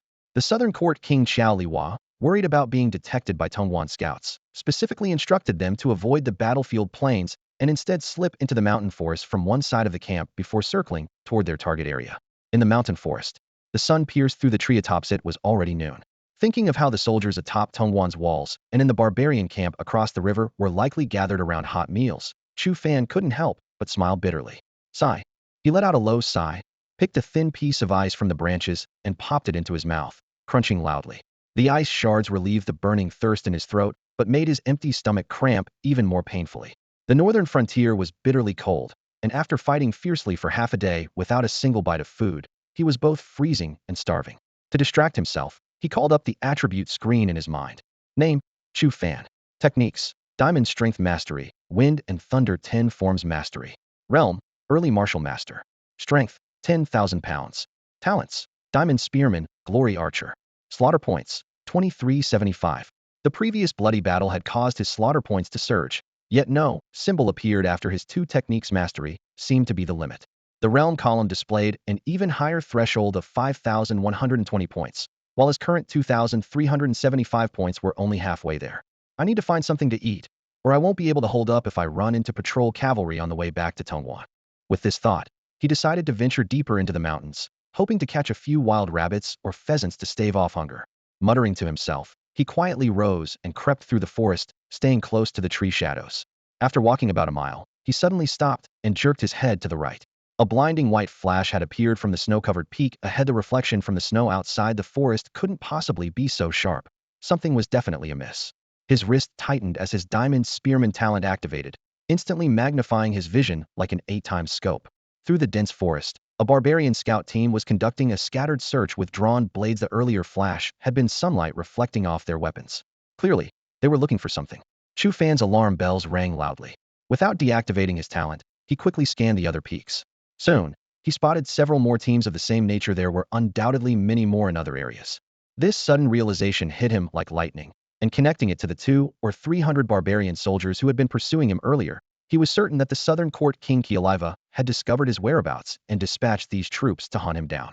The vast mountain ranges stretched endlessly, and even if tens of thousands of barbarian soldiers were deployed to surround the area, it would be impossible to search every ridge and valley in a short time. He might as well hide deep in this forest wilderness. His purse was empty and he was tormented by hunger and thirst, but those barbarian soldiers surely carried dried meat and provisions. Speak of the devil, and he shall appear. There was an added bonus to consider. They were in the open while he remained hidden, and they would never give up the search easily. Once night fell, with his natural night vision as an archer, he could catch them completely off guard. With this thought, Chu Fan's mind became steady as a rock. He let out a cold laugh and immediately began circling toward a remote mountain peak, moving stealthily through the terrain. The forest canopy blocked out the sky and fallen leaves carpeted the ground. As long as he watched his steps carefully, even in broad daylight he could avoid leaving clear tracks without fear of exposure. The detour around the mountain took considerable time, and it wasn't until evening that he reached the secluded peak, where he crouched low beside a mountain hollow. After waiting through another mealtime, a group of barbarian soldiers came tramping through the hollow with rustling footsteps. Their formation was scattered, stretched out in a long, broken line. Chu Fan hid at the entrance of a stone cave completely concealed by withered yellow vines, holding his breath and listening intently. When the rear guard approached, he set down his bow and spear, crouched low to the ground, and silently crept toward the last isolated barbarian soldier. The barbarian had just rounded a thick pine tree when Chu Fan struck, swift as a startled rabbit, flashing forward with both hands, shooting up to snap the man's neck, then catching the body to let it fall silently to the ground. The footsteps of the other soldiers gradually faded into the distance until there was no sound at all, and only then did he carry the corpse back to the cave. A thorough search yielded quite a haul: a sheepskin water pouch, several pieces of dried meat, 2 rock-hard white flour buns, a sharp dagger, and a long saber took everything. He also stripped off the dead man's military uniform, discovering underneath a fur-lined sheepskin vest perfect for the bitter winter. Chu Fan removed his clerk's robe, put on the vest, then donned the barbarian military uniform, instantly transforming himself into an authentic barbarian soldier. Even better, the sheepskin pouch contained not water but strong liquor, filled to 80% capacity. Chu Fan tilted his head back and took a large gulp. The burning liquid seared his throat and spread warmth through his chest and abdomen, immediately driving away much of the cold. Knowing he shouldn't linger here, he shouldered his quiver and 3-stone bow, tucked the dagger at his waist, stuffed the provisions in his chest, gripped the spear shaft in his left hand, and emerged from the cave, chewing dried meat with his right hand as he moved, weaving swiftly through the forest shadows. He had to get ahead of that barbarian patrol before nightfall, then wait for complete darkness to descend before using his night vision advantage to kill while retreating, gradually luring them deeper into the dense forest. With the enemy exposed and himself hidden, the dark forest would become his hunting ground. This time, he was going to kill to his heart's content. Night fell. Chu Fan tilted his head back and downed several gulps of strong liquor, the burning liquid rolling down his throat like fire. He quickly chewed through 2 strips of dried meat, then stuffed a steamed bun into his mouth. The surge of calories combined with the alcohol's kick instantly restored his battle-worn strength to its peak. Deep in the mountain forest, scattered torches flickered like dying stars in the night sky. The barbarian soldiers continued their carpet search, clearly with no intention of giving up. They would likely continue through the entire night. The liquor Chu Fan had taken from the barbarian soldier he'd killed earlier was proof of T-sit, was probably standard issue for the entire search force, meant to ward off the night's chill. The wide spacing between the torchlight indicated that not every soldier carried one. Instead, each squad shared a single torch, providing just enough illumination while avoiding easy detection by scouts from Tongwan Fortress. The feast of slaughter was about to begin. Chu Fan cracked his neck, revealing a sinister grin, and silently stalked toward the nearest cluster of torchlight. Night vision was an archer's gift, not a spearman's. To activate this ability, he gripped his spear in one hand while grasping the handle of the 3-stone bow slung across his back with the other. As the skill engaged, the dark forest became as clear as daylight to his eyes. Tree bark textures, fallen leaves on the ground, scattered stones, and dead branches. Every detail was crystal clear.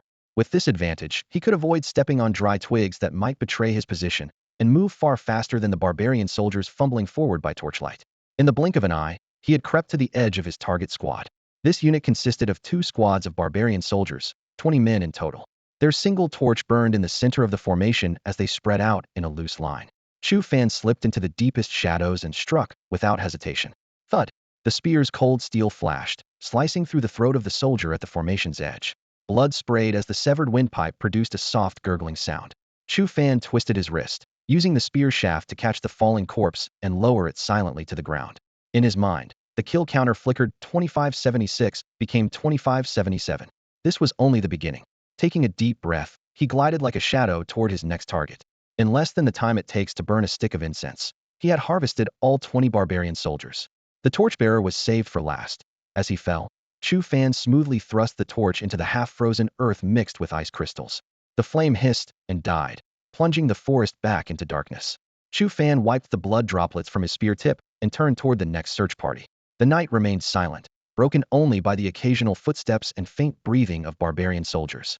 Chu Fan prowled through the darkness like the grim reaper himself, constantly moving, silently reaping lives without end.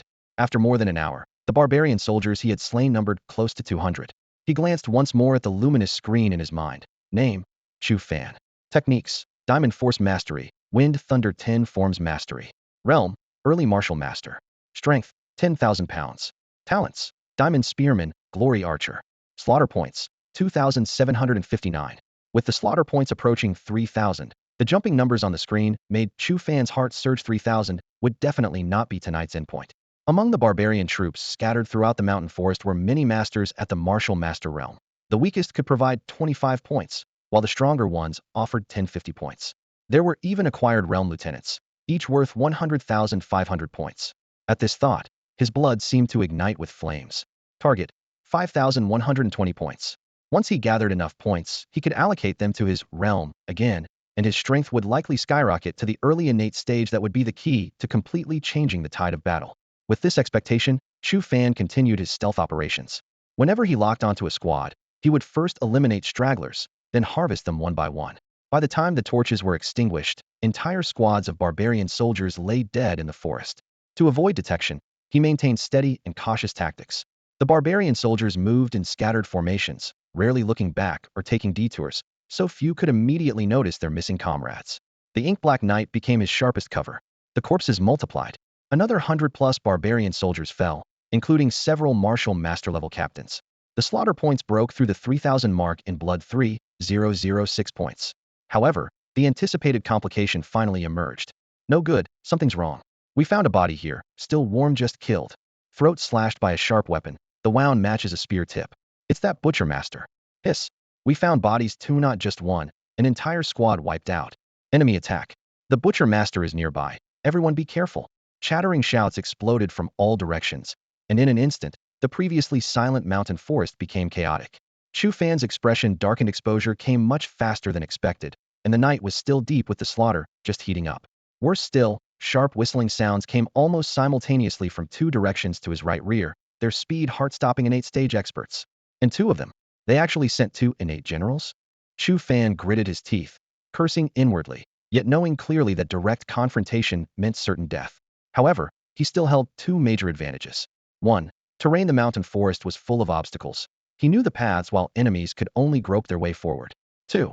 Night vision: the Glory Archer talent granted him nocturnal sight, allowing him to perceive enemy movements first. As long as he could escape their line of sight before they arrived, he still had opportunities to continue hunting. With this thought flashing through his mind, his resolve hardened, killing intent blazing across his face as he immediately made a bold decision. Although the regular Hu soldiers were numerous, killing them was time-consuming and offered poor value. Chu Fan roughly calculated that even centurions at the late warrior stage or great perfection level were only worth a measly 5 killing points each, hardly worth the effort. Rather than waste time on those cannon fodder, he decided to target martial master-level captains or even acquired realm deputy generals. These opponents offered decent points while remaining manageable, as long as he struck and moved, keeping close watch on the positions and movements of those 2 innate generals and retreating in time. He could ensure his safety. Muttering quietly to himself, Chu Fan immediately activated his magnified lock-on talent. His vision suddenly zoomed in, as if he'd instantly equipped an 8x scope with night vision. In the darkness, he locked onto two distant figures, both martial master-level captains at the early and middle stages. If he could kill them both, he'd earn 20 killing points, equivalent to eliminating 20 warrior-level Hu soldiers. Whoosh! Whoosh!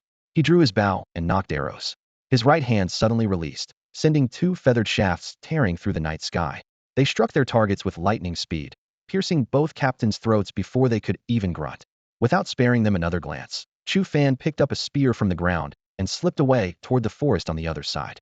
The sound of arrows cutting through air inevitably exposed his position. Nearby, Hu soldiers immediately shouted and closed in to surround him, while the two innate generals rushed over from farther away. But by the time they arrived, Chu Fan had already moved to a new position, leaving not even a trace behind. Cowardly rat, you run faster than a rabbit. Since you dare kill my Xiongnu warriors, face this general in mortal combat. How arrogant. We're supposed to be hunting him down, yet he's picking us off instead. This is outrageous. Pegu Tan and Dan Daunting raged furiously, but could only hastily issue orders. All troops, listen up. The Gene Dog Chu Fan has appeared in this area. Intensify the search and root him out for this general. Without killing this man, the hatred in my heart cannot be quelled. Before their words finished echoing, both men had already rushed elsewhere to conduct a carpet search. At this moment, Chu Fan quietly slipped to the northwestern edge, his gaze locking onto new prey, a deputy general at the late acquired stage. After confirming the man's cultivation level, his breathing tightened. Killing this person would net him a full 500 points, offering even better value than early or mid-listage innate experts. After all, a late acquired stage opponent was much easier to kill than an early innate one. Of course, this didn't mean late acquired stage cultivators were weak. It was just that for Chu Fan at this moment, taking a life with one arrow required no effort at all. To be cautious, he activated his spiral talent while drawing his bow. Whoosh! The feathered shaft left the string, appearing ordinary on the surface but containing hidden spiral force. The moment the faint yet sharp sound of cutting air reached his ears, the deputy general alertly raised his blade to block. His ability to discern direction by sound was impressive, and his timing wasn't slow either. However, a bizarre scene immediately unfolded. This strike was destined to miss, as the arrow's fletching suddenly trembled without warning, causing the arrowhead to shift angle and graze past his blade. Thud! The hardened point instantly pierced through flesh and buried itself deep in his opponent's neck, sending blood spurting forth. He's here. Get over here quickly. He won't escape this time. Seal off all directions. Roar. You bastard, don't run if you've got guts. The surroundings immediately erupted with swarming footsteps and furious roars as hordes of barbarian soldiers charged forward with sabers and halberds. The two innate realm generals, Pai Gudan and Dan Daunting, also wheeled their horses around, their iron spears gleaming like snow, their presence terrifying. However, Chu Fan had already moved the instant his arrow found its mark. His pupils contracted like a beast's in the darkness, his night vision talent revealing every enemy position throughout the mountain forest. His figure weaved through the tree shadows, always maintaining a safe distance from Pai Gudan and Dan Daunting. After a brief pause, he focused his mind, and a light screen appeared. Name, Chu Fan. Techniques, Diamond Strength Mastery, Wind, Thunder 10 Forms Mastery. Realm, Early Martial Master. Strength, 10,000 pounds. Talents, Diamond Spearman, Glory Archer. Slaughter points, 3526. Before his exposure, his slaughter points had only been 3006. In mere moments, he had consecutively shot two early and mid-stage martial master captains, earning 10 points each, then brought down a later-stage acquired realm lieutenant, gaining 500 points in one stroke, bringing his total to 3,526. However, his next realm advancement required 5,120 points, still far from reach. The high rewards from eliminating leaders made him determined to see this path through to the end. His thoughts flashed like lightning as two more targets entered his field of vision. Chu Fan drew two arrows, pulling his bow to full draw, the bowstring trembling yet making no sound. Release. Arrow light cut through the night, and without even checking the results, he grabbed his spear and slipped into another cluster of bushes. This cycle of hunting repeated again and again. In the blink of an eye, another half-hour passed, with more and more captains and lieutenants lying in pools of blood. Deep in the mountain forest, the barbarian soldiers were led around by an invisible thread. Pai Gudan and Dan Daunting's faces had turned iron blue with rage. Damn it! How is he as slippery as an eel? With so many men, we still can't catch one person? To run so fast through dark woods at night, does he really have night vision? If so, we absolutely cannot let him live. Roars echoed through the valley along with rustling leaves. The two generals completely lost their patience, bellowing orders. All troops listen up. Don't give him any more gaps around this entire mountain. Conduct a grid search. Continuously tighten the circle. We want him alive or dead. Move, move, move. Dense formations of barbarian soldiers repositioned according to orders, rapidly tightening the encirclement. But before the perimeter could close, Chu Fan had already infiltrated beyond the circle. He stood behind a shadowy boulder, breathing steadily as he drew his bow and locked onto new prey. Whoosh, whoosh. The faint sound of arrows cutting through air rang out once more, this time from outside the encirclement, effortlessly claiming the lives of two more barbarian captains. Bastards! Cowardly scum! If you have any guts, face me in a real fight. Pei Gudon and Dan Daunting, having missed their target once again, erupted in fury almost simultaneously. Their roars seemed to tear open a corner of the night sky, yet couldn't hide the shamelessness in their words. Two mighty, innate generals actually had the audacity to challenge a mere martial master realm strategist to a heated confrontation in front of everyone. Such thick skin was truly unmatched. In the darkness, Chu Fan curled his lips and muttered under his breath, "A real fight? Are you even worthy?" In fact, before the two had arrived, he had already slipped away through the forest shadows and glanced at the screen in his mind along the way. Name: Chu Fan. Techniques: Diamond Force Mastery, Wind Thunder 10 Forms Mastery. Realm: Early Martial Master. Strength: 10,000 pounds. Talents: Diamond Spearman, Glory Archer. Slaughter points: 4326. In just half an hour, he had consecutively killed over 10 Martial Master Realm Captains and one acquired Realm Lieutenant, accumulating several hundred more slaughter points. He was less than 800 points away from the 50-120 threshold needed for his next realm advancement. Hunting key targets was indeed the fastest method. High risk, high reward. The slaughter points blazed like a bonfire fanned by fierce winds, instantly surging upward and filling Chu Fan with excitement. He knew that if he acted recklessly on open plains, he would quickly be surrounded and hunted down by hordes of barbarian soldiers. But here in the deep forest at night, with his night vision and ability to come and go without a trace, he held every advantage of timing and terrain. Such a heaven-sent opportunity must not be wasted. Whoosh, whoosh. Two arrows pierced the silent night sky, instantly claiming the lives of two Martial Master Realm Captains. By the time Pei Gudon and Dan Daunting arrived with their personal guards, the forest held nothing but two fallen corpses. God gibberish. The two generals were so enraged their eyes rolled back, and even their curses began to tangle, whether from biting their tongues or being overwhelmed by fury. After a moment of wild roaring, they suddenly changed tactics. The two who had been working together abruptly separated, each leading a small group of barbarian soldiers to search in different directions. Even more dramatically, their previous ear-splitting roars ceased entirely as they forced themselves into silence. Think staying quiet will help? Unless you actually become two mice burrowing underground, you won't escape my night vision. Chu Fan sneered coldly from behind the tree shadows. He saw through their intentions at a glance, but felt no urgency. The mountain forest was vast, and he maintained constant awareness of both innate warriors' positions, easily avoiding their search patterns while his three-stone bow never ceased. As arrows continued to fly, barbarian captains fell one after another, and the slaughter points on his screen climbed steadily upward. Less than 3 quivers left? Better conserve them. He glanced back and noticed one quiver was nearly empty, so he casually discarded it into the grass, his silhouette melting into the night. Then Chu Fan made an even bolder decision. Since Pei Gudon and Dan Daunting had separated, this presented him with another opportunity to hunt innate warriors. Their scattered search gave him both the chance and possibility to kill another innate warrior. This would help him quickly gather the slaughter points needed for his next realm advancement while conserving his arrows as much as possible. After all, once daylight broke, Chu Fan's position would be exposed, inevitably putting him in mortal danger from the pursuit of Xiongnu masters. In such circumstances, the arrows in his quiver would prove far more valuable.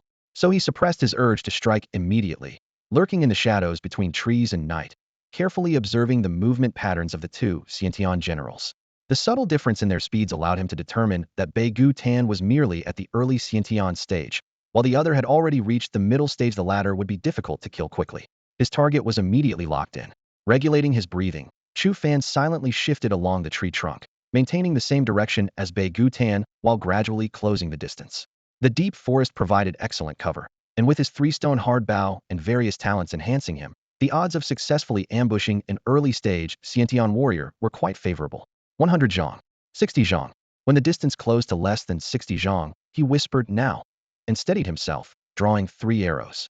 His magnification and lock-on talent activated as he drew the bowstring taut as a full moon, then released with his right hand. The moment the 3 arrows left the string, he was already reaching back for 3 more. Before releasing the second volley, his prediction talent kicked in, calculating Bei Gu Tan's next footfall within half a breath, and he released again. Whoosh, whoosh, whoosh. 6 sharp but subtle sounds cut through the forest air in 2 waves, their angles barely differing. Seeking death. Bei Gu instantly sensed the danger, fury and humiliation surging through him. Before his curse finished, his blade was already horizontal. Clang, clang, clang. 3 arrows were deflected in showers of sparks. He lunged diagonally and twisted to dodge, barely avoiding 2 more. However, 1 arrow from the final round was a spinning arrow Chu Fan had crafted using his rotation talent. The arrow suddenly changed trajectory mid-flight, leaving Bei Gu with nowhere to dodge. His true chi was insufficient to project a protective barrier like Lu Dingzhang's, and he only heard the sharp whistle by his ear. Thud! The arrowhead pierced through his right ear and instantly penetrated his brain.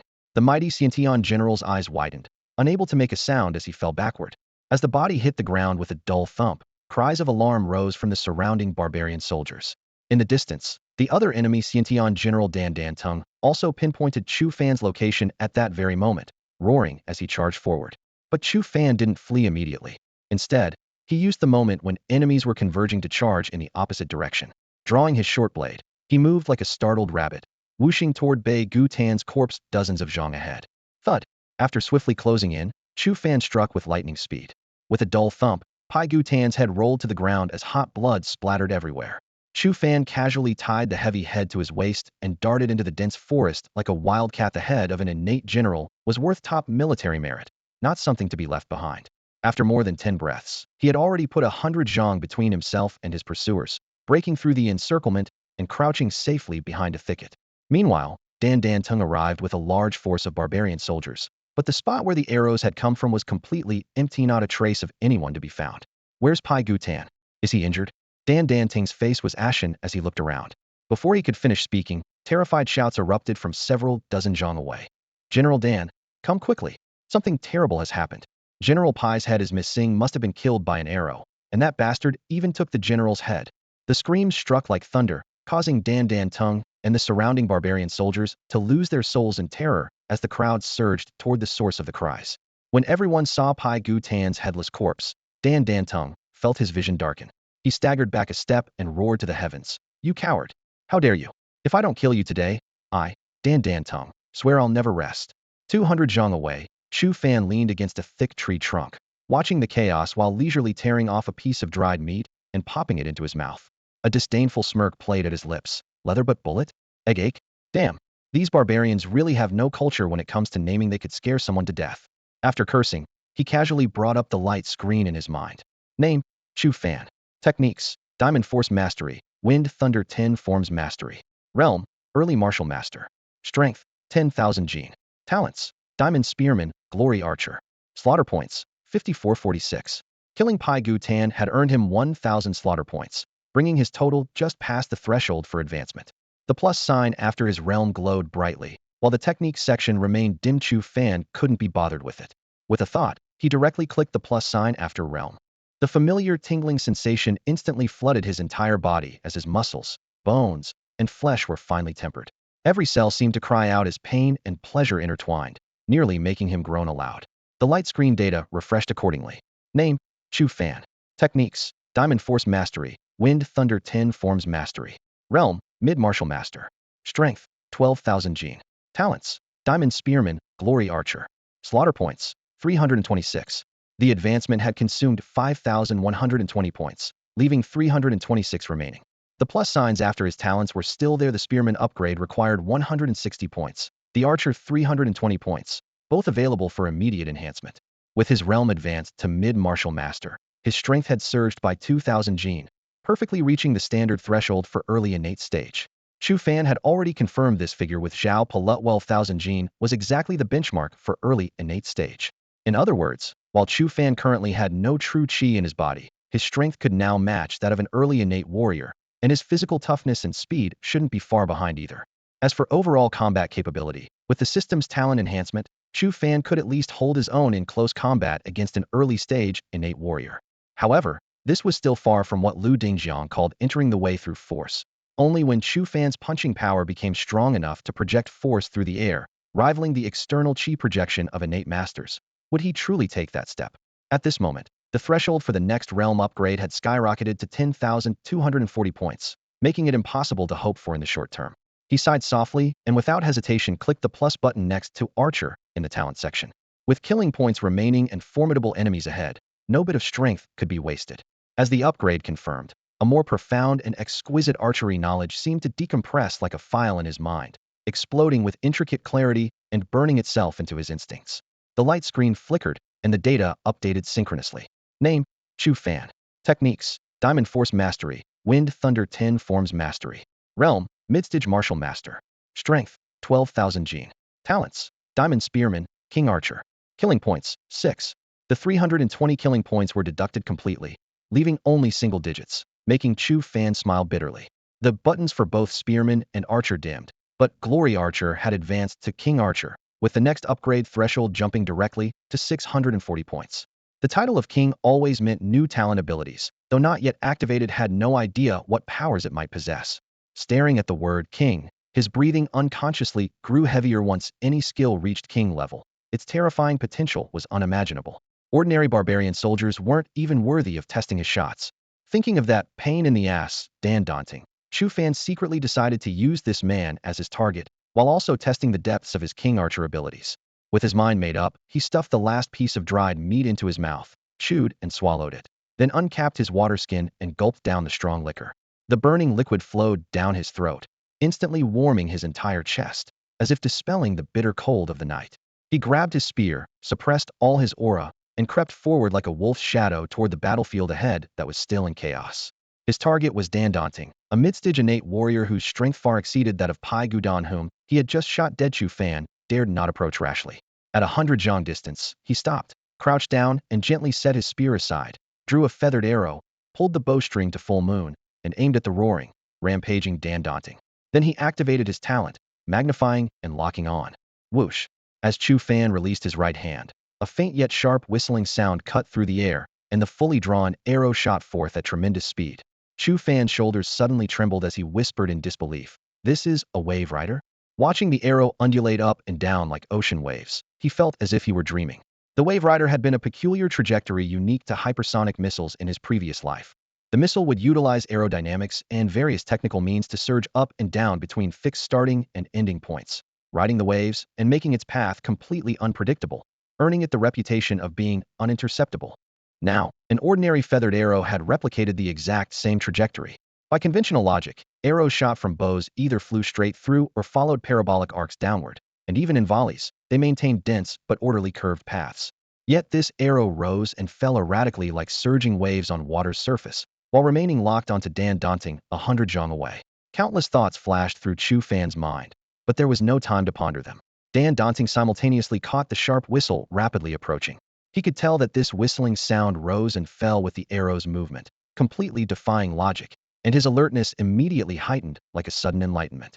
In the dim firelight, he glimpsed the arrow breaking through the air, its shaft rising and falling as if it were alive. Veins bulged at his temples as suspicion churned in his heart. Damn it! Has this arrow become a spirit too? After cursing aloud, he swung his thick-backed horse-cleaving saber, intending to deflect it with a sideways strike. The moment the blade touched the arrow shaft, something unexpected happened. Bang! With an explosive sound, the entire arrow instantly disintegrated. The sharp triangular arrowhead, carried by the blast's force, multiplied its kinetic energy several times over and pierced deep into daunting's right shoulder socket, lodging firmly in his flesh. Under the excruciating pain, his entire right arm stiffened, and the horse-cleaving saber clattered to the ground. Simultaneously, the arrow shaft exploded into countless wooden fragments, scattering like a fierce rain, with several toothpick-thin splinters embedding in his cheeks as blood immediately gushed forth. Several barbarian soldiers standing too close also couldn't dodge in time, their faces and arms splattered with wooden debris, skin torn and bleeding. Though not fatal, the pain made them gasp repeatedly, their eyes filled with terror. A seemingly ordinary feathered arrow had exploded without warning before their very eyes. The unknown mystery instantly transformed into a dark cloud, shrouding the hearts of every barbarian soldier present. An invisible panic spread rapidly as chaos erupted once more. Chu Fan had already left his original position, sprinting at full speed through fallen leaves and broken branches. Instinctively glancing back, he witnessed the arrow explode thunderously in the night, scattering flames and wood fragments that immediately stirred fresh commotion among the crowd. What the hell? It actually exploded? He froze on the spot, his mind buzzing as he muttered unconsciously. Wave Rider plus explosive arrow? Holy shit. A King Tier is truly King Tier 2 insane abilities triggered at once. As his thoughts churned, He had completed his repositioning, stopping behind another cluster of trees about 150 zhang from the narrowing Dandanting. Originally, he had merely wanted to test what new abilities a king-tier archer would trigger, but now Dandanting was wounded from that single arrow, his right arm unsteady gripping his blade, blood streaming down his head and face in a horrifying sight. Intense killing intent instantly consumed Chu Fan's mind. He turned to check the quivers on his back. Of the 3 quivers, 2 were full, while the one at hand held only 3 arrows, remaining 43 feathered arrows total. If each one carried both Wave Rider and explosive arrow effects, even if he couldn't kill Dandanting outright, it would be enough to make this barbarian general suffer thoroughly. Stealing his resolve, he cursed under his breath, all in, and immediately crouched low to advance. Closing the distance to 100 zhang, he stopped, drew an arrow with his backhand, knocked it, and took aim. Whoosh. The first arrow tore through the air with a Wave Rider sonic boom. Seeing the arrow's trajectory was true and steady, he didn't linger, immediately diving sideways to change position. His feet traced continuous zigzag patterns, opening 20+ zhang before stopping again to draw his bow another arrow. Then he continued moving. From this point on, Chu Fan never stopped, sometimes sprinting, sometimes darting behind trees, shooting immediately upon stopping, never resting for a moment. His target remained locked on Dandanting. Whoosh, whoosh whoosh, bang, bang bang. The continuous whistling and explosions wove together into the most piercing symphony in the night forest. The barbarian soldiers couldn't catch even a glimpse of Chu Fan's figure, hearing only the constant explosions as sparks and wood chips flew everywhere. Screams, curses, and the clashing of weapons merged into chaos. Damn it, that bastard's shooting arrows again, and it's nonstop. Dandanting roared, but the night concealed everything, and no one could locate the archer's position. Triangular arrowheads accelerated by Wave Rider boards straight into the crowd, their shafts exploding into countless fragments that tore through armor and flesh. After more than 20 arrows, the ground was littered with broken blades, shattered shields, and snapped branches, stained with blood. Dandanting was hit again, a triangular arrowhead embedded firmly in his right shin bone, causing him to stagger in pain as he cried out, "Protect me! Protect me! Damn bastard! How is he doing this? Everyone get over here, form up in front, cover this general." As Dandanting's furious roars echoed through the air, hordes of barbarian soldiers from the surrounding area came rushing toward him, quickly forming thick human shields in front of their commander. Dandanting himself was being dragged away by a postnatal deputy general and a martial master captain, limping on his injured leg as they retreated. The mighty innate general was now in complete disarray. The bizarre firepower of the Wave Rider combined with explosive arrows had utterly shattered his courage, leaving him with no desire to continue fighting. This fear was not without reason. The Wave Rider technique and explosive arrows of a king-tier archer defied all logic, making even innate-level warriors feel unnerved. Moreover, under the cover of darkness where everything was pitch black, a single misstep would make him a sitting duck. The enemy lurked in the shadows while he had to face those strangely trajectored, terrifyingly powerful arrows head-on. This invisible pressure was enough to drive anyone mad. Adding to this were his severe injuries. Though the gashes on his face from arrow shaft fragments bled profusely, they were merely superficial wounds. However, the triangular arrowheads embedded deep in his right shoulder and left shin were far more serious. The shoulder wound left his sword arm numb and powerless, while the leg injury made him limp with every step, causing excruciating pain. Forget charging, even searching for the enemy had become an impossible task. However, while he wanted to flee, Chu Fan would never let him escape. If he didn't seize this opportunity to claim his second innate level head tonight, he would never have such a convenient chance again when facing this man in the future. With this thought, Chu Fan grabbed his spear and stealthily circled around from the flank, avoiding the dense formation of barbarian soldiers at the front. His gaze locked firmly onto Dandanting's figure as he closed in step by step. Only one quiver remained on his back, 18 arrows, meaning just 18 chances to strike. If these 18 arrows couldn't claim his enemy's life, all his efforts would be in vain. Chu Fan took a deep breath and decided to first eliminate the 2 guards dragging Dandanting. "Time to take out these 2 small fries," he muttered under his breath as his bowstring vibrated. Whoosh, whoosh. 2 cold gleams shot through the air as Chu Fan simultaneously darted toward another heavily shadowed gap in the forest. With his king-tier archer talent stacked on top of his previously allocated strength points, his power had surged by 2,000 pounds, making the 3-stone bow feel virtually weightless in his hands. To him, whether it was a martial master captain or a postnatal deputy general, they were all just living targets. Thud, thud. 2 muffled sounds rang out as both the martial master captain and postnatal deputy general collapsed simultaneously. Chu Fan focused briefly, and the light screen in his mind immediately brightened. Name: Chu Fan. Cultivation methods: Diamond Vigor Mastery, Wind and Thunder 10 Forms Mastery. Realm: Midstage Martial Master. Strength: 12,000 pounds. Talents: Diamond Spearman, King Archer. Slaughter points: 177. The postnatal mid-stage Deputy General had been worth 100 points, while the latest-stage Martial Master Captain was worth 50 points. Combined with his earlier bombardment using Wave Rider explosive arrows, he had certainly harvested quite a few ordinary barbarian soldiers, including some warriors among them. Thus, his slaughter points, which had previously dropped to 6, had now climbed back up to 177. The three-stone bow seemed a bit too weak.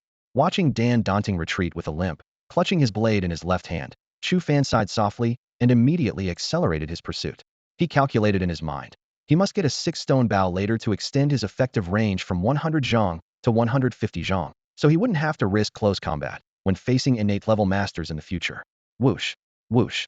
As soon as the thought crossed his mind, 2 arrows shot through the air.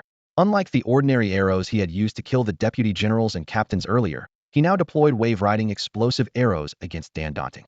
2 muffled explosions rang out as the shattered triangular arrowheads and shaft fragments scattered in all directions. Dan Daunting's chest bore fresh wounds, and he grunted through his nose, yet still roared like thunder. The barbarian soldiers watching from a distance all turned pale with shock. A mere military advisor at the Martial Master realm dared to hunt down an innate-level general? Moreover, Chu Fan had already killed one innate-level general earlier and taken his head. The fearsome reputation of Butcher Advisor instantly soared in their minds. Someone who dared hunt innate masters was like a living king of hell reborn. 14 arrows remained. He had to end this quickly. Chu Fan changed his shooting position again, muttering under his breath as he drew arrows in reverse grip and fired for consecutive shots. Of the 4 arrows, only 2 continued using wave-riding explosive tips. The other 2 relied on his predictive talent to lock onto Dan Daunting's next landing spot. Bang! Bang! Explosions echoed continuously, followed by the dull sound of arrows piercing flesh. The agonized scream had barely begun when it abruptly stopped. 100 zhong away, Dan Daunting collapsed and lay motionless as if all life had left him. Killed by a single arrow? Chu Fan glanced at the light screen in his mind. With surprise, his kill points remained at 177. There were only 2 possibilities. Either Dan Daunting had fainted from severe injuries, or he was feigning death to launch a counterattack when Chu Fan came to take his head. With the system here, you think you can fool me? Chu Fan sneered coldly, suddenly gripping his spear tightly. The 10th technique, Wind Thunder Flash, activated as his entire body's energy exploded, hurling the spear with full force. Since you want to play dead, let me give you a heart-piercing surprise first, then take your head. Damn you, you little bastard. The spear had just broken through the air when Dan Daunting suddenly rolled over and sprang up, cursing as he scrambled to dodge. Whoosh, whoosh, whoosh. Simultaneously, 5 arrows followed close behind the spear. 3 wave-riding explosive arrows first blocked his forward path and left right escape routes, while 2 curved arrows traced eerie arcs, forming the true killing blow. Dan Daunting narrowly dodged 1 arrow but was pierced through the throat from below by the other, dying instantly. Thud! Boom! The corpse fell backward with eyes wide open, full of unwillingness. The whistling spear followed, landing and driving deep into the earth about a zhong away from the body, buried up to the middle of the shaft.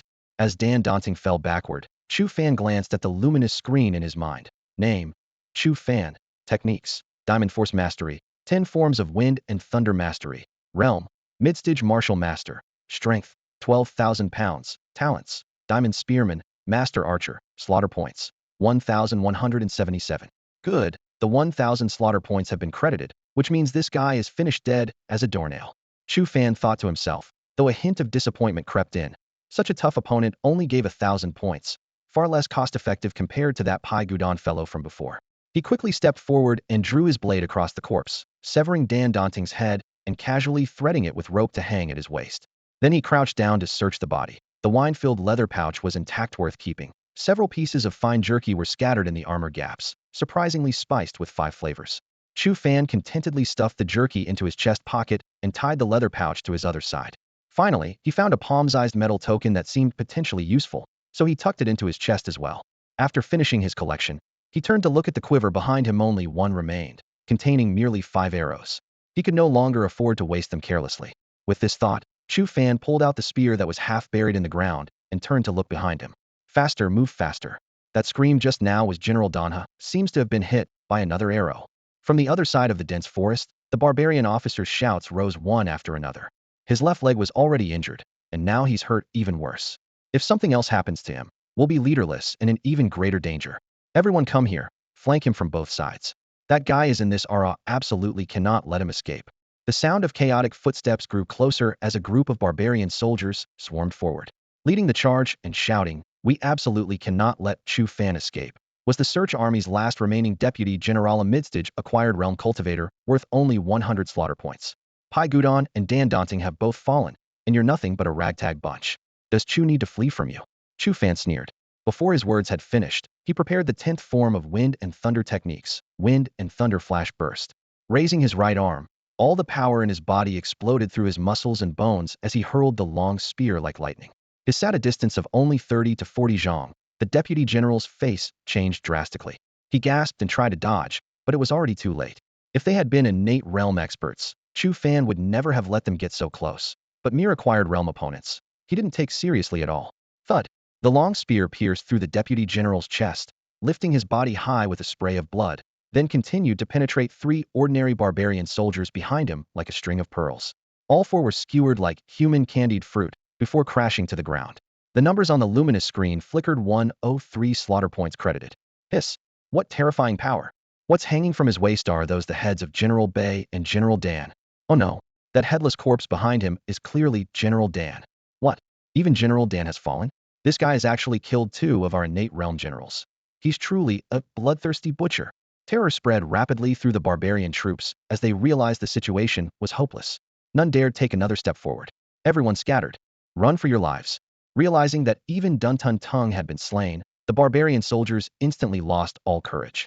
Once an army's morale collapsed, there was no possibility of rallying again. Invisible panic spread rapidly through their ranks as all the soldiers broke down simultaneously, scrambling to turn and flee in desperate haste. Some even discarded their helmets and breastplates as burdens, hastily throwing them among the trees, while their weapons were cast to the ground like hot potatoes, anything to escape this nightmarish, blood-soaked battlefield as quickly as possible. Thinking of leaving now, Chu Fan pressed close behind them, his voice as cold as a frost-covered blade. Too bad it's already too late. There are so many of you that even I can't kill them all. Who will escape with their lives, and who will be buried here? That all depends on your own fate. As his words fell, his steps never ceased, like death himself whispering softly. Thud! The moment his last word ended, Chu Fan had already slung his 3-stone bow across his back and thrust forward with both hands gripping his spear, the blade instantly piercing through a barbarian soldier's chest. The soldier didn't even have time to let out a complete scream before being flung to the roadside, his blood tracing a vivid arc through the air. The entire process was effortless, like slaughtering chickens or sheep, cutting melons or chopping vegetables. Yet none of the fleeing soldiers looked back, as if a bloodthirsty tiger pursued them. All they competed for now was who could run faster. Chu Fan strode forward in pursuit, his spear striking again and again. Thud! Thud! Thud! Each strike claimed a life without fail, and his kill points climbed accordingly. During the chase, he slightly shifted his body to avoid the spraying blood, each step accompanied by dull thuds of flesh and the clinking of armor pieces hitting the ground. The barbarian soldiers fled northward, desperately trying to escape toward the Xiongnu heartland, while Chu Fan pursued and killed as he went. They moved farther and farther from Tongwan Pass and the battlefield plains beyond, leaving behind an ever-lengthening trail of corpses. At dawn, the first golden rays of sunlight filtered through sparse branches into the forest. As night faded, Chu Fan's night vision talent fell silent. His spear had just pierced through the body of the last barbarian soldier, and with a slight shake of his wrists, he cast the man aside. Throughout the surrounding woods, not a single living barbarian soldier could be found, only fallen corpses scattered haphazardly along their path, creating a grim trail of blood. After pursuing and killing from last night until daybreak, Chu Fan no longer knew where he was. What he could be certain of was that not all of the 10,000-plus barbarian soldiers Xiao Liwa had dispatched could have perished by his hand alone. The scattered remnants had long since dispersed in different directions, and he lacked the strength to pursue each group individually. He took a deep breath and glanced at the screen in his mind. Name: Chu Fan. Techniques: Diamond Force Mastery, Wind and Thunder 10 Forms Mastery. Realm: Midstage Martial Master. Strength: 12,000 gene. Talents: Diamond Spearman, Master Archer. Kill points: 4068. For 1068? Even Chu Fan was stunned for a moment. When he had shot and killed Dun Tun Tung, his kill points had been just over 1,000, meaning this night of pursuit had brought him nearly 3,000 points. This included both ordinary warriors worth 25 points and martial masters worth 1050 points. By his calculations, while fewer than 3,000 barbarian soldiers had died by his hand, there were certainly around 2,000. Besides reaching the 4,000 milestone in killing points, another surprise emerged this time. Behind what was originally considered the endpoint of Master Archer, a plus sign had unexpectedly lit up. Chu Fan was momentarily overwhelmed by the urge to click it immediately, but realizing that his killing points had just crossed the crucial 4,000 mark, meaning an opportunity to upgrade his realm was within reach, forcibly suppressed his curiosity. He couldn't afford to waste his current points carelessly. As his thoughts wandered, his stomach began rumbling loudly, and hunger surged over him like a tide. Chu Fan decided to find shelter first and replenish his strength. Pushing aside distracting thoughts, he headed toward the left side of the mountain forest. Before long, he discovered a cave in a secluded valley. The entrance was dry and littered with dead branches, clearly a resting place used by hunters during their mountain expeditions. The cave entrance was more than a person's height, requiring no need to stoop.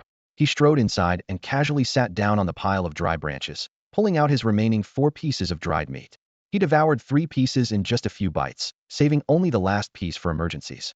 The last-hand half bag of strong liquor was also consumed as he alternated between meat and drink, gulping it down completely. After finishing, he shook his hand with a snap and tossed aside the empty leather pouch. The potent alcohol brought warmth rushing to his head, and drowsiness followed. Chu Fan simply lay down fully clothed on the pile of branches and fell into a deep sleep within moments. After an unknown amount of time, a low, deep roar suddenly echoed from outside the cave. Roar! Chu Fan jolted awake instantly, alarm bells ringing in his mind. The moment his consciousness returned, he rolled away from the branch pile and shot toward the cave entrance like lightning. Dusk had already fallen. He had slept from morning until evening. Though his strength and spirit had recovered, he now faced a new crisis. Several dozen yards away at the valley entrance, a bear was charging toward him at full speed, fangs bared and fierce eyes locked directly on Chu Fan. That ear-splitting roar from earlier had been its angry bellow. Judging by the fury in that sound, it had most likely caught the scent of a human the moment it entered the valley. Could this cave be its den? Chu Fan cursed under his breath, his nerves taut. This was an adult bear that stood over 2 meters tall when upright, with a body as solid as an iron tower. He had no doubt that its brute strength could exceed 10,000 pounds. Wild beasts truly possessed natural divine power. The bear's footsteps thundered as it closed the distance to 20 yards in an instant. Fighting such a massive creature would yield no killing points, and simply wasn't worth it. Moreover, the very thought of an unknown battle between man and bear was enough to make one's scalp tingle. How stupid would it be to fight a bear heathen? Chu Fan consoled himself with this thought as he casually pulled out a skull he had long carried at his waist and hurled it toward the bear regardless of whatever painful source it represented. It might as well serve some purpose now. This move served 2 purposes. First, to test whether the creature was more interested in food, and second, to buy time for his escape. The result satisfied him, but at the same time, his heart grew more troubled. The bear caught the scent of blood and caught the severed head that Chu Fan hurled at it with its massive paws, the size of palm fans, before immediately sinking its teeth into the grisly meal. Its jaws were incredibly powerful with dull crunching sounds. The hard skull cracked open in a single bite, spraying red and white matter as the beast savored its feast. This ravenous behavior confirmed that Chu Fan's spare head at his waist would soon be needed, and revealed that the creature had found nothing during its daytime hunt and was now desperately hungry. Unfortunately, the 2 heads provided little meat, barely enough to fill the gaps between its teeth, and once finished, it would surely come after him again. Damn oversized beast. Why aren't you hibernating in the dead of winter instead of wandering around? Chu Fan cursed under his breath, though his heart grew even colder, hungry enough to lose sleep. Would it really let him go easily? The bear licked the bone fragments clean. Having tasted blood, its eyes grew even more ferocious as it roared and charged again. Chu Fan's heart leaped to his throat as he frantically tore the last skull from his waist and hurled it with all his might toward the deep ravine, opposite from the valley entrance. Go get it. Roar. The bear operated purely on instinct with little intelligence to speak of, and predictably took the bait, turning to chase after the head. This cleared the path to the valley entrance. Chu Fan gripped his spear tightly and charged forward with a low shout. Had to escape before it finished devouring the second head, or he'd be doomed. However, just as he reached the inner side of the valley entrance, a deafening roar erupted behind him. Chu Fan turned around and nearly cursed aloud. The damned beast was actually smart enough to save time, gnawing on the skull while pursuing him at full stride. With its massive frame and powerful legs, the bear covered nearly 10 feet with each step, maintaining its terrifying speed. You bastard, still not done? Chu Fan raged, grabbing his 3-stone bow from his back, while running and rapidly firing 2 arrows. Whoosh, whoosh, boom. Both arrows, enhanced with wave riding and explosive arrow talents, detonated in front of the bear, their heads piercing flesh and drawing blood. But this only enraged the creature further. Its roars echoed off the mountain walls as it charged even faster. What the hell? Seeing his opponent wounded but even more vicious, Chu Fan gritted his teeth and knocked his remaining 3 arrows. But just as he drew the bowstring taut, It snapped with a sharp twang, rendering the 3 arrows useless. Furious, he threw both bow and arrows aside. Now he had only a spear in his hands and a short blade at his waist. Crisis closing in. Chu Fan clenched his teeth hard and unleashed wind thunder flash, hurling his spear with tremendous force. Whoosh! Roar! The spear flew with devastating power and terrifying speed. The bear instinctively dodged sideways but was still pierced through its soft abdomen, leaving a gaping wound the size of a wrist. The spear's momentum carried it onward, trailing blood as it plunged into the nearby stream with a splash and disappeared from sight. Oh no, what now? Watching the spear he'd hoped would deliver a killing blow plummet into the ravine. Chu Fan's face instantly turned ashen, his mind nearly shutting down on the spot. He'd thought one thrust through the chest would pin the bear dead to the ground, but the spearhead had instead pierced the creature's softest part, its belly. With no bone to catch it, the shaft slid through like paper and tumbled into the rushing water below. With his weapon lost, Chu Fan's only option was to run and try to outpace the beast. However, rather than collapsing after having its abdomen torn open by a wrist-thick wound, the bear seemed ignited by fire. Blood gushed from the gaping hole, sending its adrenaline surging and increasing its speed by half. In moments, it was breathing down Chu Fan's neck. Roar! The thunderous bellow erupted as the bear swung its hook-like right claw. Rip! The claws scraped along Chu Fan's spine, missing by mere inches. His thick barbarian soldier's uniform and the wool vest beneath were shredded completely, the torn fabric flying through the air like rags. The massive force sent Chu Fan stumbling, but he twisted his waist and spun halfway around to avoid falling directly into the bear's embrace and becoming its next meal. The bear howled with excitement and lunged again. You damn beast, I'll fight you to the death. Chu Fan roared in fury, his eyes bloodshot. His right hand shot to his waist, drawing a foot-long dagger in a reverse grip as he screamed and drove it toward the bear's left eye. Thunk! The blade sank into the eye socket up to the hilt. The sharp steel pierced through bone and membrane, penetrating straight into the bear's brain. The massive creature froze and crashed to the ground, dead instantly. But in that same moment, its giant paw struck Chu Fan's chest in a final death spasm. The crushing force hit like an iron hammer, sending his blood surging as he spat out an arc of crimson and collapsed unconscious. After an unknown amount of time, his blurred vision gradually focused as Chu Fan's consciousness returned. He found himself in a brick and timber cottage. The walls were hung with dried, skinned deer and roe hides, along with several strings of blackened jerky. In the corner, flames danced in an earthen stove while an iron pot bubbled away, filling the air with rich, meaty aromas. Though it was freezing outside, the interior was warm and cozy.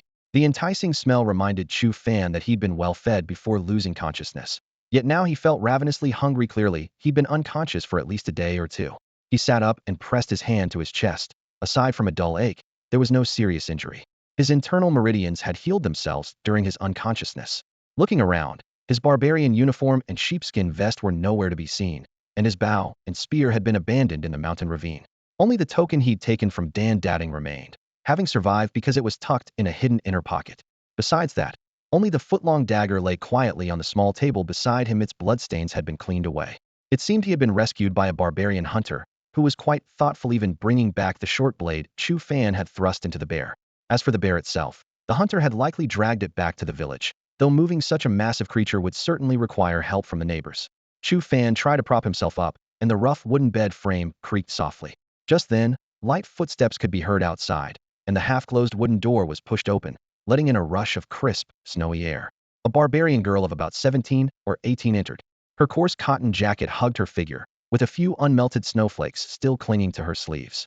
Her features were deep-set and delicate, with a hint of baby fat that softened her otherwise sharp contours, giving her an innocent appearance. She carried a wooden bucket filled with pristine white snow, apparently having just gone outside to collect snow from melting into water. Jili? Gulu? Jili you Gulu. The girl had just entered when she saw Chu Fan awake. She froze for a moment, then joyfully set down the bucket and bounced over to the bed, gesticulating excitedly while chattering away. Chu Fan couldn't understand a word, but his throat felt parched as smoke, so he raised his hand to mimic her gestures. Water. Drink water. Splash splash. After this bout of talking at cross purposes, he suddenly felt the light screen in his mind shimmer gently, instinctively glancing at it. Name: Chu Fan. Techniques: Diamond Force Mastery, Wind and Thunder 10 Forms Mastery. Realm: Midstage Martial Master. Strength: 12,000 gene. Talents: Diamond Spearman, Master Archer. Auxiliary Talents: Xiongnu Language Novice. Slaughter Points: 4068. Below the talent section, a new category had appeared: Auxiliary Talents, showing Xiongnu Language Novice, with a gray plus sign. So besides combat, he could also develop auxiliary skills like languages? Clearly, his recent gesturing had triggered this new talent. Being in barbarian territory with only Chinese would be suicide. Chu Fan didn't hesitate to click the plus sign. Obscure linguistic information flooded his mind like water, and the screen shimmered again. Auxiliary talents. Xiongnu language beginner. Slaughter points, 4058. Only 10 points to reach beginner level, he thought, pleased with the bargain, and immediately continued clicking. Beginner proficient 20 points. Proficient perfect 40 points. As the final plus sign dimmed, the auxiliary talent section settled on. Xiongnu language perfect. Slaughter points, 405820404018. Perfect meant native level fluency. Every accent and intonation of the local barbarians was now ingrained in his bones.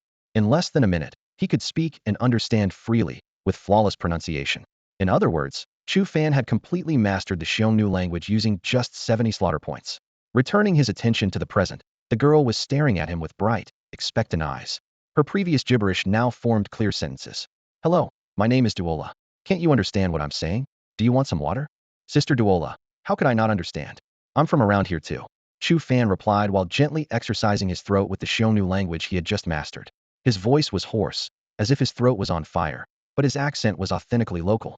Duola was stunned for a moment, her last bit of wariness instantly melting away as she broke into a smile. Oh, I see. Wait here, let me get you some water. She turned to the stove, ladled a large bowl of warm water boiled from melted snow, and handed it over. The water carried the crisp clarity unique to mountain springs. Chu Fan, both hungry and thirsty, gulped it down mouthful by mouthful, surprisingly tasting hints of sweetness that lifted his spirits. While he moistened his throat, Duola continued chatting with him. Chu Fan casually invented a name for himself, Tu San, claiming he had moved away with his parents years ago, and now that both parents had passed away, he had no choice but to return home alone, only to encounter a bear in the mountains along the way. In just a few sentences, he also learned Duola's family situation clearly. 1. Duola's father was named Chatham, a renowned hunter in the village. 2. Her mother had died years ago, leaving father and daughter to depend on each other. 3. 3 days ago, Chatham had gone into the mountains with several village hunters, and on their return trip, they heard the roars of an injured bear and followed the sound to rescue Chu Fan.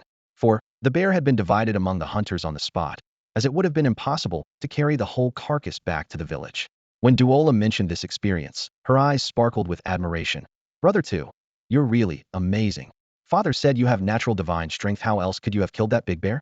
Since you killed it, it rightfully belongs to you.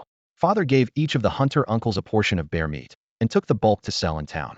The town doesn't have many wealthy households to begin with, so it wasn't until yesterday that a passing merchant caravan bought it all. This morning father went to buy medicine, saying that although you're strong, drinking medicine would help you recover faster. We've used up all our internal injury medicine on you these past few days.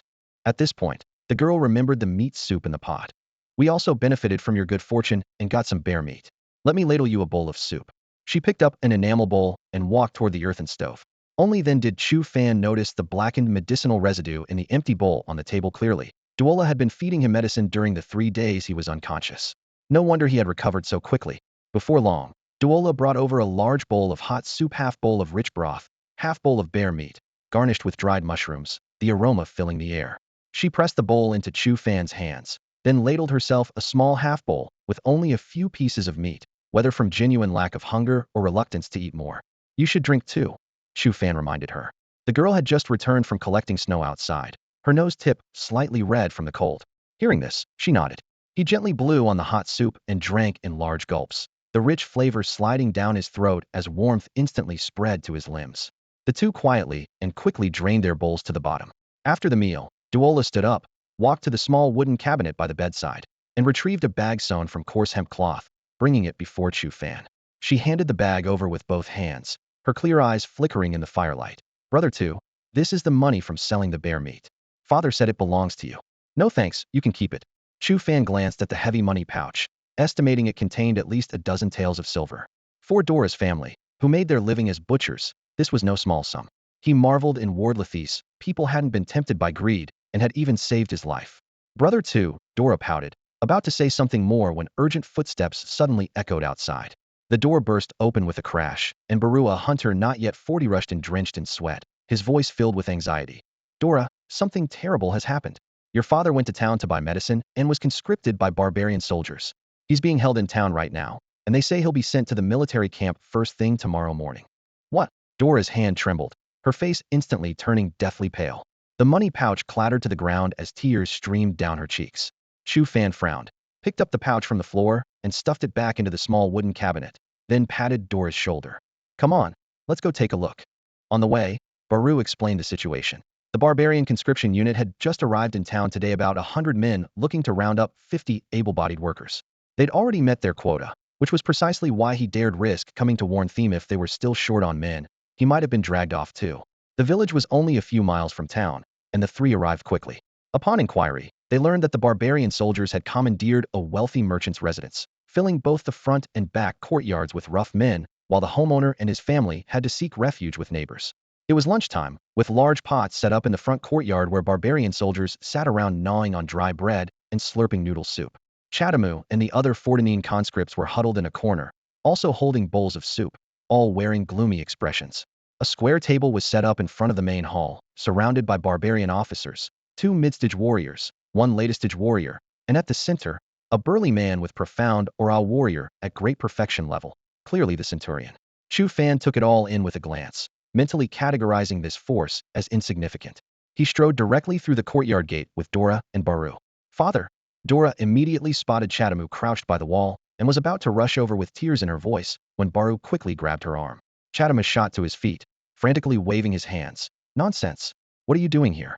Go back quickly. He feared the barbarian soldiers would cause trouble and harm his daughter. The centurion looked up, noticed Dora's delicate appearance, and grinned. Well, didn't expect you to have such a pretty daughter.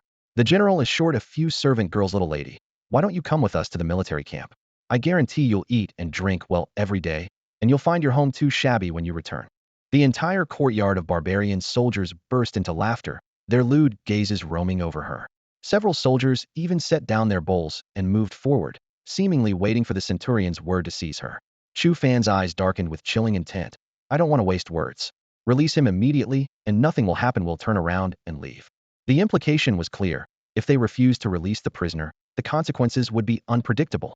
The atmosphere in the barbarian camp instantly exploded as the soldiers burst into raucous laughter, none of them taking Chu Fan seriously. You've got some nerve, kid. The centurion sitting at the table set down his wooden bowl, smacked his lips as he stood up, and rolled up his sleeves. You want me to release the prisoner? Fine. According to military rules, if you can beat me in a fight, I'll not only let him go, I'll give you my position as centurion. But if you lose, I might spare your life and make you my lackey if I'm in a good mood. If I'm not, well, you'll deserve whatever happens to you. Do you dare fight me? As soon as these words fell, Duola's face turned deathly pale, frozen in place. She wanted to save her bound father, but feared Chu Fan would throw his life away needlessly, leaving her torn between impossible choices. Go back. Boy, you can't beat him. Chatamu stamped his feet anxiously, not daring to approach, wiping away tears as he shouted his advice. Don't agree. Take Duola, and Levy'll have to take care of her from now on. Balu stood behind Chu Fan, sighing repeatedly without saying much, only tugging at Chu Fan's arm. Fine, I'll fight you. Chu Fan waved his hand, signaling Balu to look after Duola, then rolled up his sleeves and strode boldly into the center of the courtyard. Haha, you've got some guts, just no sense of your own limitations. The centurion sneered as he stepped forward, feeling provoked. His expression darkened as he suddenly raised his fist toward Chu Fan. You asked for this. Chu Fan neither dodged nor evaded, extending his right arm and throwing a punch of his own straight forward, without any flourish. Boom. Crack, crack, crack. Their fists collided. Chu Fan stood firm as a rock, his shoulders unmoved, while the centurion's arm bones shattered on impact, the sound of breaking bones echoing in succession. Chu Fan's momentum continued as he struck the man's chest with another blow. A dull thud rang out as the entire chest cavity caved in instantly. The centurion's pupils dilated as if he'd seen a ghost. His lips moved, but no words came out. Then blood spurted from his throat as he fell backward, dead on the spot. Chu Fan remained composed, glancing at the screen in his mind. Name, Chu Fan. Techniques, Diamond Force Mastery, Wind and Thunder 10 Forms Mastery. Realm, Midstage Martial Master. Strength, 12,000 pounds. Talents, Diamond Spearman, Master Archer. Auxiliary talents, Xiongnu Language Perfection. Slaughter points, 4,003. Previously, upgrading his Xiongnu language to perfection had dropped his slaughter points to 3998. Now, having killed a barbarian centurion at the Great Circle of Martial Cultivation, he gained 5 points, bringing his total back above the 4,000 mark. The shocking power of that single punch was overwhelming. The entire courtyard of barbarian soldiers stood frozen like wooden statues, staring directly at Chu Fan, but none daring to move. Even the three squad leaders at mid and latest stage martial cultivation had expressions of terror and wariness churning in their eyes. Well, are you going to release him now or not? Chu Fan's cold gaze swept over the three squad leaders, his voice cutting like an icy wind. If they insisted on refusing, he wouldn't hesitate to slaughter every barbarian soldier here. However, doing so would inevitably bring catastrophic trouble upon Xiongnu and his daughter. Unless absolutely necessary, he preferred not to go that far after all. This father and daughter were his saviors. Release them now? What are you standing there for? Hurry up and let them go. The three squad leaders felt a chill run down their spines from the murderous intent in Chu Fan's eyes. They nodded frantically, stumbling backward as they ordered the locks to be opened. Clang! The shackles hit the ground with a crisp metallic ring echoing from the corner of the courtyard. Duola, Xiongnu couldn't care less about the coarse ceramic bowl of thin porridge in his hands. With a crash, he threw the bowl to the ground and stumbled forward, taking 2 steps at once as he rushed toward his daughter, tears of joy streaming down his weathered face. The barbarian soldiers in the courtyard held their breath, watching the father and daughter embrace, not daring to step forward. Uncle Cha, everything's fine now. Let's go home. Seeing the reunion, Chu Fan felt relief wash over him. After calling out to them, he turned to lead everyone away. Wait. After taking just 2 steps, the 3 squad leaders steeled themselves and called out to him again.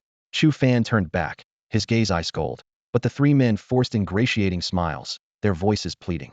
Big brother, you killed the centurion, so according to military law, you're now our centurion. That's right. With your divine strength, staying in the military camp promises a bright future. Why continue hunting for a living?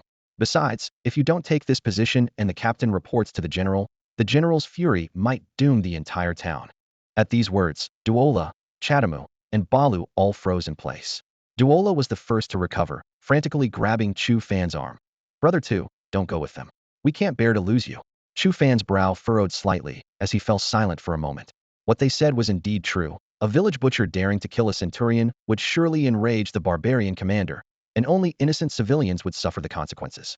More importantly, if he agreed, he could immediately become a barbarian centurion.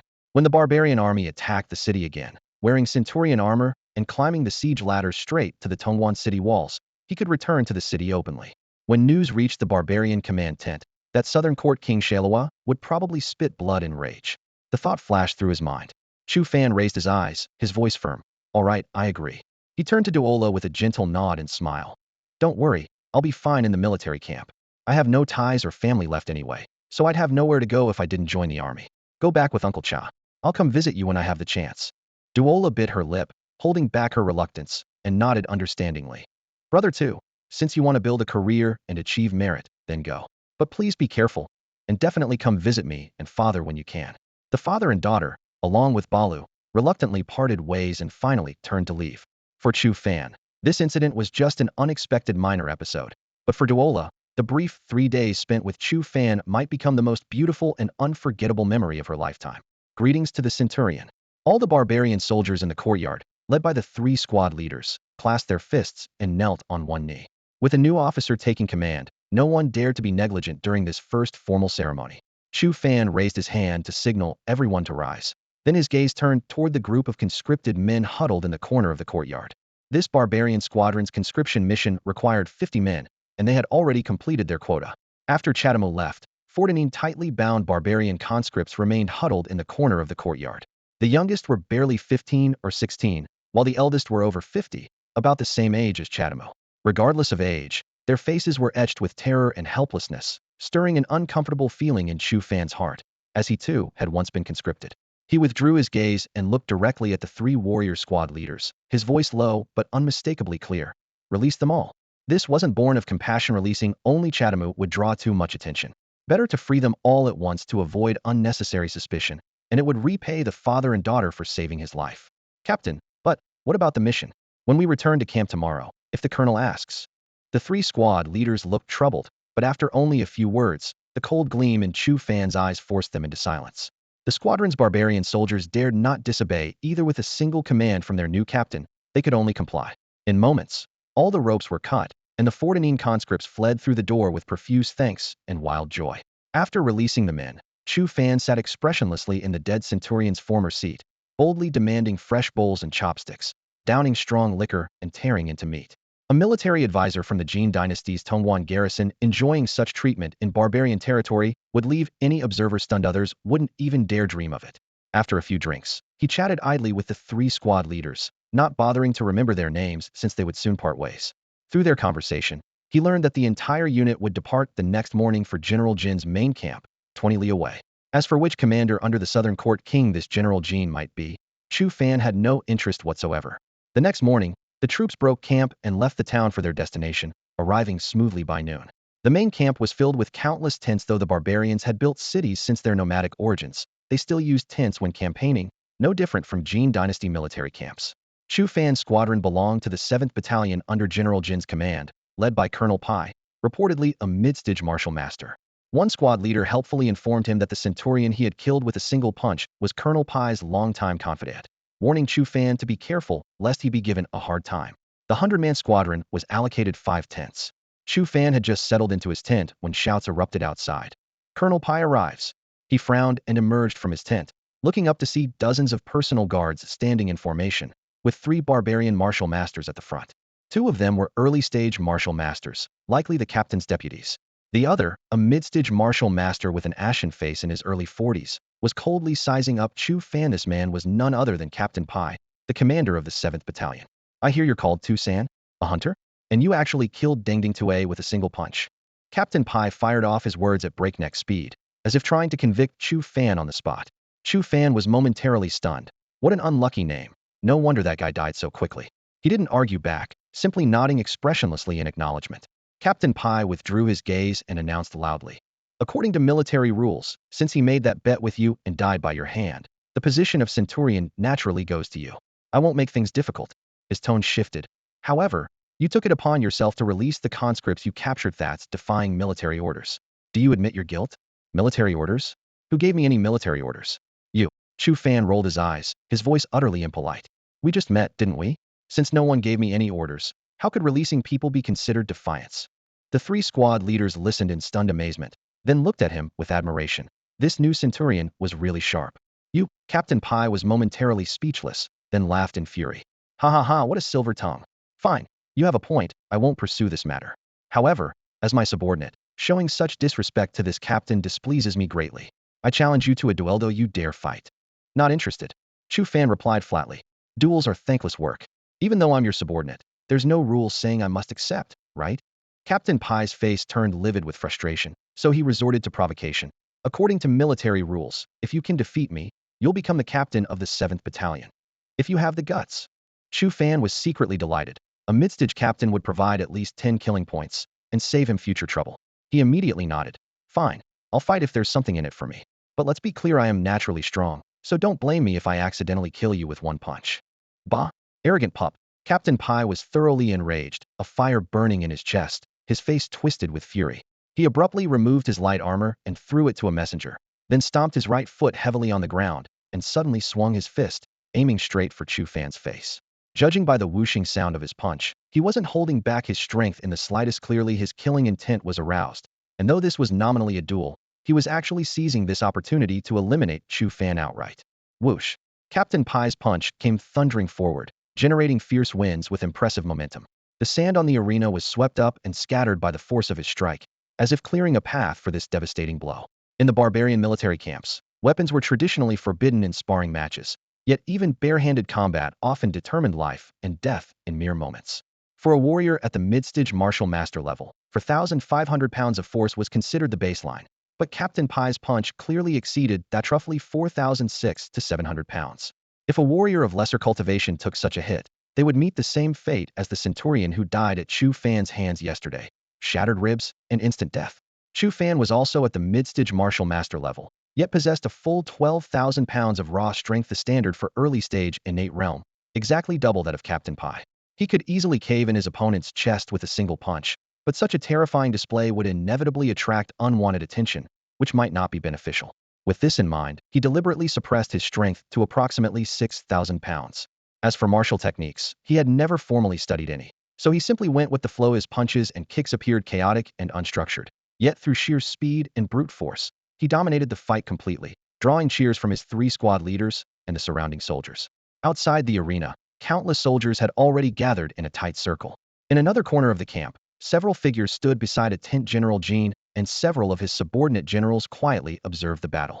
Those generals were merely at the acquired realm, but General Jean had reached the mid-stage innate realm, with strength comparable to Dan Daunting, whom Chu Fan had recently killed with an arrow in the forest. Though his punches lack proper technique, his movements are quite agile, and he possesses natural divine strength, 6 to 7,000 pounds of force, enough to match a martial master at great perfection stage. No wonder he could kill a bear with his bare hands. General Jean commented in a low voice, his tone carrying a hint of appreciation. His words revealed the truth. When Chu Fan first entered the camp, his background had been thoroughly investigated, likely based on testimonies from his subordinate soldiers. Roar. In the center of the arena, after dozens of exchanges, Chu Fan seized an opening and suddenly bellowed, meeting Captain Pai Heedon with a direct punch. Bang! After the dull explosion came the crisp, piercing sound of bones cracking. Captain Pai's entire arm bone snapped instantly, and with momentum still remaining, Chu Fan's fist continued to slam into his chest, immediately crushing his ribs inward. Blood mist sprayed out along with his shock and disbelief as this martial master-level captain collapsed backward with wide eyes, never to rise again. Chu Fan withdrew his fist and stood steady, casually glancing at the light screen in his mind. Name: Chu Fan. Cultivation methods: Diamond Strength Mastery, Wind and Thunder 10 Forms Mastery. Realm: Midstage Martial Master. Strength: 12,000 pounds. Talents: Diamond Spearman, Master Archer. Auxiliary talent: Natural Xiongnu language. Slaughter points: 4013. As expected, only a 10-point gain. Utterly disappointing. He had wasted considerable effort for such pathetically low returns. The barbarian soldiers watching from all sides were completely stunned, and only after a long moment did thunderous cheers erupt. The 3 squad leaders under Chu Fan's command clapped until their palms turned red with excitement, while the soldiers brought by Captain Pei could barely contain their enthusiasm. The barbarians revered martial prowess and strength. Although Chu Fan had killed their captain with a single punch, he had established his authority through absolute power. Moreover, with Captain Pei's death, Chu Fan was the obvious choice to become the new captain of the 7th Battalion. Their loyalty instantly shifted, and no one dared show the slightest dissatisfaction on their faces. Not far away, General Jean, who had been observing the battle, approached with several deputy generals at the acquired realm. General Jean was imposing in stature, his silver armor reflecting cold light in the sunlight. He looked Chu Fan up and down with approval and nodded slightly. Excellent. You truly possess divine strength. If you diligently practice martial arts, your future will be limitless. Then he changed his tone. Since the duel has been decided, from now on, you are the captain of 1,000 for the 7th Battalion. Besides your divine strength, do you have any other skills? With an innate middle-stage powerhouse so close, Chu Fan remained calm, confident in his mastery of the Xiongnu language. He cupped his fists in response, reporting to the general, I, Tu San, besides being strong with hard fists, am also decent with a bow. Hard fists were a natural result of great strength, and archery skills befitting a hunter's background were reasonable. As for the great Jin's 9 styles of wind and thunder spear techniques hidden in his heart, Chu Fan made no mention of them, revealing such skills would make his identity difficult to conceal. General Jean burst into laughter at his brief response. Haha, hard fists and decent archery, excellent. Go to the armory to collect your captain's uniform, and take a great bow and a warblade. You can practice swordplay gradually later. With your brute strength, even a casual strike would give most martial masters trouble. Having finished his instructions, General Jean departed with his deputy generals. From this moment, Chu Fan had firmly established his position in General Jin's camp, becoming one of the 10 captains of 1,000 under his command. Apart from General Jean himself, he no longer needed to defer to anyone. The news of killing Captain Pei with a single punch spread rapidly, and no one in the camp dared provoke him lightly anymore. Congratulations, Captain 2. That's right, you're our captain now. I felt a connection with Captain 2 from the moment I saw you. Surely, this is fate. Sir, you started as a captain of 100 upon entering camp and became a captain of 1,000 in the blink of an eye. This is unprecedented. With your 1 in 10th divine strength, you'll surely rise to the commander's tent and achieve great heights. The centurions, squad leaders, and messengers of the 7th Battalion swarmed forward with beaming faces, offering congratulations. The atmosphere became incredibly lively. Colonel, we are your messengers. We will be following you from now on. My name is Mo Jishur, and his name is Mo Goshur. Do you need to go to the armory to collect supplies now? The crowd stirred slightly as 2 soldiers at the great perfection realm of martial apprenticeship stepped forward quickly, clasping their fists in unison and bowing respectfully to Chu Fan while announcing their names. Touch chicken droppings? Touch dog droppings. Chu Fan was momentarily stunned and nearly lost his composure. These names were truly unfortunate. No wonder everyone said that who people were short on supplies, they must be starving to this extent. After the ceremony, Mo Jishur and Mo Goshur escorted Chu Fan front and back through the noisy camp roads, quickly arriving at the armory. The moment the door opened, the damp smell of rust hit them in the face, with weapon racks lined up row after row in a dizzying display. The two messengers moved to bring out a brand new set of Hu Colonel's uniform. Chu Fan changed into it on the spot. The fine course will fit snugly against his shoulders and back, metal buckles jingling as he moved. Originally fair-skinned with red lips and white teeth, handsome as jade, now wearing this military uniform commanding 1,000 troops, he gained an additional fierce and heroic bearing. Truly a martial Adonis. After changing clothes, his eyes immediately swept to a corner where a fine steel spear stood alone, its shaft covered in dust, seemingly telling a silent tale of neglected loneliness. Chu Fan's fingers twitched, almost reaching for it after all. When it came to what felt natural in his hands, nothing beat a spear for satisfying combat. But given his current identity, it wasn't appropriate to reveal himself, so he forcibly suppressed this impulse. In the end, he drew a thick-backed horse-cutting saber weighing 18 pounds. Though the cold gleam wasn't polished bright, the blade was surprisingly heavy. Chu Fan casually swung it a few times, the blade's shadow whooshing chaotically without any technique, like a pig butcher wielding a cleaver. The armory officer and the two messengers stood aside, their mouths twitching, not daring to laugh aloud, only able to hold it in until their faces turned red. During a break in his sword swinging, Chu Fan glanced at the light screen in his mind. The technique column remained empty, with no new blade technique. Appearing clearly, the system didn't recognize his wild hacking as learning swordsmanship. He didn't care at all. With his tremendous strength of 10,000 pounds, even random slashing would be terrifyingly lethal. Besides, a blade was ultimately a close combat weapon, nowhere near as safe as a spear. Do you have bows? Strong bows, with the maximum draw weight. Chu Fan sheathed his blade and asked. Perhaps General Jean had already given instructions, as the armory officer readily agreed and soon brought over a hubao. The hubao had a more rounded curve, its style completely different from the Han bows of the Great Jean. Chu Fan grasped the string to test it, his arm muscles instantly bulging as he slowly drew the bowstring to full moon. Light flickered before his eyes. This bow's draw weight exceeded 3 stones, but was less than 6 stones, approximately 4.5 stones. At full draw, its maximum effective range could reach 120 to 130 zhong, stronger than the 3-stone bow he'd used before. The result was satisfactory. He then asked for several quivers of arrows, grabbing them all and stuffing them into Mo Jishur and Mo Goshur's arms. One carries the bow, one carries 4 quivers. The two messengers were immediately so loaded down, they nearly disappeared from view, looking quite peculiar. Let's go, back to camp. Chu Fan waved his hand, leading the two back toward the tents. Hu colonels enjoyed independent yurts, smaller than the large tents where 20 people slept together, but still spacious enough. The furnishings inside were all left by the previous Colonel Pai. A wooden bed covered with worn animal hides, a low table full of scratches, and a half-cracked water pouch in the corner. Chu Fan wrinkled his brow in distaste, but with current supply shortages, completely replacing everything was unrealistic. Besides, he hadn't planned to stay long anyway, so making do would suffice. After arranging his bow, blade, and arrows, Chu Fan strolled out of the tent entrance. In the afternoon, he had nothing to do but wander aimlessly around the large camp. All 10 centurions from the 7th Battalion had come to pay their respects to him, but Chu Fan couldn't be bothered to remember their names, nor did he want to engage in much conversation with them.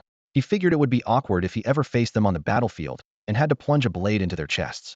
Just as dinner ended, General Jin's messenger lifted the tent flap and announced in a hoarse voice. All commanding captains report to the commander's tent immediately for briefing. Upon hearing this, Chu Fan set off at once. In the commander's tent, General Jean sat in the main seat with several deputy generals flanking him on both sides, and several commanding captains had already arrived. Captains of the 6th through 10th battalions, hear your orders. Once everyone had assembled, General Jean issued his commands in a stern voice. General Hu and General Ta will each lead their units, assembling 5 battalions totaling 5,000 troops, and depart camp immediately. Target, Buji City. Rest in the mountains 20 li outside the city to restore your strength. At dawn, launch a full assault on the city and take it in one decisive battle. As his words fell, 4 captains immediately clasped their fists in acknowledgement. Only then did Chu Fan snap to attention, realizing that as captain of the 7th Battalion, he was also among those deploying, and hastily clasped his fists as well. The 2 deputy generals then waved their hands to lead the group, and everyone filed out of the tent. Returning to the camp area, he instructed his 2 messengers, Mo Jishur and Mo Goshur, to relay orders. The 7th Battalion assembles immediately.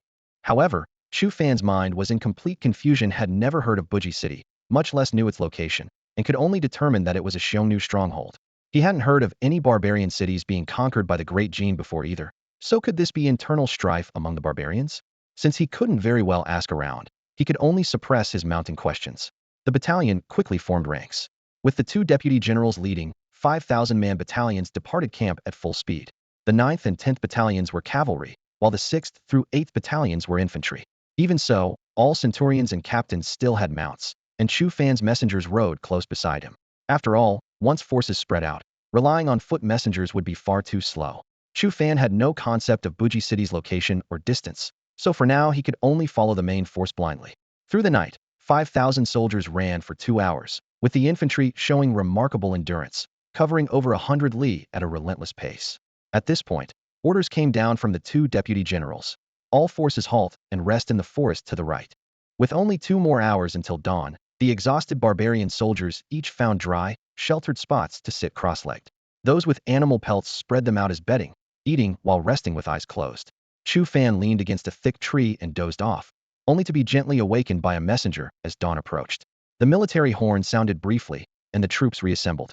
The army emerged from the forest, completed formation, and facing the first rays of the rising sun, charged at full speed toward Buji City, which was now visible in the distance. Chu Fan had no idea what level of city Buji represented within the Xiongnu hierarchy, but judging by its scale, it was clearly nowhere near comparable to Tonyang Pass. They weren't even in the same league. Thinking of the vast territory of the Great Jin dynasty and comparing it to the Xiongnu, who occupied the harsh, desolate northern frontier, he felt a sense of understanding. The Buji city before his eyes had walls barely 2 zhang high in the Great Jin dynasty. Such fortifications wouldn't even merit consideration, yet among the Xiongnu, it likely qualified as a major city. On the gray-black battlements, scattered barbarian soldiers patrolled back and forth. Outside the open city gates, more barbarian guards wandered across a modest plain. The patrol quickly spotted movement, and shrill cries rose like a tide. Enemy attack! Enemy attack! It's Kielimi's forces. At such a critical moment, he dares send troops to seize our Buji city. With merely 5,000 men, they think they can take Buji city. Pure delusion. If General Hong hadn't been urgently recalled by the Great Khan, would they dare assault our walls? No matter. Before leaving, General Hong stationed 3 deputy generals to defend the city. What do we have to fear? Stop them. Kill. Kill them all. The shouts echoed into the city, and the 3 remaining Haoshan-level deputy generals immediately led their forces charging out. 3,000 cavalry thundered forward like drumbeats, followed by at least 4,000 infantry, equally bloodthirsty. Confident in their numerical advantage, they charged headlong toward the enemy formation. Simultaneously, the attacking forces General Hu and General Ta issued their own charge orders. 2 torrents of iron cavalry collided head-on, instantly sending sprays of blood through the air.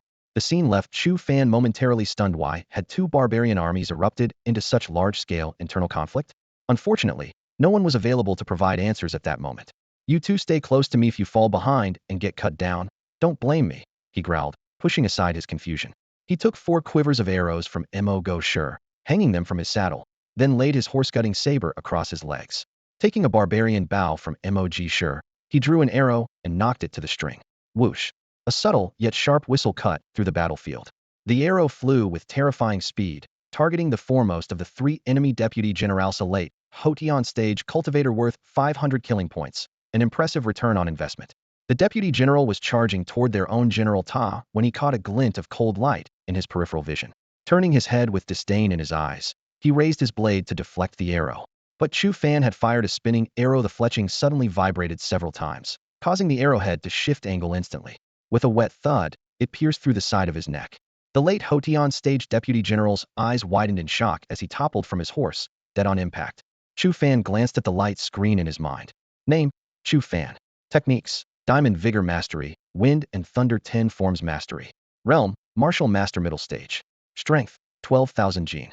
Talents: Diamond Spearman, King Archer. Auxiliary talent: Natural Xiongnu Language. Killing points: 45, 13. 500 killing points instantly credited, the number jumping to 5,000, filling him with renewed vigor. He drew 2 more arrows, targeting the 2nd enemy deputy general, also at late Hotian stage. Magnified Lacan. Spinning shot. Whoosh whoosh. This time, 2 boomerang arrows shot out simultaneously. In the past, Chu Fan couldn't manage this via that could only fire 1 boomerang arrow at a time. But ever since his archer talent was upgraded to King tier, his limits had been completely unlocked. 1 bow could now fire up to 3 boomerang arrows. Two cold gleams crossed arcs in the air, precisely sealing off all possible escape routes for the target. The second defending deputy general didn't even have time to scream before falling backward. The light screen data immediately flickered. Kill points 50-13. In less than a minute, he had earned a full 1,000 kill points. Chu Fan's heart pounded like war drums with excitement, yet his mind remained ice cold and focused. Unfortunately, the thrill was short-lived. The last enemy deputy general, who only had mid-stage acquired realm cultivation and was worth a mere 100 kill points, hardly seemed worth the effort. Despite his disappointment, he still drew his bow for the kill, casually adding one more arrow that pinned the man's head to his horse's back. Only then did their own two leading deputy generals snap out of their daze. While spurring their horses into battle, they turned back to stare at Chu Fan with expressions of shock so intense they seemed almost tangible. The two messenger soldiers who had been following behind Chu Fan turned pale with fright. Their captain had claimed his archery was decent, but who could have imagined that decent meant strong enough to pick off generals with precision shots that never missed? The acquired realm deputy generals were cleared out, but the battlefield still held martial master captains and latestage to great perfection martial artist centurions. Though they were only worth 25 points and 10-50 points respectively, they made up for it in numbers among the thousands of enemy troops. There were dozens of such targets. Even mosquito legs were meat, and grains of sand could still build a tower. Chu Fan muttered under his breath, spurred his horse into the battle formation, and searched with sharp eyes for those without red scarves, drawing his bow for rapid fire. Whoosh, whoosh, whoosh. Arrows fell like raindrops, each one finding its mark, with kill points of varying amounts continuously flowing in. Identifying targets wasn't difficult. The Buji City barbarian soldiers wore no red scarves around their necks, while everyone under General Jin's command wore red scarves to distinguish friend from foe. After some time had passed, Chu Fan could no longer spot any captains or centurions without red scarves in his field of vision. Too lazy to check the light screen data, he casually tossed the barbarian bow to Mojishir behind him, leaped down from his horse, and grabbed his thick-backed horse-cleaving saber to charge into the crowd. Thud, thud, thud. Steel blade cut through bone. Blood splattered everywhere as he carved out a bloody path through sheer brute force. He had taken Lu Dingjiang's saying, "One force breaks 10 techniques," to its absolute extreme, whether Buji City barbarian soldiers or his own red-scarved allies. Anyone who stood in his way was knocked down with a single slash. With bloodlust consuming him, he had completely lost regard for which side anyone was on.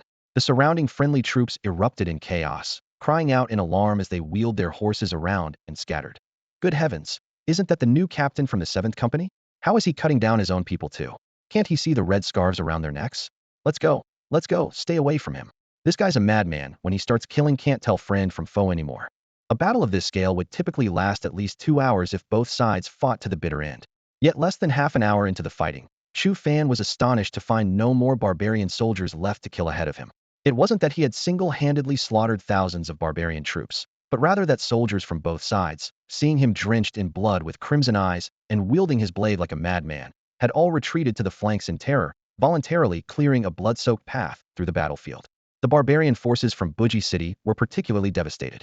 Having witnessed their 3 deputy generals shot down one by one with arrows, and discovering that not a single captain or centurion remained in their ranks, their morale instantly collapsed. The barbarian soldiers frantically abandoned their war blades and leather armor, stumbling and tumbling toward the city walls, where they fell to their knees and shouted their surrender, the scene as chaotic as refugees fleeing famine. Captain 2, you've achieved great merit this time. 2 deputy generals from his own side rode over, dismounted, and examined Chu Fan from head to toe with peculiar expressions. With such divine abilities, the mere rank of captain truly does you injustice. Honestly, even deputy general wouldn't be adequate with your valor. You should serve as a vanguard general leading the charge. Changing his tone, one of them coughed twice and lowered his voice to complain. However, Captain 2, next time you're killing enemies, could you perhaps aim a bit more carefully? You even cut down men wearing such conspicuous red headbands. The other added, behind you lies a trail of barbarian corpses, at least 700 or 800, including many warriors, but you probably killed over 100 of our own brothers by mistake as well. Chu Fan scratched the back of his head and said matter-of-factly, I really couldn't see clearly. I was so bloodthirsty that everything looked red to me. The 2 deputy generals glanced at his bloodshot eyes, opened their mouths to speak, but ultimately said nothing more. They knew in their hearts that without Chu Fan's precise archery targeting enemy officers and his frenzied killing that terrorized the enemy forces, their own casualties would never have been the mere 500 they were. No, it would have been several times that number. The ability to capture Buji City at such minimal cost, while simultaneously annihilating the enemy leadership, was almost entirely due to this god of slaughter before them. The 2 exchanged glances, finally sighed. and turned to quietly instruct the captains and centurions who had followed them. Pass the word. From now on, everyone stays far away from him on the battlefield. The officers looked at each other in bewilderment, regarding Chu Fan as if he were some kind of monster. Though the deputy generals had deliberately lowered their voices, Chu Fan's hearing was sharp, and he caught every word clearly. Too lazy to take offense, he focused his mind and summoned the glowing screen in his consciousness. Name, Chu Fan. Techniques, Diamond Force Mastery, Wind and Thunder 10 Forms Mastery. Realm, Midstage Martial Master. Strength, 12,000 Gene. Talents, Diamond Spearman, Master Archer. Auxiliary Talents, Xiongnu Language Natural. Slaughter Points, 666666666. Huh, a lucky number from a favorable wind, he muttered to himself. But I still need over 3,000 more points for another enhancement.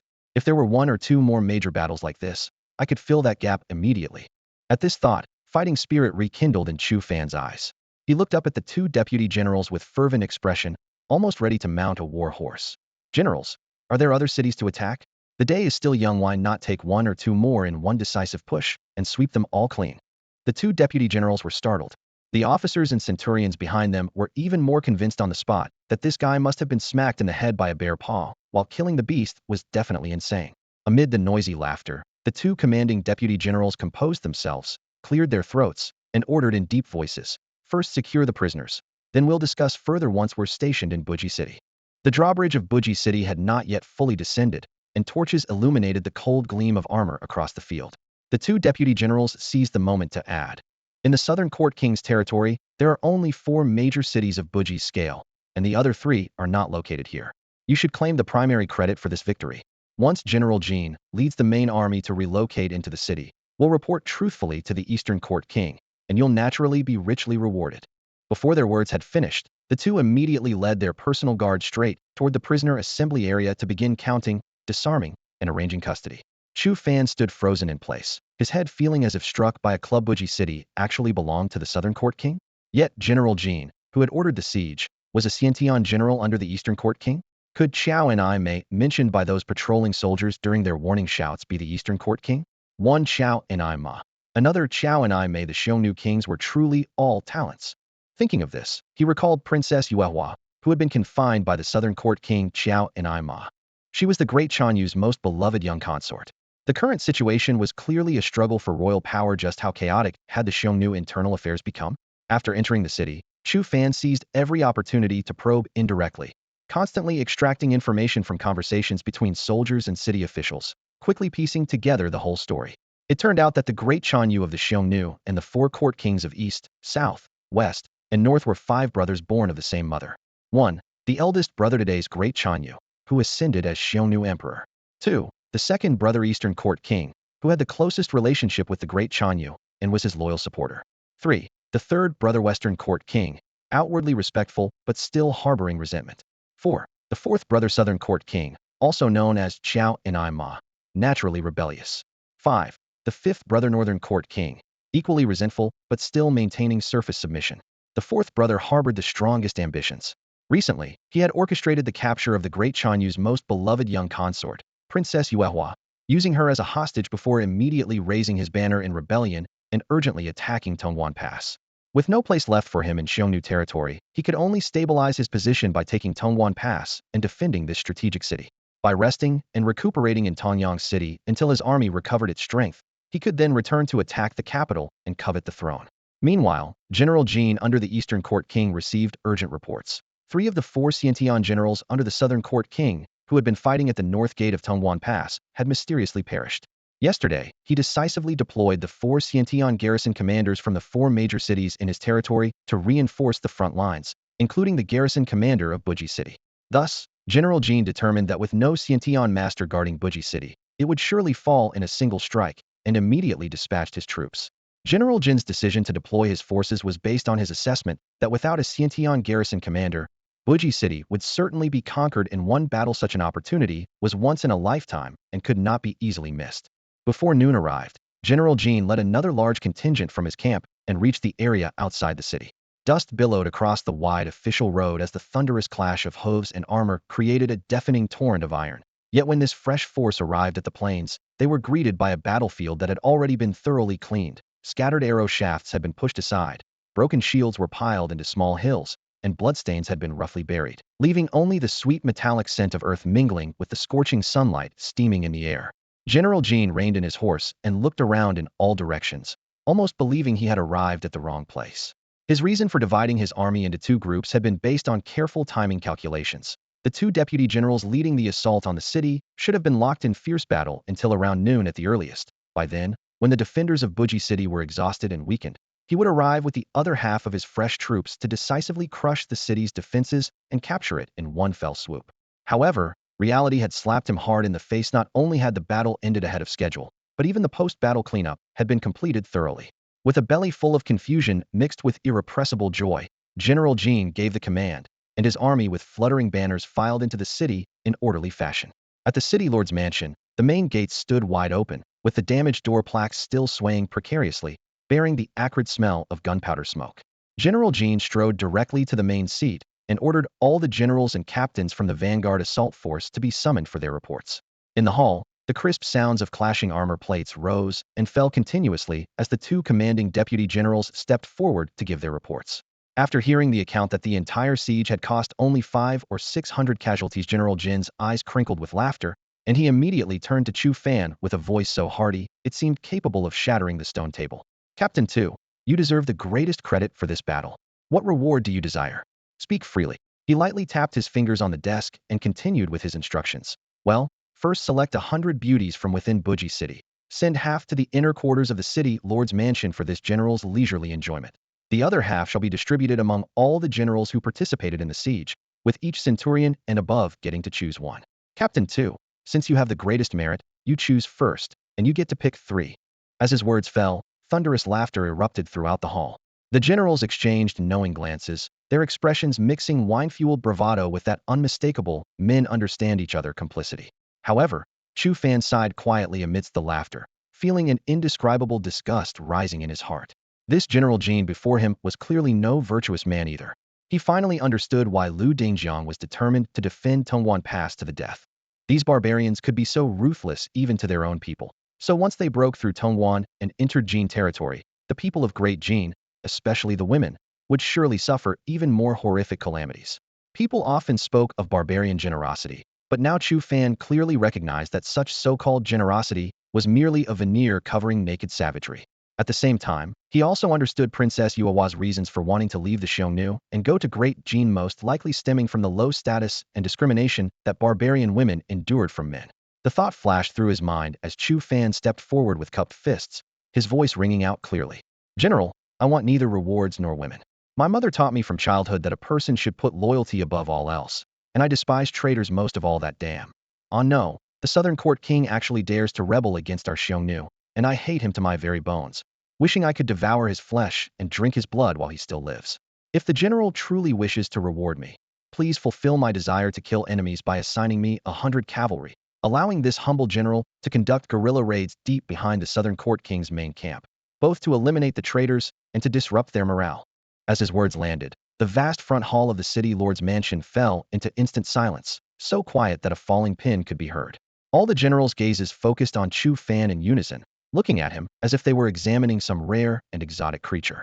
Even General Jean was stunned for several moments before muttering under his breath, that dead bear truly deserved his fate, taking such a promising talent and beating his brains senseless.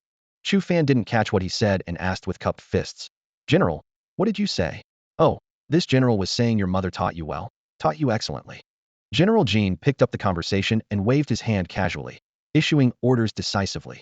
Since Captain Tu is willing to lead cavalry to harass the enemy's rear, this general approves. You are permitted to command 100 cavalry and depart immediately. Thank you, General. Chu Fan clasped his fists in salute. Seeing how readily the other party agreed, he was overjoyed and quickly strode out of the city lord's mansion. He had never intended to spend the night in this corrupt and chaotic city of Buji anyway. Knowing that after nightfall, General Jean and his subordinate officers would surely select women for their all-night debauchery, he preferred to avoid witnessing such scenes. Returning to camp, he assembled 100 cavalry and headed straight to the armory to collect quivers, water bags, wine pouches, dried rations, jerky, and personal sleeping bags made of sheepskin. Finally, he called Mo Jishur and Mo Chishur to join him, mounted his horse, and galloped out of the city gates. No one knew how long this guerrilla warfare would last. Sleeping in the wilderness was inevitable, making sheepskin sleeping bags essential supplies. If it were infantry, carrying so much equipment would be impossible, but for cavalry, both the horse's back and saddle sides could bear equipment. Chu Fan's mount had quivers hanging on both sides, clanging rhythmically as they rode. Hiya, hiya. After leaving the city, Chu Fan led the charge with 100 riders following. Hoofbeats rolled across the wilderness like muffled thunder, cold wind struck their faces, and heroic spirit surged within them. The straight-line distance from Buji City to the rear military control zone of the Southern Court King's frontline camp was merely 200 li. This area already belonged to the Southern Court King's territory. Though no major cities lay along the route, numerous small towns were scattered throughout. The frontline camp frequently sent barbarian soldiers to collect supplies or patrol for security, so this road would never be peaceful. Whenever they encountered Southern Court Patrol or grain collection teams, battle could erupt at any moment. Sure enough, less than 50 li from the city, several scouts sent ahead came galloping back. Report to Captain 2. Two Southern Court Patrol teams discovered ahead. One on the left, one on the right, about 3 to 4 li apart, each with over 100 men. Typical patrol squads had only 10 to 20 men, but these two were clearly traveling together, forming a large patrol force of 200. Chu Fan made up his mind and immediately called out. Everyone listen up. From now on, our unit is officially named the Dog-Slaying Squad. His gaze swept over the cavalry. Emoji sure, each of you lead 5 squads of cavalry and split into 2 routes to lure those 2 patrol dog packs over here. Don't get entangled with them along the way, just bring them directly to me. In every future battle, you'll handle the luring while the killing I'll handle that myself. Excluding Chu Fan himself, the entire dog-slaying squad consisted of 102 riders, with 10 squad leaders. Too lazy to ask each person's name individually, Chu Fan simply divided them into 2 wings, with Mo-Jisher and Mo-Chisher each leading 50 riders to lure the monsters. These 2 men, capable of serving as messengers, were naturally clever and perfectly suited for driving infantry. Soon, both men led their teams charging out from the left and right flanks. Cavalry against infantry, more accurately driving monsters rather than luring monsters, though the purpose was the same. Chu Fan spurred his horse forward, found an area with open terrain, and stopped. Holding his barbarian bow, he waited at ease for the enemy to come to him. Clop, giddy up, clop clop. After waiting for a full cup of tea's time, the sound of chaotic footsteps finally echoed from both flanks of the open ground ahead, accompanied by the thundering of hooves drawing ever closer. It was a barbarian patrol unit of over 200 men, all infantry, being herded like sheep by a cavalry squadron of 100 riders. The mounted troops held complete advantage with their speed. Whenever the foot soldiers tried to veer off course, the cavalry would immediately spur their horses to cut them off. The patrol had long sensed trouble brewing, yet they couldn't break free from this invisible leash, and now they had all fallen into Chu Fan's line of sight. 2 centurions at the late warrior stage, 20 or 30 sergeants at the early to mid-warrior stages. Tisk, worth a good 300 kill points. Chu Fan quickly calculated in his mind. The numbers weren't overwhelming, but enough to push his personal total past 7,000 points. Whoosh, whoosh. The moment the thought crossed his mind, he had already knocked and loosed arrows in rapid succession. 2 whistling sounds nearly overlapped as the 2 commanding centurions sprouted blood from between their brows and collapsed on the spot. Chu Fan cast aside his barbarian bow, grabbed his thick-backed cavalry saber, and charged out like a fierce tiger. Damn it! 2 arrows, 2 centurions down some master archer. But why's he charging at us with a blade? There are over 200 of us. Kill him. Cut him down to avenge our centurions. Initial terror ignited into rage as the patrol soldiers roared and surged forward. Thud, thud, thud. Steel swept horizontally, blood mist exploded. Chu Fan moved through the crowd like a tiger among sheep, felling 30 or 40 men in just a dozen breaths. One strike actually cleaved a barbarian soldier from head to tailbone, the remains sliding apart on either side. Who said he was an archer? He's clearly a butcher. Run? He's insane. All of us together aren't enough for him to slaughter. Roars instantly transformed into shrieks for survival as the patrol soldiers turned ashen and scattered in all directions. Just then, the 2 cavalry units that had been sent out to lure the prey circled back, appearing from the far left and right flanks to block the fleeing soldiers perfectly. Block them. Don't let them escape, but don't you dare strike. I want to kill them all myself. Chu Fan grinned savagely, specifically ordering the cavalry to herd from a distance to avoid stealing his kill points. Anyone who dares make a move, I'll cut down our own men too. Thud, thud, thud. Under the cavalry's encirclement and the driving force of circling horses, the routed soldiers were herded back into a tight group. Blade light flashed once more as Chu Fan charged out again. 1 strike, 1 kill. 2 strikes, 3 dead. His eyes had long turned crimson with bloodlust. These barbarian dogs were nothing but scum anyway. If they truly breached Tongwan Pass and invaded the heartland, countless civilians, especially women, would suffer unspeakable horrors. That fate would be far more tragic than the current carnage. The battlefield showed no mercy. Soft-hearted compassion would only lead to death. With such ruthless killing intent, Chu Fan charged through the enemy ranks like an unstoppable force, his blade flashing like snow while blood sprayed in all directions. He spent some time pursuing stragglers who tried to escape, taking nearly an hour to completely annihilate this Southern Court Patrol unit. The kill points in his mind's display finally broke through the 7,000 mark. Throughout the entire slaughter, not one of his 102 cavalrymen drew their swords, and their horses' hooves remained unstained by blood. Now, these battle-hardened riders looked at Chu Fan with eyes completely different from before, admiration mixed with deep wariness. Their leader was brave indeed, but his killing nature was truly terrifying. He cut down enemies as casually as slaughtering dogs. No wonder he named their cavalry squadron the Dog-Slaying Unit.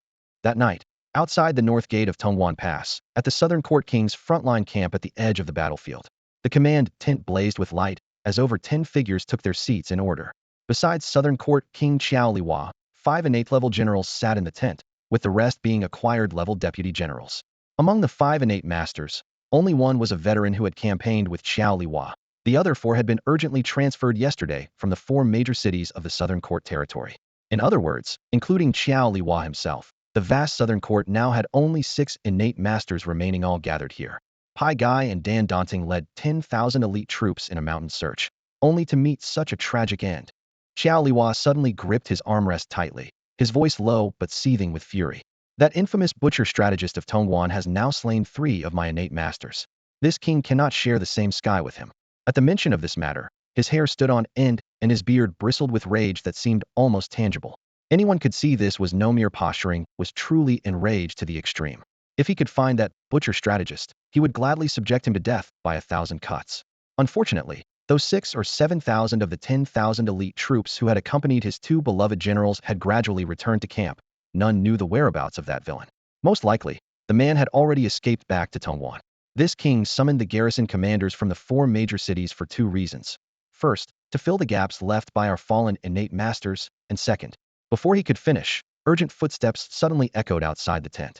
An intelligence officer burst in, sweat beading on his forehead and anxiety written across his face. My lord, disaster strikes. Urgent report from the rear. General Jean under the Eastern Court King has launched a surprise attack and seized Buji City. Furthermore, General Jean has a master archer under his command who led 100 light cavalry into our rear control zone, systematically slaughtering every patrol unit and supply collection team they encounter. Bang! Xiao Liwa slammed the table, curses spilling from his lips. Damn his sister. Absolutely shameless. To stab this king in the back at such a time, won't this make the Tongwan defenders laugh at us? His fury reaching its peak, he shot to his feet. Men, immediately deploy 1,000 cavalry straight to the rear and completely annihilate that 100-man cavalry unit for this king. In warfare between armies, to dare disrupt my rear lines is truly an act deserving death. The next day, the rear control zone of the Southern Court's frontline camp. After a full day and night of forced marches and intermittent skirmishes, Chu Fan led his 100 cavalry deep into this heavily fortified territory, now patrolling back and forth along the low hills. Since last night, they had encountered 4 waves of Southern Court forces, 1 supply convoy collecting provisions, plus 3 regular patrol units. For victories all resolved by Chu Fan's blade alone, boosting his kill points to 8,122, leaving just over 2,000 points short of the 10,240 needed for his breakthrough. At this moment, another Southern Court patrol squadron of over 100 men had just been completely annihilated, their blood not yet fully soaked into the sand and stone, when thunderous hoofbeats echoed from the southeast. The outer scouts came galloping back, reining in their horses and clasping their fists in urgent report. Captain, we've spotted a large cavalry force ahead, approximately 1,000 riders led by 2 postnatal deputy generals, likely drawn from the frontline camp. The 100 cavalry gasped in alarm, even their war horses pawing the ground restlessly, steam snorting from their nostrils. Both sides being cavalry, 100 against 1,000 could be crushed to bloody pulp in a single charge. They all knew this well.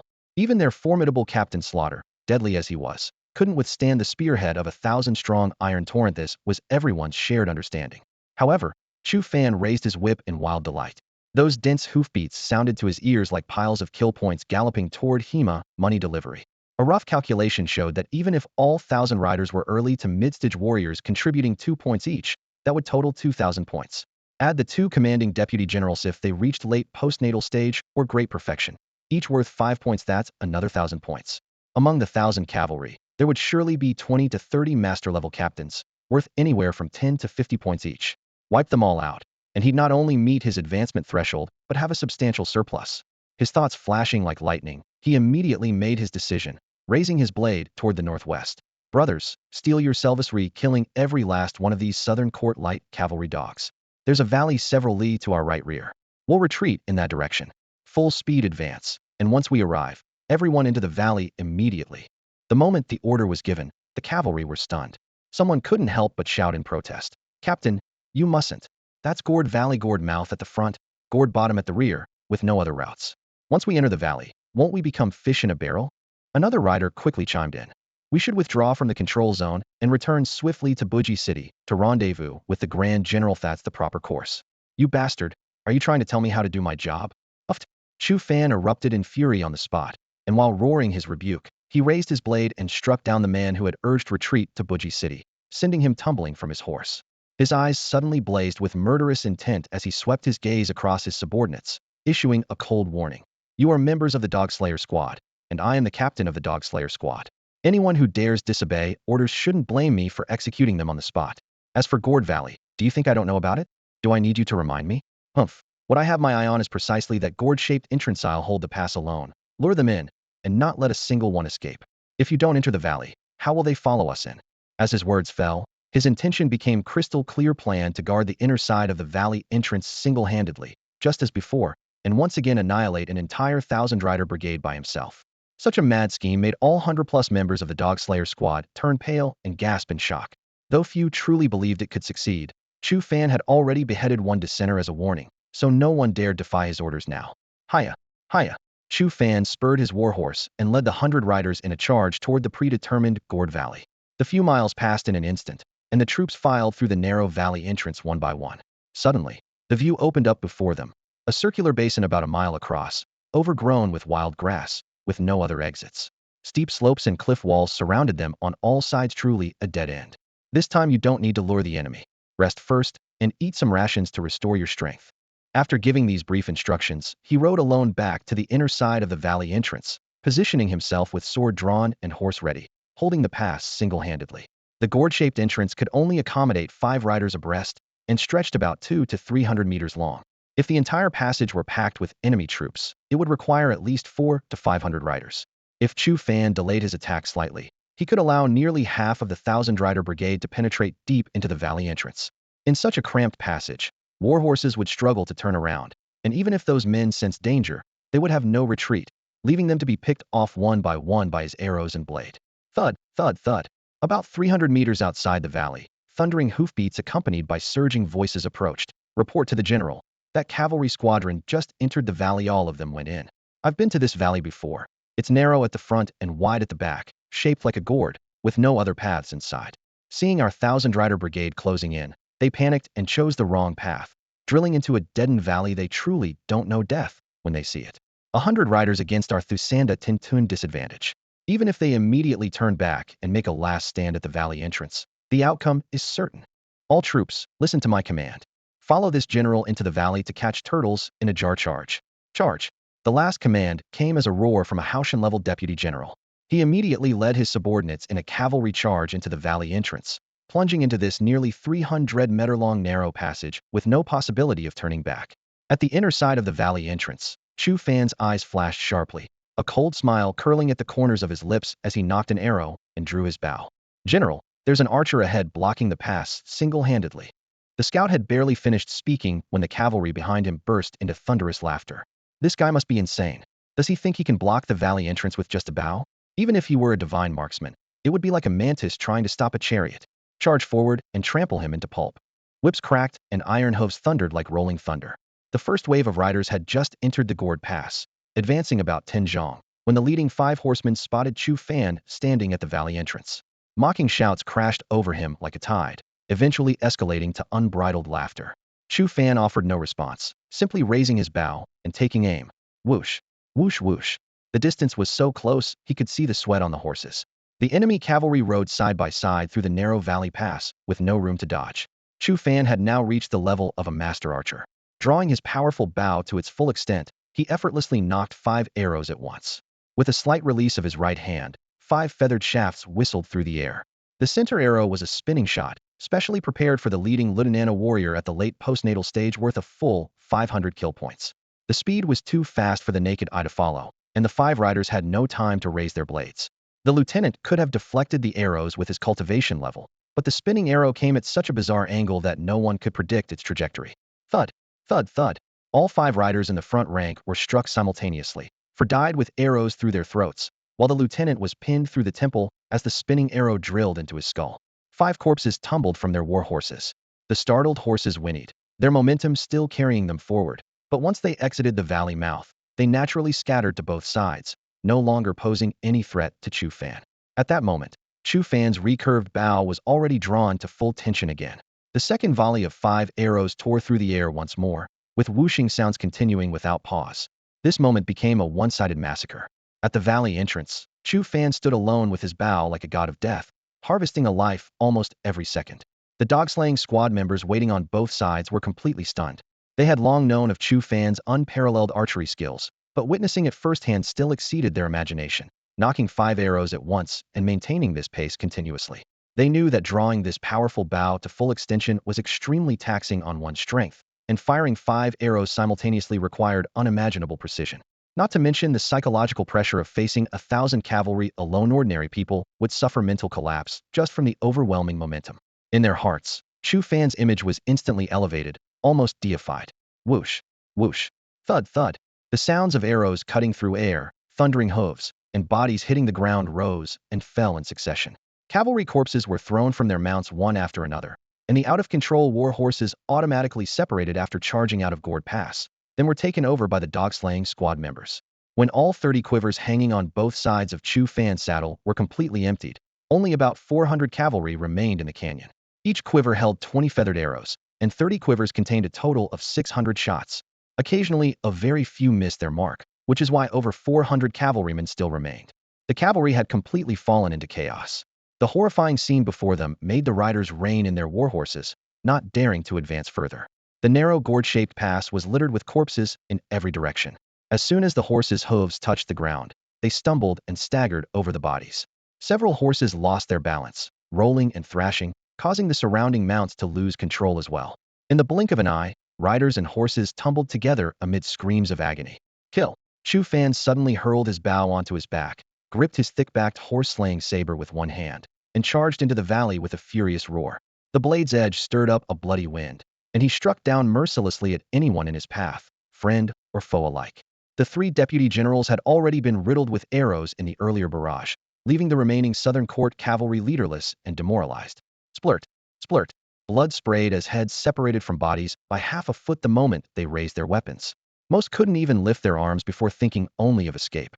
The majority of cavalrymen simply leaped from their horses, abandoning helmets and armor, trampling over their comrades' corpses as they fled desperately toward the valley entrance. But the more chaotic it became, the more crowded, and the slower their escape, giving Chu Fan the perfect opportunity to pursue and slaughter them. One strike, one life in moments. Bodies lay scattered everywhere. Inside the valley, the dog-slaying squad members led the frightened war horses, continuously dragging blocking corpses to both sides to clear a wider bloody path for the charging Chu Fan. They followed closely behind, mounted and advancing with him. In just 300 meters, a crimson mountain of corpses and river of blood quickly formed.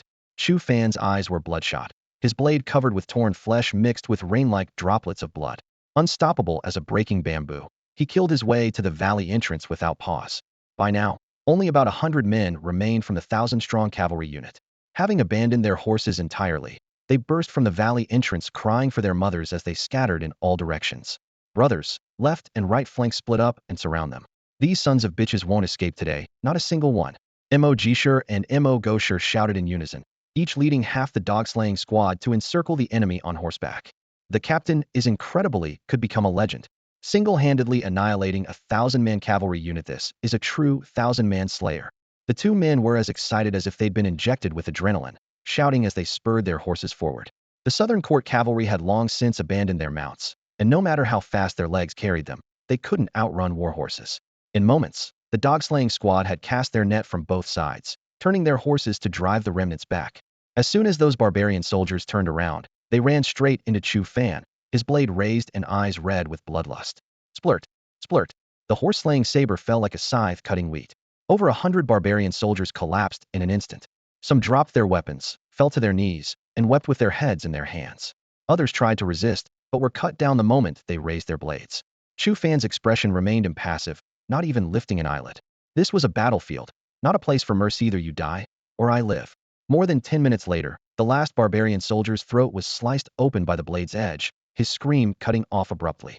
Only the sound of wind and the stench of blood remained.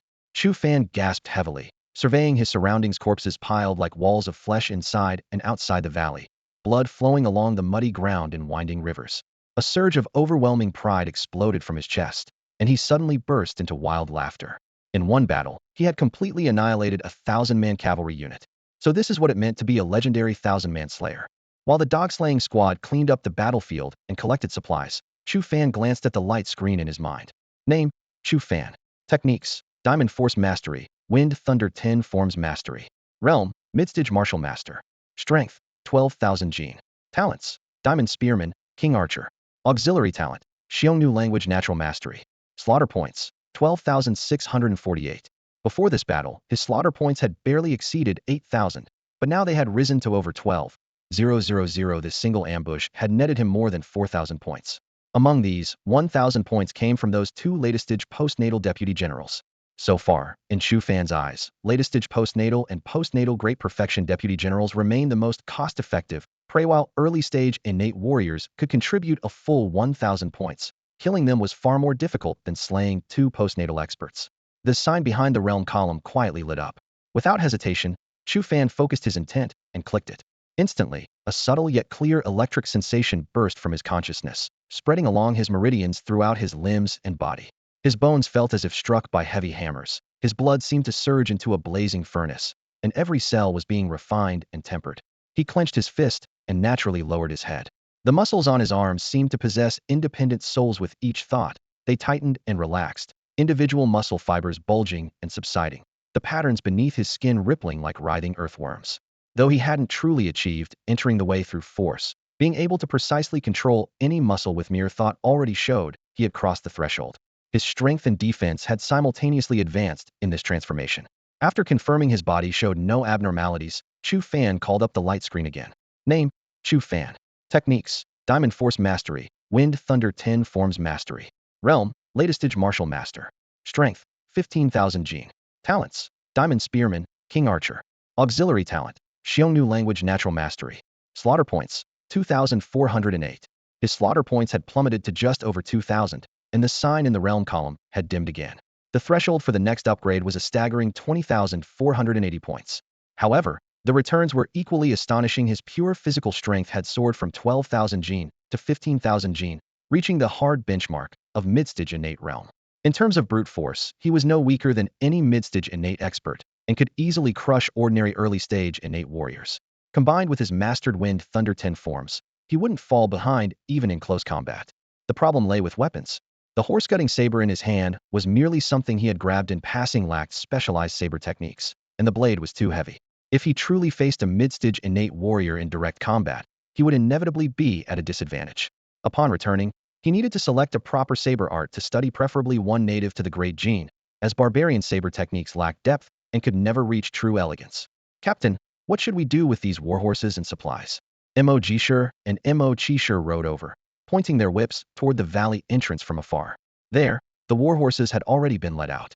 Being well-trained steeds, they hadn't scattered in panic. Of the 1,000 warhorses that had suffered losses from trampling and chaotic fighting within Gourd Valley, over 800 remained.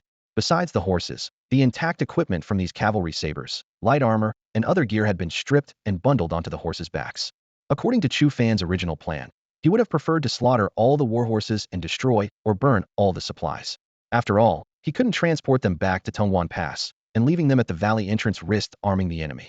However, when he considered that General Jin's forces were engaging the Southern Court King in the rear, creating a pincer attack on the frontline camp and slowing their assault on Tongwan Pass, he immediately changed his mind. Take all the warhorses and supplies back to Buji City.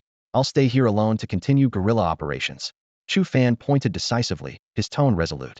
After delivering them, if you're willing to return, come back on your own.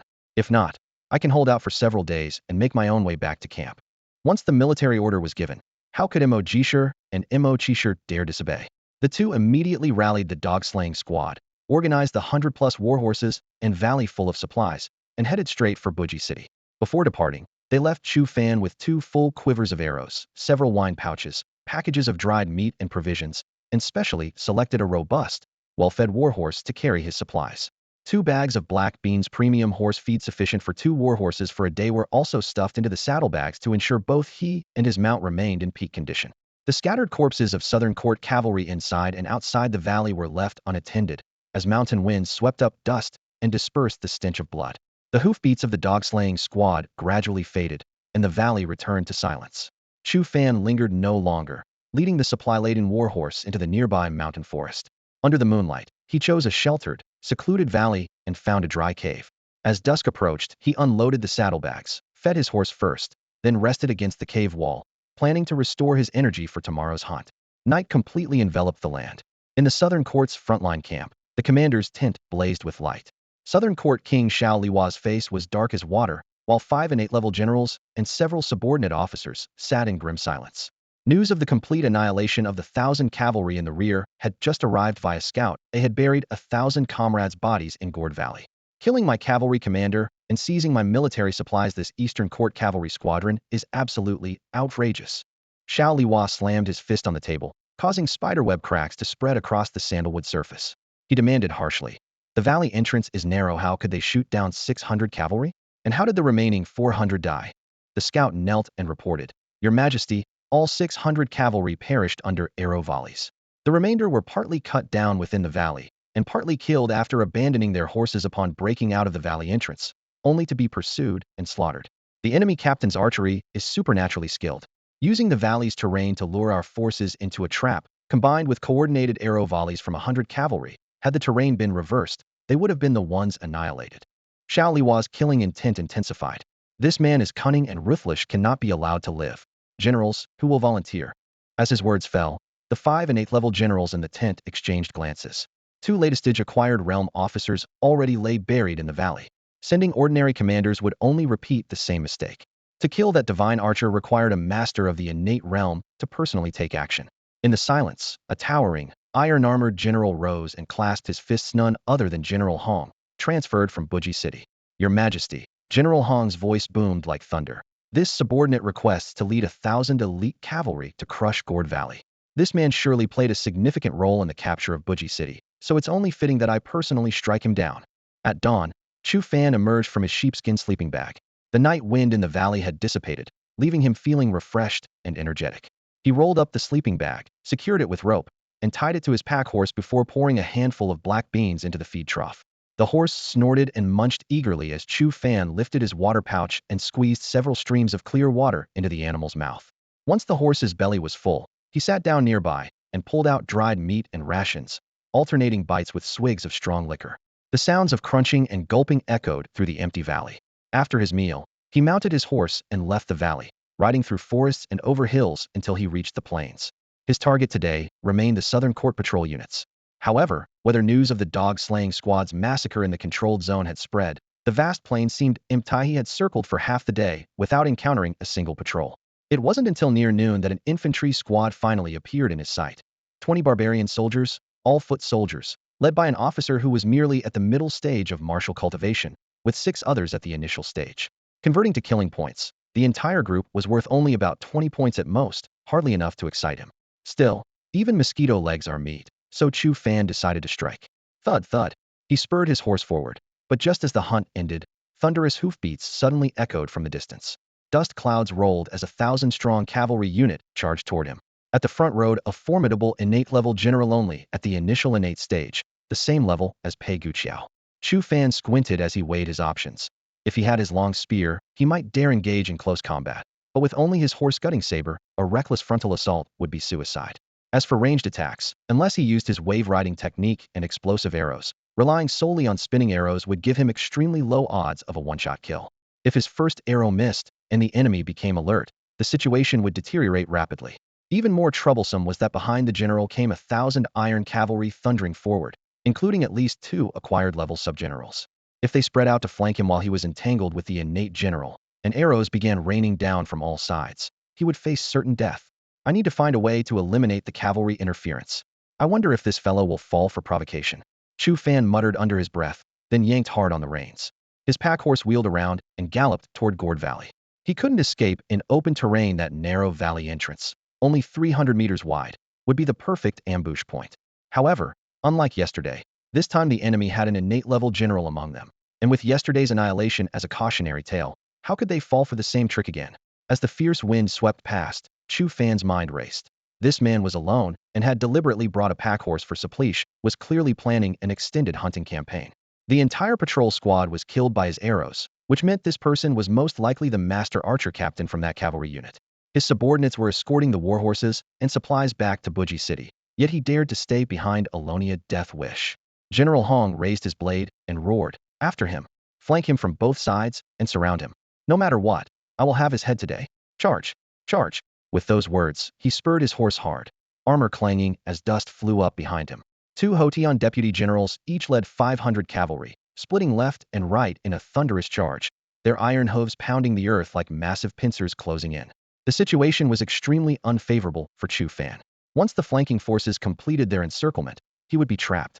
Fortunately, Gourd Valley was only 3 or 4 li away, its narrow entrance already visible in the distance.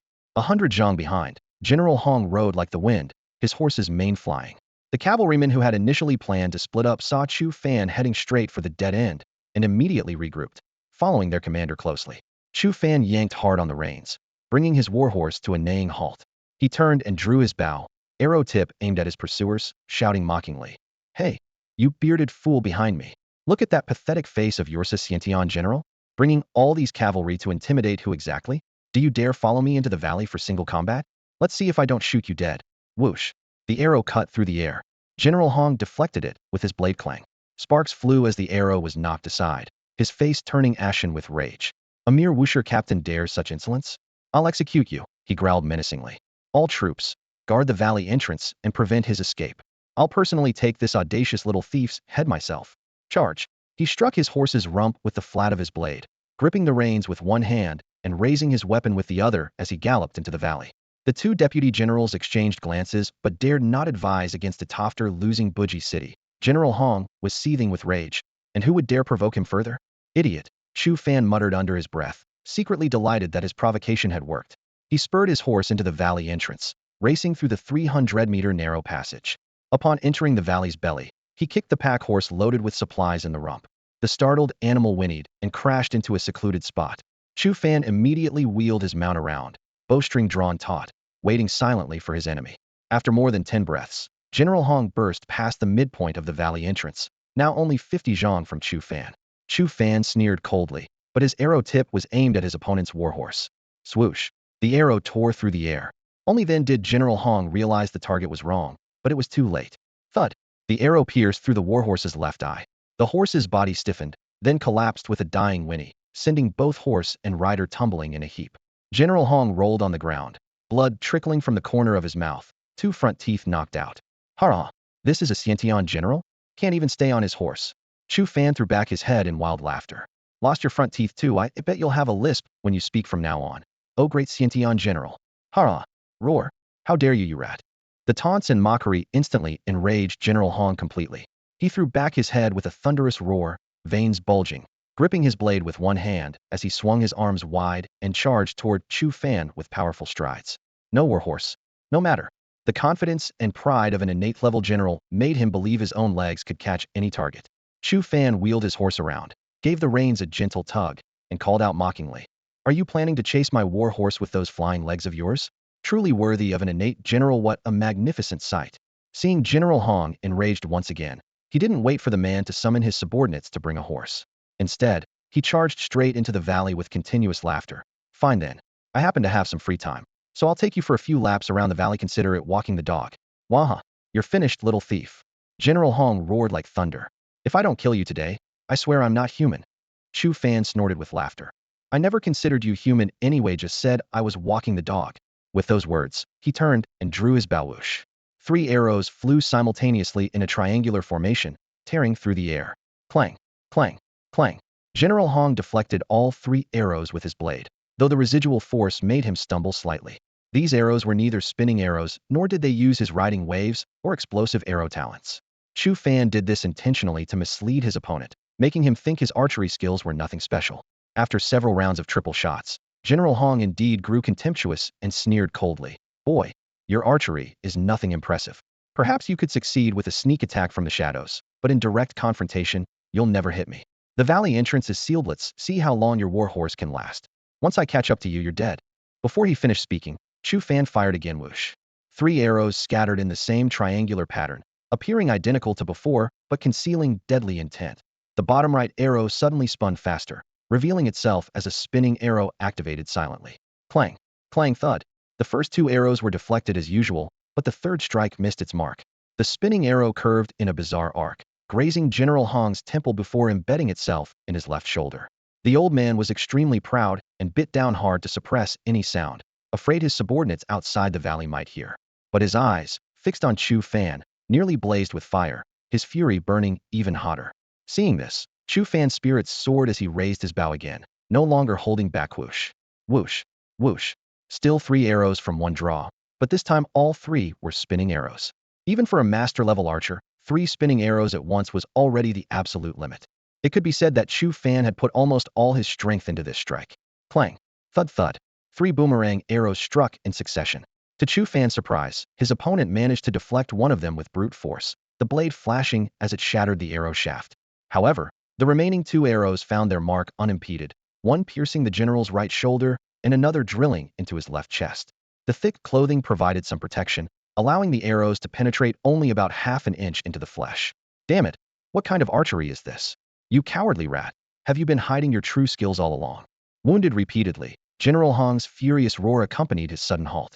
In just a few breaths, he had transformed from charging at full speed to hesitant observation, his eyes flashing with thoughts of retreating to rally his troops and surround the valley. Whoosh, whoosh, whoosh. While his opponent hesitated, Chu Fan drew his bow again.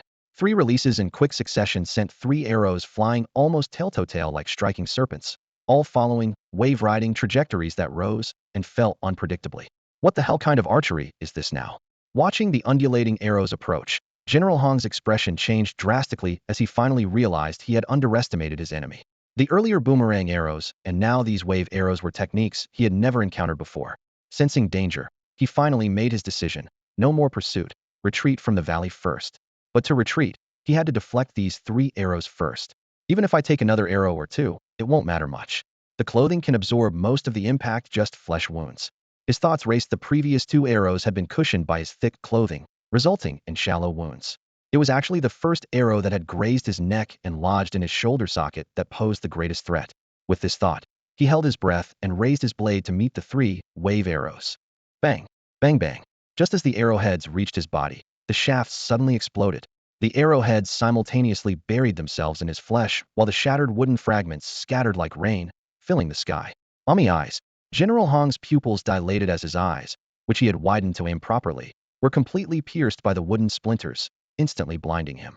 The excruciating pain caused this mighty innate-level master to collapse to the ground, blood streaming down his cheeks as he rolled into a ball, his sword falling from his right hand, while both palms desperately covered his eye sockets. Bah! What's so special about an innate-level general? Nothing impressive at all. Chu Fan snorted coldly, his confidence restored as he drew the bowstring once more. Whoosh! The final arrow cut through the air, aimed directly at his opponent's throat. The blinded General Hong should have been able to sense the arrow's path by listening to the wind, but his mind was now in complete chaos, leaving him no time to react. Thud! The arrow pierced through his throat bone, blood spraying as it delivered a fatal blow. At that moment, Chu Fan spurred his horse forward, gripping his cavalry saber tightly as he dismounted. Thud! With a swift strike, General Hong's blood-soaked head rolled to the side in an instant. Chu Fan glanced at the pale blue screen in his mind as the expected notification, kill points 1,000, appeared, pushing his total past 3,000. While searching the corpse, he found a palm-sized general's token behind the protective mirror on General Hong's chest. The front bore the character Hong, and the back, Nan, indicating his status as a great general under the Southern Court King. Chu Fan casually stuffed it into a small pocket sewn inside his undergarments, alongside the token marked Dan that he had obtained from killing Dan Daunting earlier. Including this one, he had now eliminated 4 barbarian innate generals. Unfortunately, the earliest kills Pei Guqiao and Pei Gooden had yielded no tokens, or his achievements would have been even more impressive. Thinking of how these 2 iron tokens would bring tremendous rewards when he returned to Tongwan Pass, Chu Fan's mood soared. After finishing up, he picked up the severed head, mounted his horse, and with a flick of the reins, his warhorse neighed and charged toward the valley entrance. Meanwhile, the 1,000-plus barbarian cavalry outside the valley had been waiting anxiously. Moments ago, they had faintly heard General Hong's furious and agonized roar, as if he had suffered severe injuries, instantly making everyone's hearts leap to their throats. However, since the general had neither called for reinforcements nor ordered a retreat, no one dared to intrude after all. The general had already been in a foul mood, and if he had truly suffered a setback, he might draw his blade and strike someone down in rage. Who would willingly court death? Gentlemen, have you been waiting long? Suddenly, crisp hoofbeats echoed from deep within the valley entrance, followed by a cold voice. I've brought you your dog, General's dog head. Brought it to you. As his words fell, Chu Fan swung his right arm, sending the head flying in a long arc before it landed with a thud in front of 2 deputy generals' horses, rolling beneath their mounts' bellies. Our general's head? This is impossible. The 2 deputy generals turned pale, their exclamations barely escaping their lips when their startled warhorses reared and stepped backward. With a sickening crack, one hoof crushed the head like a rotten watermelon, splattering red and white matter everywhere. Whoosh, whoosh. Taking advantage of their momentary shock as they looked down, Chu Fan drew his bow and released 2 spinning arrows simultaneously. By the time they realized the danger and raised their blades to block, the arrows had already pierced through their ears into their brains, bursting through their temples, one at mid-stage acquired realm, the other at latest stage acquired realm. Both fell from their horses with wide, staring eyes. The system notification appeared. Kill points 600, bringing his total close to the 4,000 mark. From appearance to harvest, it took merely 10 breaths. Witnessing the instant death of both deputy generals, the 1,000 cavalry behind them fell into complete chaos, with various cries surging forth. Damn it, this kid launched a sneak attack and killed both deputy generals with just 2 arrows. But where is our general? How could he allow such arrogance? Could that head really have been our General Hong? Hiss, a Master Realm archer captain actually killed our innate general? It must be otherwise. Why would their general remain absent all this time? Damn it, that guy's knocking another arrow. Does he really think he can slaughter us all here? Someone in the barbarian ranks cried out in terror, his voice still echoing through the valley as the image of their 1,000-strong cavalry's annihilation flashed through everyone's minds. More than half had perished under that deadly rain of arrows.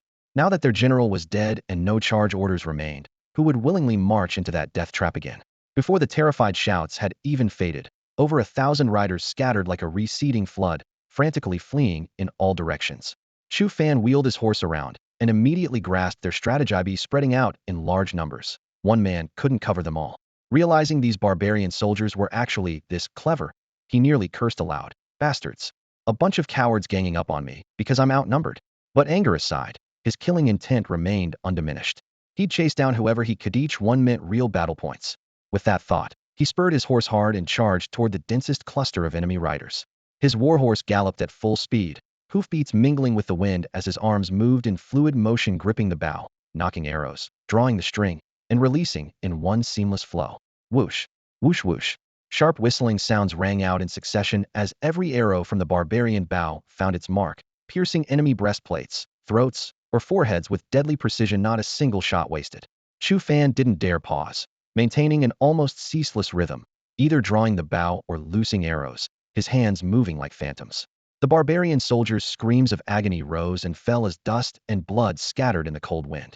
Only when no living enemies remained ahead did he finally rein in his horse and stop, breathing heavily. Glancing down at his quivered, shot fewer than 200 arrows since leaving the valley. By his count, he'd only killed just over 100 of the 1,000 barbarian riders, with 80% still escaping. The thought made his chest tighten with frustration. What a waste of resources. But 4 legs ultimately ran faster than 2, and covering all fronts with just 1 man and 1 horse was nearly impossible. Sighing, he turned his attention to the glowing screen in his mind. Name, Chu Fan. Techniques, Diamond Vigor Mastery, Wind and Thunder 10 Forms Mastery. Realm, Late Martial Master. Strength, 15,000 gene. Talents, Diamond Spearman, Master Archer. Auxiliary Talent, Natural Xiongnu Language. Battle Points, 4,636.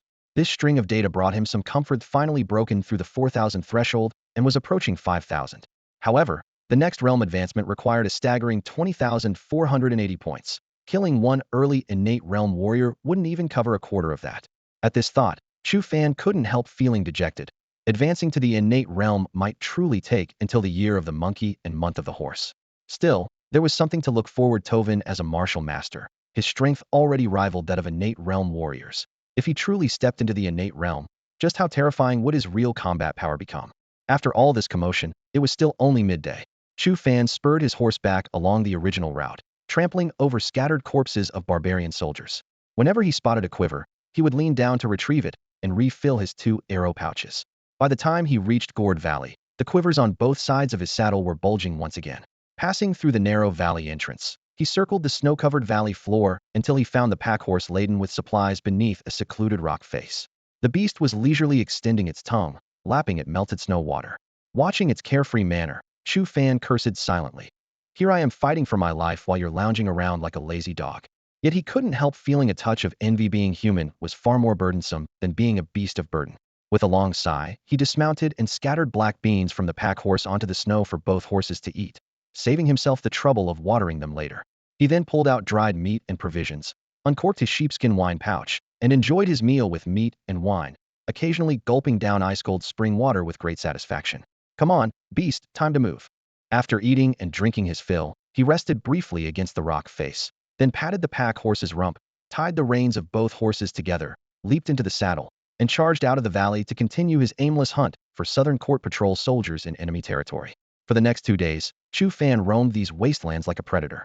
Unfortunately, he encountered only small units, the largest barely approaching 100 men, the smallest fewer than 10 barbarian soldiers. As for General Hong's 800 cavalry, they had vanished without a trace after their escape, likely having fled back to Southern Court King Xiao Liwa's frontline camp like beaten dogs. Over 2 full days, he had only accumulated just over 300 kill points, still short of the 400 mark. As night fell, Chu Fan glanced at the luminous screen in his mind. Name: Chu Fan.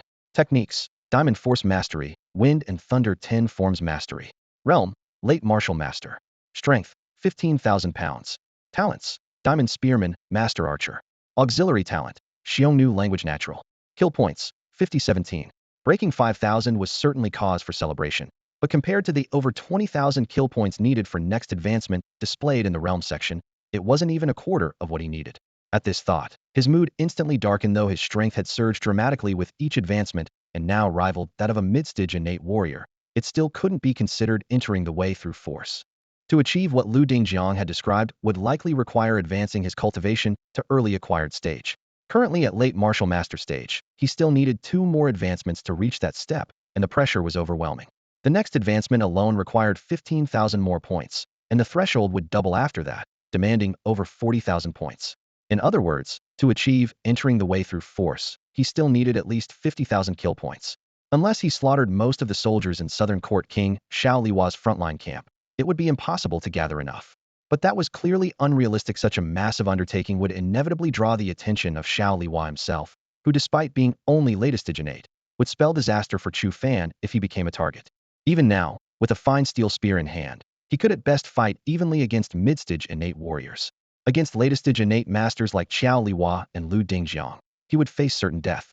He understood clearly that latest-stage innate warriors possessed profound inner chi that could manifest as protective energy shields around their bodies.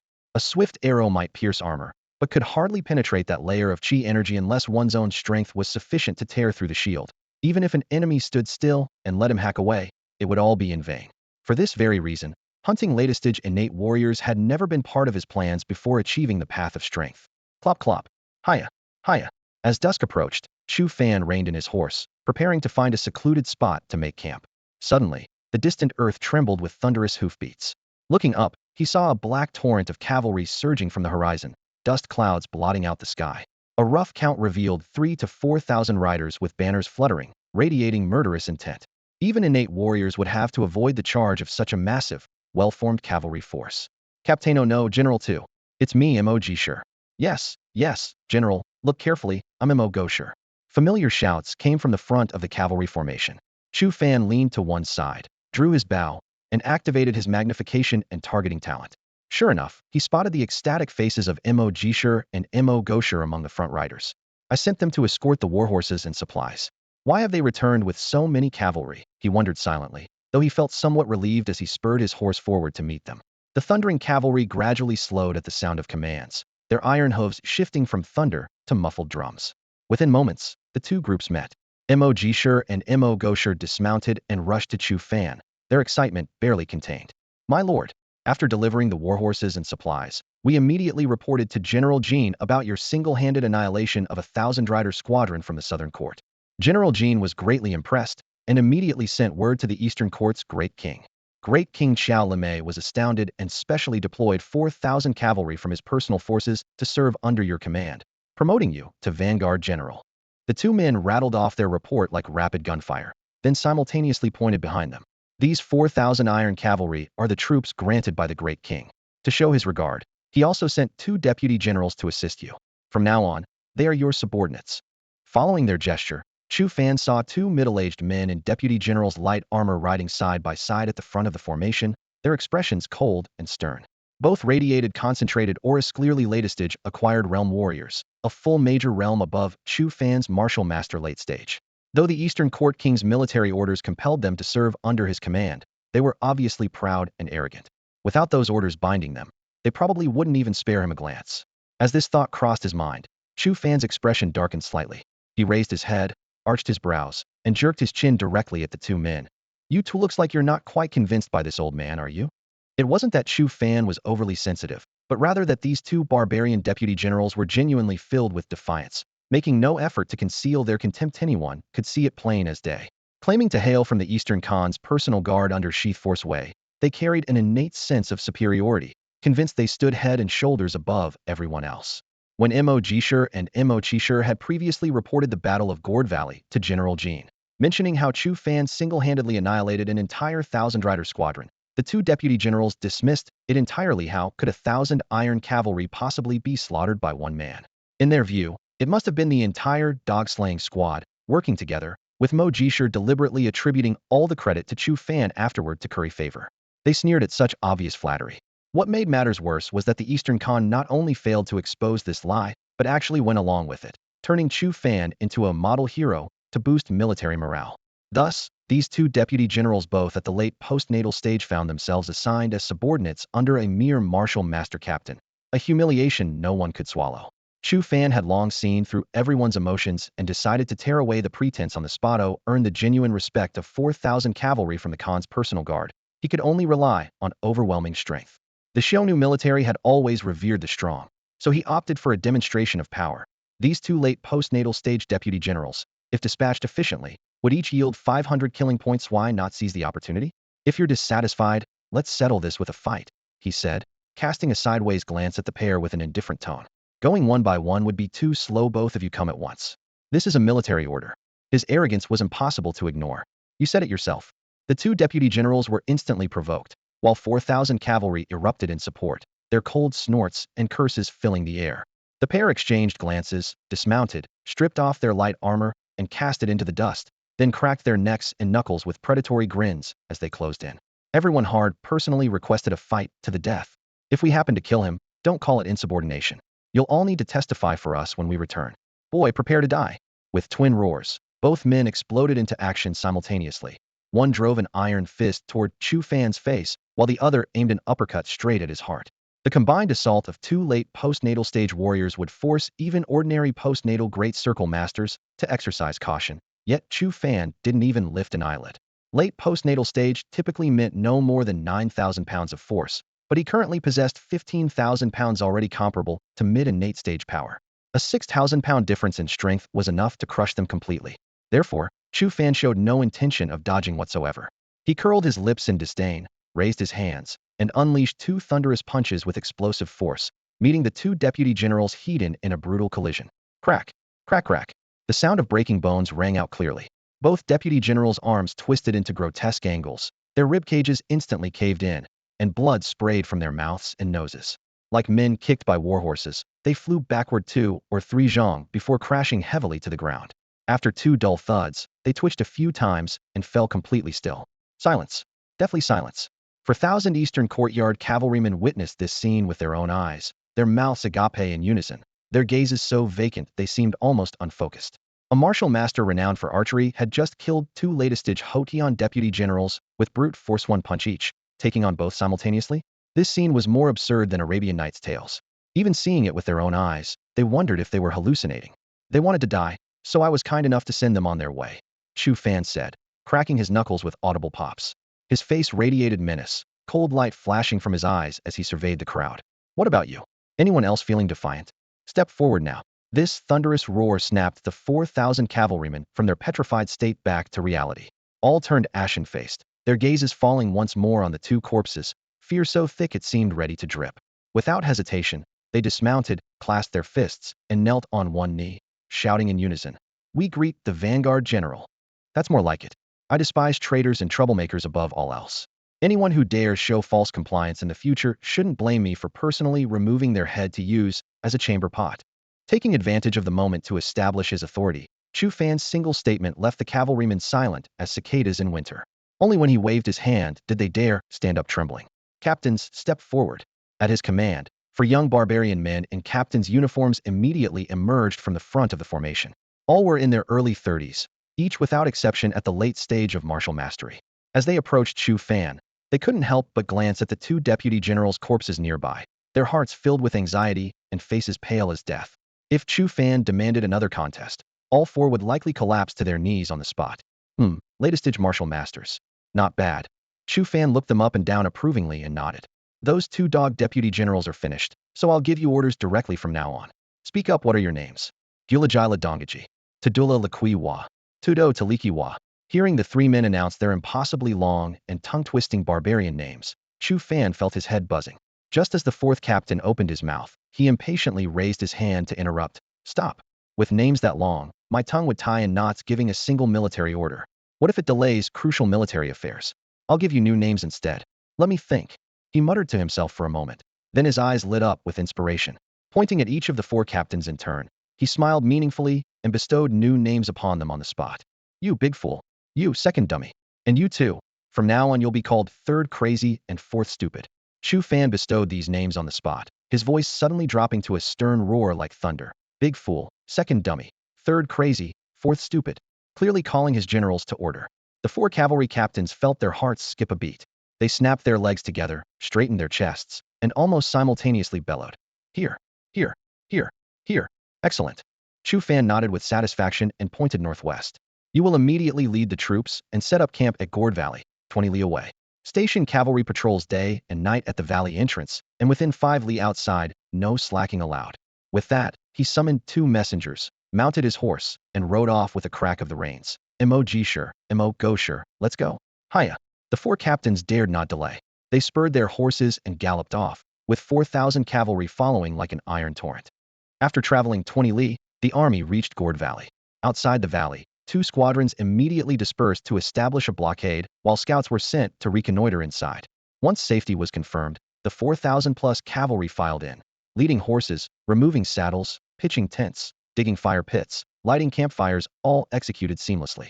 The interior of Gourd Valley was spacious, surrounded by towering cliff walls that completely concealed the activities within from outside view, providing both wind protection and concealment from enemy scouts. Chu Fan chose a dry natural cave as his quarters, sheltered by overhanging cliffs with an excellent vantage point. However, gazing at the valley full of barbarian cavalry, he could barely contain his bloodlust. If he could eliminate this entire force along with the centurions and captains without firing a single arrow, he could gain 10,000 killing points alone. Tempting as it was, he forcibly suppressed the urge. This unit's true value lay in diverting the Southern Court's frontline forces and relieving pressure on Tongwan Pass. Meanwhile, at the Southern Court's frontline camp, inside the command tent, deputy generals had assembled, and 4 and 8-level generals sat in attendance, yet all remained silent as mice, not daring to breathe heavily. Incompetence. Useless fools. A bunch of good-for-nothing wine sacks and rice bags. Bang! Southern Court King Xiaoli Hua hurled a piece of armor, overturning the table. News of innate General Hong's death ambushed and killed by Chu Fan's arrow had already reached them through the retreating soldiers. His rage was nearly uncontrollable, leaving the tent in complete disarray. After a full tease time, Xiaoli Hua finally sat back down in his commander's seat, gasping heavily with an ashen face. The 4 and 8-level generals exchanged glances before carefully speaking up. "Your Majesty, Buji City has fallen. General Jin under Xiaoli Mei's command now holds the city, making it difficult to recapture in the short term. Undoubtedly, Xiaoli Mei will make follow-up moves, most likely dispatching a large army to cut off our rear. When that happens, we'll be caught between two forces, putting us in an extremely precarious position. What's worse, after losing Buji City, our supply lines for provisions and grain will face enormous problems. While we still have sufficient supplies and the situation remains manageable, we must capture Tonyang City as quickly as possible. Exactly. Once we take Tonyang City, we can use it as our stronghold, advance south when we attack, or defend from this strategic position when we retreat. The entire situation could be reversed in an instant. Inside the command tent, the general's words rang with conviction. If they delayed any longer and waited for Xiao Li Mei to mobilize reinforcements and attack from behind, there would be no room left for maneuvering. Xiao Li Wei, great king of the southern court of the Xiongnu, frowned silently, clearly understanding the principle that those who plan great endeavors must prioritize the bigger picture. After a moment of deliberation, a cold gleam flashed in his eyes as he barked his orders. All troops, listen up. Extra rations tonight. Tomorrow at dawn, this king will personally lead all generals in an all-out assault on the city. The next day, boom, boom, boom. Just past dawn, war drums thundered from the southern court's frontline camp on the northern side of the battlefield plain. As the camp gates swung open, black-armored barbarian soldiers poured out like a tide, charging across the plain straight toward Tonyang Pass at the southern end. Cavalry hooves thundered like rolling thunder, kicking up clouds of dust. Infantry advanced in formation with shields and blades bristling, surging forward in waves. As soon as they approached the city walls, the first volley of dense arrows whistled through the air, raining down mercilessly on the defenders above. At the rear of the army, Xiao Liwa wore phoenix-feathered armor as he spurred his horse forward. For innate-level generals and numerous acquired-level officers flanked him on both sides, with banners snapping in the wind, a truly intimidating sight. This time, the southern court's frontline forces numbered in the tens of thousands, and except for over 10,000 wounded soldiers and logistics personnel left behind, every available man had been deployed. Their intention to burn their bridges and capture Tong Pass in one decisive push was crystal clear. Urgent reports flew into the pass. General Lu Dingjiang, the great general who pacifies the north, immediately summoned his 4 innate-level commanders, donned his armor, and climbed the walls to personally command from the center, defending the ramparts alongside his officers. On the western side of the city wall, at that same 10-foot defensive position, Old Ma, Wang Qi, Qi Jian, and the others crouched low behind the battlements, taking cover from the endless rain of arrows. This section of wall had been specially reinforced, with Wang Matzi and Big Beard each leading 20 soldiers to provide support from the left and right flanks, while other squads had been assigned to cover their original positions. The reason was simple: whenever the barbarian army attacked the pass, 3 siege ladders would invariably target this spot in a concentrated assault. Unfortunately, since Chu Fan had ventured outside the city walls last time, his fate remained unknown, leaving this position under tremendous pressure. Sigh. If only that lad were here, Old Ma said, shooting an arrow sideways before letting out a long sigh even before his arrow had landed. He alone could hold this entire section and help cover the adjacent areas too. Wang Qi and Qi Jian looked dejected, while the new recruits Zhang Tsang and Su Wen's eyes reddened at the mention. Big Beard and Wang Matzi exchanged glances and couldn't help but sigh as well, before raising their voices to offer comfort. Old Ma, don't worry too much. Looking at Master Chu's face, he doesn't strike me as someone destined for an early death, right? That lad never missed a shot, and his spear was like the Grim Reaper's brush. The barbarian soldiers who died under his spear are too numerous to count, Wang Matzi added. In my opinion, he probably got separated and is hiding in the mountains, waiting for the right moment to return to Tong Pass. Big Beard also broke into a hearty laugh, boosting everyone's morale. Just wait and see. I'm certain he'll come back sooner or later. The thunderous drums shook the heavens as smoke signals rose from all directions. The barbarian army pressed against the borders once more, their drumheads seeming ready to burst, heralding a battle more brutal than any before. Within Tonyang City, hundreds of thousands of civilians and merchants huddled in the streets and alleys, oppressive gloom shrouding the frontier fortress, the air thick with the tense scent of blood. On the steps before the Hu family mansion, Captain Jin Song stood with his 2 lieutenants, gazing toward the north gate. Their armor was ice-cold, brows furrowed with worry. His 1,000 soldiers had already dispersed throughout the surrounding streets on patrol last time. When Xiao Liwa attempted to kidnap Princess Yuehua, they had nearly rooted out all the barbarian spies and traitors lurking within the city. Yet Jin Song dared not gamble on that word nearly. Should any fish slip through the net and attempt assassination while the barbarians knocked at the gates, the consequences would be unthinkable. Lost in thought, he heard the vermilion doors of the mansion creak open as 2 servants bowed to clear the way. Princess Yuehua appeared at the threshold with her maids Xiaocui and Xiaoju, but did not step outside. Captain Jean, Chu Fan, he still hasn't returned? Her gaze swept over him, delicate brows slightly creased. Jin Song was momentarily stunned and sighed inwardly, yet still clasped his fists and replied in a low voice. Your Highness, there is still no word from Advisor Chu. I see. Disappointment flickered briefly across her face, but she stubbornly raised her head. I believe he's still alive and will surely return. If there's any news, please inform me immediately. This subordinate thinks the same. Advisor Chu is blessed by heaven and will surely be unharmed. Please rest assured, Your Highness. The moment there's the slightest movement, I will report immediately. Gourd Valley.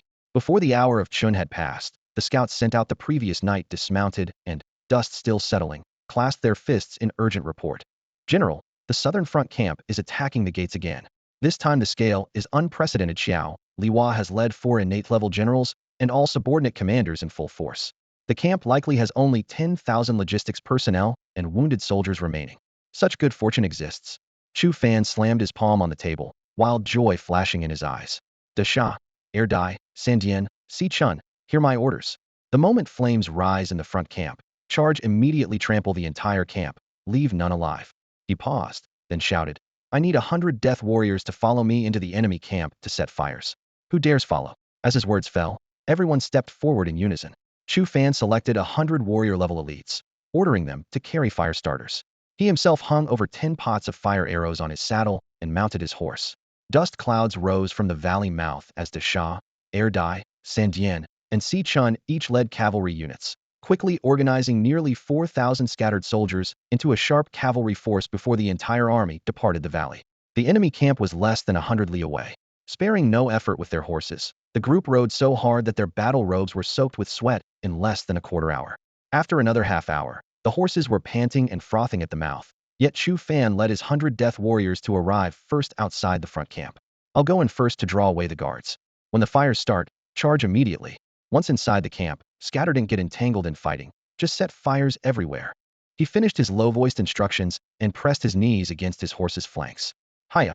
After giving his orders, Chu Fan suddenly slapped his horse's back and charged forward. The thundering hoofbeats echoed like iron hammers striking war drums. A patrol squad of over 10 men from the southern camp turned pale with shock, crying out in unison, Enemy attack! Enemy attack! A cavalry captain dares to charge our camp single-handedly? Could he be the divine archer who shot General Hong? Someone in the squad asked with a trembling voice, sensing impending disaster. Whoosh whoosh. Thud. Thud. Before the words had fully left his lips, Chu Fan drew his bow, and 5 arrows flew like a bolt of lightning tearing through the night. After 3 or 4 volleys, the patrol soldiers had all fallen to the ground, without even time to let out prolonged screams. Having cleared the perimeter, Chu Fan drew out several oil-soaked fire arrows and lit them with a fire starter, sparks exploding. He spurred his horse straight toward the grain supplies, controlling his mount with one hand while drawing his bow with the other. Whoosh, whoosh whoosh. The fire arrows pierced the air, trailing long red streaks as they fell in different directions. As soon as flames began licking at the first oilcloth, he had already ridden away, following a Hitandran rhythm as he charged toward the next target without pause. Meanwhile, 100 death warriors hidden in the forests outside the camp saw the fires rising and immediately rushed into the camp in pairs, tossing fire starters along their path. Fire points spread like scattered stars, quickly covering the entire camp. The strong wind that day fanned the flames, and the flames borrowed the wind's power. Large swaths of tents became blazing red curtains, with thick smoke and cries of alarm rising everywhere as the situation rapidly spiraled out of control. Roar! Those despicable dogs from the eastern camp are truly shameless. While our front army is on campaign, they stab us in the back like cowards. Several wounded deputy generals burst from their tents. They had remained behind due to their injuries instead of following Xiao Liwa to the front lines, only to encounter this inferno. Among the 5, 3 were at the late-acquired realm stage, worth a combined 1,500 kill points, such a generous gift that Chu Fan would never pass up. His gaze locked onto the deputy generals as he switched to ordinary arrows, shooting spinning arrows in rapid succession. Clang clang. Thud. Thud thud. The deputy generals managed to deflect several arrows with their bare hands, but ultimately couldn't withstand the arrow storm and fell backward one after another. System notifications flashed wildly as Chu Fan harvested nearly 2,000 kill points, pushing his total past the 7,000 mark. Damn it, that archery is too terrifying. No wonder even General Hong fell to his hands. He's just one man if he dares invade our camp. Don't let him leave alive. Capture him and earn great military merit.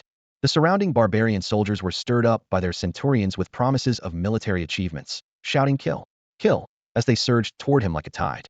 The death of the deputy generals hadn't deterred them in the slightest. Do these rabble dare to throw eggs at rocks? Chu Fan glanced at the southern camp's frontline base, now ablaze like a sea of fire. Confirming that the flames were beyond control, he simply stopped setting more fires. He dismounted, gripped his saber with one hand, and with a push of his feet charged toward the swarming barbarian soldiers. The strongest among them were merely minor characters at the martial master realm, no matter their numbers. To Chu Fan, they were just a matter of a few more sword strikes. He couldn't find a single worthy opponent among them. Tongwan. Atop the city walls, the slaughter was fierce. Strong winds whipped the banners as dust and sand filled the air. Southern Court King Qialiva and General of the Northern Garrison Lu Dingjiang stood at the center of the city wall, their curved saber and long spear clashing in brilliant sparks. Between the flashing blade and dancing spear, both men's inner energy erupted, shattering even the stone slabs beneath their feet. Around them, Qialiva's 4 innate-level generals battled against Tongwan's 4 commanders in paired combat. Within 30 feet, neither barbarian nor Jin soldiers dared to set foot. Even martial master-level officers could hardly withstand the rampaging innate true energy, risking broken bones and torn muscles with a single step closer. Below the stretching city walls, barbarian soldiers swarmed like black ants. Archers drew their bowstrings as arrows pierced the air. Sword and shield bearers climbed scaling ladders with one hand while brandishing blades with the other. Some fell halfway up, pierced by long spears. Others who managed to leap onto the battlements were immediately struck down by axes and sabers. Heavy boulders rolled down from the towers, accompanied by cascading molten metal, crushing skulls, and scalding flesh amid endless screams. Where defenses failed, scaling ladders reached the outer walls, and waves of barbarian soldiers poured in, clashing blade to blade with the defenders, blood spattering between the brick joints. As far as the eye could see, every inch of the fortress bled, and with every breath, lives were lost. In today's battle, Qialiva was determined to succeed, while Lu Dingjiang vowed to defend Tongwan. Neither side would yield an inch, competing in the war of attrition to see who would laugh last. Both armies' commanders knew well, one step back meant eternal damnation. However, at the height of battle, fierce flames suddenly erupted from the barbarian front camp at the edge of the plains. The wind swept the fire tongues, and in the blink of an eye, the tents burned bright red. Qialiva was suddenly distracted, roaring in fury. Damn bastard, it must be Qialimi's doing. While this king storms the gates, he dares to attack our rear camp. Hatred surged through him, nearly causing him to spit blood. He immediately withdrew his blade and shouted loudly. All generals, heed my command. No need to continue this entanglement. Return to camp immediately for reinforcement. Hurrah! Qialiva, are you still half asleep? Lu Dingjiang twisted his spear in a flourish, laughing heartily with undisguised mockery. Come when you please, leave when you want. Do you take Tongwan, which this general guards, for a roadside inn? For commanders, heed my order.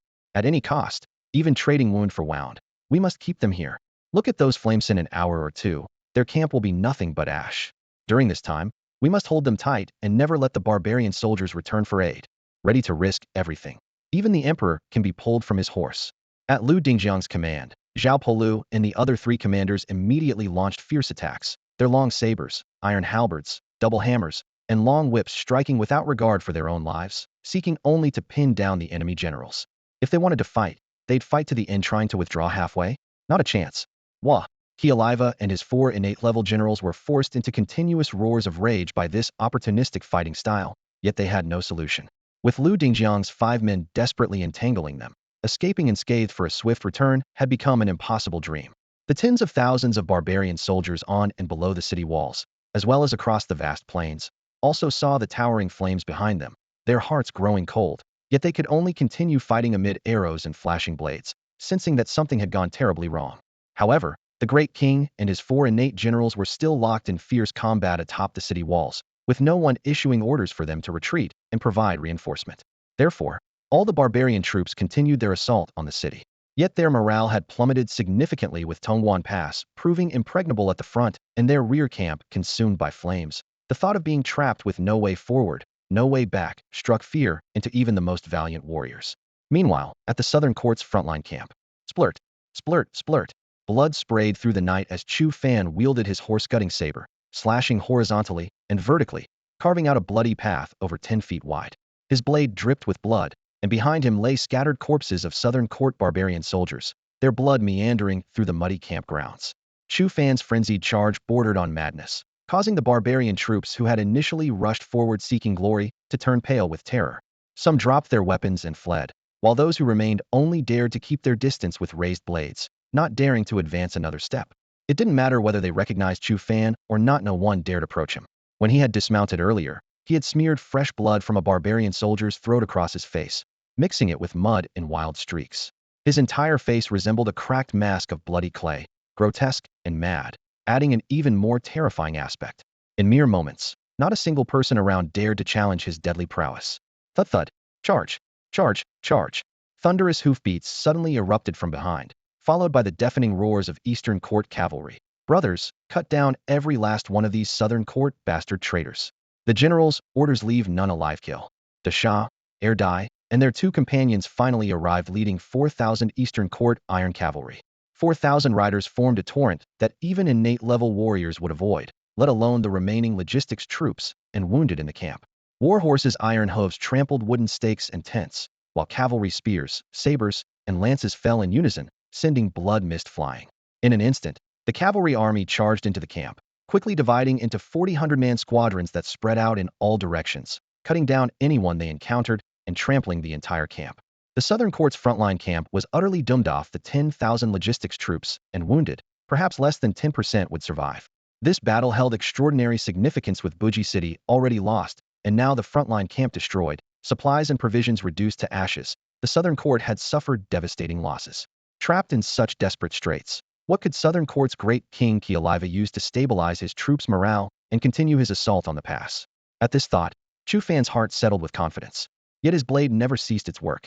The camp churned in chaos like boiling porridge, with barbarian soldiers scattering in panic. No matter which direction he charged, he encountered isolated enemies, and so his blade flashed again, spattering blood 3 feet in every direction. Amidst the ongoing slaughter, he casually glanced at the light screen in his Mindenly to unexpectedly discover an extremely unusual phenomenon that left Chu Fan stunned and completely bewildered. At a glance, the data on the mental screen was crystal clear. Name: Chu Fan. Martial Arts: Diamond Force Mastery, Wind Thunder 10 Forms Mastery. Realm: Late Martial Master. Strength: 15,000 Gene. Talents: Diamond Spearman, King Archer. Auxiliary Talent: Natural Xiongnu Language. Kill points: 12,037.5. Everything else looked fine.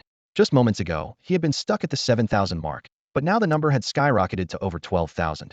All thanks to his frenzied slashing with the curved blade and that barbarian camp he had set ablaze, crackling and popping in the flames.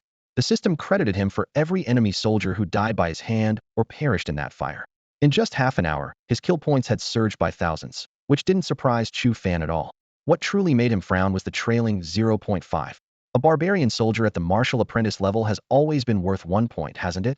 How did half a point appear? He stared at the number, puzzled. As he pondered, the screen flickered again as kill points increased by several dozen, but the decimal remained, showing the real-time data as 12073. Just as Chu Fan was about to figure it out, the number jumped once more, 12,096.5. Could it be them? He looked around the battlefield, where several cavalry squadrons were charging through the camp following his orders. Previously, he had thought only enemies he personally killed or burned to death would count toward his kill points, which was why he had forbidden his hunting squad from taking action when they were hunting in the rear. Now it seemed that assumption was clearly wrong. 0.5 was exactly half the value of a 1-point martial apprentice barbarian soldier. In other words, because those 4,000 cavalrymen were executing his commands, the system was also crediting him with their kills. Just at a 50% discount, martial apprentices went from 1 point to 0.5 points.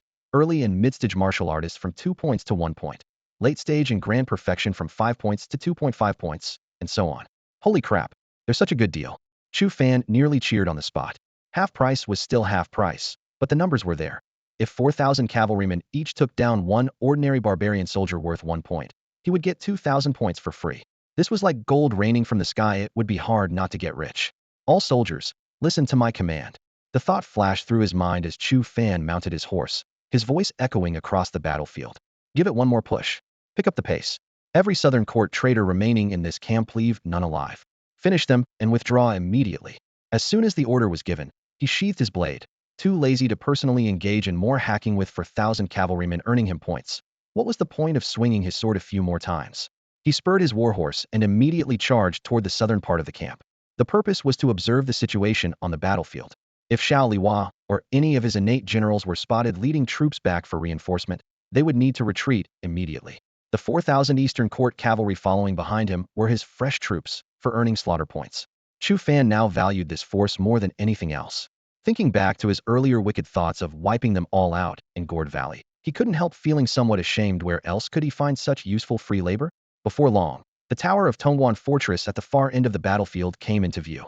Chu Fan gripped his bow with one hand, activating his magnified lock-on talent, his gaze sweeping across the city walls like a hawk. The next moment, a smile curved his lips as his anxious heart finally settled. On the tower, in 5 different areas, 10 innate masters were engaged in paired combat.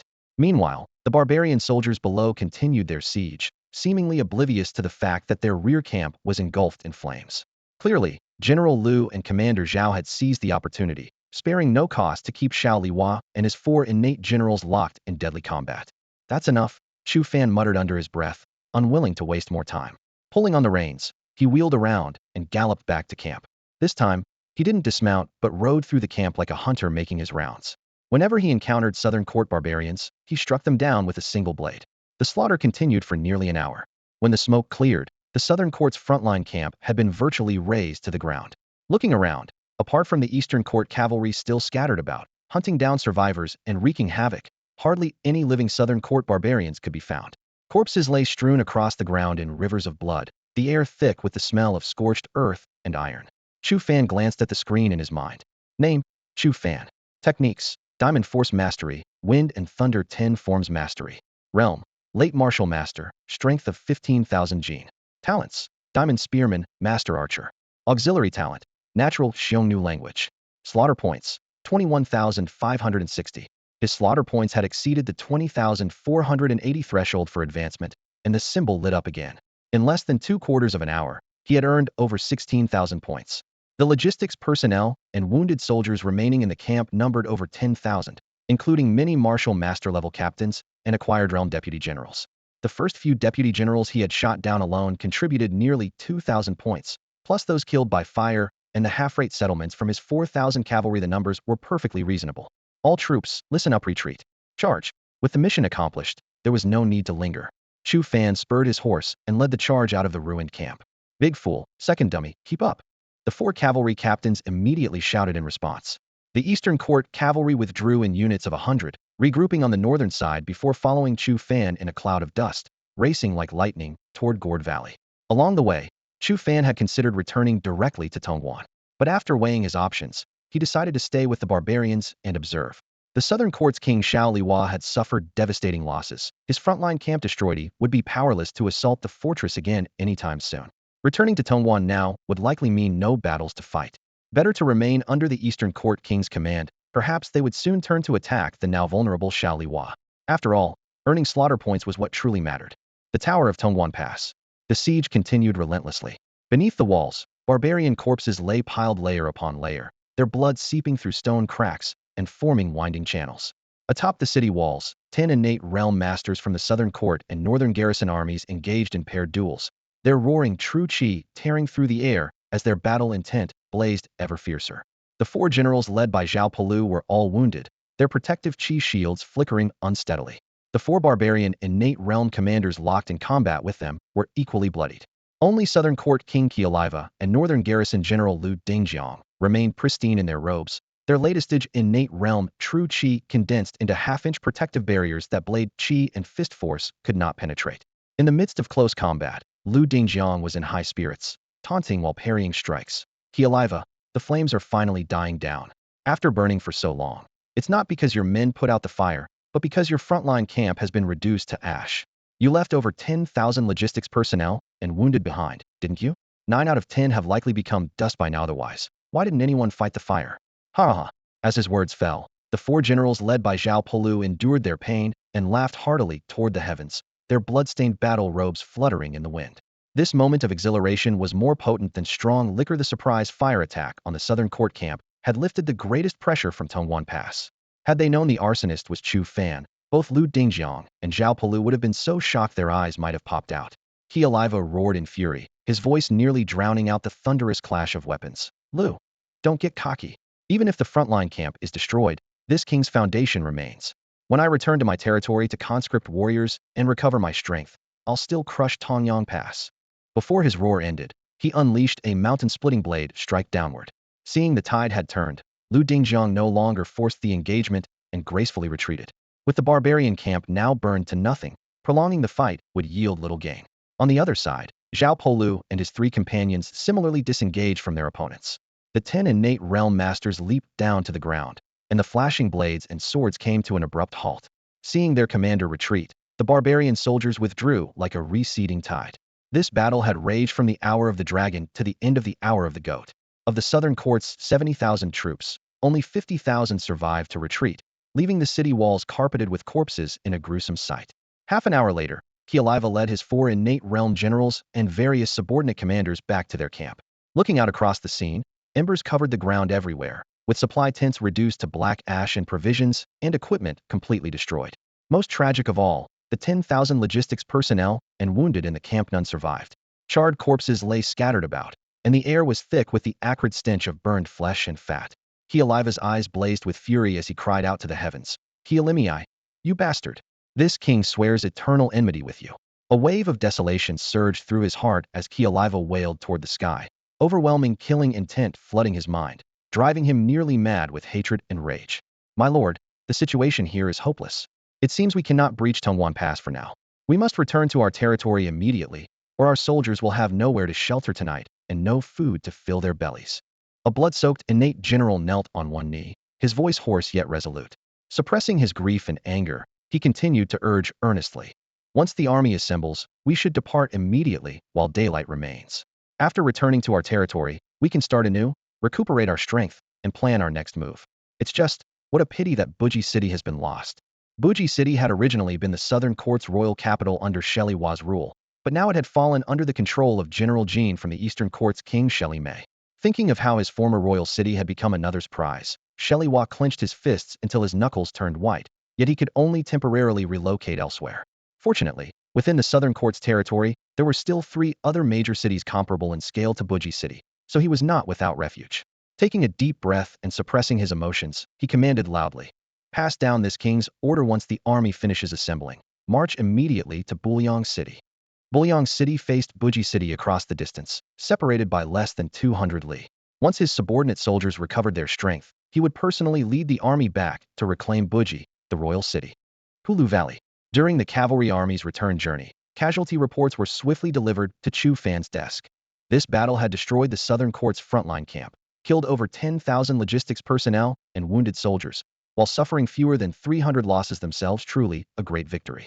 Such remarkable military achievements, once reported to the Eastern Court headquarters, would surely earn generous rewards from King Shelimei. Therefore, the entire cavalry force of over 4,000 men was in high spirits, everyone energized and completely convinced by Chu Fan's decisive judgment and strategic command. Only now did this iron cavalry truly pledge their loyalty to him. After entering Hulu Valley, the soldiers busied themselves setting up camp, resting, and preparing dinner. Under the firelight, their armor gleamed with piercing cold light, while blood stains and fatigue were temporarily washed away by laughter and cheer. Taking advantage of this respite, Chu Fan lightly touched the light screen in his mind with his consciousness, clicking the flashing plus sign after the realm column. Instantly, a familiar weak electric sensation surged from his mind, quickly coursing through his limbs and body. He clearly felt every inch of sinew and bone, every cell being tempered by a gentle yet blazing power. Instinctively clenching his fist, the muscles beneath his skin writhed like small earthworms, more swift and powerful than before, bringing him another step closer to the entering the way through force, realm of striking through air. Data simultaneously appeared. Name, Chu Fan. Techniques, Diamond Force Mastery, Wind and Thunder 10 Forms Mastery. Realm, Martial Master Great Perfection. Strength, 20,000 Gene. Talents, Diamond Spearman, King Archer. Auxiliary Talent, Xiongnu Language Natural Mastery. Slaughter Points, 1080 20,480 points deducted. Seeing his slaughter points plummet to 1080, while the threshold for the next realm advancement skyrocketed to 40,960 points, Chu Fan could only laugh bitterly. This number was too staggering. He could only suppress his greed for now. Yet the gains were equally surprising. After advancing from late Martial Master to Martial Master Great Perfection, his strength had surged from 15,000 Gene to 20,000 Gene. 20,000 Gene was precisely the strength standard for late innate stage, while innate Great Perfection required 30,000 Gene. In other words, purely in terms of brute force, Chu Fan was now comparable to any late innate stage expert. His speed and physical defense were also not far behind. His greatest weakness was the lack of true qi within his body. He could neither project true qi externally nor condense a protective barrier around his body. However, the spearman and archer talents granted by the system were equally unavailable to ordinary late innate stage warriors. Assessing his comprehensive combat power, he could now stand shoulder to shoulder with late innate stage experts like Shelley Hua and Lu Dingjiang, while they might still surpass him in close combat. Once he created medium to long-range distance, his spear throwing and divine archery posed even greater threats. This meant that Chu Fan now finally possessed the strength to shoot or spear kill late innate stage experts each, worth a full 5,000 slaughter points. At this thought, with just a brief moment of imagination, his heart began pounding wildly, as merely contemplating this possibility filled him with excitement. In Gu Mountain, wisps of smoke curled upward as steaming meat porridge finished cooking, served alongside dry flatbread for a nutritious and filling meal. At the valley's base, the campfire crackled as chunks of meat and rice grains bubbled in the iron pot, their aroma spreading through the damp, cold morning breeze. The cavalry sat in circles, eating with grease dripping from their mouths, while sentry squads took turns ladling bowls before quickly returning to their posts. Several miles beyond the valley, patrol riders continuously swept across the ridges, ensuring any disturbance would be immediately reported back to camp. Even farther out, scouts that Chu Fan had positioned near the Southern Court's frontline encampment kept a vigilant watch on enemy movements. As dusk fell, a scout galloped in, mud splattered up to his knees, yet he dared not delay for even a moment. The battle on the plains has been decided. Southern Court King Xiao Liwa still commands 50,000 troops, but instead of clearing his burned camp, he's breaking camp and heading south, making straight for Bulyang City. Bulyang City and Buji City stood less than 200 li apart, one to the east and one to the west, guarding the Great Jin border. Chu Fan's eye sharpened as he roughly sketched out Xiao Liwa's intentions. The old fox wanted to use Bulyang's fortified walls to rally his remaining forces, recruit new soldiers, and after reorganizing, either retake Buji or continue his northern assault on Tongyang. If he consolidates his forces, I'll have no battles to fight upon returning to Tongwan Pass. And where would I earn killing points? Chu Fan weighed his options silently. Rather than return empty-handed to Tongwan Pass, he might as well head directly back to Buji City.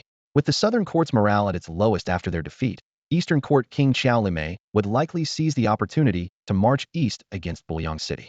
Once fighting broke out, it would be the perfect chance for him to achieve new military merits and earn more killing points. His mind made up, Chu Fan immediately decided to postpone his return to Tongwan Pass and lead his army back to Buji City at dawn. The next day, before the rising sun had even peeked over the mountain peaks, the military cooking fires were already smoking again in the valley. Freshly cut firewood surrounded the glowing red iron pots as the aroma of bubbling meat mixed with steam drifted over the tents.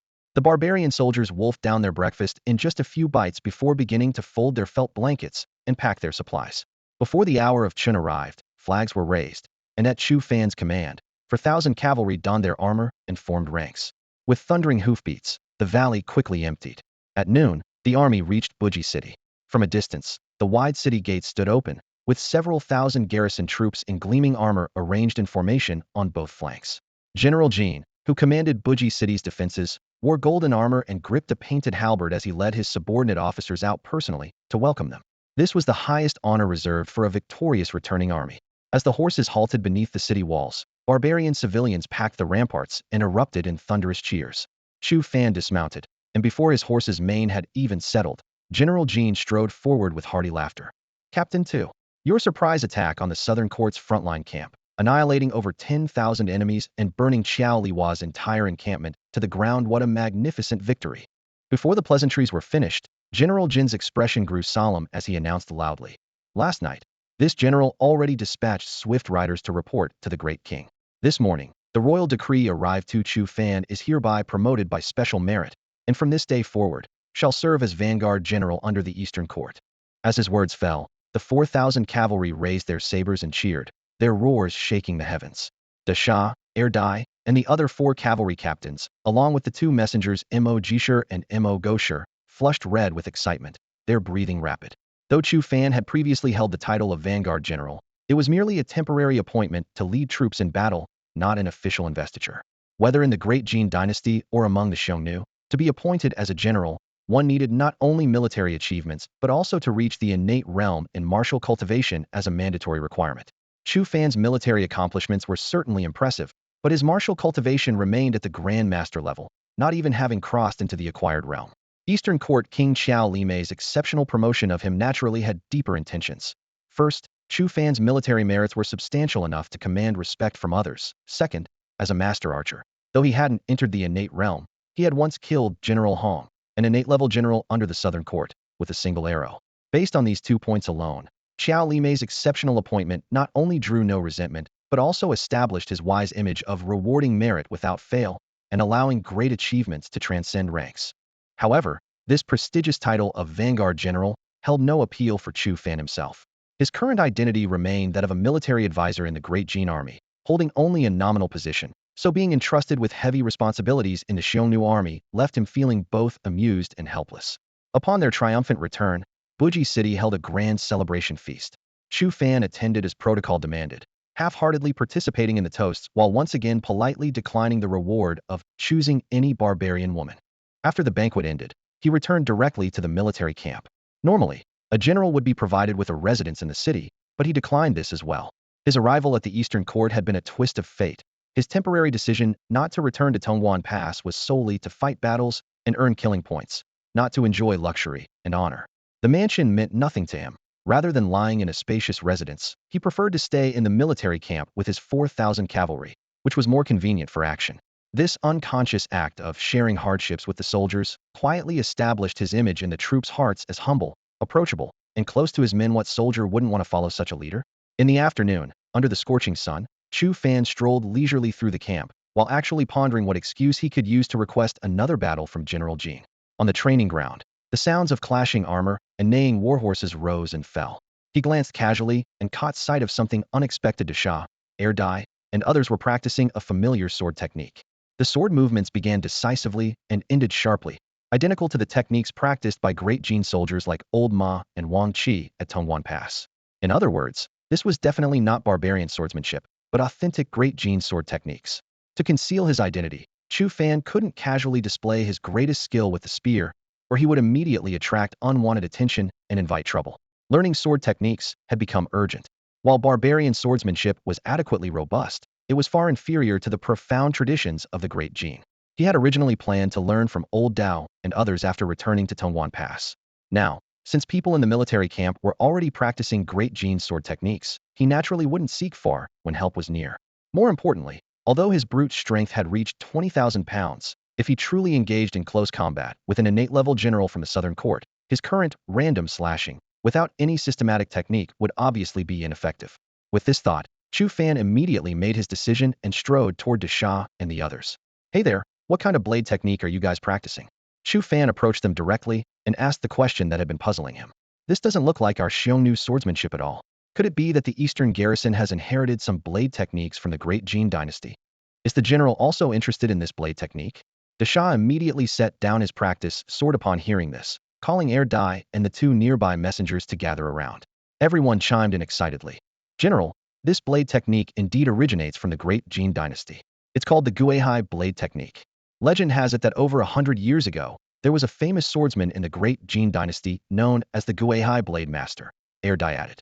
For unknown reasons, he was forced to leave the Great Jin and eventually settled in the Xiongnu capital, where he died far from home. The Guihai blade technique has since spread throughout Xiongnu and is now one of the most popular blade techniques in our army. This legend completely captured Chu Fan's interest, and he simply asked, Desha, could you teach me this Guihai blade technique? Absolutely. Desha agreed readily and immediately began reciting aloud. The Guihai blade technique formula goes, he held nothing back, reciting each word clearly. Chu Fan listened intently and memorized everything after just one hearing. After finishing the recitation, Desha looked at Chu Fan with suspicion. General, did you really memorize all of that? Chu Fan smiled faintly and recited the entire formula perfectly. Desha and the others listened in stunned amazement, then shook their heads with bitter smiles, completely impressed. Now I'll demonstrate the moves. Desha positioned himself in the center of the training ground with his blade ready. The Guihai blade technique consists of 7 forms, each more powerful than the last. First form, mountain splitting, sea severing. As his words fell, he swung his blade down, the blade wind stirring up thick clouds of dust. Second form, waves engulfing the setting sun. The blade rose again, dust waves surging as if the setting sun were sinking into the ocean. Third form, sea shaking, cloud crushing. The force roared through the air, causing the surrounding soldiers to instinctively step back. The techniques continued to escalate until finally, Desha warned, General, watch carefully. This final form has the greatest power. The 7th form, Guihai single strike. Boom. He sank his stance, twisted his waist, and struck down with a reverse slash. The blade momentum was like a returning spear thrust, yet also resembled the legendary splitting of Mount Hua. The swirling dust in the air was forcibly split in two, rolling back to the left and right, leaving a vacuum-like gap in between. Impressive, truly impressive. Chu Fan's eyes gleamed as he couldn't help but applaud in praise. He vaguely sensed that this Guihai blade technique was probably stronger than the blade techniques practiced by Old Ma and Wang Qi. This showed that the Guihai blade master who was once forced to leave Jin was certainly no ordinary person. I'll ask General Zhao for more details when I return to Tongguan Pass, he thought to himself. As his thoughts raced, Chu Fan called up the light screen in his mind. Name, Chu Fan. Techniques, Diamond Force Mastery, Wind and Thunder 10 Forms Mastery, Guihai blade technique below entry level. Realm, Martial Master Great Perfection. Strength, 20,000 Gene. Talents, Diamond Spearman, Master Archer. Auxiliary Talent, Natural Xiongnu Language Comprehension. Killing Points, 1080. Just as expected, the words below entry level, after Guihai blade technique, made him frown.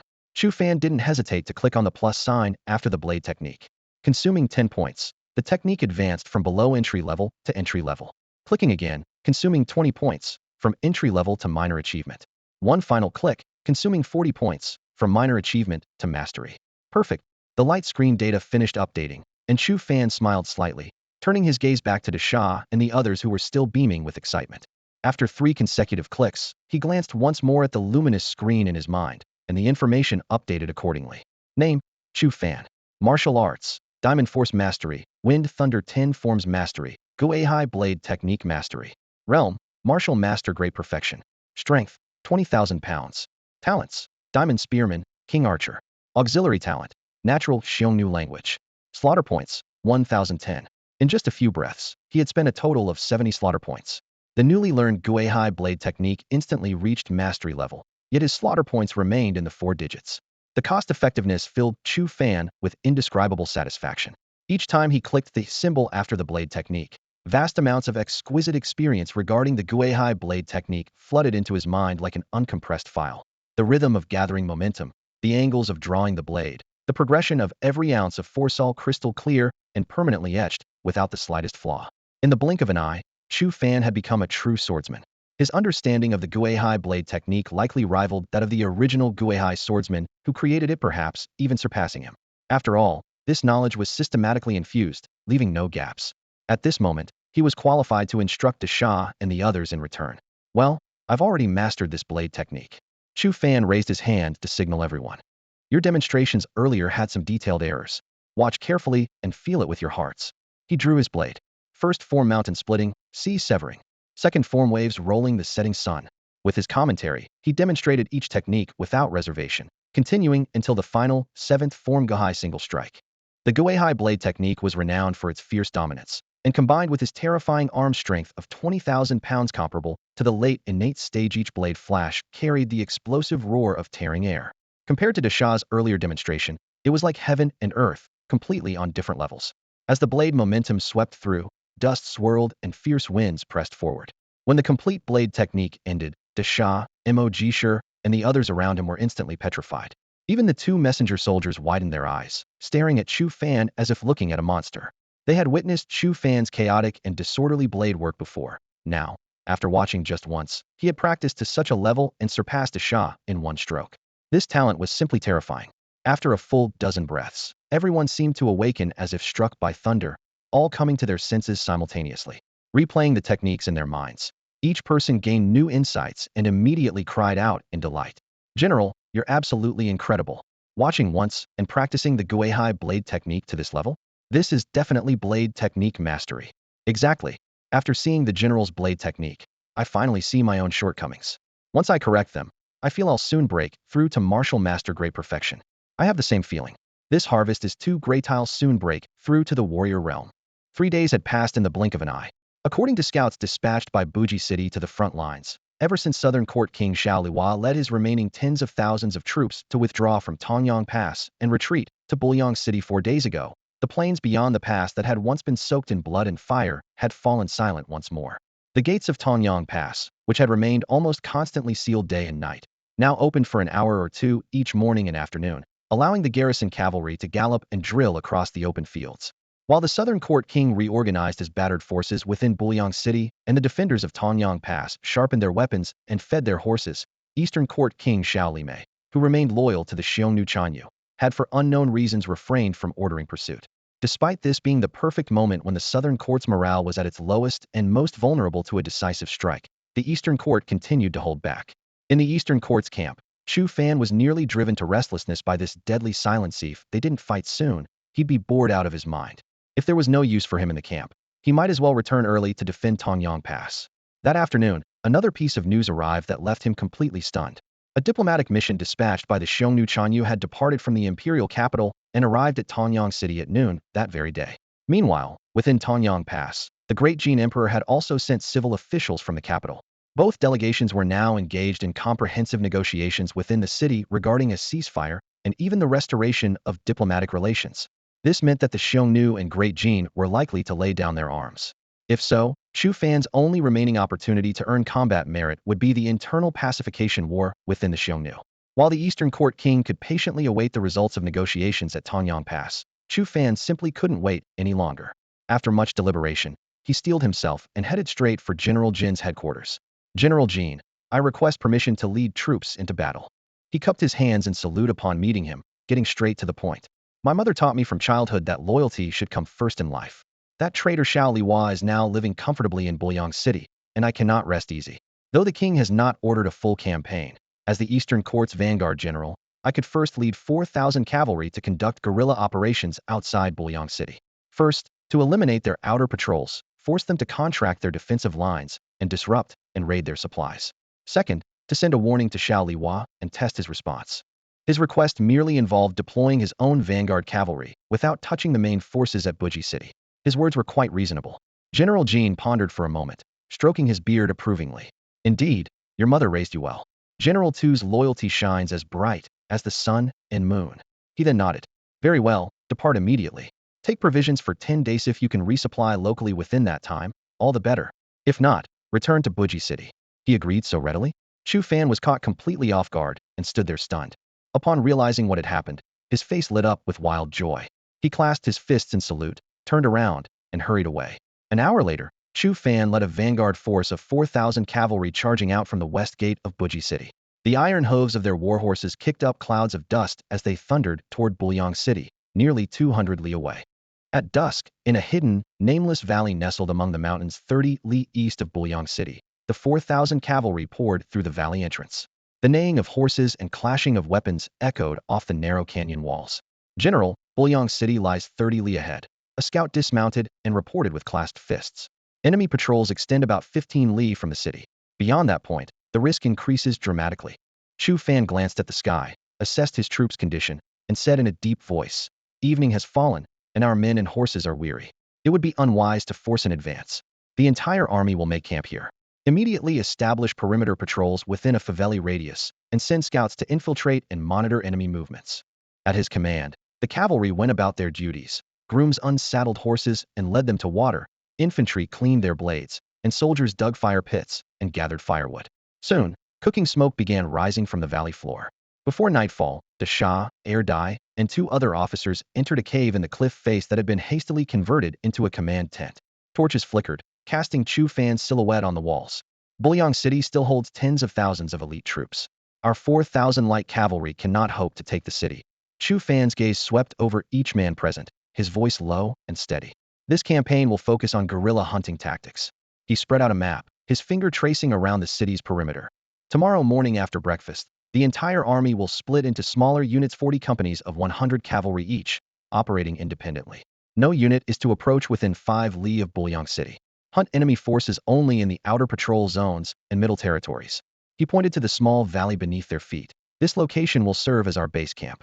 Each company departs after breakfast daily and must return by evening. No prolonged engagements, no reckless advances. Finally, Chu Fan smiled.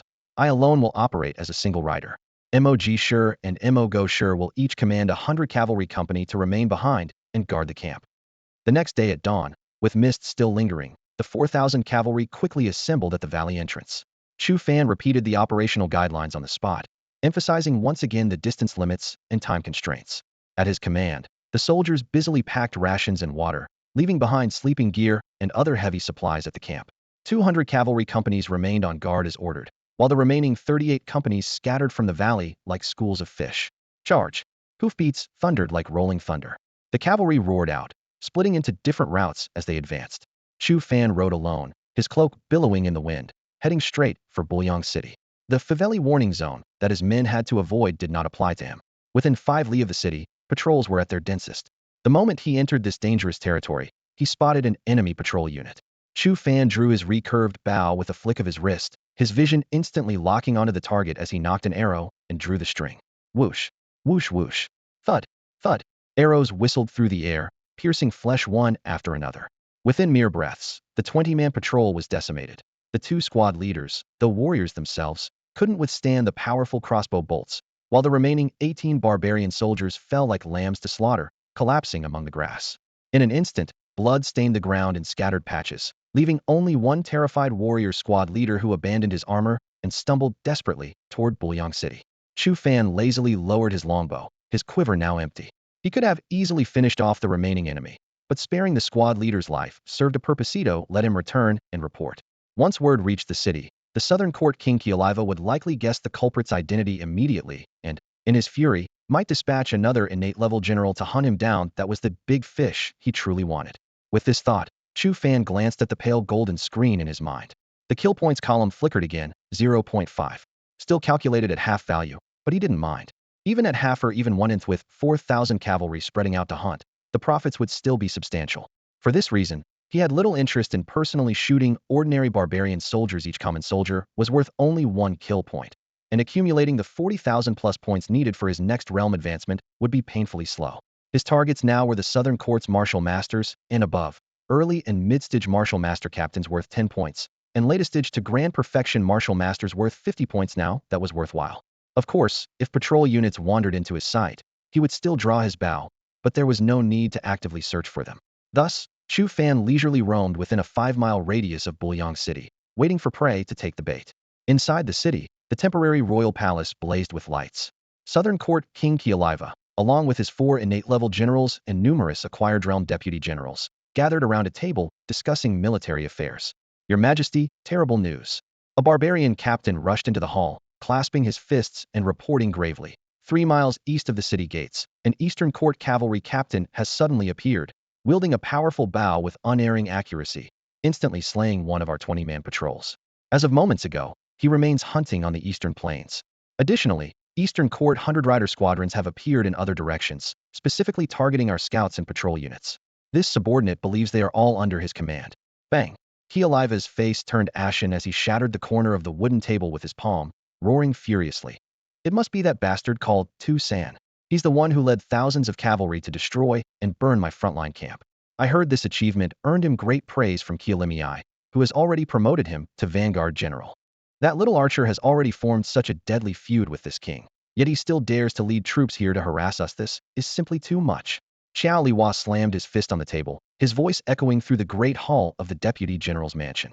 After his angry roar subsided, he swept his gaze across the 4 innate-level generals present, finally fixing his eyes on a middle-aged man with a restrained aura.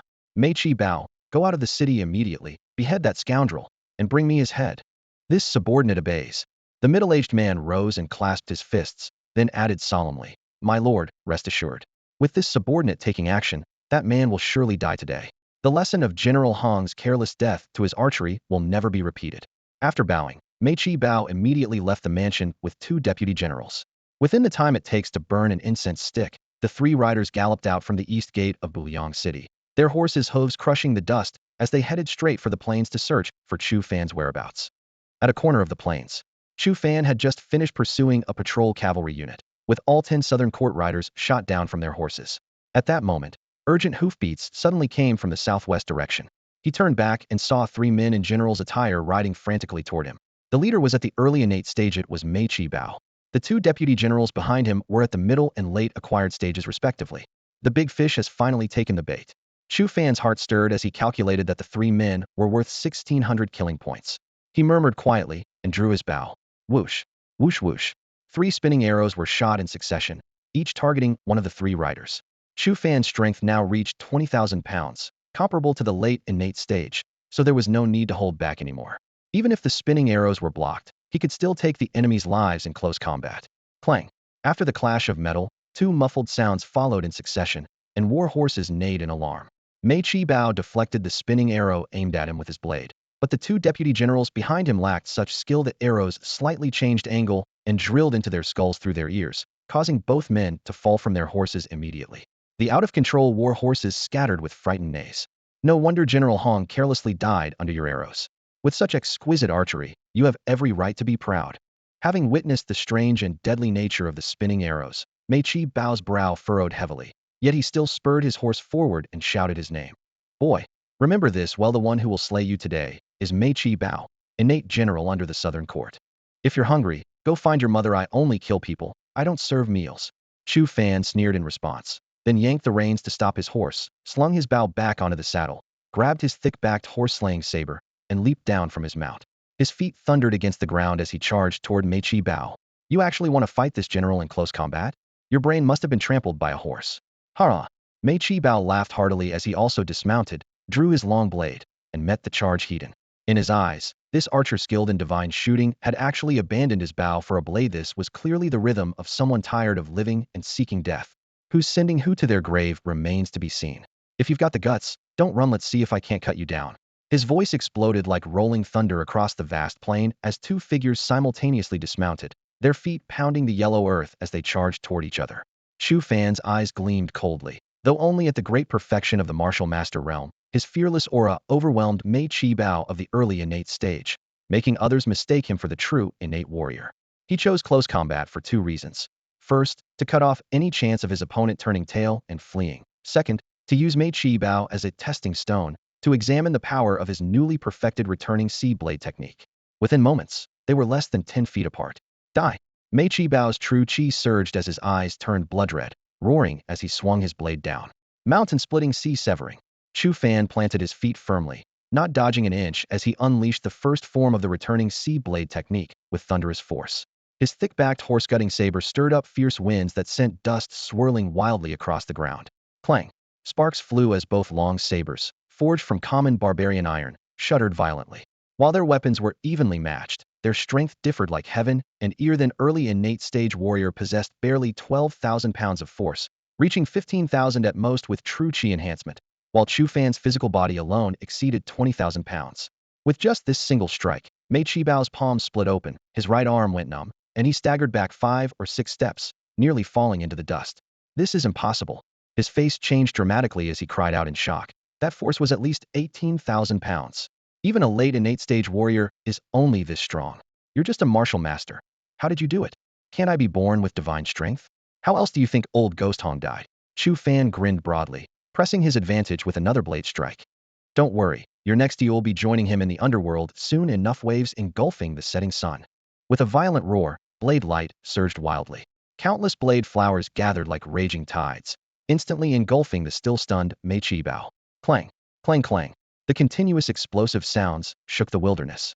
Mei Chi Bao could only defend passively, forced back 7 or 8 steps after just 4 or 5 strikes. The same returning sea blade technique doubled in power in Chu Fan's hands. When the 6th strike came, he was finally half a beat too slow. Splurt. His entire left arm was severed at the shoulder, blood shooting skyward as his agonized screams tore through the plain's tranquility. Time to end this. Returning sea single strike. Chu Fan sank his stance and twisted his waist, gripping the handle with both hands as he brought down his full power. Clang. Uft. This strike left Meichibo with no defense.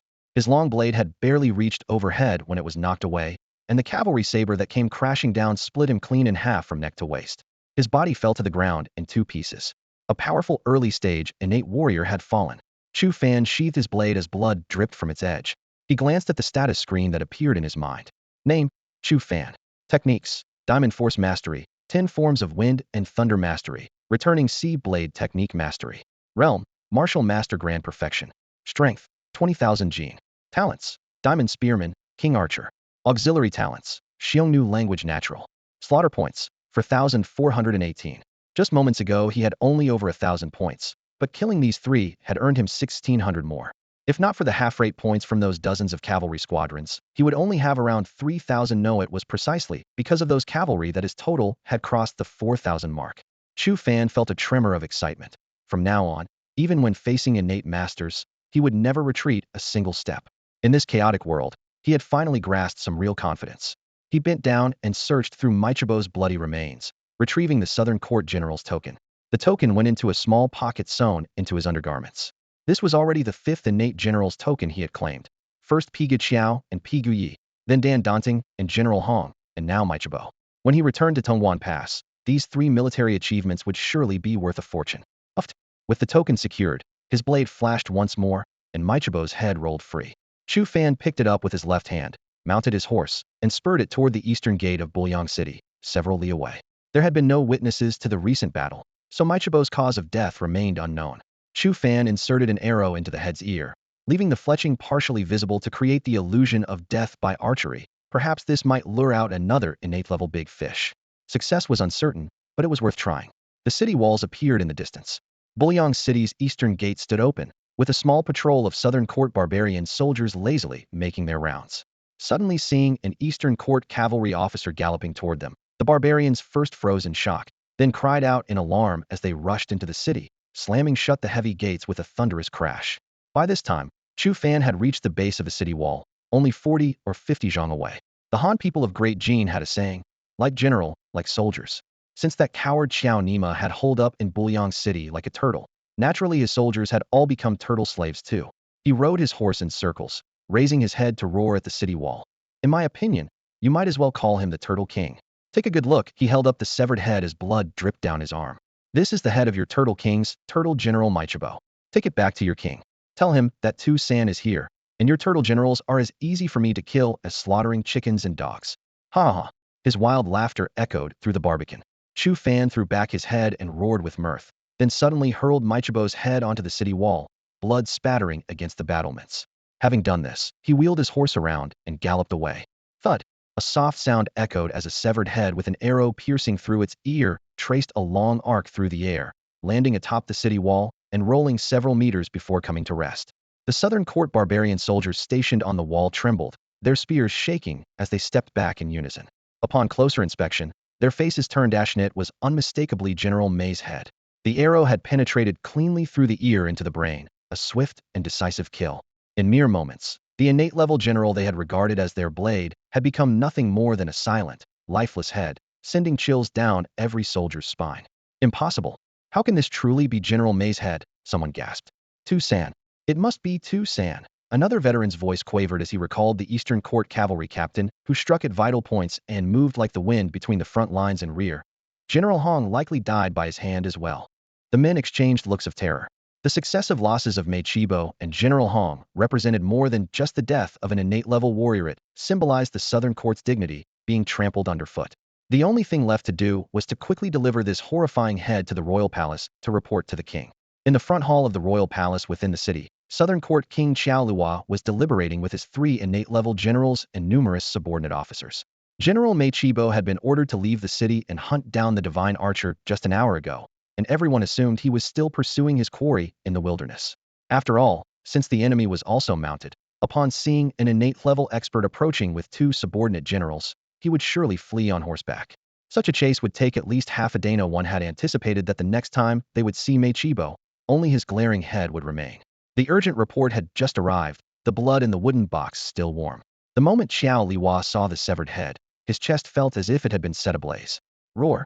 To kill my general and insult my reputation, Tu San. You cur, how dare you?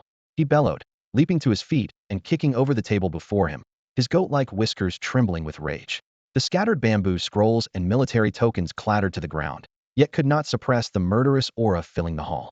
What enraged him even more was that after severing the head, the divine archer had not forgotten to add insult to injury, calling him a turtle king, and declaring that the Southern Court's innate warriors are nothing special. Cutting them down is like slaughtering chickens and dogs.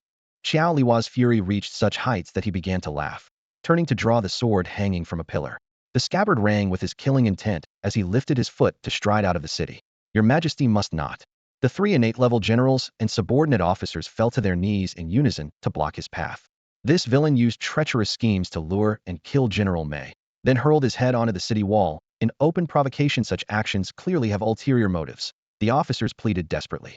We suspect that Eastern Court innate-level experts lie in ambush outside the city, waiting for your Majesty to charge out in anger so they can strike together. General May's great revenge must be avenged, and this humiliation must be cleansed. But your Majesty is the pillar of our Southern Court. How can you personally venture into such perilous territory? Their words were earnest and heartfelt.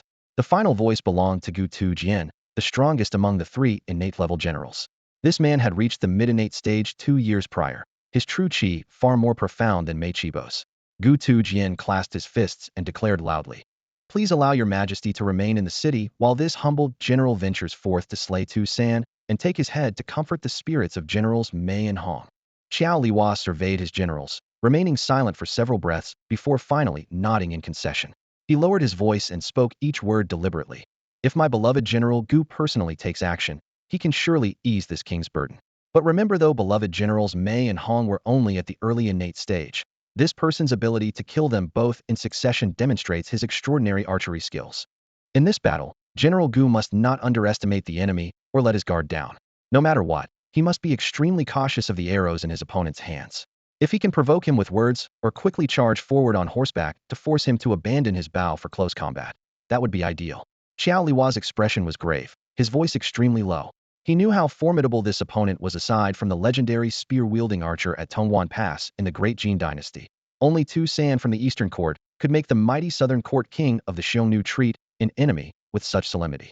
"Your Majesty, rest assured. I already have a sound strategy to slay this wretch," Gu Tujian said with a confident smile curling at the corners of his mouth. After clasping his fists, he slowly explained, "I will take 50 warrior-level cavalry archers into battle. We'll spread out and charge simultaneously while loosing arrows to force him from his horse, then pursue rapidly to force close combat. Once separated from his bow, a swift blade will take his head. No matter how strong Tu San is, he's still just one man. Even if he draws his bowstring until it smokes, he cannot withstand the encircling fire of 50 riders. Should he flee into the forest, with my mid-stage Xiantian cultivation, catching him would be a matter of moments." Xiao Liwa's mind quickly ran through this entire tactical plan, and his tension eased as he burst into hearty laughter. "General Gu's strategy is excellent. Set out immediately. Find him before nightfall when darkness falls and conceals his vision. His archery will be useless, and we can capture and kill him in one battle." Gu Tujian was equally eager. He clasped his fists again in salute, said no more, turned, and hurried away. As dusk deepened, the eastern gate of Bulyang City quietly opened. 51 riders thundered forth, their iron hooves churning up thin clouds of dust as they silently swept out. Leading them was Gu Tujian in fitted armor and cloak, his blade gleaming coldly, while the 50 riders flanking him all carried composite Hun bows. More than half had reached the late warrior stage, or even great perfection elite troops indeed. The plain stretched wide and empty, hoofbeats echoing endlessly through the yellow dust. They spread out in a fan formation, patrolling and searching. About an incense stick's worth of time passed, then another, as time flowed by in silent galloping. The sky shifted from dusky purple to deep ink, and just as thin darkness began to blanket the horizon, they finally encountered their target. It was a scattered pile of infantry patrol corpses, blood still fresh, arrows still lodged in the gaps of their armor. Beside the pile of bodies, Chu Fan mounted his horse and was gently pulling out the last feathered arrow, his gaze indifferent. Another wave? And they brought so many cavalry archers. He looked up into the distance and couldn't help rolling his eyes. Midstage Xiantian? What terrible luck I had to run into the least cost-effective big fish. Midstage Xiantian was much harder to kill than early stage, yet still only worth 1,000 kill points, truly not worthwhile. However, adding those 50 warrior-level cavalry, this group was worth over 1,100 points. It would be a shame to let them escape. The thought flashed through his mind, and Chu Fan didn't hesitate. While the two sides were still 100 zhang apart, and the enemy cavalry's shooting range couldn't reach him, he drew his Hun bow. 3 arrows on the string, his wrist gave a light shake. Whoosh, whoosh whoosh. The faint yet sharp sound of cutting air instantly merged into a line as 20 or 30 feathered arrows flew out in the blink of an eye. Each volley of 3 arrows formed a triangular pattern locking onto different targets. The arrow rain spanning the sky like a gray-white curtain in the moonlight. Gu Tujian and his 50 elite riders were all stunned by this insane speed. None had expected his hands to move so fast that a single man with a single bow could create what looked like a small-scale arrow storm piercing the sky. Whoosh, whoosh whoosh. A volley of cold arrows streaked across the 100-zhang sky, and as the whistling sound erupted, over a dozen dull thuds of piercing flesh followed in rapid succession. Among the 50-plus mounted archers, nearly a third were killed with arrows through their throats, tumbling from their horses with shock and unwillingness still frozen in their eyes before fading into darkness. What a pathetic way to die, fellow archers who hadn't even drawn their pursuers into effective range, hadn't even had time to knock their bowstrings, only to be mowed down in waves by their opponent's single volley. Chu Fan's precise shooting range of 100 zhang was like an insurmountable chasm to them. While he alone with his bow could unleash what amounted to a small arrow storm, it was nothing short of a dimensional strike. The remaining 30-plus mounted archers immediately felt a chill in their hearts. Scatter! Scatter immediately, flank and encircle from both wings. Gu Tujian's face turned ashen as he roared from horseback, keeping only a few trusted guards by his side, while the rest of his forces quickly split left and right. Useless fools. You're all archers, yet one man faces over 10 of you, and you haven't even loosed a single arrow. Remember this the moment you're in range. Attack. Shoot the horse before the rider. Bring down his warhorse first. Once he's on the ground, I'll close in and take his head with one stroke. Charge. As Gu Tujian bellowed furiously, he secretly gritted his teeth, gaining a clearer understanding of Chu Fan's exceptional archery skills, his wariness doubling. Chu Fan caught sight of the enemy's movements and immediately grasped their intention. They wanted to force him to dismount. He remained unconcerned. If truly pressed into close combat, with his returning sea blade technique and tremendous strength rivaling that of a late innate stage warrior, he could at least hold his ground against a mid-innate stage expert. However, if he wanted to kill Gu Tujian in this single battle, he had no absolute certainty. Thinking of the poor cost-effectiveness of mid-innate stage opponents, it would be rather depressing to struggle for so long without managing to kill anyone. Chu Fan glanced up at the setting sun in the western sky as dusk gradually deepened, and a plan quietly formed. Swoosh, swoosh, swoosh. Charge. He twisted around and drew his bow again, sending over 10 arrows flashing out like lightning, bringing down 6 more riders on the spot. Combined with the previous 14, 20 riders had now fallen. However, as he curved around to avoid the encirclement, half of the remaining 30 riders had entered shooting range. These mounted archers had been suppressed to the point of boiling rage, and even without Gu Tujian's urging, they would not hesitate any longer. Swoosh, swoosh, swoosh, swoosh. In an instant, dozens of arrows shot forth from different directions targeting not Chu Fan, but his warhorse beneath him. Fellow professionals understood each other's weak points. Though Chu Fan sat mounted and could wield his horse-cutting saber like the wind, he couldn't possibly protect his mount from all directions: front, back, left, and right. Even with Chu Fan on horseback wielding his horse-cutting saber, he couldn't possibly cover every angle around his warhorse. The warhorse was so tall and elongated that when arrows rained down from all directions simultaneously, how could he possibly block them all by himself? Thud, thud. The muffled sounds of arrows piercing armor rang out continuously as his mount shrieked in agony, its front legs buckling as it collapsed to the ground. Chu Fan had prepared for this moment. He swiftly grabbed 2 quivers from the saddle and slung them over his back, thrust his cavalry saber behind his shoulder, gripped his bow in his left hand, and slapped the horse's back hard with his right palm before gracefully leaping from the saddle. Without a moment's hesitation, he immediately sprinted toward the forest 300 to 400 meters away on his right. From the moment he sensed the enemy forcing him to dismount, he had been gradually moving closer to the forest edge, turning their strategy to his advantage. Ha ha! From far behind, Gu Tujian spurred his horse forward at full gallop. Seeing Chu Fan forced to abandon his mount, his spirits soared as he threw back his head and laughed loudly. You little bastard, your day has finally come. Remember this: the one who kills you is General Gu Tujian of the Southern Court. Bone cheap. Chu Fan glanced back with speechless exasperation and immediately loosed an arrow. Clang. Though this arrow carried no special talent, just ordinary archery, Gu Tujian easily deflected it with a casual swing of his blade. His laughter stopped abruptly as a cold gleam flashed in his eyes. He roared, "All troops, listen up. Even if he escapes into the woods, it won't help him.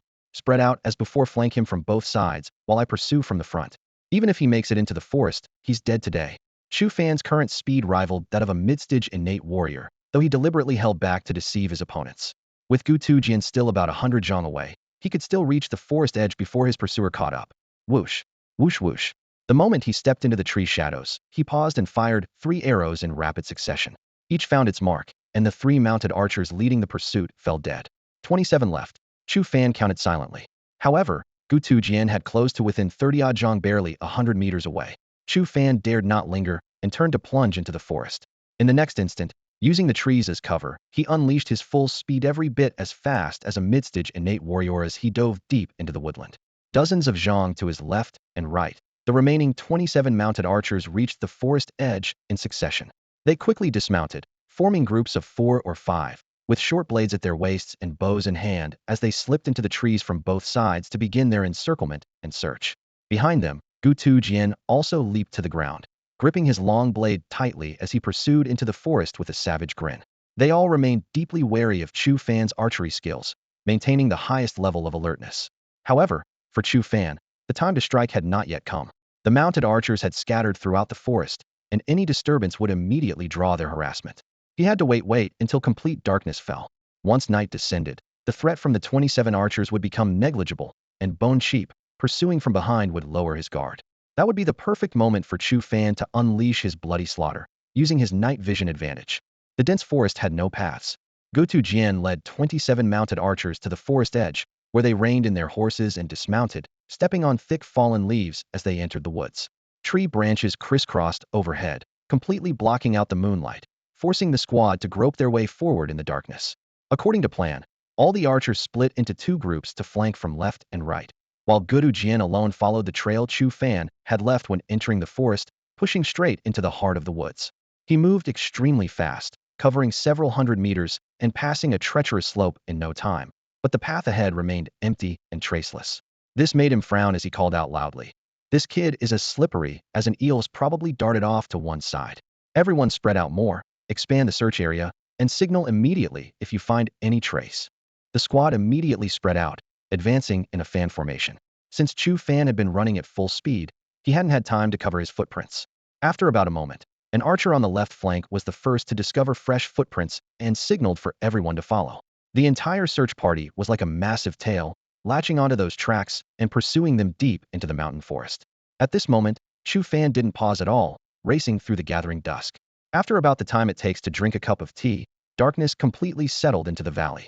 He suddenly stopped short, turned around with steady breathing, and in the pitch black, a cold gleam flashed in his eyes as he murmured softly, "Night has fallen, and the slaughter is about to begin."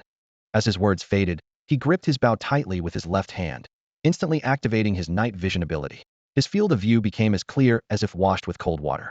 100 zhang away, more than 10 figures were approaching in scattered formation, flanking in a fan shape, with Gutu Jian positioned at the center. "It's gotten this dark and you're still charging down a dead, and are you just asking for trouble?" Chu Fan sneered coldly and knocked an arrow. Whoosh, whoosh, whoosh. 7 or 8 feathered arrows pierced through the air, creating faint whistling sounds in the darkness, but they all flew past the target's sides without a single hit. This was a deliberate show of weakness. Haha, in this godforsaken place where you can't see your hand in front of your face, what good is your archery skill? Seeing the arrows flying wildly, Gutu Jian took the bait and threw back his head in laughter. Before his laughter faded, his voice turned cold and stern. "Boy, if you drop your bow and surrender, this general can put in a good word for you before the king. The king values Talenthy might give you a chance to redeem yourself through merit, let you join the southern court and abandon the dark for the light. But if you persist in your folly and I catch up to you, you'll never see tomorrow's sun." Whoosh, whoosh. His answer came in the form of another volley of arrows, all aimed in his direction, but still missing by more than a meter, whistling past. Gutu Jian snorted coldly. "Humph, since you don't know what's good for you, don't blame this general for showing no mercy." After confirming that Chu Fan's archery skills had been completely neutralized in this environment, Gutu Jian finally relaxed completely. With a cold snort, he leaped forward in large strides. "Everyone, pick up the pace. He's just ahead, within 100 zhang. He can't escape." Finally took the bait. Seeing his opponent suddenly accelerate and abandon his previous cautious approach, Chu Fan felt his tense nerves relax, and a smile crept across his lips. Whoosh, whoosh, whoosh. With a flick of his fingertip on the bowstring, 3 arrows shot through the air in rapid succession, within a single breath, all targeting the leaping Gutu Jian, each one a wave-riding explosive arrow. The strange, undulating sound of arrows cutting through the wind like waves instantly reached Gutu Jian's ears. His brow twitched as he instinctively swung his blade to block, but the arrows were too fast. Before he could react, all 3 explosive arrows detonated in front of him. Bang, bang, bang. The explosions shook the forest, scattering wood fragments everywhere. 2 triangular arrowheads missed their mark. One embedded deeply in his shoulder, and the third grazed his scalp as it flew past. However, most of the hair-thin splinters struck his face, instantly turning his left eye into a bloody mess. "Amiat!" Gutu Jian screamed in agony, blood streaming down his cheek as the excruciating pain made him stagger and nearly collapse. Everything happened so quickly that the 27 mounted archers flanking from both sides froze in shock. Whoosh. Seizing the opportunity, Chu Fan didn't hesitate. A spinning arrow whistled through the wind, drilling into Gutu Jian's brain through his left ear. The screaming stopped abruptly as his massive body crashed to the ground. Only after their general's death did the 27 mounted archers snap back to reality, crying out in terror. "Damn it, he was deliberately showing weakness earlier. We were all misled. In such a dark forest, how could he hit the general repeatedly? What was that strange up and down whistling sound?" And how do arrows explode? It sounds like the methods of that butcher advisor from Tongguan in Great Jin. Back then, General Dan and General Pai led 10,000 elite troops to surround and hunt him. But that bastard shot them down until fewer than 8,000 escaped. How could there be such a coincidence? There can't be two monsters capable of using wave riding and explosive arrows at the same time. Yet the Eastern Courtyard suddenly produced this divine archer Chu San. Chu San? The butcher advisor? Good heavens, could these two be the same person? Retreat quickly. We must get this information back to Bulyang City to report to the king. Their chatter had almost completely revealed Chu Fan's true identity. Chu Fan wasn't surprised wave riding and explosive arrows were already the signature of the butcher advisor. Since these 27 men had ventured deep into the dark forest, he had no intention of letting anyone leave alive, so there was no need to worry about exposure. As these thoughts flashed through his mind, his eyes blazed with cold fury. He had already knocked another arrow and drawn his bow, locking onto targets and shooting them one by one. Whoosh, whoosh, thud, thud. In the pitch-black dense forest, Chu Fan used his powerful bow as a staff, drawing arrows and releasing them in rapid succession. The sound of arrows cutting through the air formed a continuous string. With each shot, he could hear the dull thud of heavy objects hitting the ground in the distance. 27 arrows, 27 mounted archers, none survived. As the last man fell, he glanced at the glowing screen in his mind. Name, Chu Fan. Martial arts, Diamond Force Mastery, Wind and Thunder 10 Forms Mastery, Returning Sea Blade Technique Mastery. Realm, Martial Master Grand Perfection. Strength, 20,000 Gene. Talents, Diamond Spearman, Master Archer. Auxiliary, Xiongnu Language Natural. Slaughter points, 6772. The last time he checked, it was just over 4,000. In one night, it had surged by more than 3,000. About 1,200 points came from killing Gu Tujian and his 50 mounted archers just now, while another 1,000+ points were contributed by dozens of 100-rider squadrons returning to the valley camp at half value. Earning over 5,000 in one day naturally satisfied Chu Fan, though 2,000 to 3,000 of those points came from slaying 2 innate generals, 2 acquired deputy generals, and those 50 mounted archers. Finding such opportunities tomorrow would likely prove difficult. Thinking of the 40,000+ threshold for the next advancement, he still felt immense pressure. With the slaughter points already credited, he wasn't worried about anyone feigning death. He immediately turned back, searching through Gu Tujian's corpse and finding the Southern Court General's token, which he tucked into his inner pocket, had already killed 6 Southern Court innate generals, but only collected 4 tokens. As for the head, theoretically bringing it back to Bulyang City wouldn't yield another innate general. Chaliwa now had only 2 of his original 8 innate generals remaining, and even a fool could see something was wrong and wouldn't risk venturing out easily. But Chu Fan still raised his blade, severing Gu Tujian's head and storing it away. He then dug out the triangular arrowhead embedded in the man's shoulder and inserted it back into a complete arrow shaft. He also gathered the other 2 fallen arrowheads and several broken arrow shaft fragments if explosive arrows left traces. His true identity might be exposed, and he was always cautious. With no more innate generals to kill, I'll have to rely on the half-value slaughter points from those 4,000 cavalry. He sighed quietly, walking out of the forest. Outside, a group of masterless warhorses were sniffing and pawing around. He casually grabbed one, mounted it, and rode toward the valley camp 30 li away. As for Gu Tujian and those 50 corpses, someone would probably discover them before dawn. The next day, at the temporary royal palace in Bulyang City, Chaliwa rose at dawn, hastily finished breakfast, and began pacing in the front hall. He had waited until very late the previous night, but never saw Gu Tujian return to report with the head of Tu San, the Eastern Court Vanguard General, which left him vaguely uneasy. But considering that when Gu Tujian left the city, it was already getting dark. Once Tu San escaped into the mountain forest under cover of darkness, it would certainly take time for Gu Tujian's few dozen men to search for him. In Kialiva's view, the dark forest was pitch black where one couldn't see their own hand, rendering Tu San's archery skills completely useless and reducing the threat to nearly zero. Even if Tu San abandoned his horse and fled into the woods, as long as Gu Tujian, a mid-stage innate realm expert, locked onto his position, dragging him out would be a matter of one blade strike. The only trouble would be the time needed for the search. For this reason, when Kialiva stayed up until midnight last night without receiving any report, he still went to sleep with peace of mind.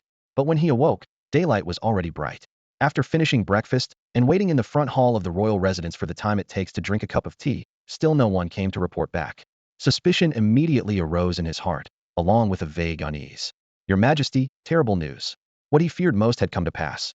Urgent footsteps suddenly echoed from outside the door as a barbarian captain rushed into the hall, his face deathly pale. Bowing with clasped hands, he reported, "Scouts from outside the city report that General Gu's body has been discovered deep in the forest 3 li to the right." Besides General Gu, 27 other cavalry archers died within the forest, while the remaining 23 were shot dead on the plains outside the woods. General Gu's head was severed and taken, with an arrow wound in his shoulder. This is most likely Chu Fan's handiwork. Damn bastard.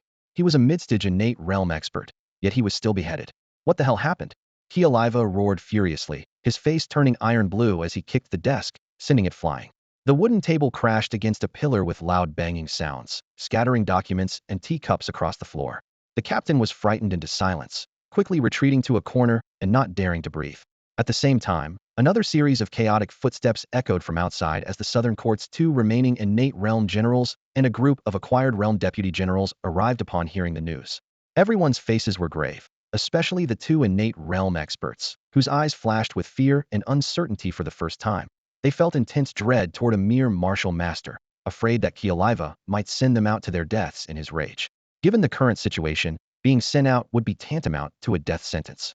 At the valley camp, dawn was just breaking, with cooking smoke curling up from the military stoves and waves of meat aroma filling the air. The 200 cavalry squadrons that remained on guard last night had hunted several roe deer, mountain deer, and many wild rabbits in the mountains. 4,000 cavalry naturally couldn't get much meat each, but with a thick pot of meat broth as the base, a bowl of it in the cold winter warmed the entire body. After the soldiers had eaten their fill, Chu Fan immediately ordered departure. Of the 4,000 cavalry squadrons, 2 teams still remained to guard the camp, while the other 38 no longer scattered but formed ranks at the valley entrance under their respective centurions' command. Shortly after, Chu Fan rode out of the valley accompanied by Mo Jishur and Mo Chishur on horseback. He surveyed the assembled army and suddenly raised his hand. Move out! Charge! Charge! Iron hooves thundered like a sudden downpour as nearly 4,000 cavalry moved in unison, following closely behind Chu Fan like a torrential flood, rolling toward Bulyang City 30 li away. Bulyang City, East Gate. The morning mist had yet to fully dissipate, and a few scattered barbarian infantry patrol units wandered lazily outside the city gates. Atop the city walls, rows of barbarian soldiers paced back and forth, occasionally raising bronze mirrors to survey the distant plains. Just yesterday, over 100 patrol units dispatched by Bulyang City to patrol the surrounding 15-li radius had been almost completely wiped out, with casualties numbering 2,000 to 3,000 men, leaving their outer defenses virtually empty. Consequently, the city no longer dared to send out organized troops today, only releasing a handful of scouts to lurk on the periphery, ready to flee at the first sign of trouble. Even more unsettling was the latest news from the temporary royal palace within the city. Besides General Mei, who had been killed by an arrow yesterday while pursuing enemies outside the gates, General Gu, who had led 50 elite mounted archers in pursuit at dusk, had also been struck down by an arrow in the mountain forest 3 li from the city. The news spread rapidly, causing panic among both the barbarian civilians and the Southern Court army. In a single day, 2 innate realm generals had fallen consecutively, and the perpetrator was merely a martial master realm vanguard general from the Eastern Court. Everyone found the whole affair deeply disturbing. Suddenly, urgent shouts shattered the gloomy atmosphere. Trouble! Large cavalry force spotted ahead, at least 3,000 to 4,000 riders. It must be that Chu Fan coming back for more. Get inside the city. Alert the gate commander. Chu Fan, whose full name was Chu Fan, was only at the martial master realm, but had gained fame far and wide for his exceptional archery skills 1 in 10,000. Yesterday, he had consecutively killed Generals Mei and Gu, both innate realm warriors, and his momentum was now at its peak, making him nearly unstoppable. The barbarian soldiers on the city walls gazed into the distance, seeing dust clouds rolling across the horizon. The gate commander's face turned deathly pale as he immediately ordered, "Close the gates." The massive wooden barriers slowly sealed shut with thunderous chain sounds, while the patrol soldiers wandering outside were scared out of their wits, scrambling to rush back into the city. The thunderous sound of hoofbeats grew closer and closer. In less than the time it takes to brew tea, Chu Fan had led his cavalry army to within 1,000 meters of the east gate. He pulled on his reins, his warhorse neighing as both horse and rider came to a halt. With a raised hand signal, he left Dasha, Dai, and 2 messengers at their position while riding out alone. After less than 100 zhong, he reined in again, pacing back and forth before the city walls while shouting with laughter, "Southern Court King, didn't you claim to be at the late innate stage, striking fear across the grasslands? I'm just a lowly martial master from the Eastern Court, yet you've sealed your gates tight. What kind of behavior is this?" He raised his bow toward the sky, his voice rolling across the empty plains and up to the city walls.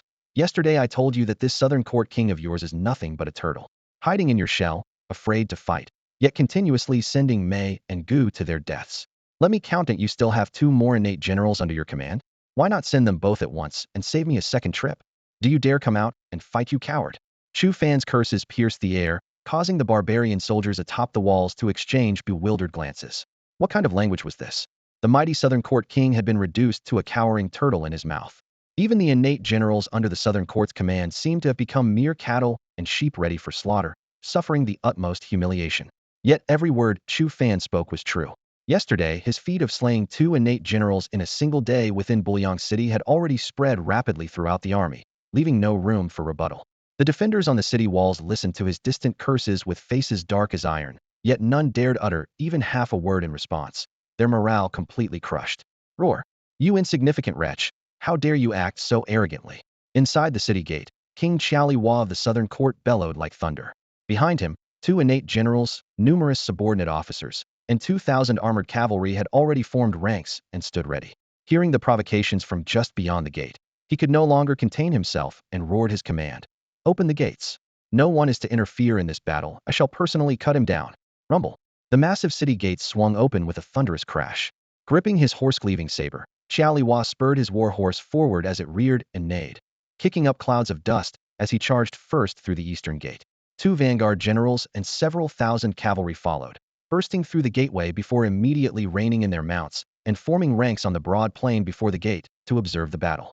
Since the king had publicly declared his intention to fight alone, they dared not disobey. Moreover, with Hua's latest innate realm strength and the open terrain near the city, there was truly no need to worry about ambushes. Their gazes fell upon the distant Eastern Court vanguard general, Tu San. Chu Fan's aliasto dare challenge a latest innate warrior in public and demand a frontal duel seemed nothing short of suicide to them. Whoosh, whoosh whoosh. In the center of the plain, Chu Fan sat motionless on his horse with his saber resting across his knees. Holding his bow in his left hand, he watched the city gates burst open and the enemy general charge forth on horseback. Without hesitation, he reached back for arrows. 3 arrows each time, 5 consecutive volleys. The sharp whistling of torn air erupted in succession as 50 arrows transformed into a small-scale arrow storm, instantly covering Hua's position. For a single archer to unleash such speed in the span of a breath was a feat only the most elite marksman could achieve. Near the city gate, the 2 innate generals and subordinate officers exchanged glances, their expressions growing grave as they inwardly sighed. Witnessing such archery firsthand, they finally understood how Meiqi Fort, Gudu Jian, and General Hong had successively fallen to this main in terms of marksmanship alone. None among the Southern Court's many archers could compare. However, they still did not believe Hua would be defeated. Clang, clang, clang. The crisp sound of metal striking metal rang out continuously as sparks flickered through the air. 15, 30, 50 arrows whistled toward their target, yet Hua deflected them all with stroke after stroke of his blade.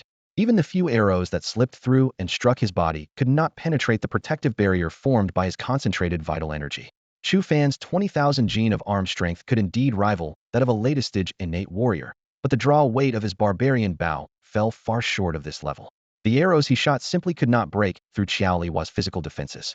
Your archery skills are indeed impressive, and you have every right to be proud. Unfortunately, they pose no threat to this king whatsoever. Hua swung his blade, deflecting the rain of arrows with renewed vigor, his voice booming like thunder. If you had kept your distance, this king might have struggled to deal with you for a while. But since you dare to come knocking at my door with such provocation, today you must die. Charge! Hooves thundered as he slapped his blade against his horse's flank. His mount suddenly accelerated, and the distance between them closed in an instant. The protective aura of a latest innate warrior shimmered with flowing light. The recurved bow in Chu Fan's hands had a draw weight of less than 6 dan, and his arrowheads merely created faint ripples against the protective chi. Chu Fan sighed, tossed the bow back onto his horse, and grabbed the horse-cutting saber that lay across his knees. He suddenly yanked the reins and spurred his horse into a diagonal charge, beginning to circle his opponent across the open plains. It wasn't that he feared a direct confrontation, but at this moment, if he remained stationary while Hua charged at full speed with his mount's momentum, he would be at a 30% disadvantage in terms of force. As a martial master at the great perfection stage, he simply couldn't shake a latest innate warrior under such conditions. Chu Fan had to get his warhorse running first, ensuring he wouldn't fall behind in terms of momentum before they could engage in combat. Boy, you actually dare to stay? Do you truly wish to engage this king in close combat? Seeing Chu Fan put away his bow without retreating, Hua's eyes lit up as he laughed wildly. If you truly dare to cross blades with this king, just one strike will be enough for this king to cleave you and your mount in half. Are you afraid? If you're scared, crawl back to your eastern courtyard and have Xiao Limei send a general with real skill. Ha ha. This humiliating mockery set the blood of Buliang City's defenders boiling. The barbarian soldiers below the city walls and the cavalry officers watching the battle outside the gates all applauded and cheered. Some even whistled and jeered, adding to Xiao Liwa's spectacle. Such big talk, aren't you afraid the wind will twist your tongue? Chu Fan laughed instead of getting angry, spurring his horse for 2 more circles until his speed reached its peak. The 2 riders gradually formed an acute angle for a heating collision. In that instant, he yanked the reins hard and turned to face Xiao Liwa directly. Excellent. Watch this king strike you down. Xiao Liwa was elated, raising his horse-cutting saber high as his mount galloped with its belly nearly touching the ground. In the moment the 2 riders passed each other, both blades fell simultaneously. Clang! The clash of metal rang out, making eardrums buzz. Both horse-cutting sabers were heavy weapons of refined steel and remained undamaged, but the terrifying recoil caused the warhorses to whinny in agony. In that instant, both horses' legs buckled, and momentum sent them tumbling left and right, crashing heavily to the ground. They could no longer rise, having sustained internal injuries from the fall. Chu Fan and Shelua leaped gracefully from their horses, landing and staggering back 3 steps from the powerful momentum before steadying themselves together. A tremendous impact rippled beneath their feet, sending dust cascading down. Chu Fan's wrist trembled slightly as he dissipated the remaining force, his heart surging with excitement. His 20,000 pounds of brute strength had indeed proven reliable, successfully blocking a full strike from a late innate stage warrior. As a martial master at great perfection, he had every right to feel proud. This is impossible. Shelua's face instantly shifted between pale and flushed, his wide eyes filled with disbelief. You're merely a martial master, yet you withstood my full-powered strike? Even a post-natal great perfection couldn't achieve that. What are you bragging about? Chu Fan rolled his eyes and shook his blade mockingly. Who was just boasting about splitting me and my horse in half? Well, here's the result. Aren't you embarrassed? Atop Lu City's walls and beyond the gates, the southern court soldiers' minds buzzed as they stood collectively petrified. On the other side of the plain, 4,000 northern court cavalry raised their arms and cheered. General Tu San, bravest of the Xiongnu. General Tu San, bravest of the Xiongnu. To clash head-in with a late innate stage warrior as a martial master without falling behind this battle was destined to spread the name Tu San throughout the Xiongnu lands. The martial-loving barbarians revered the strong, and he would become the first warrior admired by all. Pure luck. What makes you think you deserve to be called the bravest of the Xiongnu? Bah! Shelua snarled, his face red with humiliation, though his gaze was far more serious than before. From that single exchange, he could tell that Chu Fan's strength wasn't built solely on Archerino wonder. 3 of his innate stage generals had died at this man's hands. With this realization, his fury intensified. He roared toward the heavens and charged forward with his blade raised. Chu Fan snorted coldly and raised his own blade to meet him this time. Their ground-based close combat was even more perilous than their previous mounted clash. Clang, clang, clang. The 2 figures intertwined like shadows, their blades colliding over a dozen times with lightning speed, the metallic clanging echoing across the plain. Chu Fan's returning sea blade technique had reached great mastery. Shelua's blade work was also at great mastery level, giving him no advantage. In terms of strength, Chu Fan's 20,000 pounds of raw power matched Shelua's late innate stage keen-enhanced bursts. They remained evenly matched. Shelua's only advantage lay in his protective chi barrier formed by externally projected true Kithit blue-white membrane, made it difficult for blade edges to penetrate his defenses. However, after reaching 20,000 pounds of strength, Chu Fan's physical toughness was equally terrifying. As long as he wasn't struck directly by Shelua's blade edge, mere externally projected true chi couldn't harm him.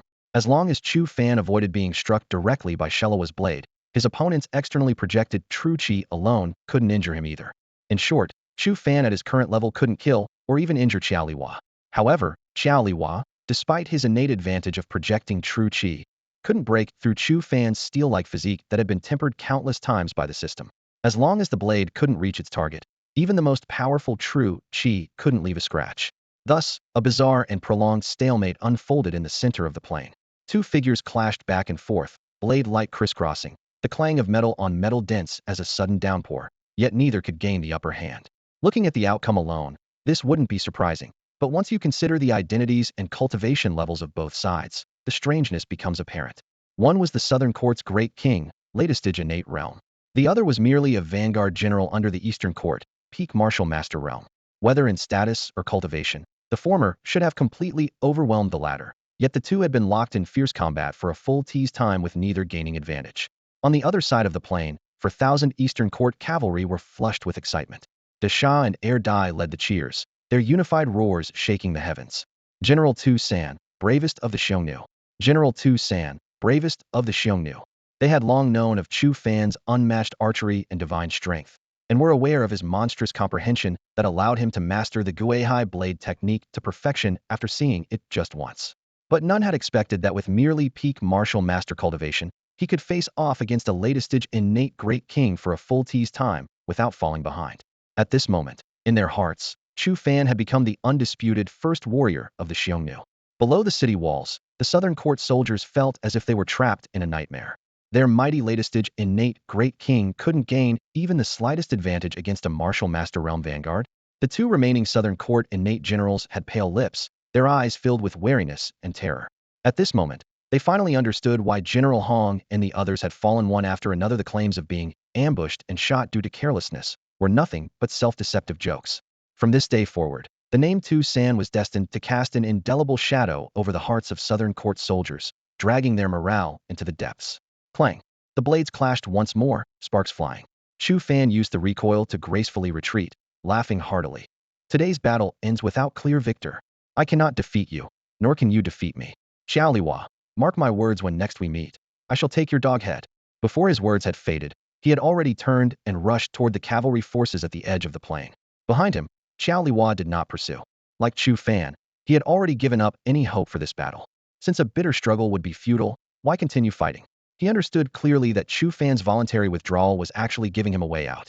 If he had to be the first to call for a stop and then face Chu Fan's relentless pursuit, the Southern Court King's dignity would be trampled into the ground repeatedly. The thought flashed through his mind like lightning. Xiao Liwa's face turned ashen, but he still forced himself to maintain his stance, shouting loudly at Chu Fan's retreating figure. Tu San, you little thief, stop your boastful nonsense. You haven't reached the innate realm yet, so you ultimately lack stamina. Otherwise, why would you need to stop fighting and return to camp? Listen carefully to my words next time we meet. If you dare to fight, I will surely slay you. As the last few words roared from his mouth, even he felt his cheeks burning.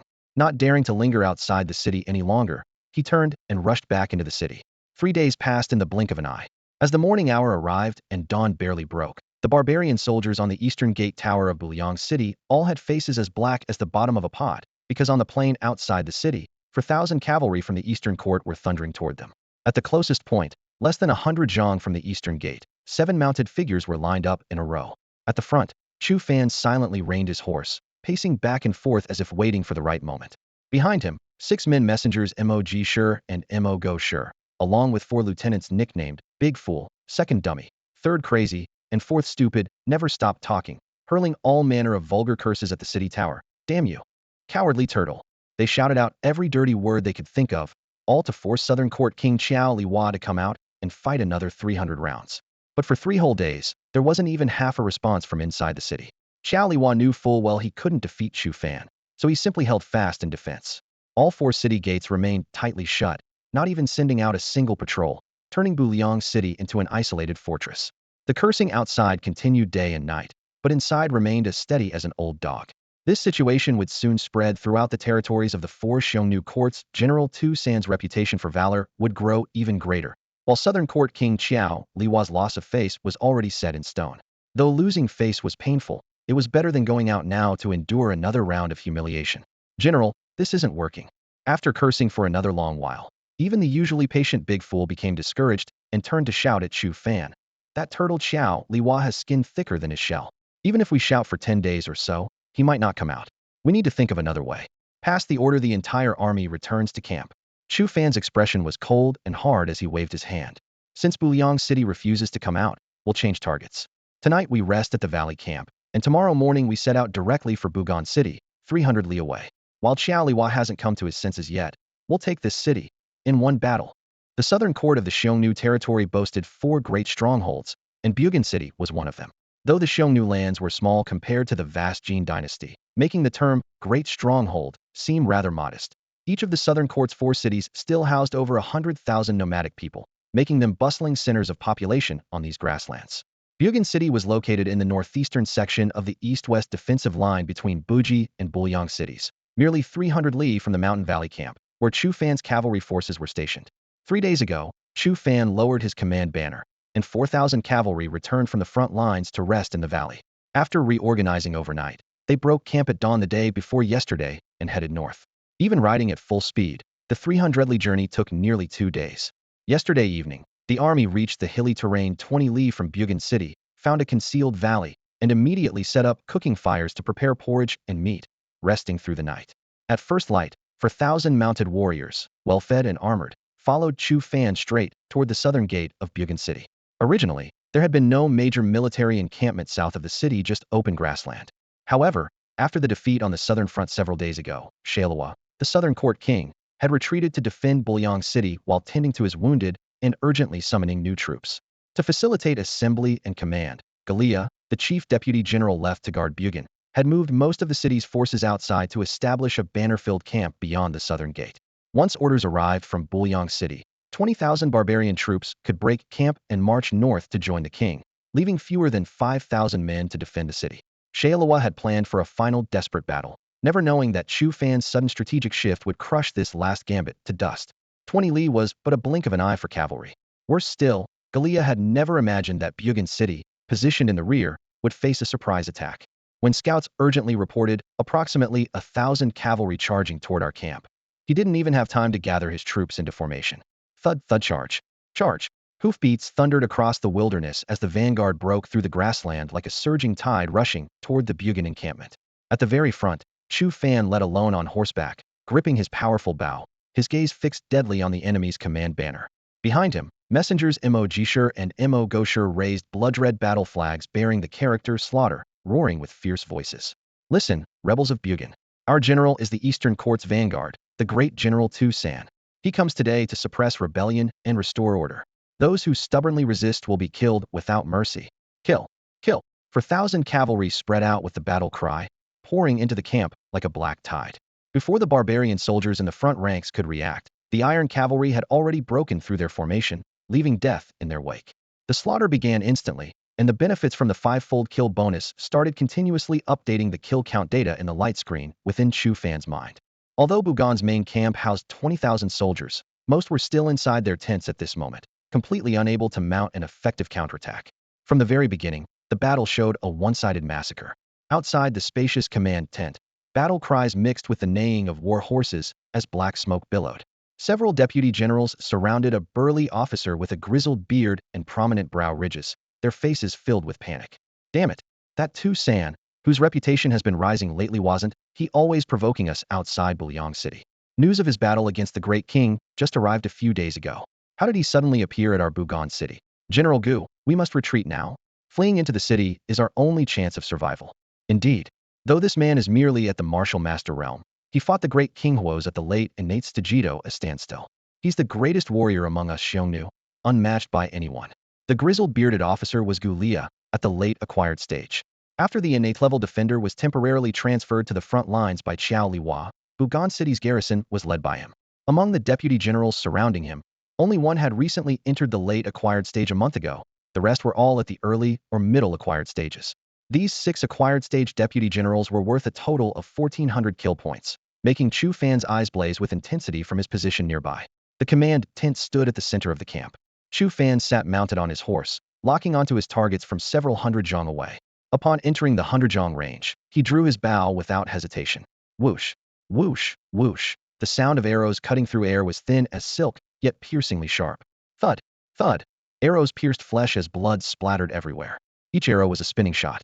His king-level archer talent combined with 20,000 gene of tremendous strength created power rivaling the late innate stage. Mere acquired stage warriors like Gulia and the others couldn't even react before being struck down by successive arrows. In an instant, 6 corpses lay sprawled before the command tent, unable to even complete their death cries. This scene, witnessed by the fleeing barbarian soldiers, instantly shattered military morale. Most soldiers turned deathly pale and simply threw down their helmets and armor to kneel and surrender. A few diehard loyalists still attempted desperate resistance, but leaderless as they were, they could no longer organize defensive lines, let alone mount a counterattack. The slaughter lasted less than an incense stick's burning time before settling into dust. Of Bugan's 20,000 barbarian soldiers, 13,000 surrendered, while 7,000 were slain. Company commanders, captains, and other warrior and martial master-level backbone forces were almost all killed as Chu Fan rode his horse across the entire camp. Picking them off one by one, their kill points were more substantial, and if he let his cavalry handle them, he'd only receive half the points. Naturally, Chu Fan couldn't bear such waste. As the battle concluded, Chu Fan glanced at the light screen in his mind. Name: Chu Fan. Cultivation methods: Diamond Vigor Mastery, Wind and Thunder 10 Forms Mastery, Returning Sea Blade Technique Mastery. Realm: Martial Master Great Perfection. Strength: 20,000 Gene. Talents: Diamond Spearman, King Archer. Auxiliary talents: Xiongnu Language Natural. Kill points: 24,135. This battle netted him nearly 10,000 kill points, with most coming from the half-rate returns contributed by his cavalry army, putting him in excellent spirits. He took the commander's banner that Mo Jishir handed him, clamped his knees against his horse's flanks, and leaped up onto Bugan's city while only 3 zhang high driving the banner firmly into place. The moment the banner fluttered proudly in the wind, he saw the kill point value at the bottom of the light screen surge by 10,000 bonus rewards for capturing the city. After a moment of stunned surprise, wild joy instantly spread across Chu Fan's face. As Chu Fan planted the commander's banner atop the walls of Bugan City, he took another glance at the glowing screen in his mind. Name: Chu Fan. Martial Arts: Diamond Force Mastery, Wind and Thunder 10 Forms Mastery, Returning Sea Blade Technique Mastery. Realm: Martial Master Grand Perfection. Strength: 20,000 Gene. Talents: Diamond Spearman, Master Archer. Auxiliary talent: Natural Xiongnu Language. Slaughter points: 24,135. In just an instant, his slaughter points had surged by 10,000. The sudden joy almost made Chu Fan wonder if he was still dreaming. He had only recently discovered the system's hidden half-price slaughter points benefit, and now another feature had emerged: City Conquest Merit. Capturing each city instantly credited 10,000 points, a rush so exhilarating it made his heart race wildly. Reflecting on the source of these 10,000 points, his breathing quickened. Though City Conquest Merit only applied to major strongholds like Bugan, Bude, and Buji in the Southern Court, not smaller towns, there were currently 4 great strongholds in the Southern Court. If he could plant this slaughter banner on all of them, 40,000 points would be within his grasp. This thought made him eager to immediately lead his army to assault the remaining 3 cities. Reason, however, quickly tempered his enthusiasm. Siege warfare was no child's play, and conquering multiple cities in a single day was pure fantasy. Moreover, though his 4,000 elite cavalry remained unscathed, they still needed rest and reorganization. The newly captured Bugan city also required occupation and administration. Inside the city, the sole remaining post-notarial deputy general had already recognized the inevitable defeat and ordered the gates thrown wide open. 5,000 defenders who had never drawn their blades filed out of the city in formation, heads bowed in submission. Chu Fan consolidated his forces and rode at the head toward the south gate. 100 zhang from the gate, a deputy general at the mid-post-natal stage clasped his hands and prostrated himself, calling out loudly.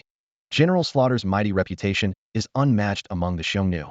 This humble general, Qishan, dares not resist and leads his troops in surrender, only begging that the general spare the city from massacre.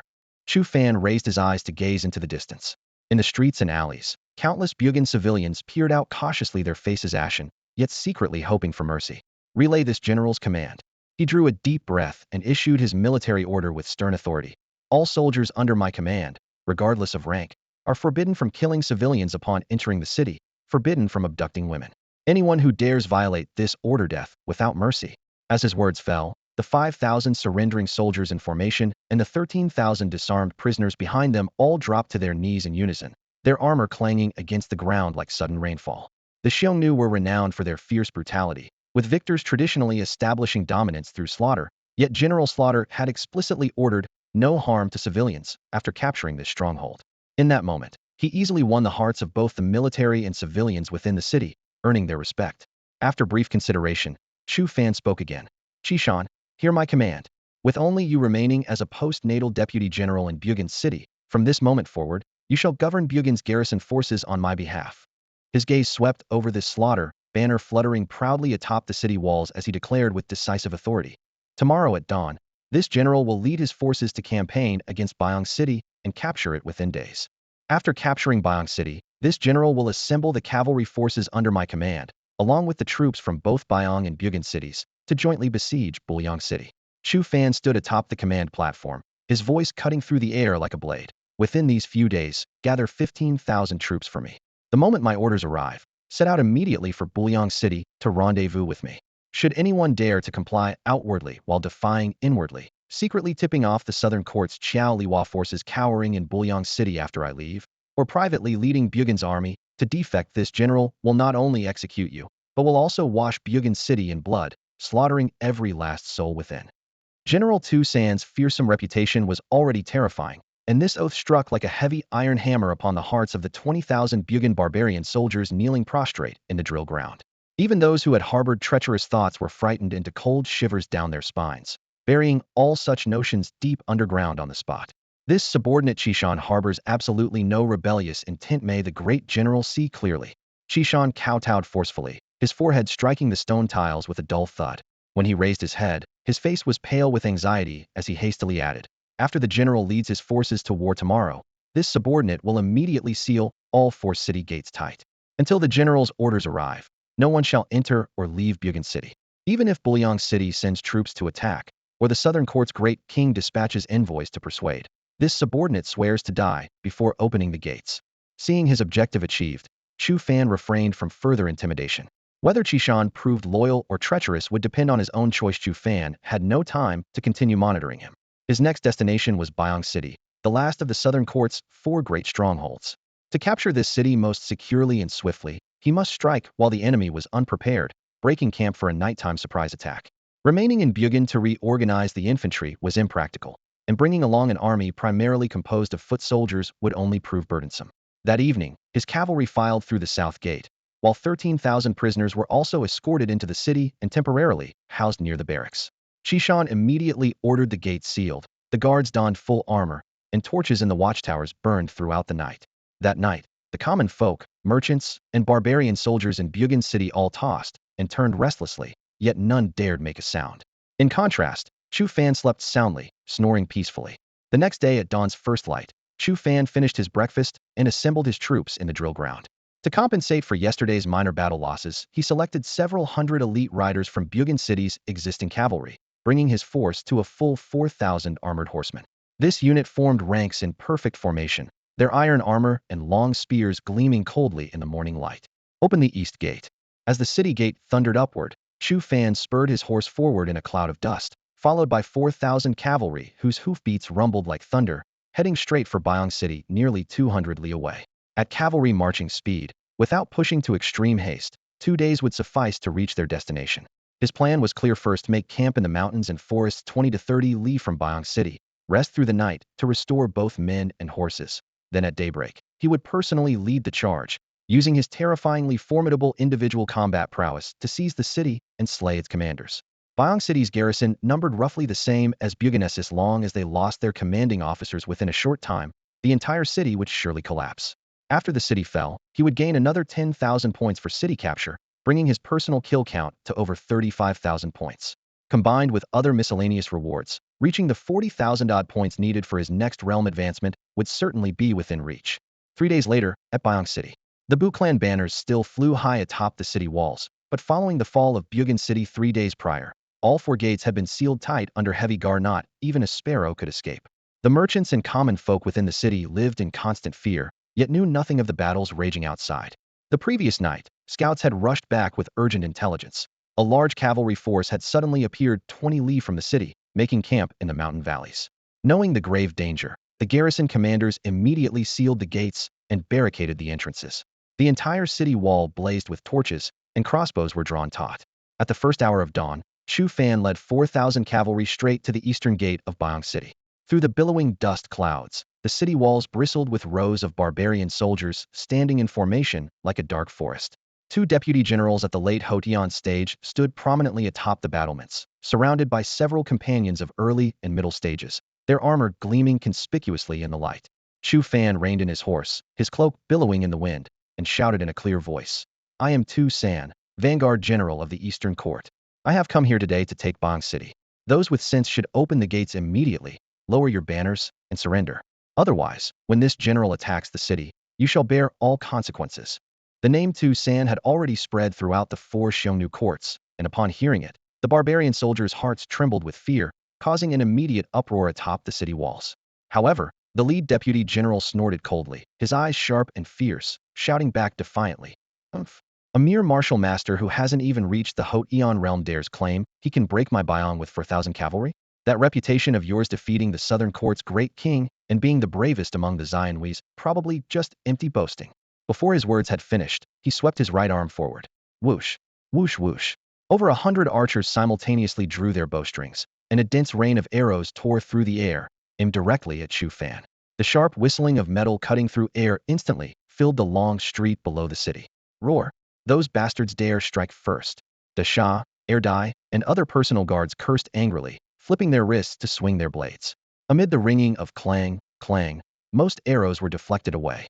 The remaining few fell toward the war horses, causing the front ranks to erupt in neighing as men and mounts tumbled, slightly disrupting their formation. Chu Fan's gaze turned cold as he drew his bow and knocked an arrow, showing off before an expert seeking your own death. As his words fell, his barbarian bow sang repeatedly. Whoosh whoosh. Thud, thud. Several spinning arrows transformed into cold gleams, locking onto the deputy generals atop the city. The enemy still showed contempt, raising their blades to block. The spinning arrows moved at bizarre angles, curving instantly toward their throats. 4 of the 5 deputy generals died on the spot, including both at the late Hotian stage. Only the one at the middle Hotian stage was lucky enough to dodge, the arrow whistling past his scalp and terrifying him so badly that he collapsed behind the battlements in a puddle of his own filth, his form hidden behind the stone merlons where he could no longer be seen. This scene was utterly shocking. With 5 arrows released in a single motion, he instantly killed 4 innate-level deputy generals, terrifying the Byong defenders on the city walls who cried out in alarm and lost their formation. I shall be the first to ascend the walls. The city gates will open shortly, and all troops shall follow me to breach the city. Anyone who dares resist stubbornly execute without mercy. Chu Fan put away his bow, placed one hand on his blade, and leaped down from his warhorse. His toes struck the rubble with force, and his entire body soared like a great rock spreading its wings, gliding up along the city wall. He lightly touched the brick crevices twice for leverage and landed effortlessly behind the battlements. Damn it, he's made it onto the walls. He's just one man, and we have superior numbers. He's an archer, so close combat must be his weakness. Attack together and hack him to pieces. Kill. More than 20 martial master captains and the acquired level deputy general on the walls charged forward with raised blades, their steel gleaming like a forest. Chu Fan snorted coldly, seeking death. He drew his cavalry saber and unleashed the Guihai blade technique with fury. His first vertical strike cleaved 2 latest-stage martial masters in half at the chest. His blade continued to dance, each slash spraying blood. In the blink of an eye, over 10 captains lay dead, and the corner of the wall was soaked in crimson. Holy hell! The sole remaining deputy general was scared out of his wits and tumbled down the stone steps in a panicked escape. Chu Fan couldn't be bothered to pursue him, leaving him alive to help command the Byong garrison. After cutting through the last row of chevaux de frise, Chu Fan burst through to the inner side of the city gate. The gate tower soldiers were so frightened their legs went weak, and they scrambled to pull open the locks. Charge! Charge! Outside the city, Desha and Erdai led 4,000 cavalry, who could no longer contain themselves. As soon as the gate opened, the iron cavalry poured in like a torrential flood, rushing straight toward the military camps within the city. Following military orders, all cavalry were strictly forbidden from disturbing civilians, with their blades pointed only at defenders who had not yet laid down their weapons. Mo Jishur and Mo Chishur carried the commander's banner close behind. Chu Fan seized the banner and leaped back onto the city wall, kicking down the original flagpole and planting his banner emblazoned with the character 2 at the highest point. The black banner fluttered in the wind as system notifications thundered forth. 10,000 points for capturing the city were immediately credited. The bloody battle lasted an hour. Of Byong City's 20,000 defenders, 6,000 were annihilated, all diehard loyalists of the Southern Court. The remaining 14,000, led by the deputy general who had narrowly escaped, threw down their helmets and armor and knelt throughout the parade ground. Thud! This humbled General Hu Fei, leading over 10,000 defenders of Byong City, hereby submits to General Tu's command. Whatever orders you may give, the soldiers of Byong City dare not disobey. Chu Fan nodded, his gaze sweeping across the light screen in his mind. Name: Chu Fan. Techniques: Diamond Vigor Mastery, Wind and Thunder 10 Forms Mastery, Guihai Blade Technique Mastery. Realm: Martial Master Great Perfection. Strength: 20,000 Gene. Talents: Diamond Spearman, Master Archer. Auxiliary Talent: Natural Xiongnu Language. Slaughter Points: 40,012. The results filled him with immense joy. His slaughter points had actually broken through the 40,000 mark, and he was less than 1,000 points away from the next threshold of 40,960. City Lord's Mansion. In the front hall, charcoal flames danced in the brazier, casting flickering orange shadows across the walls. Chu Fan sat upright in the seat of honor, his gaze sharp and cold, leaving nowhere for anyone present to hide. To his left and right sat his 4 cavalry captains in order of rank: Desha, Erdai, Sandian, and Si Chun, while 2 messengers, Mo Jishur and Mo Goshur, stood close by with signal flags swaying at their waists. Below them sat Zhang Fei, the deputy general of Biang City's forces, along with 17 martial master-level captains who had survived the fierce battle, all wearing solemn expressions and holding their breath in silence. Desha, Chu Fan called out in a deep voice. Present, sir. Desha stood up, his armor clanking crisply.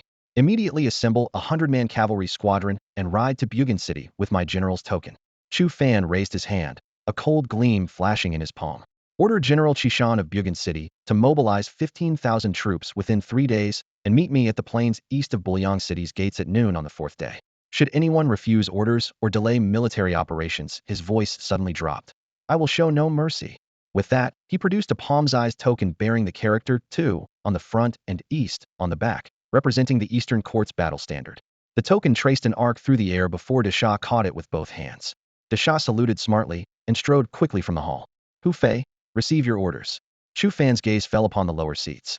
Hu Fei's heart skipped a beat as he quickly rose. Present, sir. Before sunset today, organize Biang City's garrison of 15,000 men and prepare sufficient provisions, scaling ladders, battering rams, and other siege equipment. Though Chu Fan spoke at a measured pace, each word struck like a drumbeat. Tomorrow at the hour of Chun, follow me to attack Bulyang City and defeat the southern courts, Shaoliwa. Both Hu Fei and the 17 captains present felt their hearts tremble, but none dared speak out of turn. They saluted in unison. We obey your command. The next morning, at the first quarter of the Chen hour, Biang City's gates swung wide as war horses neighed. Chu Fan led 4,000 elite cavalry newly reinforced out of the city first, their black armor and banners sweeping past like wind. Following them, Hu Fei's assembled 15,000 garrison troops filed out in formation, including roughly 3,000 cavalry, with the remainder consisting of infantry, supply trains, craftsmen, and siege equipment. The army's supply convoy stretched for miles, forcing the entire force to maintain a slower pace. Several hundred li from Bulyang City, this iron torrent of 30,000 men took 3 full days to reach the appointed location on the eve of the designated day. At the edge of the plains, torches blazed like a fallen galaxy as Chu Fan's forces established their encampment. Simultaneously, Chishan arrived punctually with Bugan City's 15,000 garrison troops. The two armies merged into a force of 34,000, their banners blotting out the sky. With camps spread like a forest and armor clanking in harmony, though swords remained sheathed, the pressure forced Bulyang City's eastern gates to burn with light throughout the night. Inside the city, at the temporary royal palace, Southern Court King Xiao Liwa sat ashen-faced on his throne, fingers gripping the armrests tightly. Only his remaining innate-level generals Lang Huaxia and Pai Bixia stood in the hall alongside 20-odd acquired-level deputy generals, the atmosphere so heavy it seemed ready to drip water. In recent days, Bulyang City had maintained strict security with gates sealed tight, while he had repeatedly reduced patrols and scouts. With Bugan and Biang cities separated by hundreds of li, he had never anticipated both strongholds would fall within mere days. Therefore, when scouts rushed in before noon with urgent reports that Eastern Court Vanguard General Tu San was leading the combined Bugan-Biang forces of 30,000 men to within 30 li of Bulyang City's eastern gates, Xiao Liwa's heart suddenly sank as he realized disaster had arrived. Bang! That scoundrel Tu San is utterly shameless. While this king was resting and recuperating with my army in Bulyang City, he launched a silent assault elsewhere and stole 2 of my strongholds. This is absolutely outrageous. His furious roar shook the roof beams, and Xiao Liwa raised his palm to strike the table again. The heavy redwood instantly shattered, sending wood chips flying in all directions. His face was ashen, his eyes bloodshot, and his killing intent seemed almost tangible. The generals in the tent remained silent, holding their breath and lowering their heads, afraid that even a glance might provoke this enraged king. After a moment, seeing that Xiao Liwa had calmed down slightly, 2 innate generals, Lang Huaxia and P.B. Xia, simultaneously clasped their fists, stepped forward, and offered counsel in low voices. Though Bugan and Bulyang cities are lost, and 30,000 troops have been taken by Tu San, our army still holds Bulyang City with 70,000 strong soldiers. Even counting his 4,000 cavalry, the enemy forces are only half of ours. In a real battle to the death, they would be the ones to suffer. We can wait at our leisure without engaging in direct combat. We need only keep the city gates tightly shut and defend the towers. With the provisions in the city, we can hold out for 3 to 4 months. Tu San is camped outside with insufficient supplesh likely cannot sustain even 1 month, and his army's morale will collapse. With your majesty commanding Bulyang City, it becomes an impregnable fortress. Once our army has finished resting, the day will come when your majesty can personally behead him and avenge this humiliation. The well-reasoned counsel finally eased Xiao Liwa's anger somewhat. After long contemplation, he suddenly waved his hand and commanded, "Relay this king's order. From this moment, all 4 gates of Bulyang City are to be sealed tight.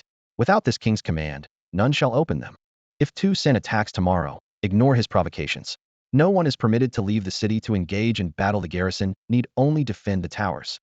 The next morning, at the camp outside the city, in the commander's tent, Chu Fan had just finished breakfast and was wiping the grease from his hands, about to lead his army to attack the city, when Cavalry Captain Desha hurriedly lifted the tent flap and entered, clasping his fists in report. "General, Sub-Generals Guli Dong and Guli Chi from General Jin's command have arrived with 100 cavalry and request an audience." "General Jin's men?" Chu Fan frowned. "From Buji City? I'm about to attack the city. What's he sending 2 sub-generals and 100 cavalry for at this moment?" Before he finished speaking, the tent flap was lifted again. 2 middle-aged barbarian men had already stepped into the commander's tent, wearing light armor with steady bearing. Both at the late-acquired stage of cultivation. These were Guli Dong and Guli Chi. Behind them followed 10 captains at the late martial master stage, their right hands resting on their sword hilts, their killing intent restrained. Immediately, shouts of protest came from outside the tent. Mo Jishur and Mo Goshur roared anxiously. "What right do you have to stop us? We are General Tu's messengers, here to report military intelligence to the general." Clearly, those blocking their way were the cavalry brought by Guli Dong and his companion. Of the 100 cavalry, 10 had followed the sub-generals inside, while the remaining 90 formed ranks outside the tent with drawn blades and spears, enough to completely surround the commander's tent. Tu San receives the order. While Mog and his companions' complaints still echoed outside the tent, Guli Dong's expression had already darkened. He raised his voice, each word hammering into everyone's eardrums. "By order of General Jin, Tu San's 4,000 cavalry, along with the 30,000 troops from Bugan and Byong cities combined, are to rest in place immediately upon receiving this order and remain stationary. The battle for Bulyang City is of utmost importance. Tu San lacks seniority and experience, making him unfit for the great task of siege warfare. Hand over the Eastern Court General's token immediately and await orders in camp. In 3 days, this general will lead the main army to arrive outside Bulyang City and personally command the forces to break the city." Having spoken, he looked up, his icy gaze sweeping over Chu Fan as he spread his 5 fingers and extended his hand directly toward him. General Tu should have heard clearly. "Yes? Hand over the token." Chu Fan's heart sank. The man clearly intended to strip him of his military authority. Once he surrendered the token, he would be stuck in camp for 3 days. When that Jin fellow arrived with his troops to personally oversee the battle and capture Bulyang in one stroke, all the credit would be seized by him alone, including the cities of Bugan and Byong that Chu Fan had taken through bloody battles, as well as those 30,000 elite soldiers. The man couldn't even be bothered to put on an act. Regardless of your life and death struggles, he would simply pluck the fruits of victory. Ha! As thoughts churned, Chu Fan actually burst into laughter, killing intent gradually condensing in his mirth. "I'm also a general of the Eastern Court. What gives that Jin fellow the right to issue military orders to me?" After laughing, his expression turned suddenly cold as he turned his head toward Guli Dong and Gu Liqui. "You came? Fine. But what's the meaning of barging into this general's command tent? Those cavalry blocking the way outside, that was your doing too, wasn't it? A mere 2 postnatal deputy generals dare to come to my camp and try to usurp the host position? Or do you, or that Jin fellow, really think that with just 100 cavalry, you can turn the world upside down in my camp?" The last sentence exploded like thunder. Chu Fan's face turned ferocious as he suddenly grabbed the horse-cutting saber from the table, blade lights sweeping across. Splurt! Splurt! Blood bloomed crimson. Before Gu Lidong and Gu Liqui could react, the blade swept across both their necks, severing their heads, which rolled to the ground as fresh blood splattered across the wooden table. Desha stood frozen to the side, instantly petrified. The 10 martial master captains who had followed the 2 men gasped and reached for their sword hilts to draw. They were ultimately half a beat too slow. Cold light flashed again, the blade striking repeatedly with muffled thuds echoing in succession. In less than a breath, 10 heads fell together, staining the earthen ground red. "Bastards! Dare to surround my command, 10 I'll hack you all to pieces." Chu Fan roared, gripping his saber as he charged out of the tent, cutting down anyone he saw. These 100 cavalry were all elite troops, 10 latestage martial masters leading them, with the rest all possessing latestage or great perfection cultivation levels. This clearly showed that the Jin fellow had long been plotting, guarding against Chu Fan's defiance. Should trouble truly arise, 2 postnatal deputy generals, 10 latestage martial masters, and 90 latestage and great perfection warriors rising up simultaneously would indeed have a chance to control the situation within the camp. However, he still underestimated Chu Fan's current strength. The present Chu Fan could now clash head-to-head with the Southern Court's great king, Xiao Liwa, in fierce combat, without falling behind in the slightest, was no longer the inexperienced youth who had led the army away from Buji City. Outside the commander's tent, 90 cavalrymen charged forward on horseback, their gleaming ring-pommel sabers striking down in succession. Chu Fan raised his blade to meet them heat, his sleeves billowing as fierce winds howled around him. The wet sounds of blood spattering rose one after another, severed heads rolled across the muddy ground, and galloping hooves splashed up bloody mud. He allowed no one else to intervene, relying solely on his own strength to slaughter all 90 fierce riders within mere dozens of breaths. Combined with the 12 men he had cut down earlier inside the commander's tent, his kill points instantly surged to nearly 2,000. Blood dripped from his horse-cutting saber as he casually tossed the weapon aside, his gaze turning inward to the glowing screen in his mind. Name: Chu Fan. Techniques: Diamond Force Mastery, 10 Forms of Wind and Thunder Mastery, Returning Sea Blade Technique Mastery. Realm: Martial Master Great Perfection. Strength: 20,000 gene. Talents: Diamond Spearman, King Archer. Auxiliary Talent: Natural Xiongnu Language. Kill points: 41,962. The breakthrough threshold was 40,960 points, and the long-awaited plus sign in the realm column finally lit up again. Chu Fan pressed it without hesitation. A warm current like electricity erupted from his consciousness, instantly coursing through his limbs and body. His fascia trembled with crackling sounds. The muscles beneath his skin writhed like frenzied earthworms, contracting and expanding in layers. With just a slight circulation of his inner force, his entire frame seemed like a disturbed earthworm nest, with muscle fibers rippling and trembling densely, as if about to burst through his skin. When the electric sensation subsided, he checked the screen again. Name: Chu Fan. Techniques: Diamond Force Mastery, 10 Forms of Wind and Thunder Mastery, Returning Sea Blade Technique Mastery. Realm: Early Postnatal Stage. Strength: 30,000 gene. Talents: Diamond Spearman, King Archer. Auxiliary Talent: Natural Xiongnu Language. Kill points: 1,002. In an instant, 40,960 points were consumed, leaving only a pitiful 1,002 kill points remaining. The next enhancement threshold had doubled directly to 81,920, truly terrifying. Chu Fan's heart sank, yet he couldn't help but feel exhilarated. Leaping from Martial Master Great Perfection to early postnatal stage, his strength had surged by a full 10,000 gene. His current 30,000 gene was precisely the physical standard of a Great Perfection innate realm cultivator. With brute force alone, he could now crush Xiao Liwa, who was only at the late innate stage. At this thought, he clenched his fist, knuckles cracking, his breathing in his chest becoming slightly rapid with excitement. Killing Xiao Liwa had originally been merely a distant hope, but now it had become an easily achievable goal. The terrifying force of 30,000 gene should be sufficient to shatter that old bastard's protective energy barrier. As his emotions settled, he shifted his attention to the techniques column. Previously, even with over 40,000 kill points accumulated, none of the 3 techniques had shown plus signs. But once his realm advanced to early postnatal stage and his strength settled at 30,000 gene, all 3 plus signs appeared simultaneously. Chu Fan instantly understood. For mastered techniques to advance further, the threshold required either stepping into early postnatal stage or achieving 30,000 gene of strength.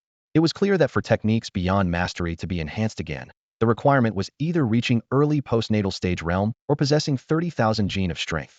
Chu Fan had always been eager to see what would happen when he added points to techniques that had already reached mastery. At this moment, the familiar plus buttons lit up behind all 3 techniques in his skill panel. Glancing at his remaining 1,000 plus killing points, Chu Fan made a decisive choice. Since it wasn't enough to upgrade all his attributes anyway, he might as well use them all up.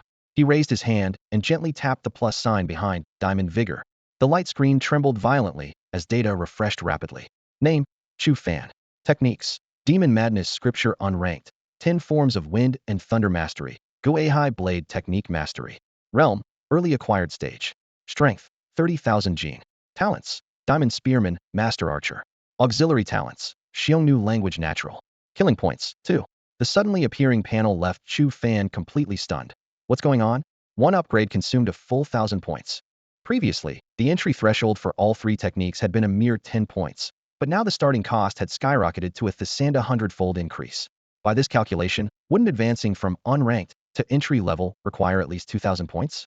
His mind filled with confusion, he casually glanced at the no grayed out plus signs behind 10 Forms of Wind and Thunder, Guihai Blade Technique, and his 2 talents with killing points reduced to single digits. The disappearance of the plus buttons was perfectly normal. Besides, Diamond Spearman required 160 points for the next level, and Master Archer was even more demanding at 640 points. His pitiful 2 remaining points weren't nearly enough. These thoughts flashed by in an instant. Before he could fully process what had happened, a massive surge of information like a compressed file being extracted thundered into his mind. The complete mysteries of the demon madness scripture unfolded instantly, deeply imprinting themselves in his consciousness. Obscure circulation routes, breathing rhythms, force manipulation methods. The information overload caused his temples to throb painfully, nearly making him lose his footing. After quite some time, he finally sorted through his thoughts. It turned out that among the 3 items in his technique panel, 10 forms of wind and thunder and Guihai blade technique could strictly speaking only be considered martial skills. They had moves, but lacked true cultivation methods. Diamond Vigor and the upgraded Demon Madness scripture were completely different. They didn't focus on moves, but only on cultivation formulas. The difference lay in their levels. Diamond Vigor still belonged to the martial arts category, emphasizing refined control over strength. The Demon Madness scripture had already stepped into the immortal cultivation realm of entering the Tao through force.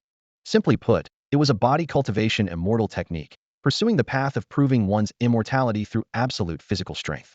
No wonder the system had waited until his strength broke through 30,000 gene and Diamond Vigor reached mastery before revealing the upgrade button. Without 30,000 gene of strength, one couldn't even touch the edge of the great perfection of the innate realm.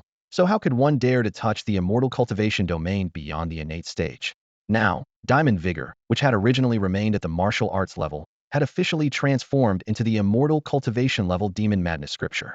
Chu Fan could almost imagine that in the future, if he could accumulate enough killing points again to continue upgrading 10 forms of wind and thunder and Guihai blade technique, these 2 martial skills would inevitably undergo the same metamorphosis as Diamond Vigor, entering the ranks of immortal cultivation combat techniques with even greater power. After sorting everything out clearly, Chu Fan was filled with anticipation as he left the command tent and strode toward the forest behind the camp. He had just stepped into the realm of entering the way through strength. Though still considered low-level, he could now throw punches through the air with power equivalent to a Xiongnu master's external chi projection. At this moment, he couldn't wait to test this newfound strength. Outside the command tent, the earlier bloody scene had been cleaned up. His 4 personal guards, Dasha, Erdai, Sandian, and Si Chun along with 2 messengers, were idling about. When they saw Chu Fan turn and head into the forest, they were momentarily stunned before following him. Shan, the garrison commander of Bugan City, and Hu Fei, the garrison commander of Buyang City, also followed closely behind. Soon, the group reached the forest outside the camp. The evening breeze rustled through the trees, and the chirping of insects was clear in the air. Chu Fan casually selected a green locust tree as thick as a thigh for his target. He stepped back about 10 feet, took a deep breath, and channeled his inner strength according to the frenzied demon scripture's mental technique. Before his fist even touched the trunk, his explosive shout had already shaken the leaves from the trees. Boom! Crash! From 10 feet away, a section of the trunk about 3 feet high instantly exploded into fragments, wood chips scattering like rain. The tree, having lost its support, crashed heavily to the ground, branches snapping and sending dead leaves flying everywhere. Chu Fan stood frozen in place. Though he had mentally prepared himself, he was still shocked by this destructive power, his heart pounding wildly. If this was the might of just the lowest level, he could hardly imagine what a single punch would look like at full mastery. Perhaps it could even topple a small hill. Behind him, Dasha, Shan, Hu Fei, and the others were completely petrified, mouths agape, staring blankly at the pile of wood chips scattered across the ground. Chu Fan turned and walked back toward the camp with steady steps. The others snapped back to reality and hurried to catch up, almost simultaneously asking, "General, how did you just do that?" From 10 feet away, with one punch through the air, you completely pulverized such a thick trunk. Though you've broken through the Hotian realm, you haven't reached Xientian yet. How is external chi projection possible? Mog Sure frowned and muttered to himself. No, that's not right. There was no sharp fluctuation of chi energy in that punch force at all. It seemed like pure physical strength. But can physical strength really form punches through the air and rival Xientian masters? A nearby personal guard shook his head and repeatedly denied. Rival? Mog Sure, what kind of eyesight is that? The power of the general's punch forget ordinary Xientian masters. Even the external chi projection of latest-stage Xientian masters falls far short. Before his voice had even faded, another person couldn't help but excitedly shout. Truly worthy of being our Xiongnu's greatest warrior. General 2 is indeed invincible beyond heaven's limits. Pass down my orders, attack the city immediately. In this battle, I shall personally lead the army, slay Kainaweo, and capture Bulyang City. The moment the command was issued, war drums thundered like rolling thunder.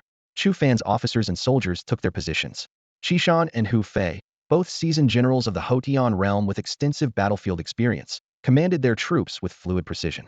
In comparison, even Dasha, Erdai, and their two companions, despite having reached the martial master realm and serving as cavalry captains, had to acknowledge their slight inferiority. The 30,000 elite troops from Bugin City and Byong City, under the left and right wing commands of Qishan and Hufei respectively, spread out like a surging tide and charged straight toward the eastern gate of Bulyang City. Dasha, Erdai, and their companions commanded the cavalry formation at the rear, their horses pawing the ground restlessly, ready for orders at any moment. Once the city gates were breached, they would spur their mounts forward, their iron hooves crushing the entire Bulyang City beneath them. Banners fluttered magnificently in a spectacular display. The 30,000 troops charged forward, beginning with a barrage of arrows that blotted out the sky to suppress the defenders atop the city walls. Immediately after, siege ladders were raised one after another, and burly soldiers scrambled up them, each vying to be the first to claim the glory of scaling the walls. Chu Fan spurred his horse and positioned himself at the front of the army camp, gazing upon this grand panorama. Two messengers followed closely behind him, holding high the commander's banner emblazoned with the character, "To Slaughter." This scene filled him with a sense of unreality. Just over a month ago, he had been merely a common soldier wielding a spear chaotically atop city walls, yet now he had become the supreme commander leading tens of thousands in a siege. Life truly was like a play the ancients had spoken truly. Charge! With heroic spirits surging in his heart, he struck his horse's flank and galloped to the front of the formation. The frenzied demon scripture circulated forcefully within his body as his voice boomed like spring thunder into the city tower. Rebels of Bulyang City, listen well. All soldiers, regardless of rank, those who lay down their weapons and surrender shall have all past grievances forgiven. Those who dare to resist stubbornly and remain obstinate shall be killed without mercy when I breach your gates. Citizens within the city, hear this as well. When my army enters the city, we shall not kill civilians nor harm women and children. Should any citizen assist us from within and open the city gates, I shall reward them handsomely after the battle. The citizens within the city might not have heard clearly due to the distance, but the defenders atop the city walls heard every word distinctly. The fearsome reputation of General Tu Guangjian the Butcher had already taken deep root in the hearts of Bulyang City's people. When Chu Fan, with his martial master realm cultivation, had fought face-to-face against Qialawa, the great king of the southern court who was in the late Xiantian stage, without falling into disadvantage, it had already cast a shadow in the soldiers' hearts. Now, as his voice shook the city walls, ripples of unrest stirred among the troops, and murmurs began to spread. At precisely this moment, Qialawa led two Xianshan-level generals Lang Huaxi and Pabixi along with several Haoshan-level officers onto the city walls. Seeing the wavering morale of the defenders, his face twisted with fury as he roared sternly. Do not be deceived by his honeyed words. This king still lives. Whoever dares harbor thoughts of surrender, this king shall behead him first. After this proclamation, Qialawa looked down from the city walls, his gaze meeting Chu Fan's. Suddenly, he raised his chin provocatively, his voice cold and piercing. You dog of a thief surnamed Tu, how dare you take advantage of this king's absence to shamefully steal my two mighty cities through underhanded means? I warned you before that I would take your head when we met again. Now that we meet today, this shall be the day of your execution. This vow echoed across the battlements with tremendous force, yet upon closer listening, it seemed rather hollow. With enemy forces at the very gates, the southern court king still cowered behind the parapet, shouting threats without leaping down to demonstrate his iron-blooded authority. As they say, when you boast so grandly, aren't you afraid the wind might twist your tongue? Boom. Chu Fan below seemed to have come specifically to deliver this slap in the face. He immediately retorted and dismounted. Too lazy to even draw his bow, he gripped only his thick-backed horse-cleaving saber in his right hand, its cold light gleaming menacingly. After several swift strides, he stomped hard into the dust with his right foot, his form like a great rock spreading its wings as he explosively launched himself 3 to 4 zhang high, soaring toward the battlements. Before his enhancement, his brute strength was merely 20,000 jin. During his last assault on the walls, he still needed momentum and had to tap the wall twice with his toes to complete the climb. But now, having entered the early postnatal stage with his strength surging to 30,000 jin, comparable to the great perfection of innate realm, those two supporting steps had become unnecessary. This single leap carried him directly over the parapet. Kill them. Behind the parapet, over 10 spearmen led by 2 martial instructor captains swarmed forward with deafening battle cries. They clearly intended to pierce the intruder with their spears while Chu Fan was still airborne and unable to find leverage, hoping to achieve the great merit of slaying a general. Against an ordinary early postnatal warrior facing the encirclement of over 10 spears, severe injury would be likely, and once wounded, with dense blade light waiting to finish him upon landing, the situation would be nearly hopeless. However, such threats posed no danger whatsoever to the current Chu Fan. Seeking death. Boom. Splurt. Splurt splurt. Amid his furious roar, he threw a punch through empty air, unleashing terrifying force even at a distance of over 1 zhang. The captain directly ahead, along with 3 barbarian soldiers, instantly exploded into scattered flesh and bone. Several others on the flanks, caught by the residual force, spat blood and were sent flying backward. Several zhang away, the southern court's 2 remaining innate generals Langhua Xie and PB Zia witnessing this scene, froze almost simultaneously. Who could have imagined that a mere early postnatal warrior could deliver punching force comparable to external chi projection? Even late innate stage warriors might not achieve this. Yet Chu Fan had literally blasted a captain and several barbarian soldiers into bloody mist. Both men turned deathly pale, their legs trembling uncontrollably as they retreated step by step, their horrified cries carrying bone-deep terror. What's happening? How did he do that? Can early postnatal stage warriors already project chi externally? No, that's not chi projection. There's not a trace of martial Dao true chi in it. A single punch through empty air over 1 zhang away, directly exploding several people's bodies with blood and flesh flying everywhere. How is this within human capability? Something's wrong. This guy is wrong. We'd better stay far away from him. That's all for today. Thank you so much for watching. I hope you guys enjoyed. If you wish to have another part of this recap, please give us at least 1,000 likes. Please don't forget to comment and subscribe to our channel for more content like this. Until next time.